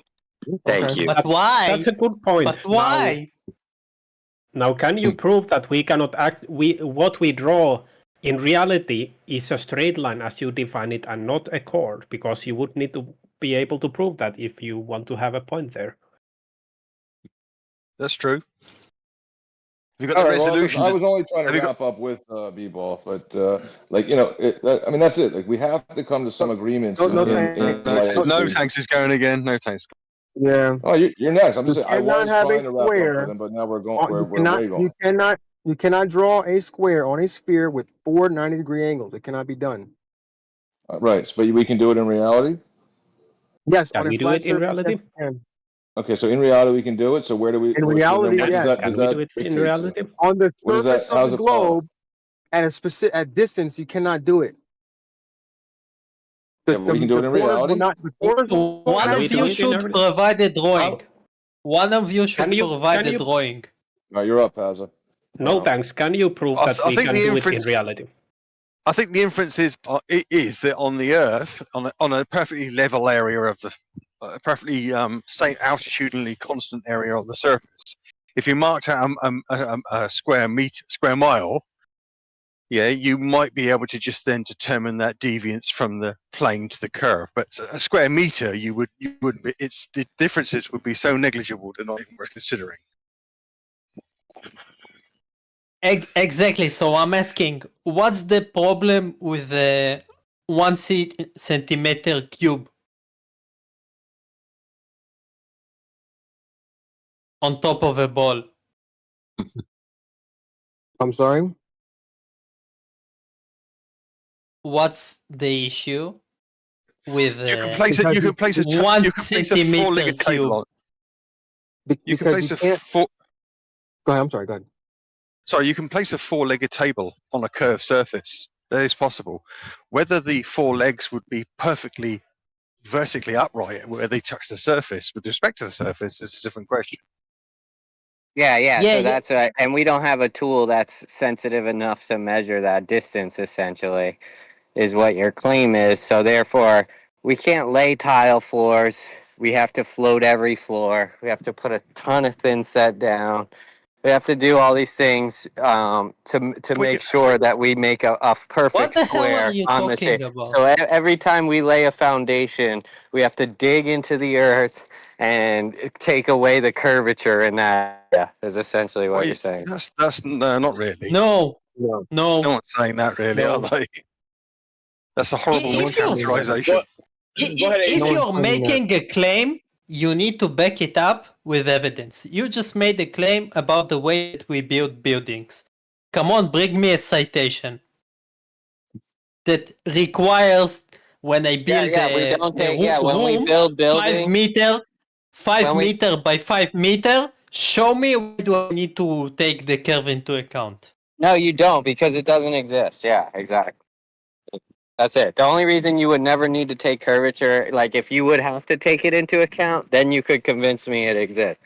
But since you never need to No. take it into account anywhere, like you just claimed, you just said we don't need to take curvature into account. No, because that's claim. your logic is Then flawed. there is no curvature, bro. Your logic It's is similar to flawed. the gravity argument. You know, like when you're saying, well, we'll take the curvature. You know, the curvature of what, guys? Yeah, are you taking the curvature of space time into account? What are you taking what curvature? Curvature of what? What do you think? Curvature of what? It's gonna have to be something physical, right? Same thing with gravity. Dude, If it's working curvature of resolution, space-time, the dude. curvature of if the curvature of the surface is there, but its resolution, any level you work at, is negligible, then what's the problem? Curvature of Earth, so of Earth, I can measure that. I can measure the elevation change of a hill with a tool called an auto level. Right? We want to go through the process again of how we measure No, elevation we're not change. talking about localized topological changes in Okay, so land. what is it? Curvature of what? Wait. Who said They don't auto like level? auto level measurements. Who said auto level? Curvature of what? They don't like auto level measurements. Curvature of what? I want to wait. The Earth, Okay, the go on surface then. of the Earth. You go.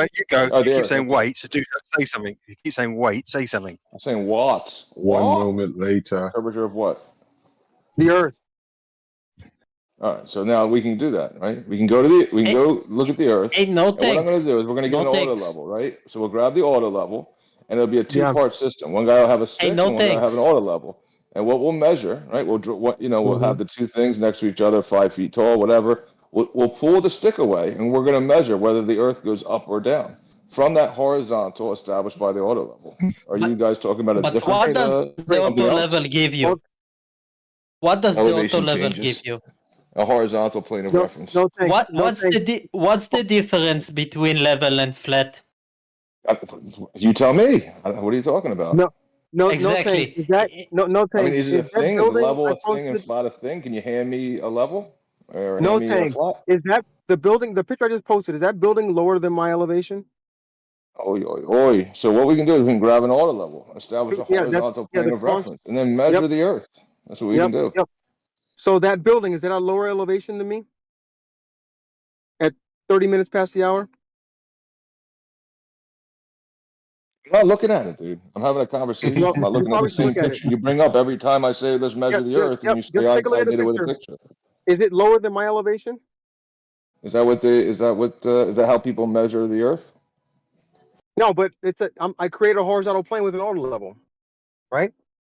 Okay, did you? Okay. Where's your measuring rod? Because this is You a want to two-part measure? system. Yeah, you've already seen it. I've showed you many times. Okay, wait. You got to get the two-part system. Yeah, it's about you can use it in around 200 feet. Yeah, I'm two-part 11 feet. system. It reads a millimeter on a stick, and you can match it with the crosshair of the auto level, or have the size of it so you can read the measurements. You have that? Done all that. Done all that already. Right. So now I'm looking out and I see a building that's taller than me that's below my eye level. What's going on? I don't know. Where's the auto? Where's the measuring rod? I already showed you. Let me see. It's 11 feet. Okay, then it would be wherever the stick is. That would be at 11 feet. Yeah. Okay, so I'm looking across the water, which is supposed to be parallel with the plane the plane of the auto level, right? I don't know. Is it? It should be on flat Earth, right? Dude, in reality, on Earth, the level surface appears to rise due to perspective. Is that what's going on here? Yeah, I mean, it looks like it. Yeah. That's why you need the measuring rod. Well, yeah, I already there's measured it. perspective. It's 11 feet. The Okay, crosses so are you 11 measured feet 11 above the feet. water. It'd be a shame if it wasn't due to perspective, but due to something else. Could be. We're gonna have to measure it. We have to measure something. It's too late. They've already told you it's one thing, and that's the truth. And the mind defends that and pushes everything else away. So what's going on here? Is that building at a lower elevation? I don't know. I still haven't looked at it, dude. It's just I'm not going to look at it. Okay, good. Yeah. So that we're again. This is it's like. I mean, you might It want to is look at the like an picture effort instead to of like making stop claims. conclusions all the time. Like so, I say level. I say No you guys thanks. say, well, it's it's curving. Curve of what? I ask you, what is curving? I say, okay, listen. The You water's say the curving. thing is The curving. surface So of the okay, water's we'll measure curving. the thing is curving. But yeah. The Oh, surface now of the water's curving. somebody else. It was It's curved something else. down. Yeah, the surface So of the that water's curved. okay, so the surface of the water is curved. Okay, so that's what we're going to check. Yeah, maybe take a 30-second break and look at the picture and try to think how can you explain it I've seen before it. you Like, react. is it the hotel At picture where he's on a cliff? I've seen it like 100 times. At least boring. pretend like you care. Pretend like you care about the job that Earth is Live did for you and took a picture that you were too lazy to go out and take yourself. All right, You want the measuring rod? Here's the measuring rod. I'm going to address this one last time. No, we don't. I don't need your input, man. I already know what you're going to say. We don't need your input. Stop cutting me off. Stop it. You know what you're going to say. Go ahead. Yeah, you know what I'm going to say, but the audience doesn't. They've all heard it before. You understand that an auto level must look at a measuring rod, not a building 10 miles, 15 miles away. That's not how the tool is utilized. If you want to continue this stupid charade, you're just making yourself look stupid in the eyes of a surveyor. All right, great. So, does everyone see the picture I posted at 30 minutes past the hour? Does anyone see the measuring rod? Do you see the measuring rod? You're going to need to I see a measuring continue using the measuring rod over distance. You're going to have to just carry a horizontal line over distance. So you can remove perspective or anything else. So you can remove all of those. All that sinking that's going on. All that sinking refraction that's going on. No, that's not happening in Hawaii. I'm sorry. So that's why they use the rod and they use the auto level to just extend a horizontal plane of reference over distance and to measure elevation changes from that, so that they can remove by sighting the rod, you can remove everything else that could be fucking your shit up. I mean, I don't know. I mean, that's what I did. Simple. That's what I did. I know. Well, listen. I knew you were a special boy, and now you can walk on water. So you're even more special. Yep, that's what I did. I carried that in the horizontal plane across the water. Angel. And for some reason, those crosshairs are hitting above a 15-story building, and it happens every time. Well, then why do you always? We're not denying that. We're not denying the image, dude. We can see it, but it's not because of the curvature, dude. No. Curvature of what? What is it? Is it refraction? Wait, does sinking refract? Hold on, Earth is Life. Does sinking refraction exist in your world? Yeah. What causes sinking refraction? Does it exist? I asked you. Does it even exist in your worldview? Yeah. Okay. Can you show me an example of it? Can you show me an example of sinking refraction? Hold on. Oh no. Can you tell me dude. what causes it? Yeah, I have a definition from Oxford that I can post in a second, but I just want you to present me with evidence of sinking refraction on the globe. Can you show me one photo, please? I think a temperature inversion would cause that, right? Can you just show me one where you are like, yeah, this is sinking refraction? I'd like to see the photo. I don't have please. one. I don't have one. You don't have any? There's none? I do. Is there any that exist? I posted I a don't have video. any. There's 12 minutes of it. I posted a video. There you have it. What about it? That'd be a temperature inversion, right? Wait, so okay, that's fine. Dude. You understand you need sinking refraction for FE to work, right? I'm not claiming anything against it, dude. I'm for sinking refraction. I would say that You're breaking up, man. You're robotic That's why he was cutting you off there. Flat Earth's perspective says everything disappears to a vanishing point. That's not what actually happens. Things bottom out. So Flat Earth's perspective, the key component, it's wrong. It's bunk. But no, you don't believe me. So what was I going to say next after that? Dude, what are you talking about? What were we talking about right before I said that? The sinking refraction. Oh yeah, sinking refraction. Oh yeah. So sinking refraction. So flat Earth needs sinking refraction to work. Perspective is not enough. Perspective just says things disappear to a vanishing point. That's not what's actually happening. Things get really small and then bottom out always. So you need something to explain this bottoming out always. Concave Earth has it. It's called upwards refraction. But forget concave Earth. A flat Earth needs upwards refraction. Upwards refraction, light bending up, is the sinking effect. Hold on. Let me respond to concave Earth. Dude, it doesn't always disappear because of the bottom of obstruction. Sometimes things just disappear way before even, like, a couple degrees before they hit the horizon. So even before the horizon, things start to disappear sometimes. So you're not saying anything, bud. What I said is facts. All right, but write it down. It's so true. You ought to write it down. Jot it down so you don't forget. I'm not even in complete disagreement with you. I know that perspective alone isn't gonna fix flat Earth. I know that, dude. Perspective alone will not fix it. Fix your tone. You're responding in a contrary manner. You ought to start off with, "You're right. Flat Earth needs upwards refraction always." No, you're right. Yeah, I don't agree with perspective is bunk.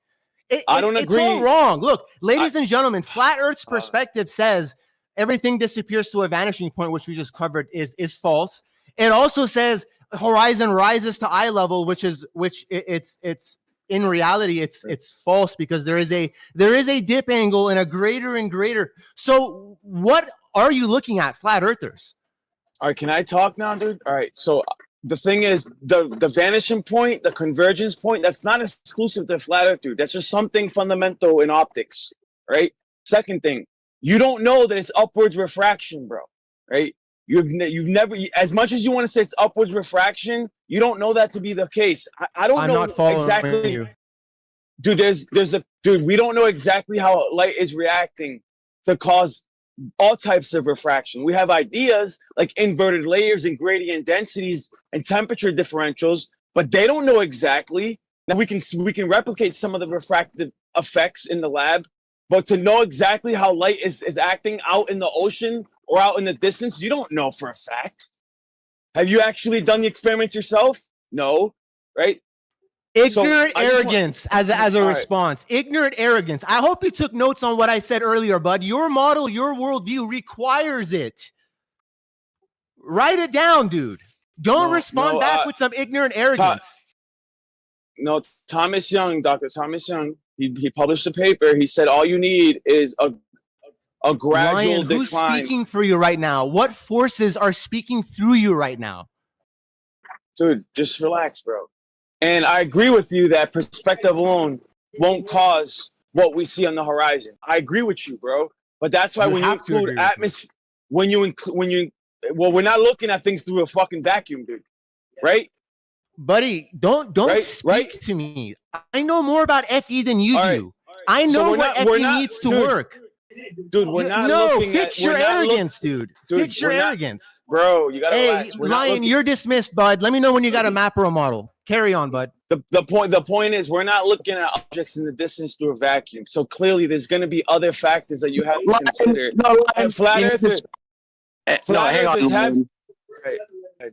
He's calling you arrogant while being the most arrogant prick I've ever heard. I would call that out right away. Concave, you're a piece of shit. Hey, Rob, you're a piece of shit. All right, gentlemen.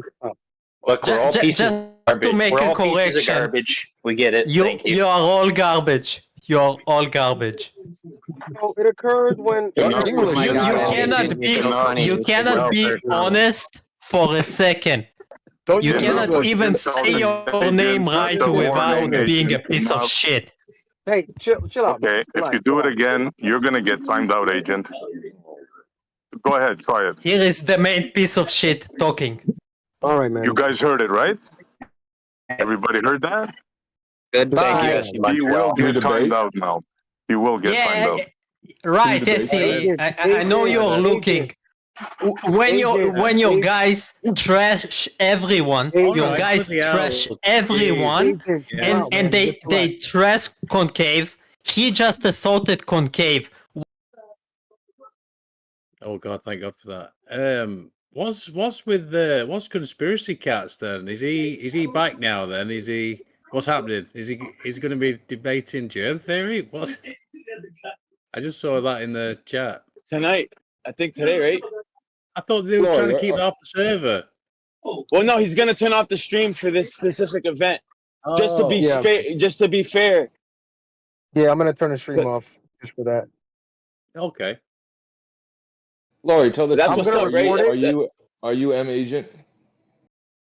I'm gonna record it and then we'll see if I can post it at a later date or something. I don't know. Yeah, it's a weird one, isn't it? The Sam Bailey, who I always reference, she's on YouTube. She's still got a YouTube channel. So I don't know how. I mean, I don't know how she's got away with that. I mean, I imagine she's had plenty of warnings or whatever. Maybe she cuts a bit out, and because I know that actual logos that I like for history stuff. His content on Odyssey is like miles better. I would recommend watching it on Odyssey because on YouTube he cuts little bits out. Certain words get sort of silenced out, if you will, as well, which is a bit like, oh, it's a bit sad, isn't it, gang? Hey. I mean, it's not as if he's cursing. That's the worst thing. I mean, he's not cursing. There's no cursing in any of his content. But there you go. Certain words, I suppose, trigger the algos.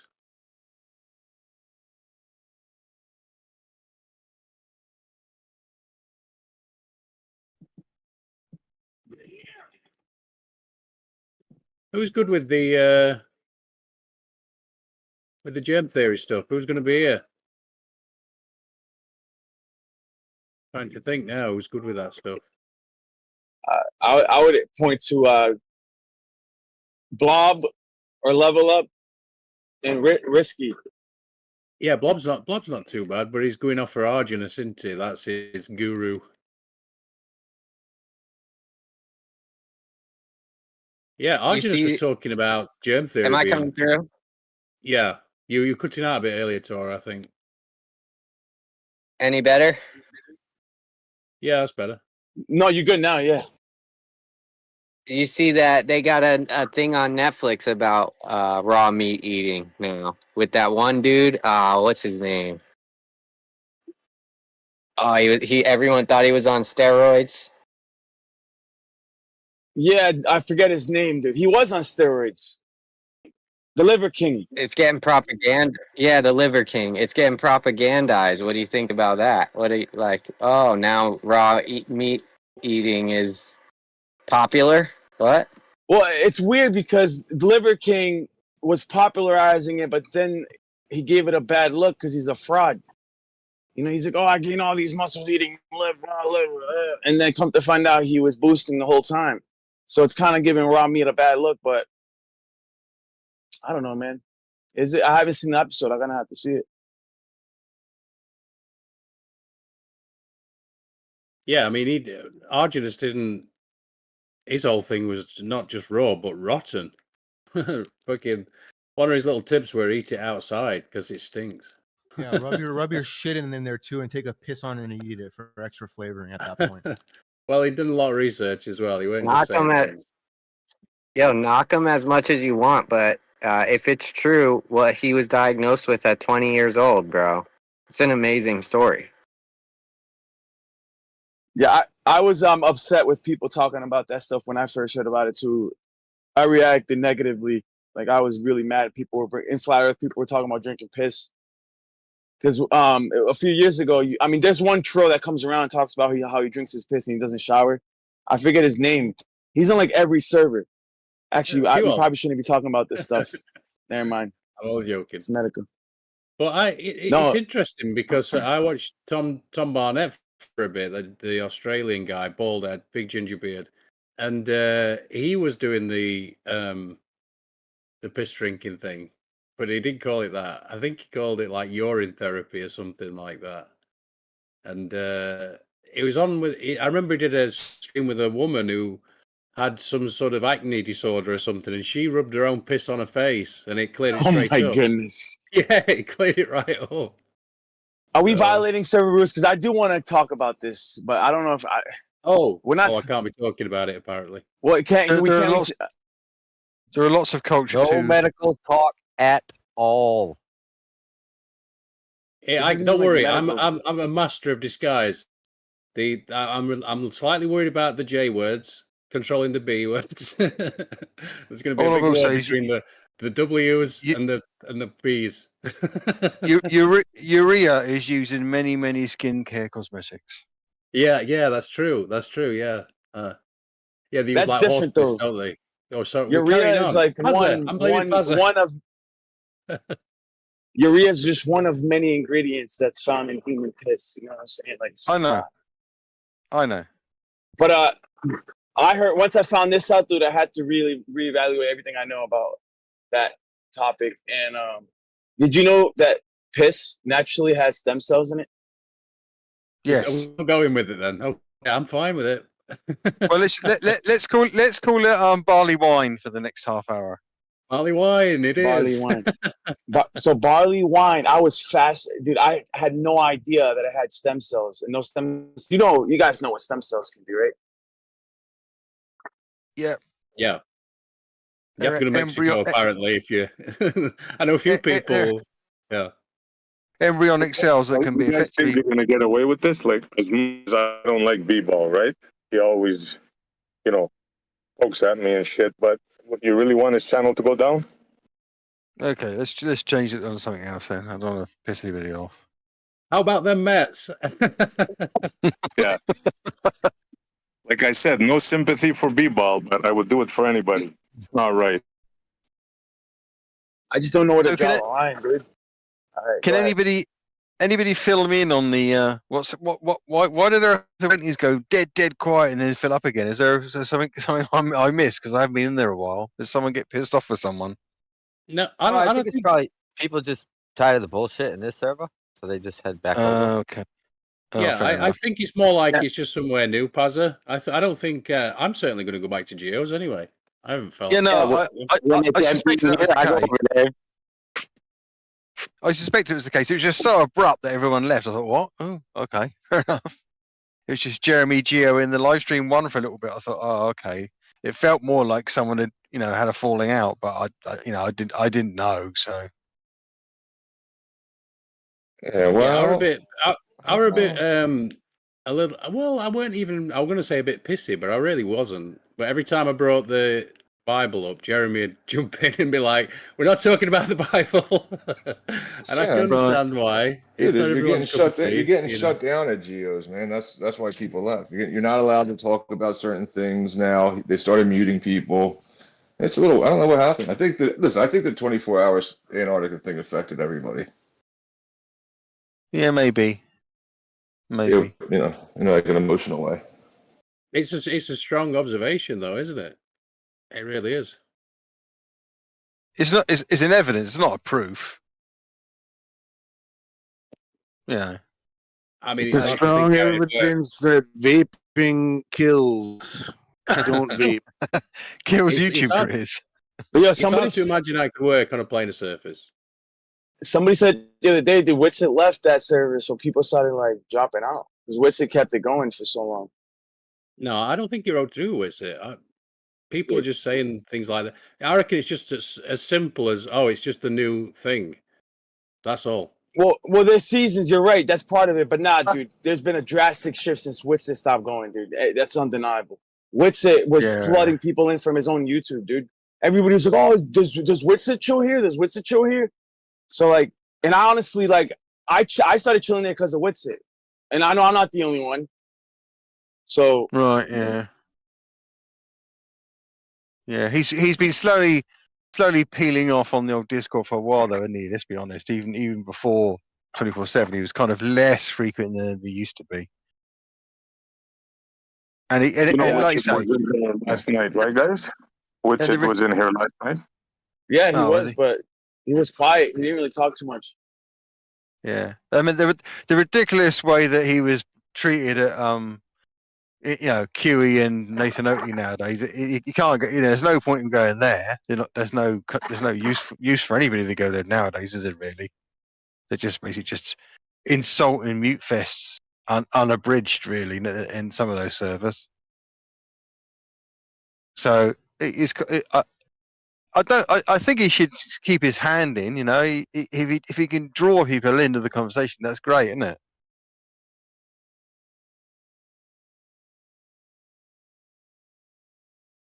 I mean, not from your perspective, though, Pazza, right? Because you think he's just peddling misinformation. So yeah, but I'm not adverse to people I disagree with. Well, that's interesting because you come from a time where it was okay to disagree and you didn't have to kill each other, right? Yeah, pretty much, yeah. You didn't have to cancel the other one. You cancelled now. It's over. Yeah, you just got replaced by all the Muslims who are now taking over your country and are within nuclear range of America. See, if I wasn't Gen X, I might be bothered by those kind of statements. I was just testing your X-ness. Yeah. Water for ducks back, that kind of stuff, mate. The internet is awash with rhetoric like that. Come on. I didn't like the way that QOP treated Witsit last night either. I mean, he should have got timed out for that, especially during an event. But I like QOP too, but it's hard because you guys. Dude, that's messed up, dude. He threw that in his face. How he spit on his wife. Like that's personal I stuff. wasn't there. Dude. I don't get on here. Yeah. Late, he did that in the middle of an event, like completely like out of line, dude. You don't do that. Yeah, well, it's because QOP got embarrassed in the so he hates him now. You can't go bringing up people's personal shit on these sort of conversations. It's not what we're here for, is it? Really? I agree, 100%. What's going on with Witsit's personal life has got nothing to do with any of this. Dude, if she can't get over her husband spitting on her, then maybe she's not the kind of girl you want. I mean, I want a girl personally who likes when I spit on her. Oh my goodness. But yeah, he can't everywhere he goes. Like people, like it's like a curse, dude. Do you think if he could have his time again, do you think he would have neglected the opportunity to go to Antarctica? I think he'd do it. I think he'd do it. No, I think he still would have gone. He got a lot of grease though, didn't he? Yeah, it's too much. It's too much. I guess like it's justifiable for Darren to say "fuck you guys." You figure it out. Then you're gonna talk shit on me and tell me to figure out the world for you and figure it out yourself. I mean, that's how I feel about it. I bet I'd probably do some sort of spiteful shit like that too. Maybe I don't know. Maybe I'd probably do some spiteful shit. I'm like, all right, your whole worldview depends on my YouTube. All right, watch. I'm gonna flip it now. Now, who are you? Where's your identity now? What proofs do you have when I take all mine away from you? Talk shit on me. Or you don't participate in government psyops and mockumentaries. That he should have heeded the warnings. People told him don't participate with McToon and McDuffie, and he ignored it. So, hindsight 20. I would say if he could rewind time, that he wouldn't go, and he would just argue it from there because he wouldn't be dealing with all the hatred. Yeah. Even ask extremists. I predicted it before he went. He shouldn't have participated. Anybody who comes back and says they saw it is going to get exiled. When it's a cult, easily predictable. When it's a cult, that's exactly what is to be expected in a cult. Is you've got cults and cult members. Cult member goes, figures out something, comes and reports contrary to the cult, and he gets kicked out.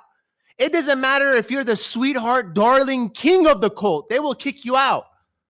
100%. Yep, very cultish. I agree. Or there was things that were caught on video that made it very suspicious, and people called it out, and here we are. Believes the members of the cult. Exclusively, the members of the cult believe that. Yeah, so 80 to 90% of the people are just wrong, and Witz is telling the truth. Okay. 100% of the people are wrong. I mean, that I'm speaking from where from my you got to figure that out. But not 80, 90, all of them are wrong. Every last one of them are wrong. A high percentage of flat earthers don't believe Witsit went to Antarctica or TFE. So that's the 80%, 70% I'm talking about. But who's wrong, Concave? Who's all of them that are wrong? He's saying all flat earthers are wrong. Every single person that claims Witsit is lying, or the trip is a lie, or it didn't happen, or the sun was faked, or there was CGI involved, or that. Okay, right. Okay, gotcha. Well, you're never going to convince us, so good luck. Every single person that thinks Witsit is lying and is whatever lying, not a single one of them have a map or a model.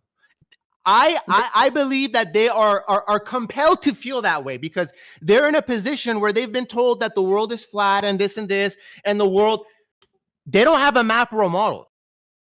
Every last one of them, 100%, the ones that are actually attacking Witsit, like QOP, they don't have anything.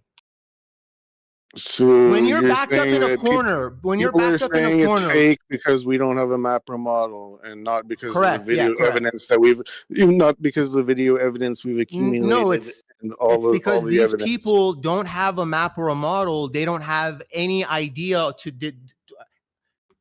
you don't have a map or a model. How is the sun supposed to work? As opposed to what? They don't engage in the effort of mapping, modeling, looking at maps, Googling anything. They don't do it. It is kind of funny. I would typically tell like a Glober, like, hey, no, look, they keep looking at Witsit. Like, no, but the sun can't be doing something because look what Witsit's doing. It's weird.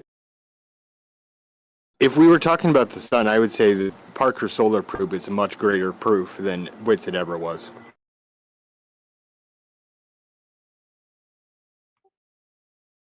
Witsit's a pretty decent dude. Yeah, when you look back at like his first like debate with who was that, the fake surveying guy, right? He's like a little kid. He looks like he's in middle school. He's not. I think he's like 19 or 20 or something, but he looks like a tiny little kid.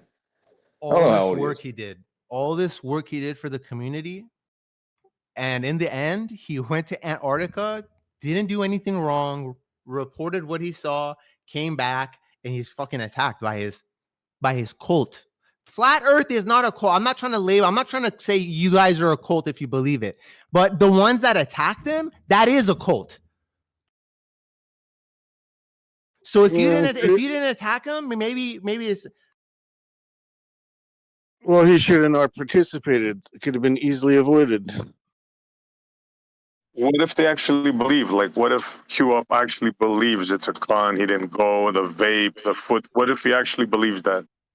We do. We know it's fake. We know TFE was fake. We had 2 servers dedicated to Northern Rebellion just said maybe he shouldn't have participated. Maybe he shouldn't have gone to Antarctica to seek the truth. Yeah, maybe. Bro, that's wrong. That's wrong. In favor of what? McDuffie is seeking the truth. What are you talking about? Bro, you guys are, man, it is what it is. I can't save everyone here. It is what it is. You guys better. Yeah, he's literally saying, let's not actually try. Yeah, he's saying, Witsit is wrong for actually going and trying to figure out the truth, and he's for sure wrong for coming back. Why did you test our beliefs? No, you shouldn't do that. Do you see how wrong you are, Northern, right now? I don't, because I already told them before they went that I'm not going to trust edited videos and the testimonials of 2 YouTubers. Why does it have to be edited? Why can't you just be wrong? Because they edited the videos multiple times. was no Northern, why not the consideration that there's that no 24 you- hour live stream? Why not the Just reach consideration however that you far were wrong? It's however far you need to reach. Why not the consideration that, like, did the thought ever cross your mind that the whole of FE could potentially be wrong? No, like that's a step too far for you. So you least common path of resistance, latch on to attacking Witsit. Yep. It is what it is. It is what it is, man. I mean, Yeah, people who participate in mockumentaries like Behind the Curve are gonna get what they deserve. Yeah, a lot of evil spreads this way. A lot of people feel justified. They go and eliminate people and do all kinds of wild shit because they're fucked in the fucking head one way or another. And I mean, Also, Witsit came back and he said, I'm going to start calling people anti-truthers if they question us. And he started calling them schizophrenics and all these names. So Witsit's not Northern Witsit is his own individual. He doesn't owe you fuck all. He went there because he's a flat earther. You watched because he has a common belief system than you. He doesn't owe you shit. He reported what he reported. He didn't report to you. He doesn't owe you. And you, because you are part of the cult, feel justified in being nasty to him. Yep. I've been super nasty. What did I say? Honestly, you guys should be glad of the absolutely obscene amount of evidence that you were provided. Like, they had cameras, recording cameras, so many different cameras. And by the way, no one ever promised that they will do a live stream because we didn't know that that would be even possible. And it turns out, yeah, it's a fucking hard thing to try and do a live stream. But you got a shit ton of footage.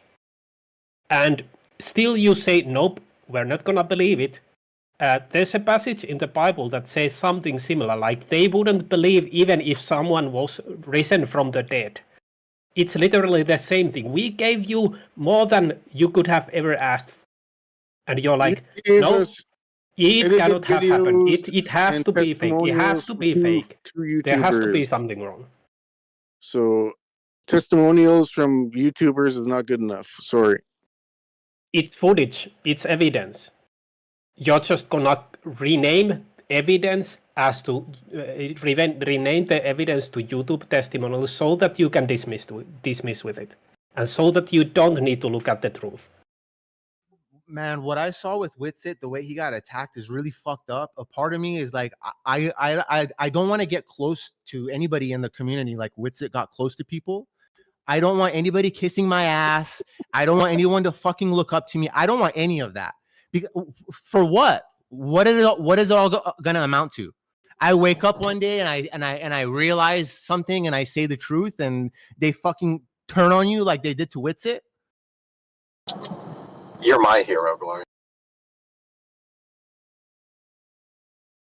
Well, yeah, I wouldn't get attached to Discord personalities. It's Discord. Maybe you might meet somebody someday and maybe you might become friends, but I wouldn't take it that seriously. Sure. Yeah. Maybe you'll even one day meet somebody on Discord and marry them and then go to see a 24-hour sun and then somebody will be like, you spit on them. And I mean, it's not like they're real people. Okay, so Witsit, went, let's say, went. But by the way, I'm not debating the results of the final experiment or the 24-hour sun. I'm just debating these little nuances. Let's say like next year someone else goes and the results return the same exact thing. Are they going to be like a shill too? Are they going to be lying too? Well, we're going to diagnose all the footage and we're going to find all the holes and we're going to make videos and compilations just like we did with TFE. Right. So that's a yes then. So if they report the same thing that Witsit reported. It just sounds stupid because there was a balance of evidence. If they report back information contrary to the cult, the immediate default response by these particular cult members is to immediately label them in a bad light, immediately throw accusations of shill. You must have done something wrong, and then spend full time in inspecting their footage to prove that point. Well, why would they pick Jaron, who was exposed as a shill in 2017 when he participated in Behind the Curve? And Jaron wanted to have a dick measuring competition with Jake the Asshole and all the other dirt that Jaron has on him with the Bitcoin scam. So, I mean, right there, that's a huge red flag where why are you sending this scumbag to a fake trip? There's two things there. It wasn't there fake. was actually 12 people that were picked. He was one of the ones that was willing to go. And then second, Jaron has within the community, he has by far the largest audience. He would be the perfect one, obviously. Also, one needs to add that you would find fucking red flags on anyone that went, because you want them to not be honest, and you want to not look at the evidence. So you would find, name your golden boy man, you would find fucking red flags on them if they had gone, and you would say no, this guy was a planted shill. But there is no person that you would have ever believed. You would have found fucking dirt on every single one who went. I mean, that's just you speculating, right? I know. No, I know it because we know no that 24-hour is a cult, so I know for a fact that would have happened. Yeah, of course, because you could predict the future in all alternate universes. I'm not going to believe the testimonials of YouTubers and Discordians. You're not going to believe anything. Like I said already, even if someone was risen from the dead to tell you that no, flat Earth is fucking stupid, you wouldn't believe. Even if we put you on a spacecraft, personally, you would say, "Oh no, they faked it. It was CGI." Gas pressure needs a container. There is no convincing water. So and I'm just gonna talk over you because I was still speaking when you started. He's just trying to monologue forever. Don't fall for it. Look, I was there's just speaking normally. That's not called monologuing forever. If you cannot handle normal speech, then I don't know. Go somewhere else. There's an odd paradox I noticed with the ones specifically attacking Witsit. The ones attacking Witsit and calling him fake, these people tend to also be the same people that are like, we don't have a map, we don't need a map, we don't have a model, we don't need a model. These people tend to not just engage in those type of discussions. They're not interested in it. They don't care for it. So they have that. They don't care for it. Like the idea of like trying to think of like how the continents are arranged, it gives them bad feelings. But at the same time, the results that Witsit came back and gave, for you to say, no, I deny that, deny it based on what? Literally every other model of the world has a working 24-hour sun except in Antarctica, except for the Gleason map. There is another flat Earth model, the dual pole model. You guys have heard of it by now, where that issue doesn't exist. So the only reason to say Witsit, you're lying, you're fake, the video you're showing, the results you're showing, is if they're convinced that the world works another way. Well, what model? So they're brainwashed to the A.E. Gleason map of the world, where North Pole's in the center and the ice rings at the edges. They are compelled to think that that's how the world is set up, but they're not going to claim that. They don't claim a map. Oh, we don't have a map. Oh, we can never get a map. The coastlines are fractal. The more accurate you get, but they'll go and they'll attack Witsit. So I just don't understand. Well, why does it have to be that way? Unfortunately for you, that I believe in biblical cosmology, where there's one sun, circles. So, and I know the firmament. So you're gonna have to overcome that hurdle with your edited videos and testimonials. But bro, I mean, it is what it is, dude. I mean, if you're convinced that the sun, it is what it is, dude. It's deep. Like you're convinced. I live under Polaris, so I get to see the sun circling, going north south. I suntan a lot. The shade from my house, I have to move positions based on where the sun position is. So sun position. Okay, so I'm not trying to counter you. I don't even want to put in that effort to do that. Okay, but like, what is that? The Gleason north of the center ice ring. Like, is that like biblical for you? That setup? No ice ring, no. Oh, But sorry. The north and the center. definitely North Pole. There is no South Pole. Well, look, you understand. Well, you can say yes or no. North Pole being in the center means Yep. that there's an ice ring. The Antarctica is as the edges. No, there's no verification of the ice ring. Okay, well, would you possibly be? I mean, I'm personally familiar with all kinds of FE maps and projections and stuff. Is there one that you're like leaning to? You think it could be it, or All maps are wrong based on coastline paradox and cartographer's go, you see. dilemma. So they're all just estimations or representations. Yeah, I mean, it is what it is. So You said no South Pole, if I heard you correctly, right? Yeah, there's no magnetic South Pole. There's no South Pole. Compasses point north. That's a very interesting statement. Yeah. Yep. They also point north in the south, where they literally start pointing towards the ground near the South Pole. Towards the South Pole, they are just pointing north. I don't think that's how it works.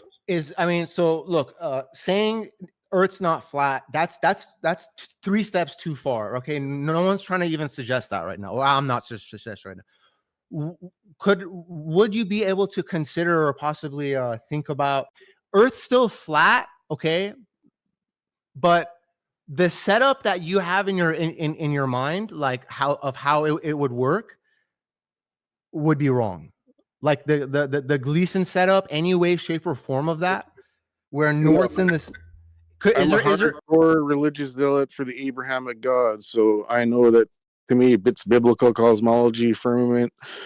You have all that. It's you're stationary. You're no curvature. You have your firmament. We're just talking about like we're rearranging the puzzle pieces on our level paper, like level map.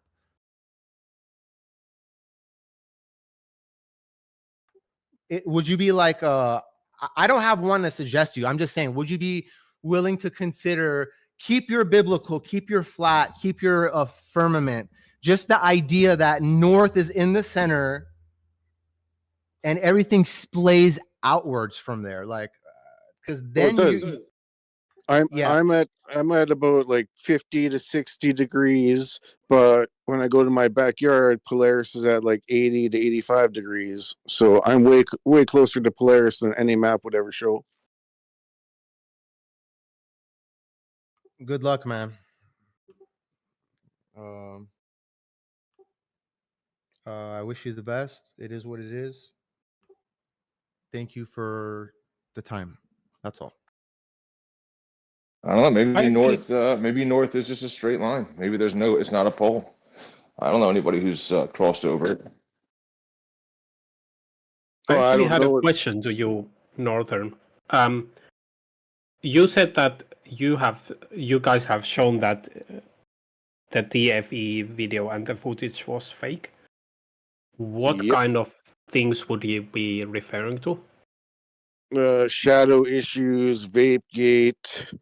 There's stitch lines. There's stuff moving in the background. There's vibrating mountains in videos. There's multiple compilations. We had 2 servers dedicated to debunking TFE. So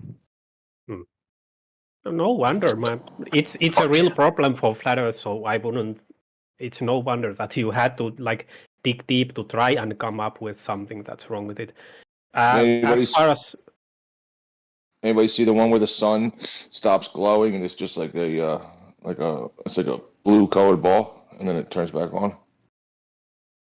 No, I did look at. I did hear. Something like that would probably do it for me, but then I would just say that's probably CGI. Yeah, I did hear most of the that's pretty arguments. obvious. Yeah, I did hear most of the arguments from your side when it happened. For example, the shadows. The shadows just act like they normally do. So it kind of does take away from the flat Earth TFE was fake credulity, when that's how shadows work. Like, that's so thoroughly insane argument to make, because there was nothing in the shadows that acted in any way apart from what's normal. So when you look at normal things and then you say, oh, by the way, it looked like the sun made it brighter. It's kind of similar like that. Oh, it was abnormally bright because the sun was out, supposedly. Well, that's how the sun makes things work. Also, like the shadows, they were acting like normal shadows. And then you claim that's an argument that it was fake. That's stupid. So at least any Glober who says all you do is follow your flat Earth YouTubers and your flat Earth flurf daddies, well, we proved you wrong, because a flurf daddy went to Antarctica and we didn't believe him. So you can't ever say that again. Well, that's No, a you just non-issue. We're removed him from being. we're talking about You removed we're him from talking being about a flat Earth. if you actually did prove the footage or not, and like all of the arguments. I have shown that, for example, I remember the Sinsgate happened. I have proven myself, because I'm a translator, I can prove stuff like this. I proved that Jaron did say that since he didn't say that the sun sets. We had the Shadowgate, which was completely stupid. It was you guys making a complaint that the shadows work like they normally would work. And that was supposedly something. And then the drone gate, we debunked that long time ago, because we have now videos from multiple angles showing that the drone is closer to MC2, and that's why it is beeping. So how come all of the gates that you guys came up with, they just got thoroughly disproven? And still you say, oh no, but maybe I have something that you haven't heard of that's actually credible. Well, that's really nice. And I guess you gotta try to figure out how to convince us that TFE was real. That's your duty. I've already made my point. There is no convincing you, because even if someone were to rise from the dead, you wouldn't believe. You are. So why are you talking to him? Why are you engaging? Maybe I like to argue. Feel, maybe I like to argue. Is the point of engaging? I mean, I'd love to be able to convince someone. What the fuck is that, dude? Just shut up. Just let him His get it off. objective is to trigger. That's what Laurie's objective is, to trigger you. My objective is, if there's someone ready for an honest conversation, I will have that with them. But if if no one is ready for an honest conversation, I will do something else, and then I will just entertain myself. I have. Well, you just said he's not going to have an honest conversation with you. Yeah, like you just. I see that you got triggered about that comment. I see that. You got triggered about it. I see that. Okay, then, Laurie, go on mute and let other people. We understand. I don't need to go on mute. You don't have any reason to tell me to go on yes, mute. because if I do, because I'm a mod, and if you're gonna just keep. Yes, you are a mod, but I didn't break any rules to tell me to please go don't interrupt. on mute. I'm trying to mod. You do not control the room here, Laurie. If you're gonna keep on insulting and just interrupting, yes, we will mod you. I haven't interrupted and I haven't insulted. So and the reason, if you follow actually the reason why you told me to go no, shut forget up the meta. Do you have anything to say on the subject? You don't want to hear interrupt me meta, when I'm talking. If you're even do if you you're have anything to say on the subject, please? Yeah. What specifically were you referring to when you said that I need to go somewhere else and do something and I shouldn't speak? I didn't say for you to go somewhere else and do something. I said stay up with the conversation. Don't just say meta like you're doing now, like you always do. This is the last time I'm gonna tell you. Don't talk to me and tell me what I said or didn't say. Stay with the conversation of the conversation. No, you did specifically say that I can shut up and I can go away. You have no reason to tell me that as you said you would go away, unless bro. You were like, hold on, I'm speaking to SE. Hold on, I am speaking to SE. And if you interrupt me, then SE has grounds to mute you. Yeah, so do you me. want to get? I'm the one who said it. I said, get the fuck out of here. I thought Laurie. Okay, so let me just tell you what happened. I just server muted Laurie. Oh, he said it too. Yeah, we're not going to allow people to do this. Lori, you're not going to come in and do this stuff. Everybody knows what you do. You're not going to come in and interrupt, and then when you get modded, you're going to start complaining. No meta. Stay on topic. I'm going to unmute you now. If you keep it up, you're not going to be part of the conversation.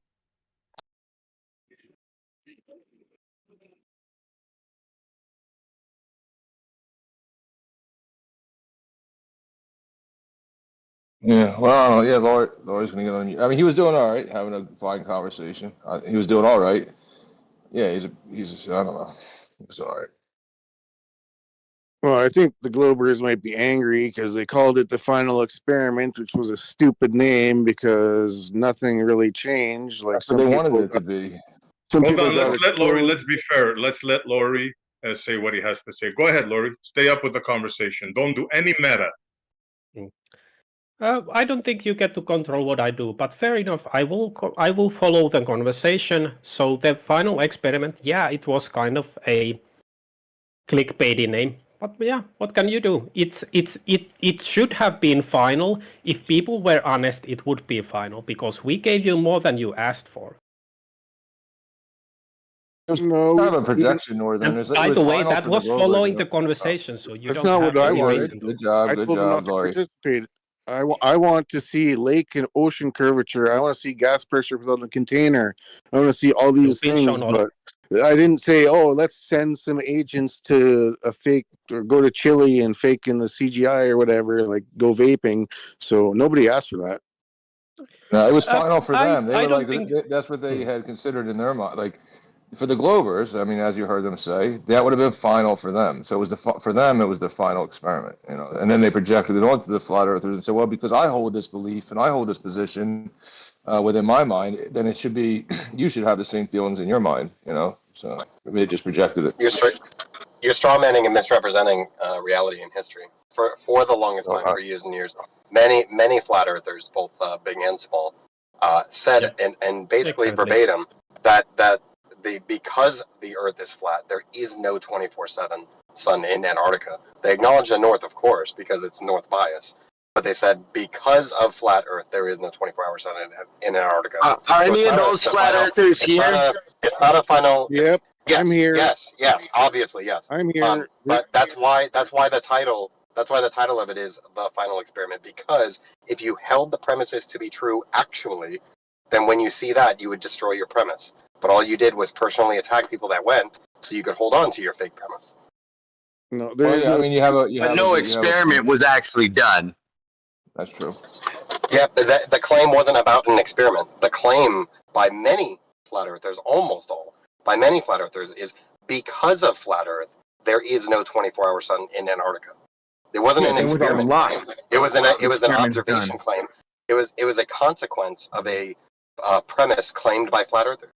Yeah, well, a little bit of both. Yeah, a little bit of both. So yeah, there are some flat earthers who say, well, if the Earth is flat and if the sun works in this way, then I should not see a 24-hour sun in Antarctica.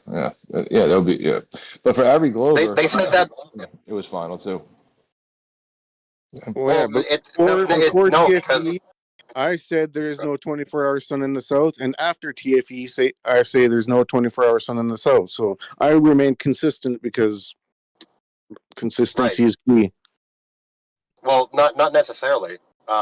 Learning in science and that whole meta part of it is changing your viewpoint based on changing evidences. So if your claim is that there is no 24-hour sun in Antarctica, therefore flat Earth, once you do see that, you should change everything.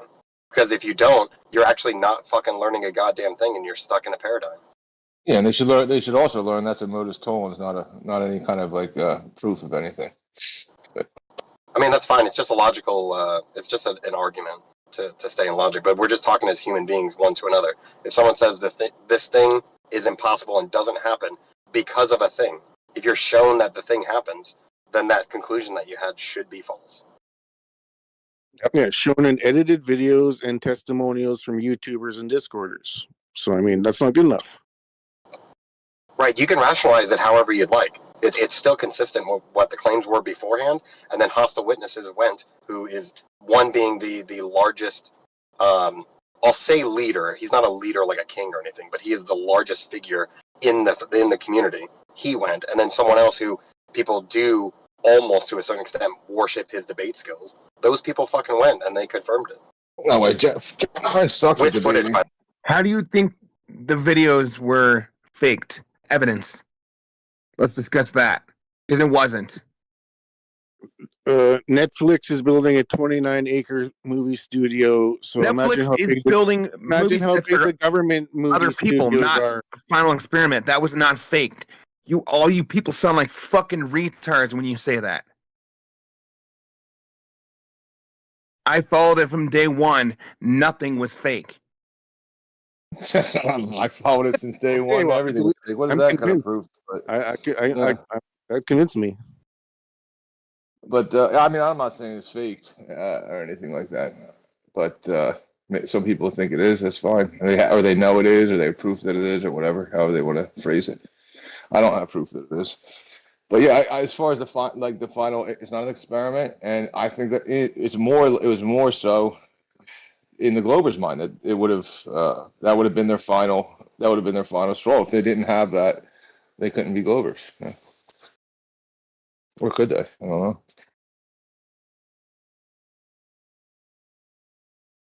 Yeah, that's interesting. Could a Glober remain a Glober? Oh, am I stepping on you? No, go ahead. I was gonna say that I like that because could a Glober, would the Globers in here have become flat earthers if there was no 24-hour sun? Yeah, I said I would be. Others said they would be as well. I don't know who all it is. Yeah, we had a collection of people. We had a collection of people in Gems make that statement, and then we quoted it so we can refer to it later. Lots of people said, yeah. But who wasn't on board with that logic? Was there anyone that wasn't on board with that logic? Because then it looks like a cult, right? No, I can't imagine anybody would, because they all affirm where the continents are. They all affirm the distances. They all affirm the ephemeris for the star navigation. So those things are. It's like a triangle for me, where 3 straight lines, 180 degrees, interior angles. Like these parts that work together to make a whole. So they all affirm all of those things. So they wouldn't have anything after that. They'd have. Those are all their proofs. They have to have that. It goes for every Glober. They have to have that 24-hour sun because that relies upon the locations of continents, destinations, distances, stars. It's all one. It's all one thing. Yeah, that's why I was wondering if there's any that wouldn't, because that would completely destroy the model. Well, they should start with getting internet there so we could have a 24-hour live. What are you wondering about? If there's any what? Yeah, no, Tanks brought up something interesting. I just wanted to expand on it. About what if there was, just what if scenario, because we were talking earlier about the what was it, the cult-like behavior. So I was just asking, like, were there any Globers that wouldn't have switched over to flat Earth if there was no 24-hour sun? I don't think there could be. I mean, probably probably yeah. Some impossible. Switched. But so wait. Just to clarify, you're saying you don't think there could be any that stay globe, or you don't think there's any that could switch? Yeah.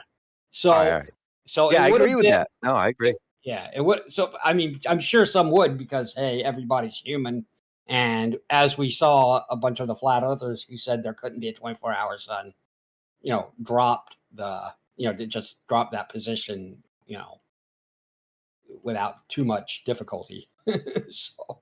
So I'm not certain that there would have been. It wouldn't have been 100%. I would doubt. But yeah, I think No Tanks is correct about this. Everything has to work together, or none of it has any real credibility. Yes, like, I don't think the globe is a globe because it makes me feel good at night. I think the globe is a globe because that's what I think the evidence shows. or I mean that the evidence, I guess I would say, strongly shows that. Well, yeah, that's what I mean. That's the right answer. That is the right answer. Like, I'm surprised I didn't hear more Globers say, yeah, of course, I would have switched sides immediately. Because that's the only right answer. Yeah, well, I mean, I didn't That hear. would be it would be a false dichotomy. You would have to, it would, true or false for the globe.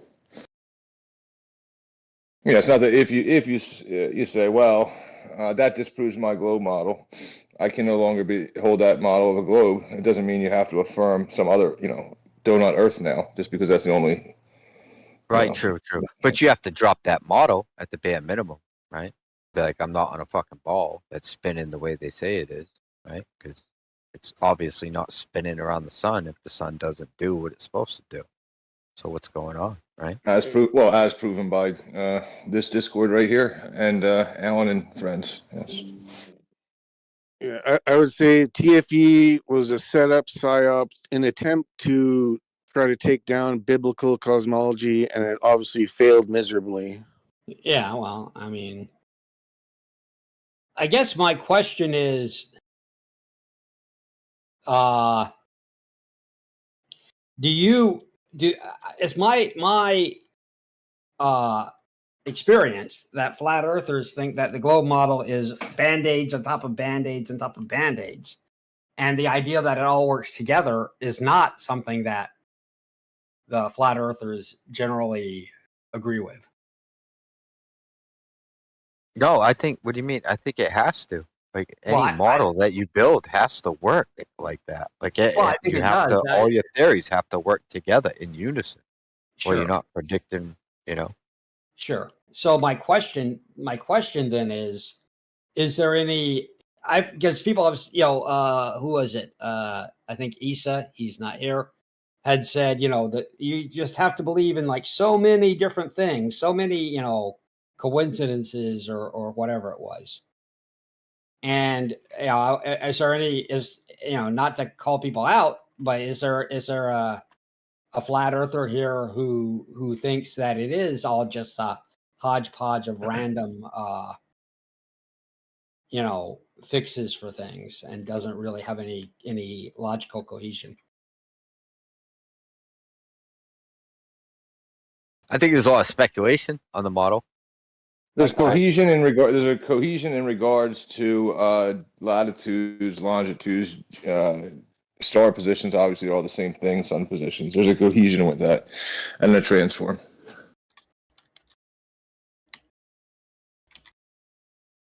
Say that again. There's a cohesion with ground positions, single points. GP of a star, an angle in relation to a star, sun positions, and that's it. That's the whole grid, and that's it. So, do you think that the model doesn't work in that respect, or what? I'm not. It better work because the stars and the sun are things that exist.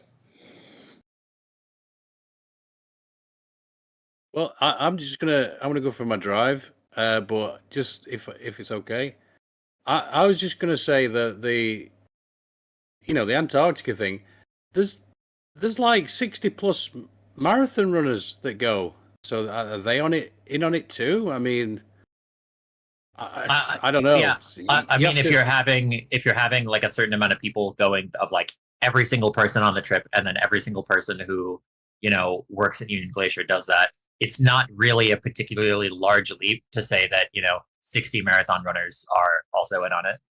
Well, I mean, in the same way, it's just in the same way of like, if you believe in any type of like faked mass tragedy, like a particular running event or something like that, it would require a whole lot of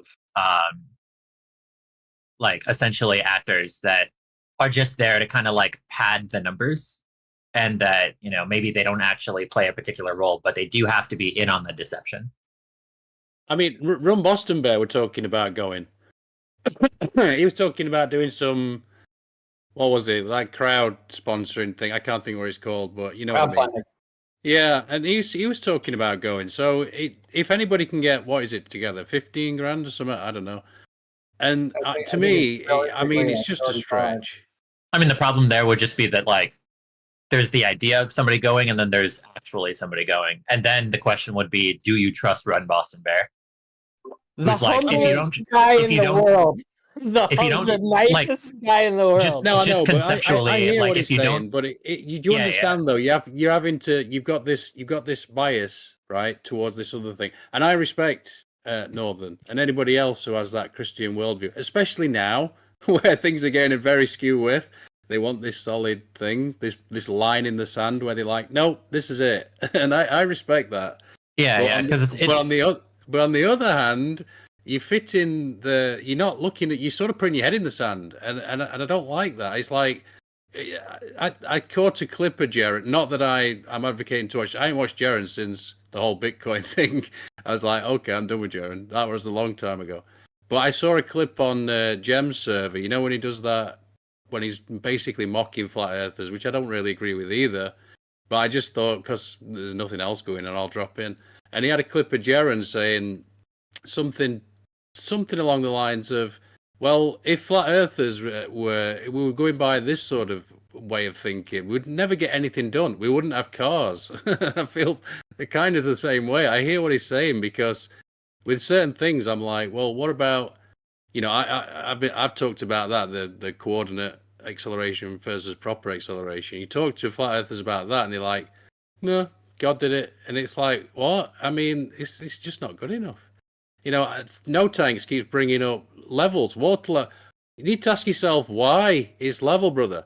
Why is it seeking and finding its level? Why is water seeking and finding its levels? Because there's a force acting on it constantly. Yes. And you've got no explanation for it whatsoever. Air pressure. Well, that force is gravity, right? Of course, Yeah, and I don't mind. But here's the thing: call it downity for me, but I quite like gravity, because gravitas, weight, it kind of all works in harmony, doesn't it? Because we determine something's weight by how much force is acting on it. So yeah, it makes perfect sense. It's pressure, dude. You can get a you got air pressure in the instance of the water level, and then in the instance of having different tubes with a different diameter, you have the viscosity, which is also pressure, and you can have different levels of water in those tubes. So why do things fall to Earth? No Tanks. Pressure. So if we take the pressure away, then what? Then there's nothing to guide the sequence of other materials. Yeah, it still falls to Earth, though, doesn't it? Yeah, pressure doesn't dictate downward vector. Yes, it does. Anyway, to answer that other guy, So, yes, Andy, I'm very leaning much more leaning globe towards the than globe. Yes, because Okay. the evidence seems to suggest that it is. But I've said many times, I've never been far enough away from it to absolutely confirm it. So, yeah, there you go. That that didn't get you far with Darth Dawkins. No, it didn't. But you know, I mean, I know. he was running the thing. I'm fine. It's funny because I was agreeing with him, and I was adding on to. I'm just Yeah, saying. he doesn't like Darth Dawkins. He's got a big fight with him. Yeah, okay. There's different No, things. I've never had a fight with Darth Dawkins.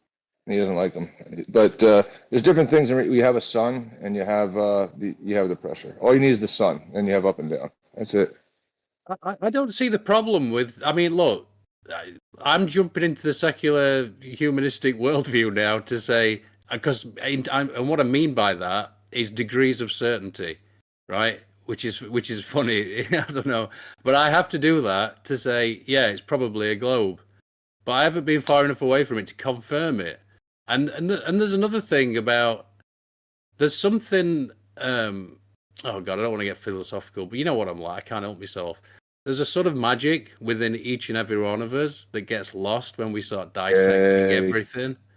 And so perhaps there's a little bit of that left where I'm like, no, I'm not going to lose that. I am definitely not going to lose that. But not just that. I haven't been far enough away to confirm that it's a globe. It is what they say it is. Because all the space pictures do look fake. Most of them, anyway. I've seen perhaps one or two where I've thought, oh, that looks kind of real. But generally speaking, it looks terrible. Yeah, because the majority of the people who believe that space travel is fake are not flat earthers.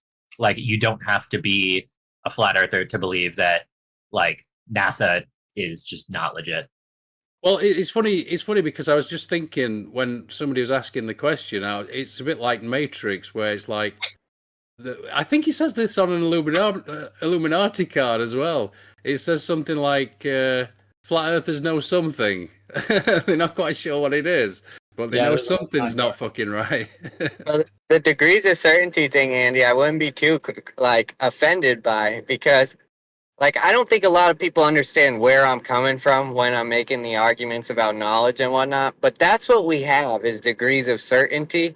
And that's what the scripture is telling you, that you can put your faith, your degree of certainty in the God, and then he will develop those degrees to even more certain. You know what I mean? Like, that's the whole purpose of the scripture. So yeah, that's why I feel like some people miss that, you know?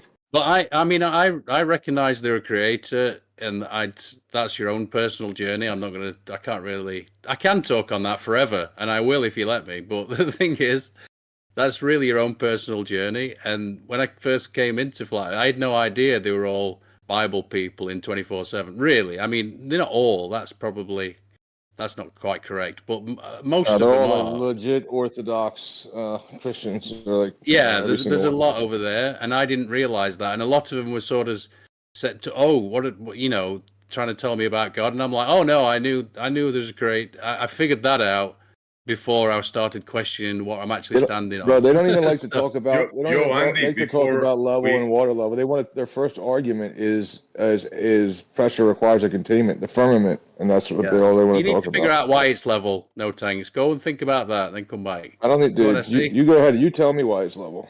Yeah, I know hold why on it's there, level. thanks. Let me get in, like, please, like, if you don't mind, like. I don't need to think about. I've already proven. Or that you can it's just level. keep going and blabbing on. I mean, I will. I've already proven that it's level. I don't need to keep thinking about it. Okay, thanks, bro. You think I can get in now? Yeah. If you want in after we were finished up. Thank you. Go ahead. So, Andy, 43 past the hour. You mean a picture like that? Surely you don't think that's fake, do you? Well, let's have a look. And is that a meme, guys? If it is, I'll take it down. Is that a meme? Asking.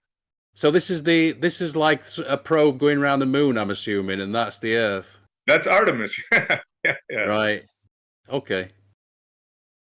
That does look a bit weird, doesn't it? Looks legit. Told you that shit was an egg. So, people who think it looks fake to you. Why? Everyone just said it looks legit. It's an egg. It's like I'm aware of the sarcasm, but every time someone's going to show me something that looks fake, they show it to me, and I don't think it looks fake. If I wanted to say the biggest thing on like a generalized rule is there is just the uncanny valley, in that when something is within the uncanny valley, it can be hard to elaborate into words specifically about why something seems off, but it just very clearly seems to not be human in the case of like uncanny valley.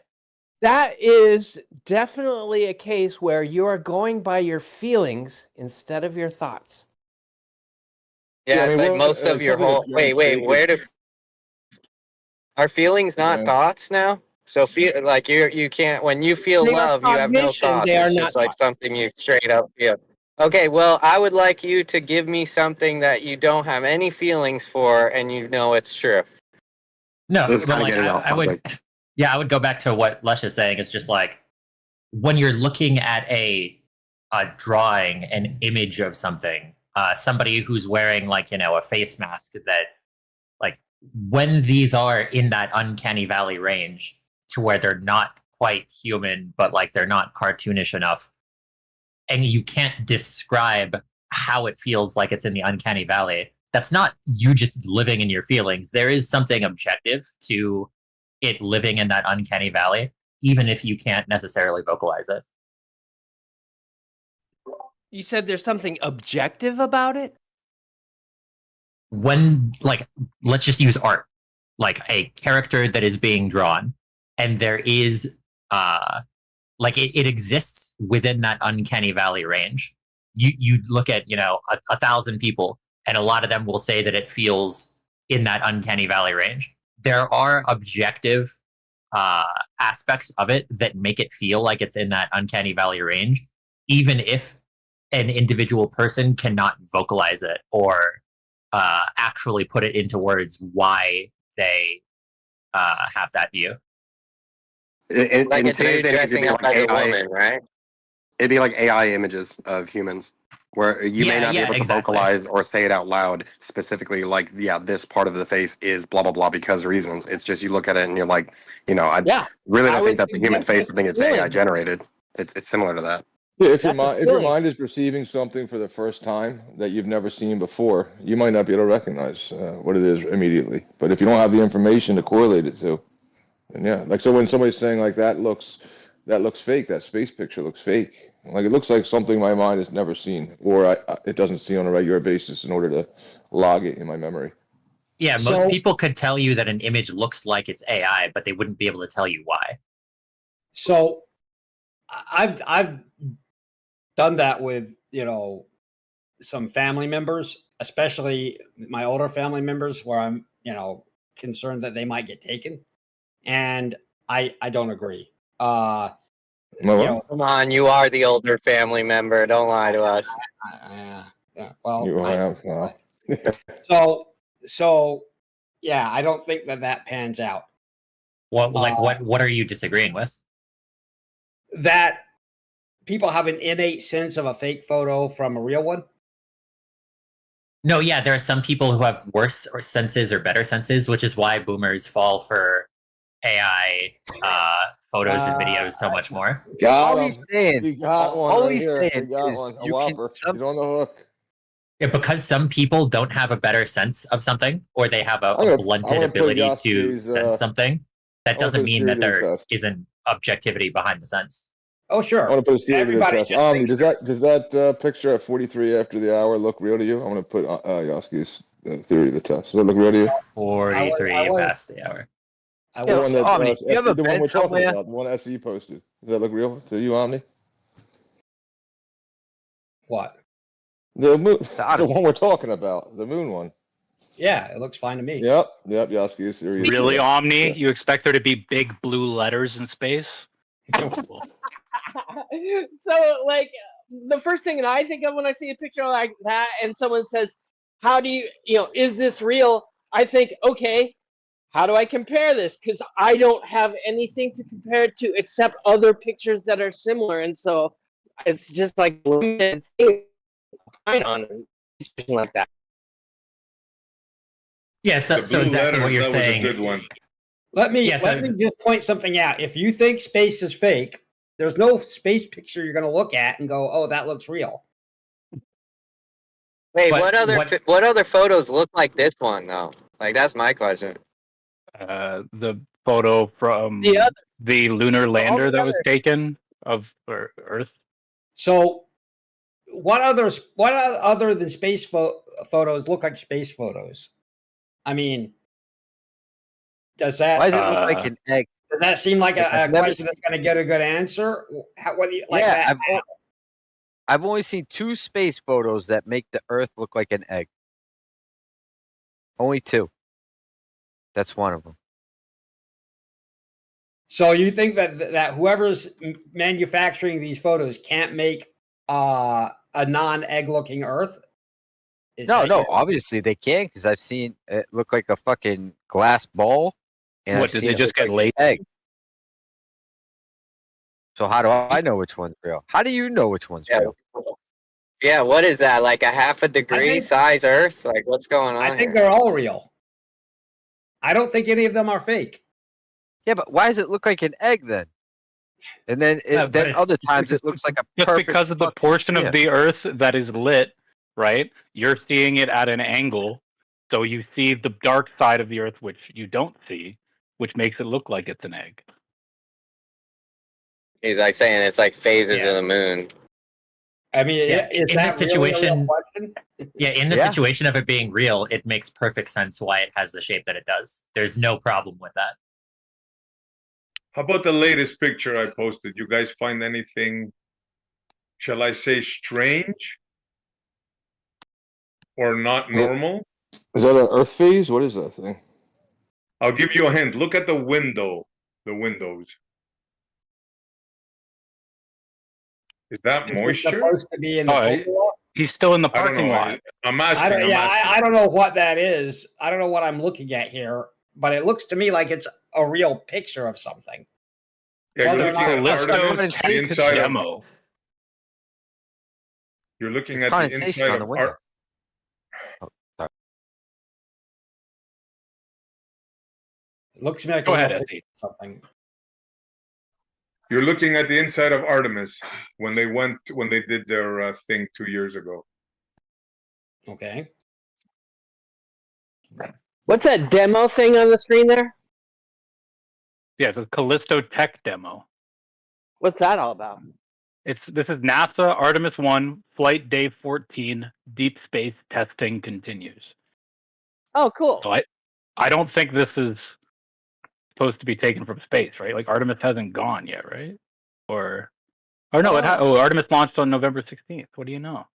Yeah, did you see the one with the Snoopy one? That's their no, scroll up, you'll see the Snoopy, that's their official No, mascot. I can't look at it, SE, because if I look and I see Snoopy, I'm gonna be taken away from my ball religion, and I just can't have that.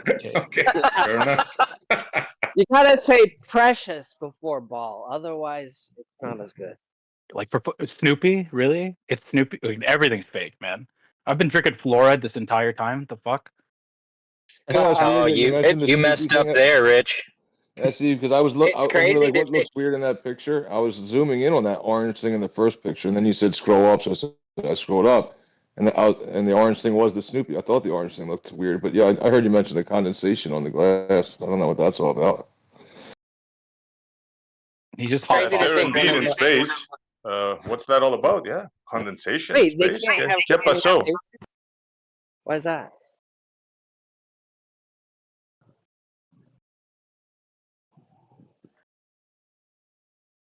You know what does kind of suck on me is I know of a verified fake photo in a NASA astronaut's autobiography. Yeah. So, like, it sucks that I do know. Like, I can't say NASA's never faked anything because they literally edited a photo So you're for a talking guy about to the put one it in where his he was boat. in a harness, right?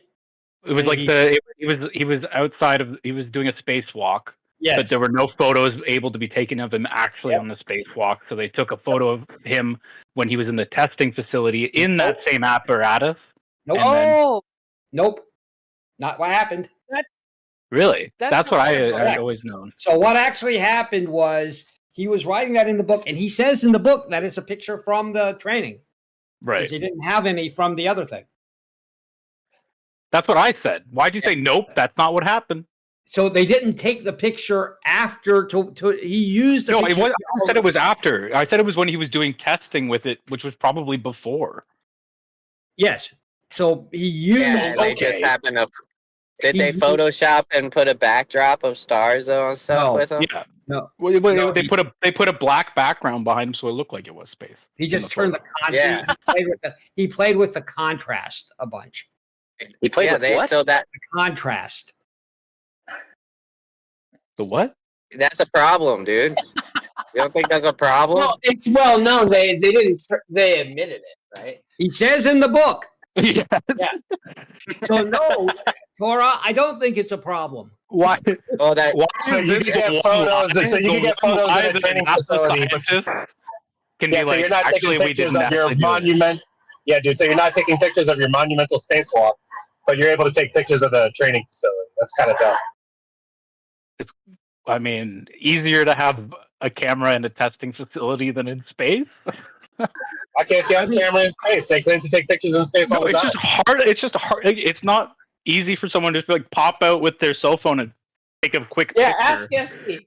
SE has. I don't think science works like that. Like with those emotional. I don't think we're talking terms, about like, science at the moment. It's not yeah, science. we are. Yeah, you're talking about cameras and photography, and you're forgetting in 1969, like they brought all of it, bro. Bro, Torah just wants to be up on the moon, living in the moment. So I will say this: The idea that it's a fake photo is wrong. The idea that there's some problem with the guy using a photo from training, when he's trying to illustrate his spacewalk, is also not a problem, especially if he says this is a photo from training.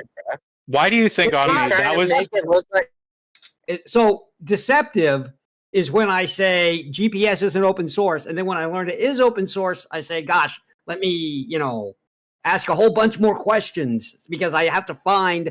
Come on! Oh man, he's that one hurt him bad. Okay, this is my major point, Omni. This is why Omni. Hold on. This is why I ask all the questions. Okay, we know in epistemology that you can't know things with certainty, right? With 100% certainty, and then but when it comes to the most yeah, exactly, right? I don't even know. So when it comes to the most complex thing ever, called the Earth. And like the moon, the sun, the sky, the most complex thing in our world, in our reality, that's the thing we know with 100% certainty, like what everything is. Dude, that's what bugs me and irks me, bro. That's why I ask all these questions. No, okay, so let me be clear, Tora. I don't have a problem with you. I don't have a problem with what you did, but I do want to call it out because what I think, my perception is that when somebody raises an objection and that objection is answered strongly, they scurry to find another objection. Okay? So in this case, and in this case, the guy used a picture in his autobiography of something he really actually did, as far as we know. And he used a picture from training to illustrate it and said it was from training. So why did he mess with the contrast? If he was admitting that it was from his training, why would he mess with the contrast? It's also because it was an illustration in a book, right? You know that those don't always come out the clearest. So you increase the contrast in order to have clearer lines. Picture? Okay. Like if you have the way that you print photos is different. I'll answer someday. What's the guy's name again, please? I don't remember which one it was. Is this the picture where it was like two astronauts getting their picture taken by a spacewalk? Nobody. No. Right, it was a spacewalk. Michael Collins, is that it? I think so. Yeah, it might have been Michael Collins. Here, there's a thread where they discuss it on Metabunk. I'll put it in the chat. I mean, I don't know if you guys think people could walk in space, why it's so hard to grasp someone walking on water. Oh, God. We know people walk on water, man. You just go to your nearest skiing hill at the peak of season, and you'll see people riding down it and then walking on it. Okay. That's yeah, there's the Metabunk thread on the discussion in the chat. That's it exactly, yeah. Yeah, I mean, I would look at that right away and be like, that looks like they're practicing for something. Yeah, but do you think that's a fake photo? No, it looks like of course he thinks it looks like a real picture, I guess. Yeah, it looks like a real picture of somebody like practicing with some weird disabled shit. I don't know. All I meant when I brought this up was the fact that, like, to say that I don't know of any doctored, not necessarily fake, but doctored images by NASA to make them look a certain way. This bereft of the explanation is entirely, like, it shows that this did occur. But I was just saying that I have to concede that this did occur, but it's never been passed off as real.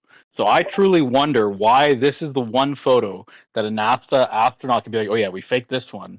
But like he wouldn't do that for the rest of them? I don't know. Doesn't make sense to me. Well, the point is that people are just, it's like the blue marble photo. NASA admitted it's CGI because the guy who put it together was like talking about how he did it. It's like, if you're so desperate for somebody to be letting you in on the secret, the guy who's letting you in on the secret probably isn't their social media guy, explaining to the masses how he made this photo. Dude, the It's whole Photoshop. world, Can I the add whole world something? thought they had proof and evidence on their iPhone of the Earth being a globe, undeniable, full in its frame, Earth as a globe. They all thought they had undeniable proof, and then they come to find out that they didn't, and nobody told them. It's fucked up, man. And it's not fucked up. Okay, I mean, that's really messed up, dude. Can I say something quickly?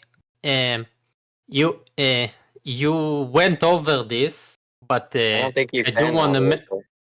I want to mention the pic that Essie gave with the astronaut and the blue background. If you actually do a research of 10 Come on, seconds. right at SE. Is this the quick Yes. thing you were gonna say? I'm attacking Essie, yes. Yes, So yes, 10-second reverse research on Google shows these Easy to type pictures. it out instead. You probably maybe type it out Yeah, instead. dude. Yeah, maybe it'll be Shut up, quicker if guys. you Let type him, let it. him talk. Sounds cool. Why Let him you- talk. Yo, can you Let define me fi- quick let- for me? Let me Please go finish ahead. the sentence. Yeah, let Let him me finish agent the finish. sentence. Yes. God. You have over 15 articles with this picture before the Artemis mission even happened, and it is stating this is demonstration done by Amazon and Cisco on the Orion spacecraft. And that's it. So before There you go, you Esty. bring Irrefutable proof, dude. before you Irrefutable. Bro. no There's a story. There's a no story that goes along with the photo, so obviously it's true. no, because he brought it as an evidence in the middle of the flight, which is clearly not in the middle of the flight, and he always brings sucky resolution, so it will be harder to find, which makes him dishonest towards the evidence that he is bringing. I say And we put him in again, like a if timeout. and again, don't think people are stupid. We can reverse search any picture and check it. Okay, I'm gonna put one in the chat. Can you reverse search it for me? No, because you're a lazy human being. Bring I me will. the I love evidence. Give me the timestamp. What did he Give me just the say? Did he just timestamp. insult him? Again. Give. What Essie, did he why call don't you?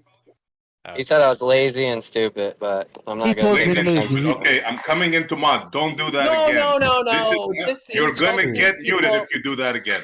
Do not Wait, I insult don't people. think SE. Wait, do people get muted for you just see calling names? how I don't think biased that's- is this server? Yeah, why don't you do this to other people? Yeah, that's not. We're How- not doing that, right? How batshit crazy. I do it and to a lot of biased. people. Please do not continue. Stop, agent.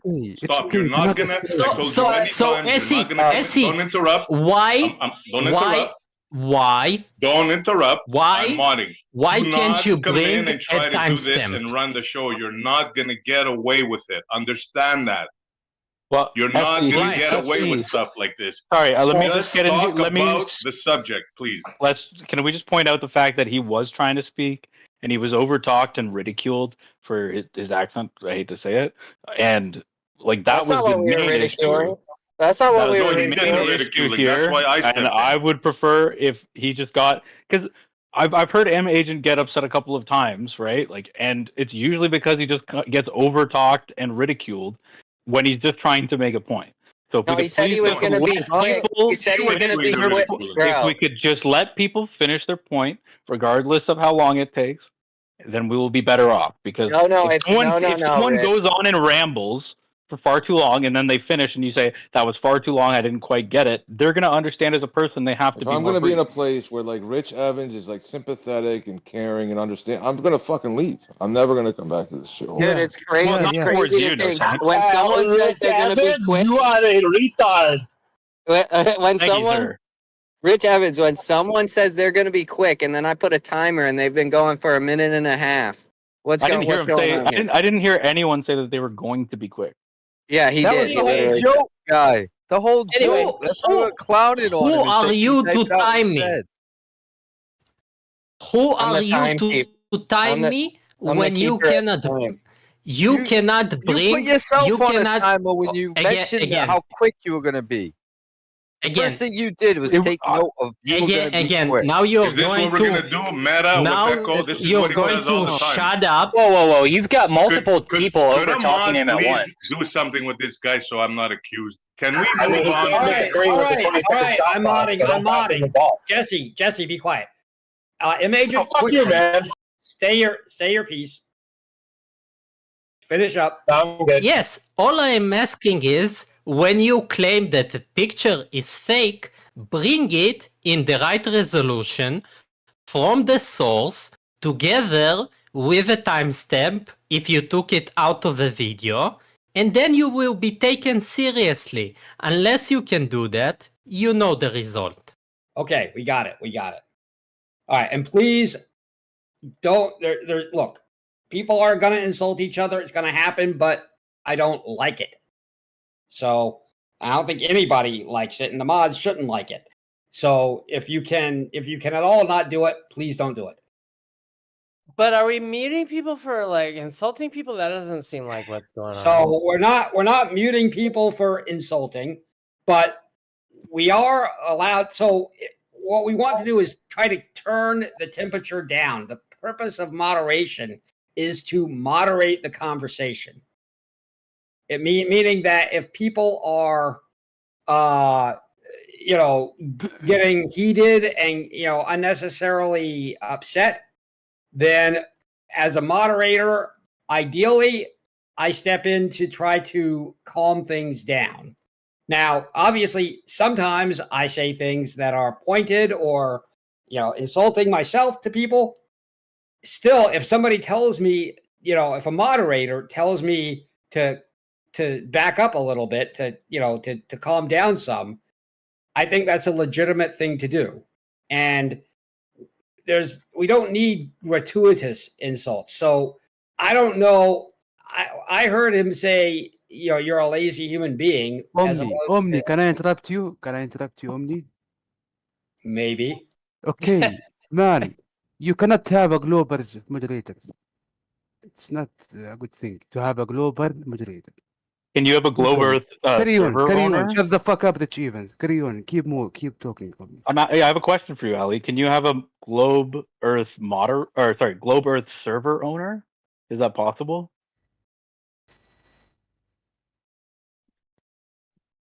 Okay, keep going, Omni, man. Do not interrupt him, Rich.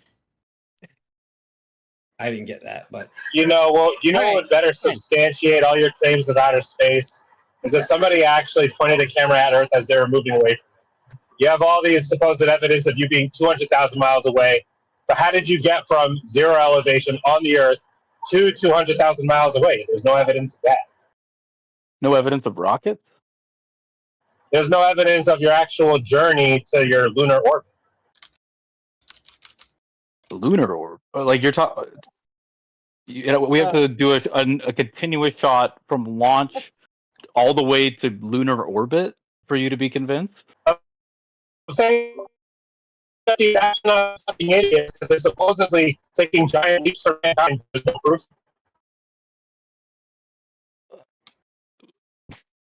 Well, what my question was asking what you would take as proof, right? Because I take the abundance of photos taken from the moon as evidence, and you're saying that you need a video from the surface of Earth at launch until lunar orbit. Yeah, show me a bunch of different snapshots of the Earth getting smaller within your frame. Doesn't exist. We haven't gone to the moon in a long time. Also, directly behind you, as you go from the Earth to the moon, is where you're going to be using your propulsion, right? Until that turns off. So why would you have a camera set up where your propulsion is? And you're just asking for snapshots of Earth from takeoff to lunar orbit. It's just arbitrary. We already have an abundance of evidence. I mean, yeah, because you're compromised and biased and you just want the Earth to be a globe. For the people that are questioning things, yeah, that would substantiate the globe. they don't have it. What about me asserting a globe Earth means I can't question things? So people questioning things that are, not really in question. I don't see how that's, I don't see how that helps anything. Like, I can question whether or not my mom and dad are really my mom and dad, but if at the end of the day I have no reason to think they aren't, what does that do for me? Well, that can be questioned and investigated, right, Omni? Like, it seems more like the problem is the incessant questioning without any sort of follow up. Like questioning, why are we able to breathe? Oh, because we have gas pressure, and gas pressure requires a container. Like, you should be questioning that basal belief of yours. And of course, we can just question everything all the way down to the bedrock of it and get into solipsism, but It's not addressing what what? You're cutting out really bad. It's really bad roboting. Oh, okay.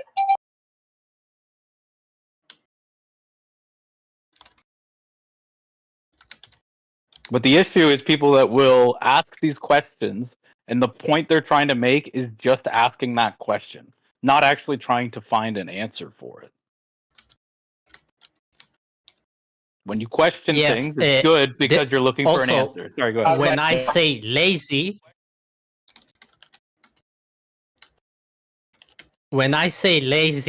it is not a statement of insult. It is simply a fact, because when a human brings question, when he could have invested a few minutes and look it up, that this is simply not the peak that he thinks it is not in the middle of the flight, and then he keeps ignoring the evidence that I brought and mute me and kick me for a few minutes, something is very wrong here.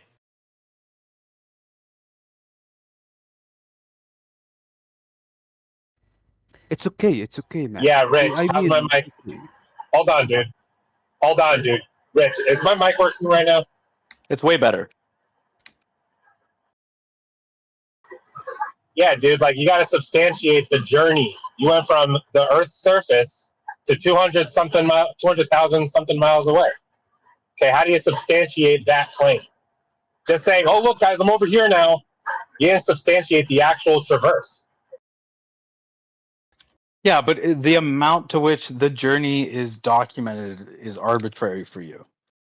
You're not saying it has to be documented, at all, because it was documented. There were photos taken. But you need some kind of time lapse to show them of this journey. Yeah, your supposed documentation in your awesome photo library of the Earth getting smaller, it doesn't exist. You can go try to find it, but it's not out there. I looked for it. Everything is just broken links on the NASA website. The idea being that a links on picture the like NASA website, dude. The picture of Earthrise, right, which was taken from orbit of the moon, right, is a photo from the journey. You agree with that, right? No, they were already in a lunar orbit. Okay, so the size of the moon in the frame is really small, so they're already significantly far away. I'm talking about the actual journey. You traveled hundreds of thousands of miles, right? No evidence of such.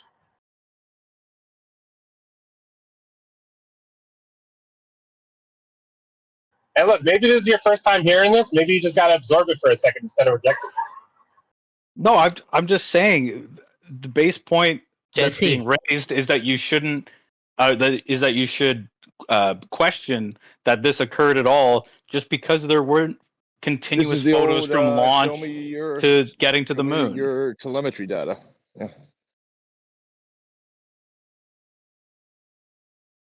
It's I mean, dude, Yeah, if they you don't have any. They don't have any telemetry data to show me. Nobody has that. So your few minutes of research. Jesse, yeah, I did more than you, man, because I already know there's no telemetry data out there. You've searched all of reality and found no telemetry. goalpost. I'm Sorry, talking go about ahead. the telemetry data from the Apollo missions of whatever satellites, whatever lunar reconnaissance orbiters, all these supposed claims of things going and orbiting the moon. You don't have evidence of the actual journey to enter lunar orbit. Okay, you guys claim, oh, I took a picture while I was already there. I want to see pictures from the way there, like when you were on the way. And that's just a simple request that I'll never have. So can I ask you a question? No. So can I ask you a question? No, you're on time. Why? Because you sent me a rude DM. So you don't want you to sent me a rude DM. be honest?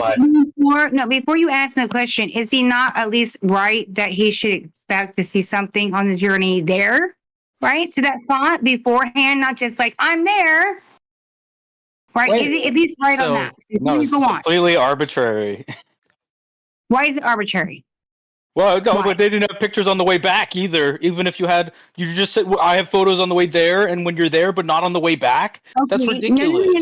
No, It's you just- want any pictures on the way you there can to prove you draw went the there. line wherever you would like to. Stacey. The way back doesn't matter. You went there. You need to prove you went there. Not the way Yeah, back. it's arbitrary to somebody that wants to like slobber all over Dante Tate or something like that, but not to me. Oh my god. This is like if I took a bunch of pictures of myself on a trip in Thailand, but I didn't take photos of myself on the flight. Are you going to doubt I flew to Thailand? This is ridiculous. I mean, I understand you want to like booty top to the globe, but that's not the point of what I'm saying. It's just a lot. It's bad. No, what you're logic. saying is, I will use a move of a goalpost to a destination that no one wants to achieve or provide anyway, and therefore I'm right. Yeah. This is what you're doing. Yeah, but there's no verification that this person was actually on the moon.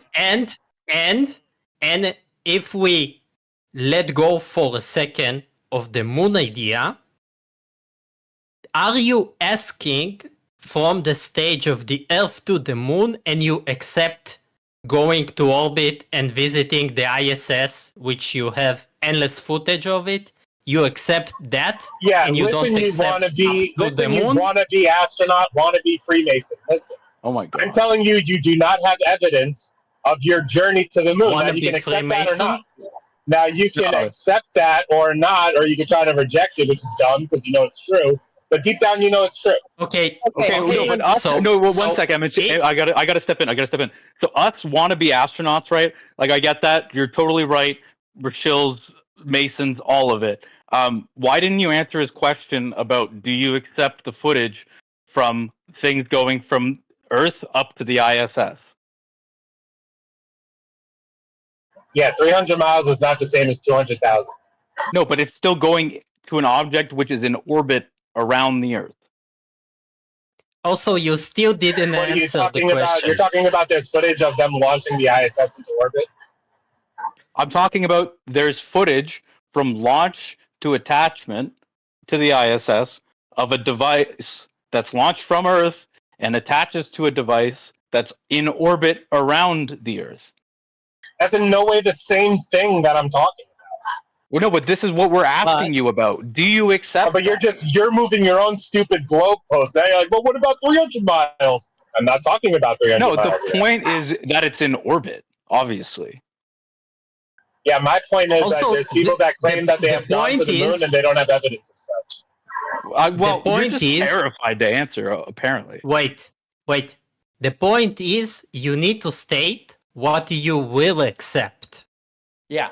So therefore, a line of questioning is legit to answer the question. Yeah, just like their supposed Parker solar probe that's on the way to the corona ejections of the sun and all that stupid crap.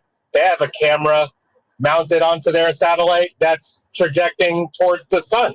So I don't see why they can't have a camera mounted on one of their satellites that is supposedly entering lunar orbit. They don't do it for those satellites, but they'll do it for the solar probe.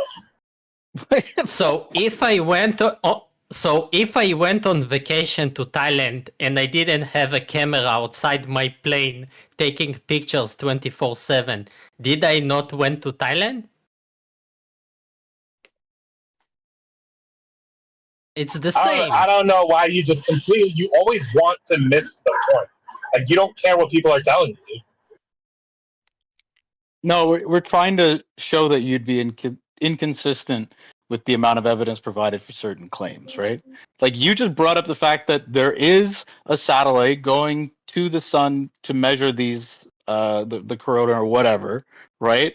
And it has a camera facing the other way, right? Which has sent back photos. I would did not presume. say that is the case. I said that's what they claim. I don't believe that bullshit. I'm not a Should retard. be. If that sent back even a photo, right? That should fulfill all of your wants and show you that you're wrong on the entire position. No, I don't believe that. Their evidence of the solar So probe is even retarded. if we had something traveling away from Earth with a camera facing backwards that sent a photo, you would still be unsatisfied. This is why your critique What's stupid is about it, absolute Rich, bullshit. you don't know as much as I do. What's stupid about it is that they claim that if they were to point a camera at the Earth while some satellite was being launched into lunar orbit, that the camera would get damaged because of the heat and whatever particles. They're saying that like they have to keep it encased while it's in transit.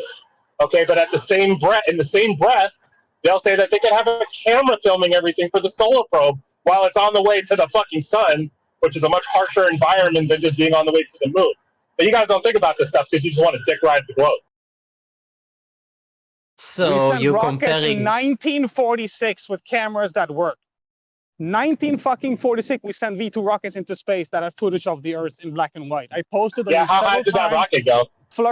Enough to see the curvature of the Earth. Like I think it was over 100 kilometers. That's not 200,000 miles. Yeah, no.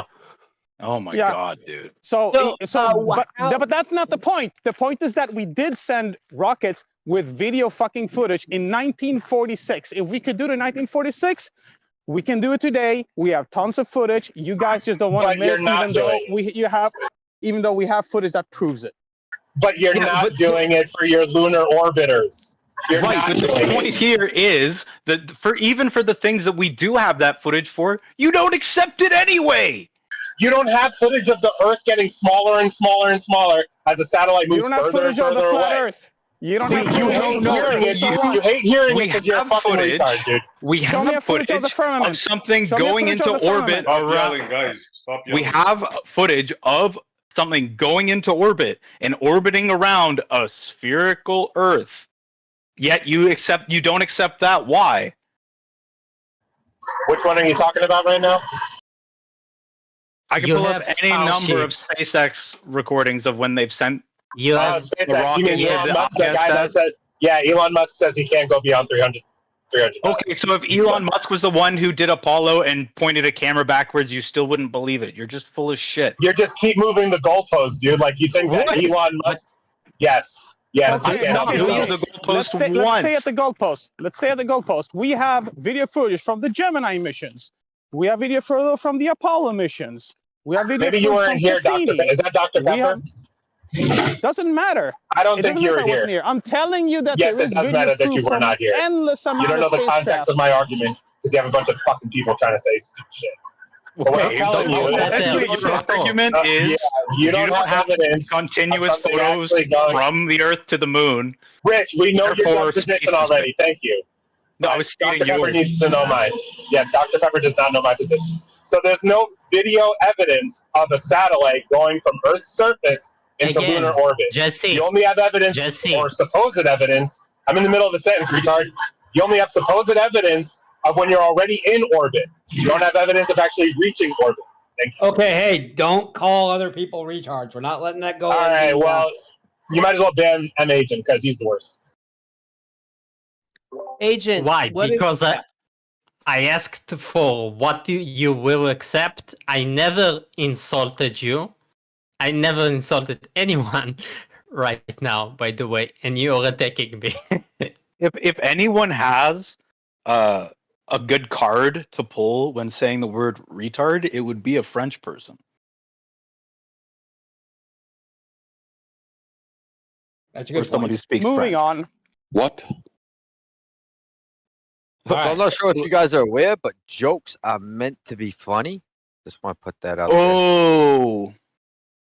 Yeah, don't Yeah, so Omnivore, I just want to point out, the whole reason M Agent is here is to insult people and badger them and, It's like a whole thing that he I've has been here going for on. 2 weeks. I never haven't heard sounds- an insult to anyone ever. Stop lying. Sounds like something you should be putting to DMs to Omnivore. Yeah, the reason I'm bringing it up is because he's in my DMs calling me names. So Well, solve it like a don't do fucking that. adult person. Well, why do you have to bring it to the fucking voice chat? Yeah, we can just stay talking about how your astronauts are idiots. 5? We can stay talking about how your astronauts are idiots and they don't provide any evidence of their journey. Are you aware, Jesse? Are you aware, Jesse? Jesse, you just lied about the DMs. I asked you, why are you angry? And this is all I asked you. Do you want me to post our conversation in the chat, or you want to admit right now that If you he lied for insults you, lying? just fucking disable your DMs in the server. It's not a hard thing to do. Like, are you 5? Yeah, you guys need to stay on subject. So you don't have any video evidence of the Earth getting smaller as you move away from it. That's You're the point. one who Try to was stay on- whining about people insulting you. What do you mean, stay on the subject?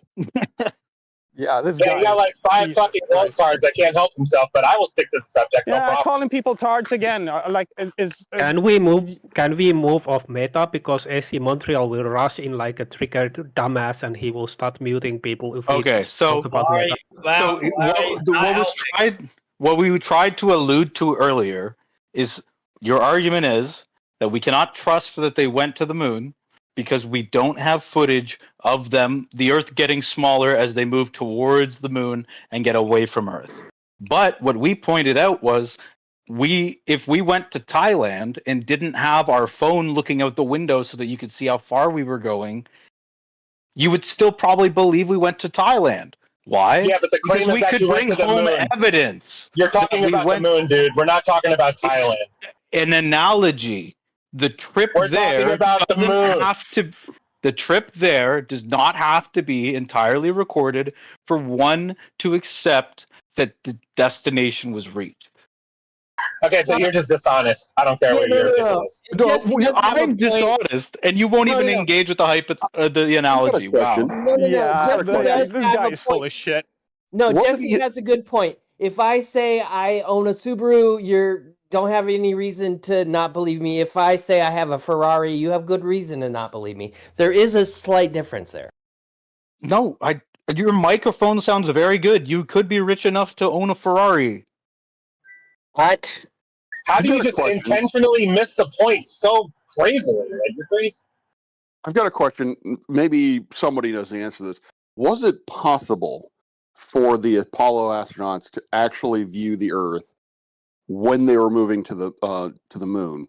Did they have a rear window? They had to have a No, rearview mirror. space is fake and gay. You don't even have Can we stop telemetry with this data. nonsense, You don't have please? telemetry data showing that the rocket is moving that far away, showing that your supposed shuttle's moving that far away. No evidence. Is it possible to take a picture of Narnia? So, Rob Parks, you can go ahead and try to do a little, study, find out where that telemetry data is that shows that they actually went into lunar orbit. You're not going to find it. I already know you're not. Isn't it Why do Dr. you, Parks? How do you know that you that I'm not? Did you actually look for it, or are you just reporting what someone else said? I'll stand corrected when you find it. We lost the telemetry data.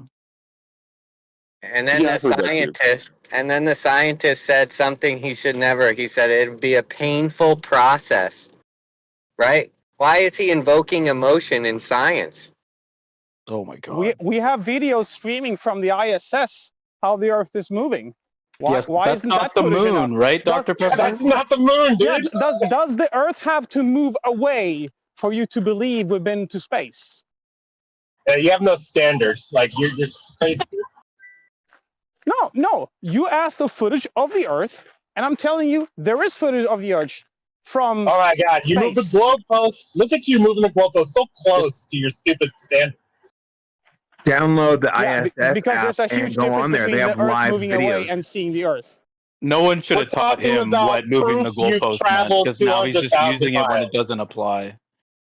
Nope, we're talking about proof you've traveled 200,000 miles. You're like, oh, the ISS. Not the same thing, dude.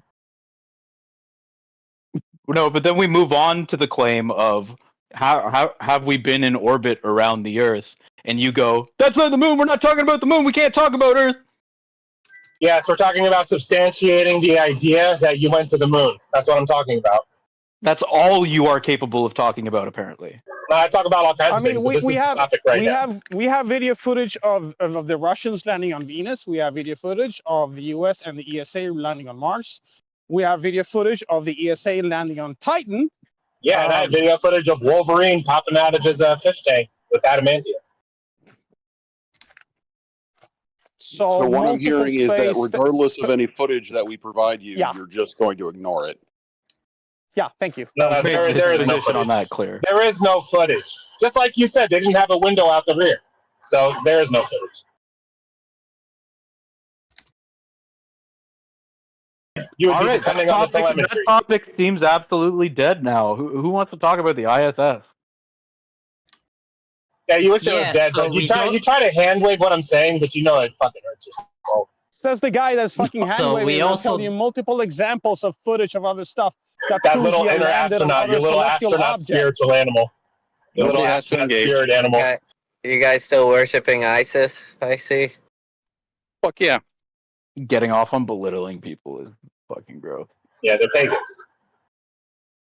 So you don't want to talk about the ISS? Nobody? Nobody's willing to discuss You this? want to talk about ISIS? You say? ISS. I still want to see It's a proof of guy. the firmament. No flat earther has been able to show me the firmament. Any proof? Any Oh, photo? every day any with this video? guy. Give it a rest. Hang it up.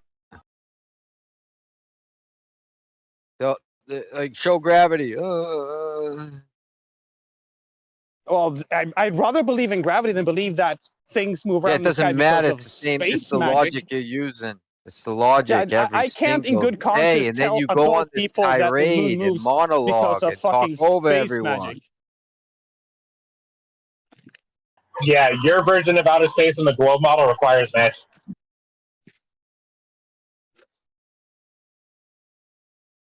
You almost got me with that rage bait. Almost. Yo, get this. Everything in the beginning started moving away from one another. And then somewhere in the timeline, things just started to get closer together for some reason. It's like Yeah, exactly. Things are moving away You and moving barely towards each have other the at the same understanding time. of physics of a ninth grader, so I'm not going to take your absolutely ridiculously what's a strong ninth argument how grader? you think the world works. Tora, can I? Tora, you ridicule a lot for someone who believes your God sacrificed himself to appease himself. I don't believe That's that. so unrelated. Holy shit, dude. You can't stay on subject. So I'm just saying, if don't he's just believe gonna that. like chime in believe with these that. stupid, It's ridiculous drama in me, Rick. statements about a globe, that's what I'm showing you. I'm Are pointing you a telling mirror me in your that's not face. accurate? That's not an accurate description that everything was expanding away from each other and then somehow some things started to get closer to each other? That's not accurate? Again, not how it works. You repeated the same claim again, and I'm telling you, you barely have the understanding of physics of a ninth grader. So Does things Tora did. sound like David Spade to anybody else? No, he's right. Oh, I get that all the Oh, time, God. Professor Parks, even in real life, bro. That's hilarious. Okay. Oh my Okay. god, I never. Holy shit, you do sound like David Spade. That's Do you have a crazy. visible You want to face know like what's even David Spade as crazier? well? Dude, I look like David Spade, bro. Oh, you do. Nice. Wait a minute. Wait, Is hold it on. This is possible we have this is a David Spade psyop. You know Tora what's is even actually David Spade. You know what's even God. crazier, Maxim, is I used to live in Scottsdale, Arizona. Do you know where David No. Spade is from? And Denmark is Rob Schneider. Oh no! Rob Schneider, dirty dirt. All right, so Dr. Pepper said that there was no inflation happening in. All right, clown stuff over. Dr. Pepper said that there was no inflation happening right after the Big Bang. You No, he stand by didn't. that? You're a dishonest liar. Wait, No, by the way, that's fine. guys, Go ahead, clarify Stop your lying. position. guys, Go ahead, guys, clarify your position. guys. Stop lying, dude. We have an event starting in about 20 minutes. It Fuck is. that. What's that? Woohoo. It is Okay, let's get all the insults out now. It is Conspiracy Cats talking, and the subject will be germ theory. So we're gonna close off the Awesome. YouTube streaming because I'm sure there will be much questionable stuff said by. Do you agree? Do you agree, Omni? The Bible backs that up. shutting off the YouTube so we don't get strikes against us. I'm Now pretty sure Jesus would agree with me. The topic. I was trying to coordinate with cats. I don't know what the topic is. Oh, you don't know what the topic is? No. If the YouTube is still on, we cannot talk about the topic. Oh, okay, okay, my bad. I'm sorry. I didn't know we're not allowed to talk about like coughing on people. Please stop. I'm gonna get it back on track. Tora, how come Oh shit, he does sound like David Spade. Tora, how come? Yep. How come You're not going how to be come- able to unhear that? How come God couldn't make a spherical Earth? I never said that. Okay, could God make a spherical Earth? Yeah, for sure. Well, what do you mean by Earth specifically? The thing under our feet, like the dirt and rock and water and shit. Could God have been like, poof, spherical Earth? Yeah, for sure. That's good. Do you think he did? I don't know. Right now, I'm not sure. I'm agnostic on. I think the Bible's agnostic on the shape. I think Enoch though does get deeper into it, but I don't think it's one like a 39, 59 mile radius globe. I think that's puny. I don't think he would have done that. Why? There's like plenty of space. Like there's all kinds of areas on Earth that are uninhabited. There's still plenty of space for us. The big issue is with the idea of a globe Earth mixing with the Bible is you turn heaven into an ethereal concept that it might not even be a real place. It might just be a state of consciousness. You turn hell into an ethereal concept because it's obviously not underneath you, right? Or unless there is globers that think hell is in the middle of Earth or something. I don't know, dude. It just like the story doesn't really jive with the idea that we're like just in an infinite vacuum of space. Why? But it doesn't matter because God could do anything. Isn't it according to biblical? Wait. We're waiting, dude. Go ahead. Slow down. Slow down. According to biblical cosmology, the hell is beneath the earth. By the way, you